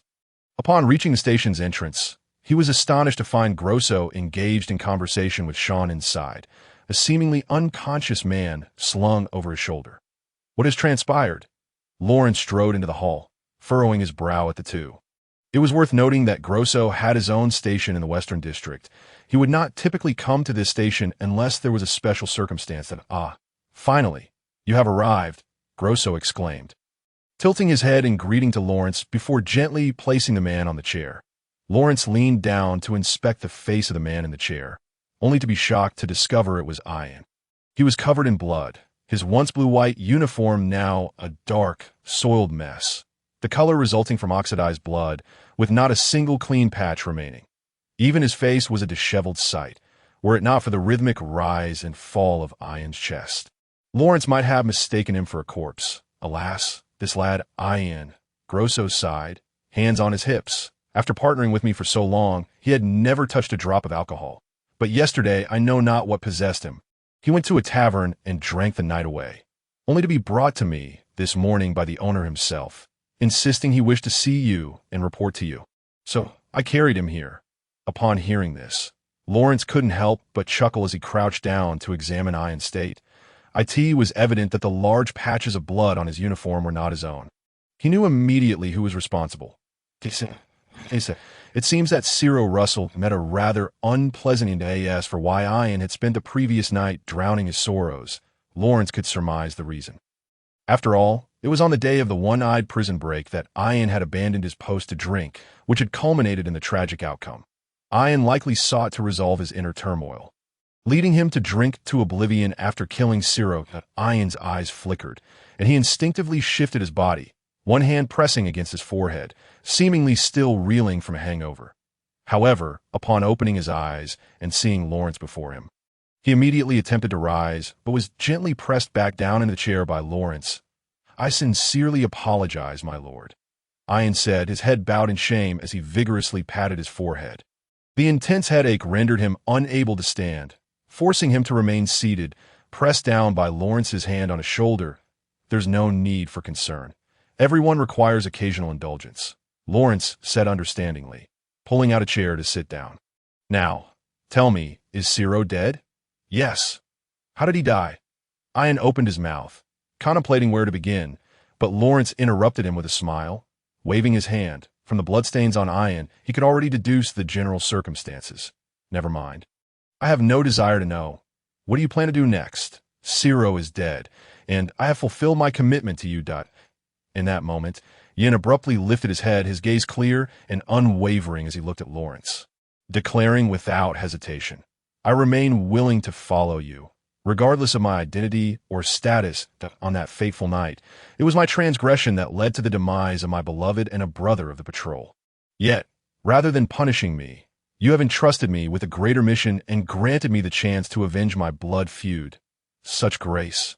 Old Sean and Grosso fixated on Yin, their expressions markedly different. Old Sean's eyes brimmed with concern. He had witnessed Yin's entry into the patrol and was acutely aware of the profound transformation the once naive youth had undergone in just over a month. Conversely, Grosso regarded Yin with envy, having perceived his potential from the very first day they partnered, wishing he could mentor him as if he were his own son. Lawrence sat upright, his demeanor serious as he observed Yin's untainted eyes, stating solemnly, I accept your fealty, Yin. I vow once more that as long as your loyalty endures, I shall do everything in my power to grant you what you desire. Now, go upstairs and rest. Old Sean, assist him. Yin nodded, rubbing his temples, and with Old Sean's support, ascended to the dormitory on the second floor to recuperate.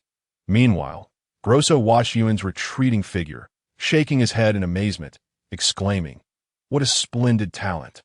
How fortunate it would be if he were one of my subordinates. Lawrence concurred with a nod, recognizing in you an unwavering loyalty and resolute will. With just a bit of nurturing, he would undoubtedly rise to great responsibilities in the future. Speaking of which, what are your plans moving forward? Returning to the sea, Lawrence glanced at Grosso, posing the question tentatively. The collaboration between Lawrence and Grosso had been forged due to the patrol's excellent remuneration and their shared adversary, Zyro. Now that Zyro lay buried, Lawrence felt it was time to reassess their relationship. Although Grosso had been his savior, Lawrence would not shortchange him in any regard, yet should Grosso wish to lead his men away from the patrol, Lawrence would firmly refuse, as for what comes next. Grosso exhaled deeply, smoothing his curly fringe, and replied gravely, "Kid, I still wish to work alongside you." Lawrence gazed at Grosso in surprise. His capabilities and connections were undeniably impressive, making him a rare talent, and Lawrence had not anticipated his choice to remain under his command. "Tio, work alongside me. I'm all for it, but I fear that Ajaccio, this backwater, may not accommodate you." Lawrence jested, considering that Grosso was accustomed to bustling ports like Venice, Pisa, Toulon, and Lisbon. However, Grosso, lost in his thoughts, found a chair to sit, resting his chin in his left hand while his right index finger traced a long scar on his face, and spoke softly, "Kid, do you know that those of us who live on the edge of a blade share a common passion? Gambling. After all, who knows if tomorrow is promised, so losing everything today is of little consequence." "I can understand that," Lawrence nodded in agreement. "And right now, I'm placing my biggest bet." Grosso propped his chin with both hands, staring intently at Lawrence, saying, "I placed all my chips on you. Kid, I sense that Ajaccio will not tolerate just me. It will not tolerate you either. I believe it won't be long before your name is known from Brittany to St. Petersburg. I dare say it will be from Ireland to Chiton," Lawrence quipped lightly. Grosso paused for a moment before breaking into a grin.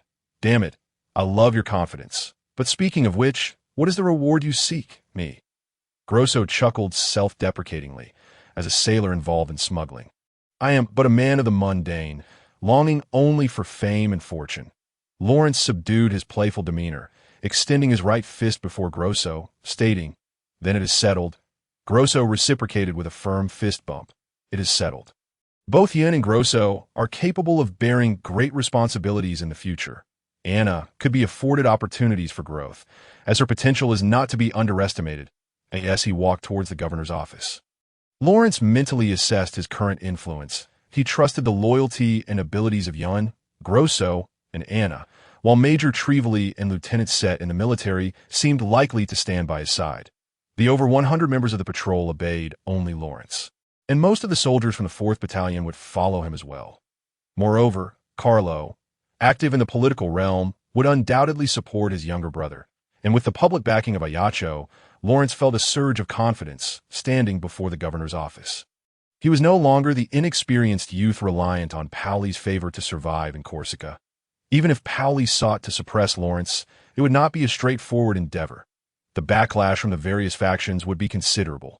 Even for Governor Paoli to manage, of course, compared to Paoli, Lawrence's current influence was still negligible. It was not yet the time to vie for power. The immediate priority was to maintain a good relationship with Paoli and continue to expand his authority. Awaiting the opportune moment, "Mr. Bonaparte, you have arrived." The guard at the entrance were now quite familiar with Lawrence, stepping forward to salute and grant him entry. Although Lawrence did not come in an official military capacity today, the guards opened the iron gate for him without conducting a search. Lawrence inclined his head slightly in acknowledgement and instructed, "Please inform Governor Paoli's secretary that I am in the dining hall awaiting him."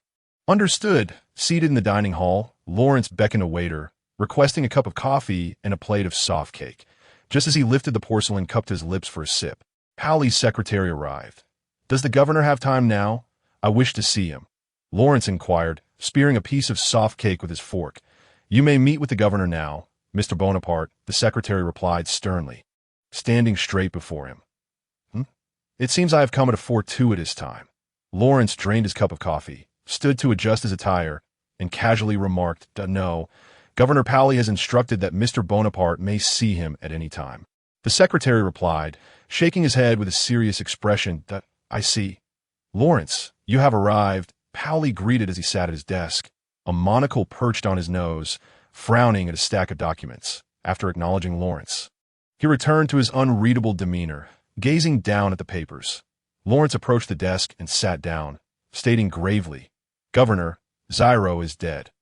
After that, Lawrence fell silent, merely observing Pauli. After a long pause, Pauli finally sighed, pocketing his glasses and fixed a sharp gaze on Lawrence, saying, "I know, but the spectacle you orchestrated was rather excessive."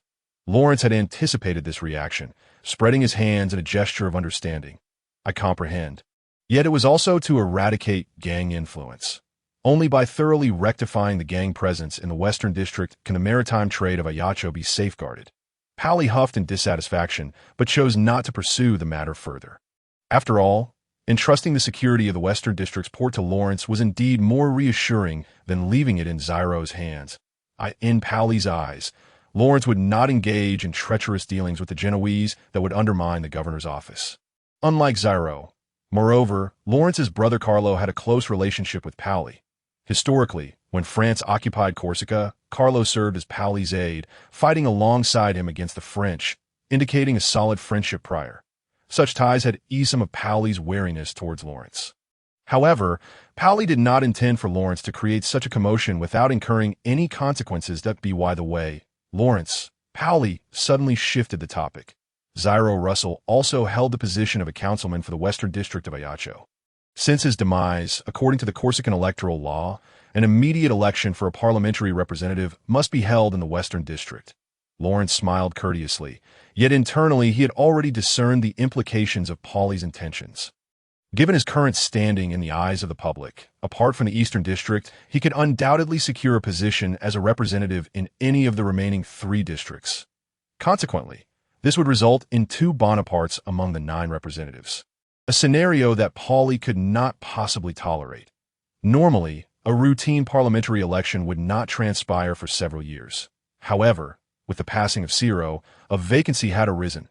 Ahem, Lawrence, you have previously noted that these representatives hold the fate of Corsica in their hands. Have you not? Pauli deliberately cleared his throat and, feigning seriousness, remarked, "I understand that with your reputation, being elected as a representative is only natural.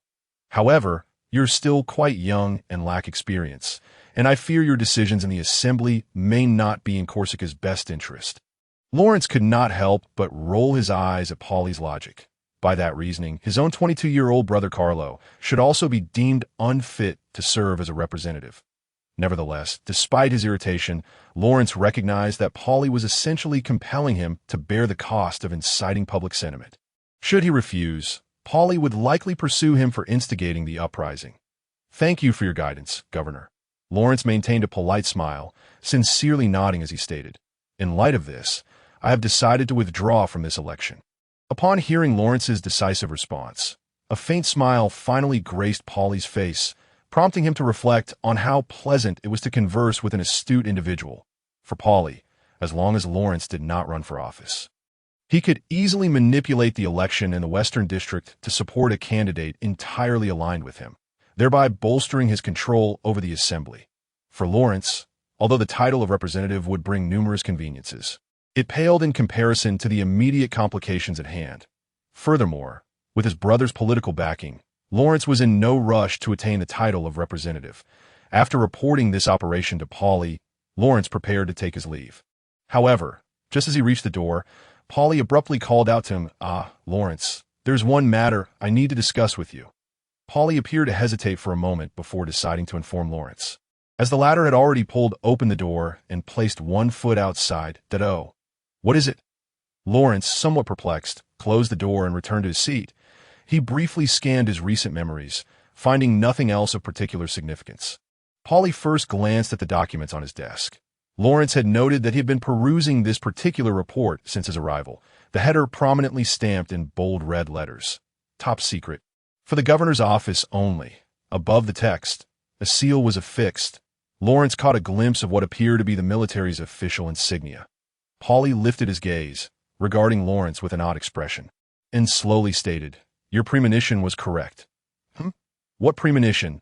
Lawrence blinked in confusion, instinctively inquiring. "Concerning the silver mine on Corsica, It has been situated less than 40 miles southeast of Ajaccio in the deep mountains, and it is estimated to be a rich deposit. Even after leaving the governor's office, Lawrence's brow remained furrowed, his mind still preoccupied with thoughts of the silver mine, while Pauli had disseminated false information over a fortnight ago. He simultaneously organized an exploration team to undertake geological surveys departing from Ajaccio. Fortunately, this vein was not far from Ajaccio, and merely 2 weeks later, the exploration team returned with promising news, which was classified and delivered to Pauli's desk. However, Lawrence believed that the rapid discovery and confirmation of this silver mine may not bode well for Corsica. Despite the ongoing price revolution in Europe, with an influx of silver from the Americas diminishing the allure of Corsica's mine compared to the Middle Ages. For the small and impoverished island, the confirmation of the mine's existence by surrounding nations would spell trouble, akin to sheep entering a lion's den out of course. What Lawrence did not know was that in merely 2 years' time, the turmoil incited by this silver mine would thrust him, a mere figure from Corsica, onto the world stage.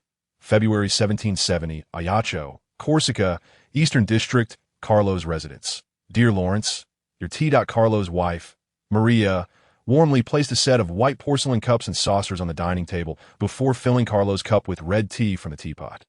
Thank you. Lawrence smiled as he accepted the teacup and took a small sip. Carlo observed Lawrence with the teacup in hand and chuckled heartily. Hey, Lawrence, I must say you've truly learned to savor life. Lawrence offered a wry smile as he set the teacup down and nodded.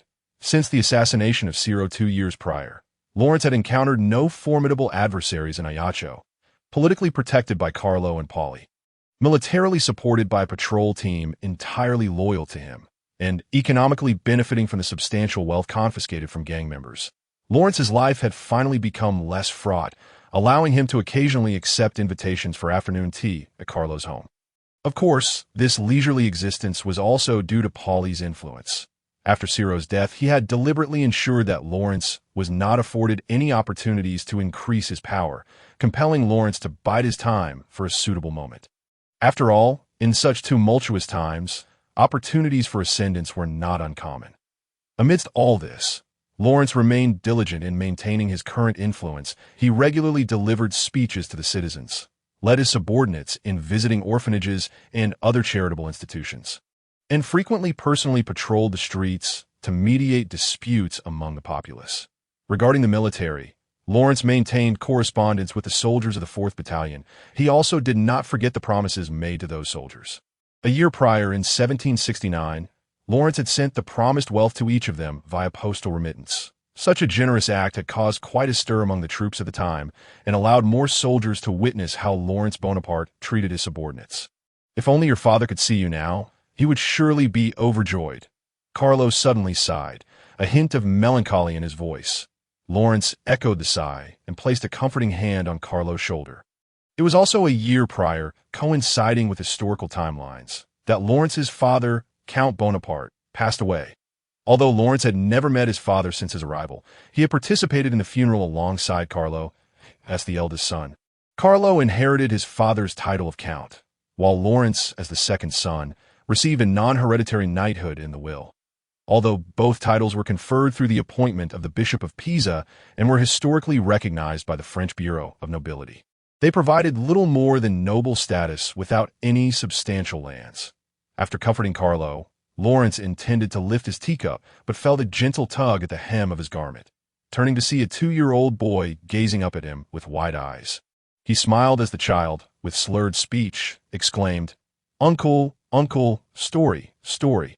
Lawrence chuckled affectionately at the child, taking a sugar cube from the table and offering it to him, gently ruffling his hair as he said, "All right. Joseph, be good. I will tell you a story next time." Joseph Bonaparte, Carlo's eldest son, had just been born when Lawrence arrived in Corsica, and now he was already over 2 years old upon hearing this. Joseph began to stomp his feet in frustration, waving his arms in discontent, on the verge of tears. His mother, Maria, quickly rushed over, scooping Joseph into her arms and giving him a light smack, admonishing, "Joseph, why don't you learn from your brother? Look how well-behaved Napoleon is. Now, do not disturb your uncle." Upon witnessing the scene, Lawrence could not help but take a sip of tea, reflecting on his nephew. Napoleon Bonaparte, who had been born just last year, nearly coinciding with the historical timeline. T merely 6 months of age, and fortunately still a boy, his arrival prompted the Carlo couple to name him after their earlier, tragically deceased son, Napoleon. Lawrence felt a wave of relief wash over him, grateful that his own butterfly effect had not been so pronounced. Had Napoleon been a girl, each visit to the Carlo household would likely have been fraught with discomfort.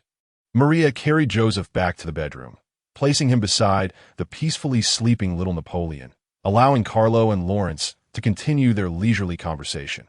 That young lad always insists on me recounting stories whenever I visit, Lawrence remarked with a wry smile, casting a glance at Joseph on the bed. Carlo burst into laughter, responding, What can we do? Your tales, drawn from personal experience, never fail to entertain me. They are akin to chivalric romances, beginning with an escape from a shipwreck. If only I could avoid such thrilling escapades, Lawrence replied, chuckling as he shook his head, just as Lawrence and Carlo prepared to savor this tranquil moment. A frantic knocking echoed at the door. Both men exchanged puzzled glances, furrowing their brows. It was uncommon for the gentleman residing in this area to exhibit such rudeness, asked the host. Carlo set down his teacup and rose to open the door, revealing a robust young man, breathless and leaning against the doorframe, as if he had sprinted all the way there. Lawrence recognized him immediately as his subordinate, Ian, and quickly approached, inquiring, Ian, what brings you here in such haste? Is it about the port? Over the past 2 years, Lawrence had assigned Ian to oversee the Western District alongside Grosso, while ensuring the orderly operation of the docks. At Ian's arduous journey from the Western District to the Eastern District to find Lawrence suggested that something significant had transpired, compelling him and Grosso to seek urgent counsel. Gasping for breath, Ian finally managed to speak. Apologies, sir. It concerns the port that a ship has arrived. That a ship? What kind? A warship. An English warship. The English? Lawrence's brow furrowed. What business did an English warship have at the port of Ajaccio? Nevertheless, he understood the necessity of acting swiftly. I must apologize, Carlo. We shall reconvene another time, he said hurriedly. Carlo nodded in understanding, replying, Wait a moment. I will have my coachman take you there. Shortly thereafter, in Carlo's carriage, Lawrence turned to Ian and asked, What is the situation at the port? The warship has not been met with resistance from the Navy. After docking, their sailors disembarked. Our men approached them, requesting that they refrain from carrying weapons on the pier, but were met with refusal, leading to an outbreak of conflict. Conflict? Were shots fired? Lawrence asked sternly, feeling a headache coming on. He dreaded the thought of such an altercation escalating into a diplomatic incident or even more. After all, Britain had recently triumphed in the 7 Years' War, advancing towards its status as an empire on which the sun never sets. The consequences of Corsica engaging in a skirmish with British sailors were unfathomable. Ian quickly shook his head. No, there were merely some shoving and shouting, but they are currently at a standoff, guns raised. The rest of the crowd has been evacuated. Upon hearing this, Lawrence sighed in relief and instructed the coachman to hasten their journey. Yet, a lingering question troubled his mind. What did the arrival of the British warship signify at this juncture? In Ajaccio, at the port of the Western District, despite the presence of numerous vessels of varying sizes, all eyes were undeniably drawn to the British third-rate warship, HMS Resolute, proudly flying the Union Jack, with its 2-tiered gun deck. But on the pier where the Resolute was docked, dozens of armed sailors stood, pointing their rifles at the patrolling soldiers of Ajaccio. More sailors aboard the Resolute were anxiously peering over the side, assessing the unfolding situation. At the bow of the ship, a man clad in a tricorn hat, white shirt, and navy uniform was shouting sternly at the patrolmen below. Hiding behind a makeshift barricade of wooden crates, Old Sean and Grosso exchanged glances, the former breaking the silence with an awkward comment. What is that fellow's name, making such a racket? Having spoken Italian his entire life, Old Sean could not comprehend the English being shouted. Grosso scratched his head.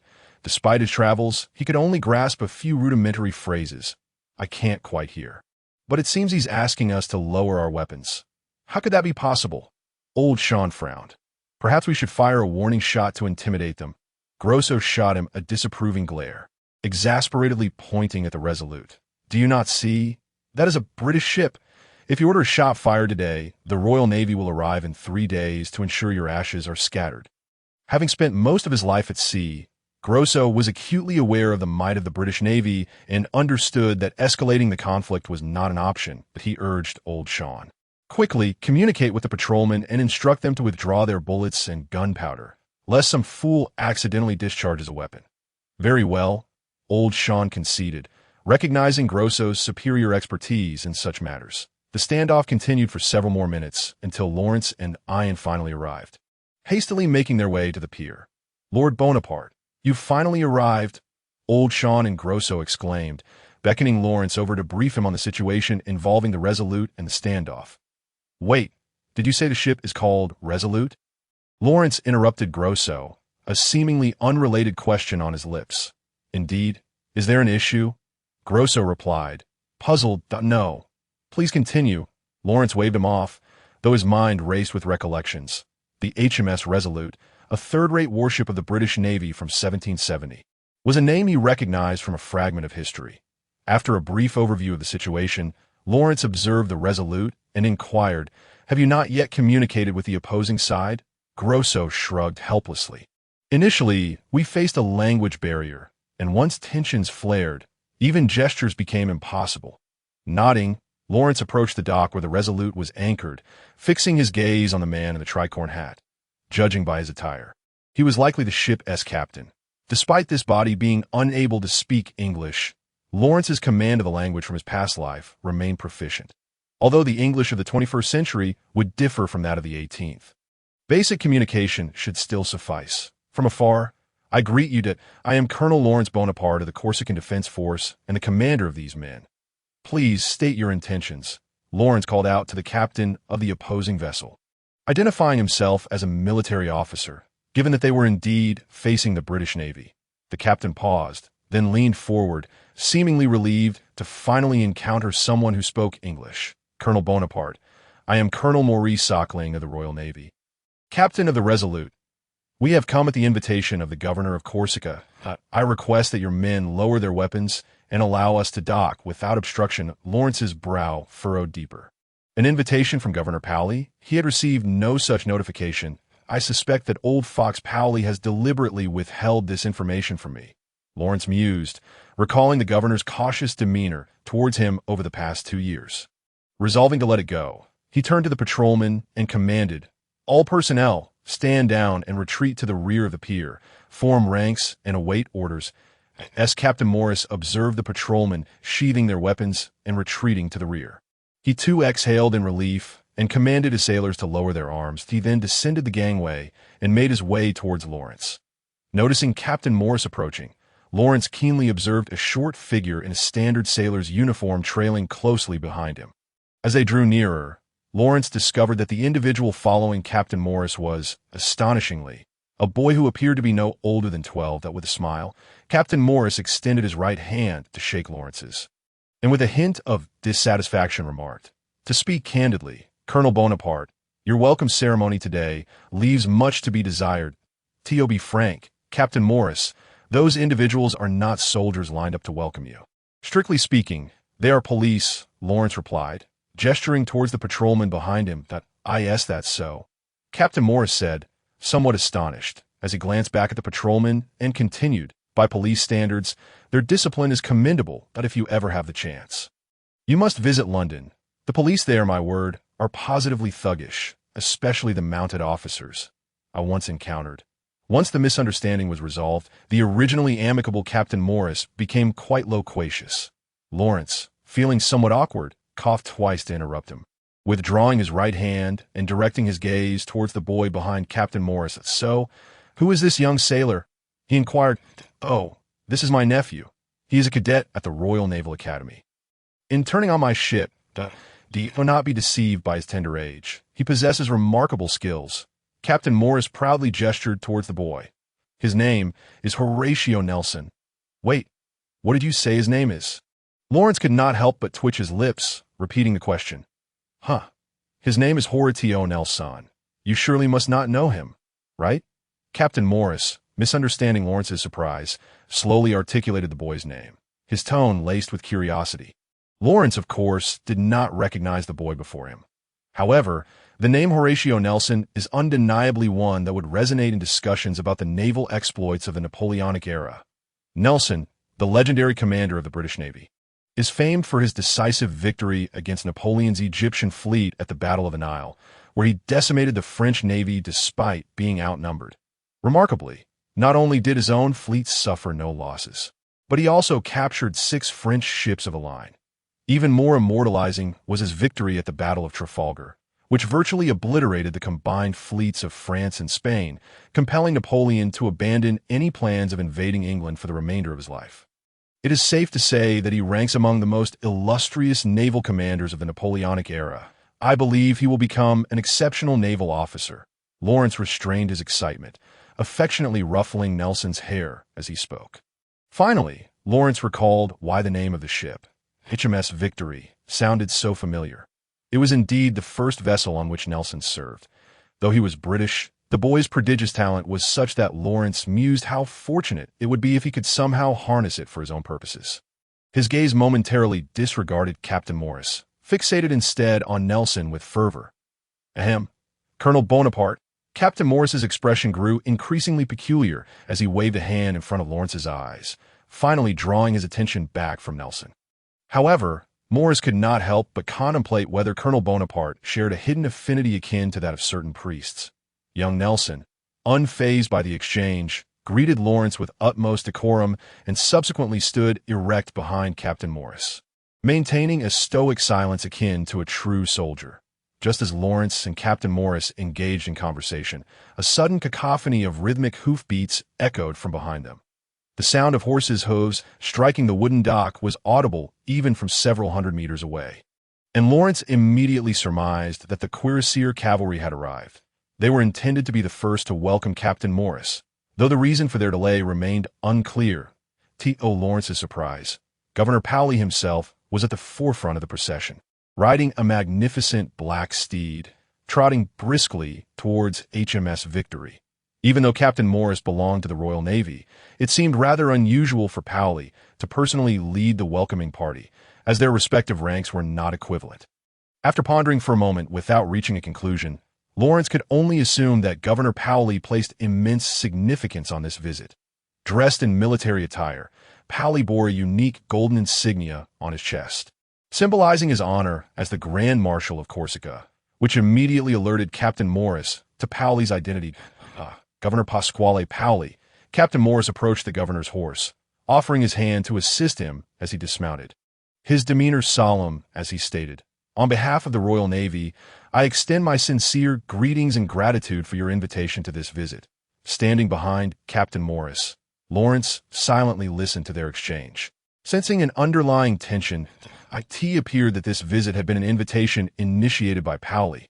What could his true intentions be? "I reciprocate your greetings," Papacy replied with a smile, adeptly engaging in pleasantries. But then suddenly lowered his voice, fixing his gaze on Captain Morris. "Ahem, may I inquire whether that gentleman has also arrived?" "That gentleman?" Lawrence caught snippets of their conversation, furrowing his brow in confusion. Could there be another purpose behind HMS Victory's visit? Captain Morris nodded gravely, remaining silent, and gestured for Papacy to wait. Captain Morris then returned to the ship, and after a brief moment, he reappeared, assisting a stooped old man down the gangway. The elder was enveloped in a loose, unadorned robe of a singular, muted gray hue, the craftsmanship and material of which were evidently exquisite. He bore no adornments on his wrists or neck, though Lawrence noted a faint white mark on his neck, likely a remnant from long-term jewelry where it seemed the elder's attire was deliberately designed to conceal his identity, for he was undoubtedly accustomed to a life adorned with various jewels and finery. Despite the multitude of wrinkles etched into his visage, the twinkle in his eyes revealed a vitality and vigor that belied his appearance. Lawrence scrutinized the scene before him, discerning that this elder was no ordinary individual. He clearly hailed from a background of privilege. Intriguing. What could this prominent figure from England be after? What are Papacy's true intentions? Lawrence squinted, observing the governor engaged in cordial conversation with the old man. Although their dialogue was hushed, Lawrence noticed a subtle detail. Paoli consistently leaned slightly forward during their exchange, an instinctive posture typically adopted when conversing with peers or superiors. Such behavior was absent when Paoli spoke with Lawrence. This nuance solidified Lawrence's conviction that the elder's identity was far from ordinary, and that the true purpose behind Paoli's invitation for HMS Victory's visit likely revolved around this clandestine meeting. After a thorough analysis, Lawrence felt a sense of unease. He remained entirely in the dark regarding Paoli's motives. This feeling of being left in the dark was intolerable to him. Meanwhile, Paoli's cordiality with the elder seemed to draw to a close. With Paoli's enthusiastic invitation, Captain Morris and the elder boarded a carriage headed towards the governor's residence. Paoli remounted his horse, preparing to depart, but not before casting a meaningful glance at Lawrence and stating, "Lawrence, attend to your duties." "Understood, Governor," Lawrence replied. Lawrence offered a slight bow, responding with a demeanor that was neither subservient nor arrogant. Another round of urgent hoofbeats echoed, and with the departure of Governor Paoli and Captain Morris, the crisis on the dock came to an unexpectedly safe conclusion. What a spectacle! I never imagined Governor Paoli himself would arrive. Thankfully, he refrained from ordering gunfire. Old Sean inhaled sharply, cautiously glancing at the retreating cavalry. Feeling immensely relieved that he had heeded Grosso's advice and avoided escalating the conflict with the sailors, beside him, Grosso, much like Lawrence, wore a furrowed brow, showing no sign of relaxation. He too recognized the extraordinary status of the elderly gentleman and speculated about a secret closely guarded by Paoli. "Grosso, what are your thoughts?" Lawrence inquired, resting his chin on his hand. "Lost in contemplation, I cannot discern much," Grosso candidly admitted, but quickly added, "However, I did notice that the old man's robe is made of beaver fur." "Beaver fur? That is indeed a luxury, though not excessively costly," Lawrence began, only to be interrupted by Grosso shaking his head. "No, think back. His robe is entirely a uniform gray. What does that imply? It indicates that the fabric was crafted from the same part of the same species of beaver, ensuring a uniform color. Naturally, the expense would be several times the norm in that case. Both his identity and wealth are quite remarkable," Lawrence concurred, nodding thoughtfully after hearing Grosso's analysis. The fact that the elder could embark on a warship to Corsica, combined with Captain Morris's evident respect towards him, suggested his political stature was significant. Coupled with his seemingly understated yet extravagantly luxurious attire, Lawrence felt he could draw a definitive conclusion. Yet, to uncover the true identity of this elder, it seemed imperative to find someone knowledgeable to inquire further. Lawrence pondered this, his gaze sweeping over the sailors of the Higilai, ultimately resting upon the 12-year-old apprentice, Horatio Nelson. After Captain Morris and the esteemed elder departed with Governor Paoli, the sailors aboard the Higilai were granted freedom of movement. However, according to the Royal Navy's regulations and customary practices among nations, these visiting sailors, even when free, were restricted to the confines of the dock. In a bustling port like Rotterdam or Bremen, there would be taverns, casinos, and various entertainment establishments available on the dock, sufficient to satisfy the sailors' desires. Moreover, numerous elegantly dressed young ladies would beckon to these sailors, weary from months at sea, with outstretched arms in the dim light. Yet, after the sailors of the Higilai took a turn around the port of Ajaccio, they found, to their dismay, that aside from a crowded tavern, there was nothing else. The ongoing patrols that had recently clashed with them further dampened their spirits, leading many sailors to either line up dejectedly outside the tavern or grumble as they returned to their ship. Young Nelson, not only appearing out of place among the robust sailors, also exhibited peculiar behavior in their eyes. He was seen pacing back and forth along the dock, his still youthful gaze darting around in observation while murmuring to himself, seemingly deep in thought. After a while, Nelson audaciously climbed atop a small mountain of cargo, standing at a height, solemnly surveying the port of Ajaccio. Once Lawrence resolved to approach Nelson, he instructed Grosso to follow, while Old Sean and Yin returned to their posts to fulfill their duties. Lawrence and Grosso positioned themselves not far from Nelson, temporarily observing his every movement. Seeing Nelson's odd behavior, Grosso remarked in astonishment, "Goodness, it seems the lad is surveying the terrain." "Hey, Lawrence, do you think he's here as a spy?" Lawrence chuckled lightly, shaking his head, aware that Grosso was jesting, if the British Royal Navy intended to invade Corsica. They would simply sail in without needing a young boy to scout the area first. It appeared to be Nelson's personal interest. However, for a 12-year-old boy to arrive at a port and prioritize observing the terrain and strategic position over play, it became evident why the name Nelson would one day become legendary at sea. "Hey, you there, sailor on top." Lawrence and Grosso approached, calling up to Nelson atop the wooden crates. Nelson paused, peering down to see the Corsican lieutenant calling him, alongside several dockworkers staring at him, and then realized his actions were somewhat inappropriate. "I apologize, sir." Most sincerely, Nelson stammered, scrambling down the stack of crates with a mixture of embarrassment and concern, bowing repeatedly before Lawrence. His opportunity to intern aboard the Hejuli was largely thanks to Captain Morris being his uncle. He certainly did not wish to jeopardize this rare chance. "You are Horatio Nelson, correct? What were you doing up there?" Lawrence feigned sternness, fixing his gaze upon Nelson. "I am truly sorry, sir," young Nelson said, unable to meet Lawrence's eyes, instead staring at the ground as he continued to apologize. "This is my first time leaving England, and I was curious about the outside world. Please do not inform my uncle." "Curious? Curious about what?" Lawrence pressed, maintaining a serious demeanor. Nelson's gaze flickered uncertainly before he hesitantly replied, "Curious about the geography and position of this place." Grosso, having understood Nelson's response, chuckled in Italian to Lawrence. "Goodness, at 12, I was worried about what I would eat the next day." "Well, since he is interested in the Navy, let us indulge him. We shall rely on you to build rapport and see if you can extract information about that old man's identity." Lawrence planned, knowing Nelson would not comprehend Italian, thus proceeding to plot openly before him, intending to use Grosso's extensive nautical knowledge to captivate Nelson. Turning back to Nelson, Lawrence's previously stern expression softened slightly as he reached out to ruffle Nelson's hair, saying, "Well done, an eager learner. Now tell me, what have you observed?" "Yes, sir." Nelson still felt a hint of unease as he glanced at Lawrence. Fearful that his misbehavior might be reported to Uncle Morris, he thus recounted his findings. "While aboard, I noticed that the entire southern side of Ajaccio is coastal. However, only the western coast has been developed into a port. I found it rather strange, so I investigated a bit." What are your thoughts on that?" Lawrence queried, momentarily taken aback by this information, that he too had pondered why the port was not constructed in the southern or eastern districts, but rather in the neglected western district. Yet, due to his busy schedule, he had soon set that thought aside. Nelson carefully articulated, "It must be related to the water depth.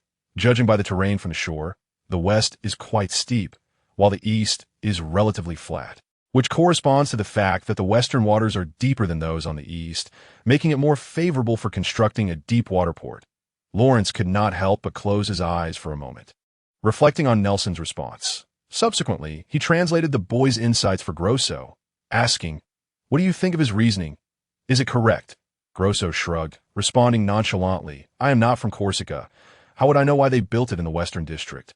However, his observations regarding the terrain and water depth are indeed accurate from a geographical standpoint. The western district is more suitable. Though Grosso feigned indifference, he could not resist casting a few glances at Nelson. In his view, such knowledge required years of experience to acquire, and the fact that this young lad articulated it so adeptly shifted his perception of Nelson. Truly, he was a promising prospect. Lawrence could not help but express his admiration for Grosso. Indeed, if given 10 years to cultivate his temperament and habits, another seasoned captain would emerge within the Royal Navy. The usually boisterous Grosso, uncharacteristically, offered a serious remark about someone else. Lawrence stepped forward a couple of paces, his stern expression transforming as if by magic into a smile, and addressed Nelson. "Hey lad, would you like to tour the ships of Corsica?" The mere mention of visiting Corsican warships caused Nelson's eyes to light up, and he eagerly looked up at Lawrence. Having only joined the Royal Naval Academy at the beginning of the year, Nelson had thus far only been aboard the HMS Reasonable, whose every corner he had already explored, leading to a loss of novelty. Now, the prospect of visiting a new, foreign warship filled him with excitement, completely dispelling any worries he had about facing repercussions from Uncle Maurice. Lawrence and Grosso exchanged amused glances as they observed Nelson's sparkling eyes and eager demeanor, both unable to suppress their laughter. Children are so easily swayed. Grosso chuckled. If only everyone were as innocent as children, Lawrence agreed with a knowing smile. Despite Paul's vigorous efforts to develop the Navy since taking command of Corsica in 1755, the Corsican Navy was still limited by the government's dire financial situation, possessing only 2 line-of-battle ships. Both vessels were third-rate ships, carrying fewer cannons than the standard 74, with only 64 in total. In Lawrence's recollection, the British Royal Navy of this era boasted over 250 such third-rate ships. Nonetheless, for Nelson, this was his first opportunity to visit a ship other than the HMS Reasonable, particularly a foreign warship. This prospect made the boy skip with joy on the way to the naval dock, completely shedding the earlier shadow of trepidation that had clouded his expression. The naval dock was situated some distance from the merchant ship dock. In addition to the 2 line-of-battle ships, various patrol and escort vessels were also moored about. As Lawrence and the others approached the naval dock, a Corsican sailor spotted them and stepped forward, calling out, "Halt! You are entering the Corsican Navy's base." Although Lawrence was not in uniform, he consistently carried his identity seal. After presenting it to the sailors, he requested to meet their commander. The sailor cautiously examined Lawrence's seal, occasionally glancing at both Lawrence and Grosso, before confirming that the individual before him was indeed the renowned Lawrence Bonaparte of Ajaccio. "Apologies for the delay, sir. I shall inform my superiors immediately." The sailor respectfully returned the seal to Lawrence, saluting briskly before turning to relay the message. Shortly thereafter, a stern-faced man approached Lawrence. Flanked by several guards, he wore a deep blue tricorn hat, embellished with 3 silver stars on the cuffs, indicating his rank as a colonel.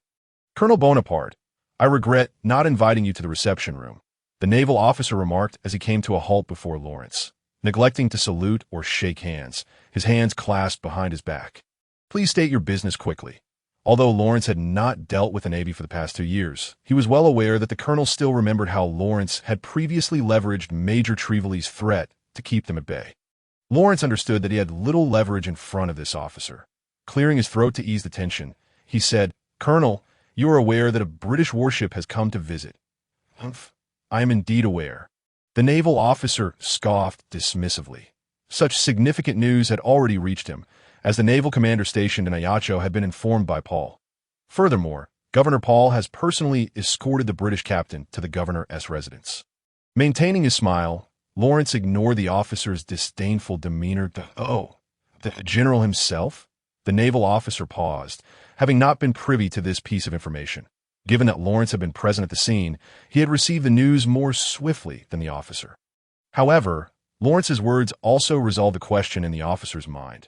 Ordinarily, a British warship's visit should be hosted by the Corsican Navy, yet Paul had only instructed them to allow the HMS Reasonable to dock, without any other directives. That it seemed that Governor Paul placed considerable importance on this visit, hence his personal welcome.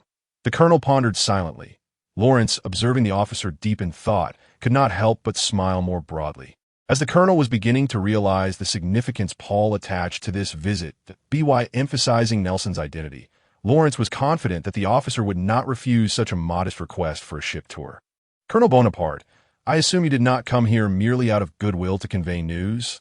The officer regarded Lawrence with suspicion, uncertain of his intentions. Lawrence grinned and gently pushed Nelson forward, patting him on the back. "Allow me to introduce you to Horatio Nelson, the captain's esteemed nephew." "The captain's nephew?" The colonel's expression softened slightly as he scrutinized Nelson. The boy's size and appearance revealed him to be merely a child. The fact that such a young lad had joined the Royal Navy and ventured to sea led the colonel to suspect that the boy had some special privilege. After all, even the Corsican Navy would not recruit such young sailors. Noticing the colonel's change in demeanor, Lawrence seized the moment.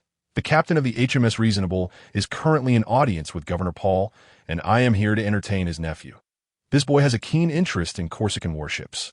Might we be allowed to visit? The colonel's lips moved as he instinctively considered a refusal. However, upon reflection, he realized that the boy was a relative of a distinguished guest of Paul. Moreover, given Nelson's tender age, he was unlikely to harbor any ulterior motives for such a visit, as for the risk of stealing military secrets. The colonel dismissed the thought outright. knowing full well that the shipbuilding technology of the British Royal Navy far surpassed that of Corsica's impoverished surroundings. After weighing the pros and cons, the colonel found himself unable to formulate a valid reason for refusal. With Lawrence vouching for Nelson, he begrudgingly nodded in acquiescence. "Very well, but I will assign naval personnel to accompany you throughout your visit." "Of course, I appreciate your cooperation, Colonel," Lawrence replied politely, offering a courteous smile and a slight bow. Once the colonel and his subordinates departed, Grosso burst into laughter, clapping Nelson on the shoulder and quipping in Italian to Lawrence. "It's really this little fellow's connections that matter, isn't it? Lawrence, even you wouldn't find it so easy to board a naval ship under normal circumstances." Turning to Grosso, Lawrence shook his head with a smile. Replying in Italian, "Grosso, speak English. Don't speak the truth." Grosso paused momentarily, glancing down at the bewildered Nelson, and after a moment of realization, he playfully responded, "Lawrence, you rascal, you even have to scheme with a little brat." Lawrence merely chuckled nonchalantly and gestured to Grosso, signaling him to proceed. With a resigned shrug, Grosso turned to Nelson, patting him on the shoulder and speaking in broken English. "Hey, lad, you ought to cherish this opportunity." Confused, Nelson scratched his head and asked, "Huh, what does that mean?" Grosso pointed at Lawrence and feigned a sigh, saying to Nelson, "Just now, Colonel Bonaparte went to great lengths to create this opportunity for you. He nearly went through fire and water for you. What? Is that really the case?" Nelson gazed at Lawrence in astonishment, utterly bewildered by the Italian language, oblivious to the conversation that had just transpired between Lawrence and the colonel. However, he could discern that the colonel's demeanor upon arrival had been decidedly unfriendly, and upon hearing Grosso's remarks, the naively inexperienced young Nelson was instantly swayed by Grosso's words in a display of gratitude.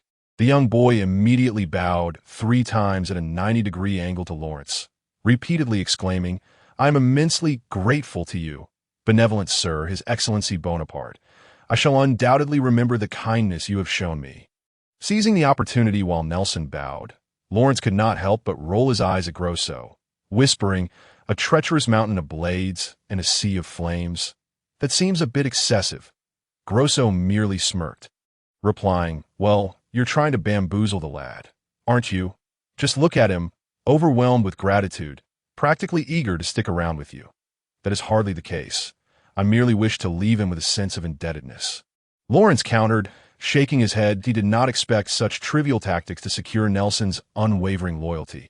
At most, he hoped to forge a benevolent connection. "Come now, young Nelson, let us board the ship," accompanied by several Corsican sailors. The trio boarded the only 2 line-of-battle ships of the Corsican Navy in succession. Lawrence exhibited little interest in these vessels, while Grosso's understanding of ships had reached a level of consummate expertise. Therefore, their primary aim remained to accompany and enlighten Nelson. However, after a brief tour, young Nelson's enthusiasm began to wane. The 2 warships, like the Reasonable, were both third-rate vessels, with minimal differences in internal structure in fact. Certain compartments and the arrangement of artillery were inferior to those aboard the Reasonable, leaving little lasting impression on young Nelson. What truly captivated Nelson's attention were the small auxiliary vessels docked in the harbor.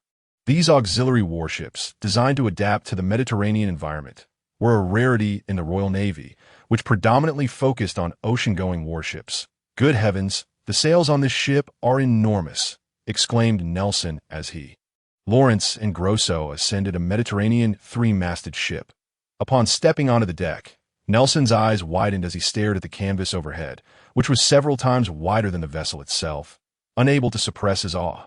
Lawrence immediately exchanged a glance with Grosso, who, with a resigned sigh, stepped behind Nelson to assume the role of commentator, stammering in broken English.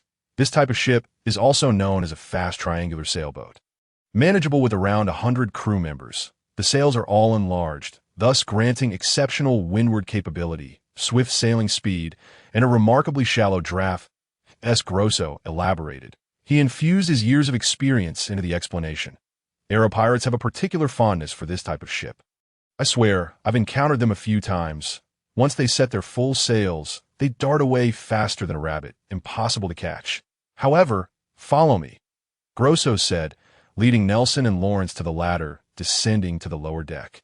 Once they descended, Grosso pointed to the neatly arranged 20 cannons in the lower deck, stating, in a standard paddle sailing vessel, "This area is typically reserved for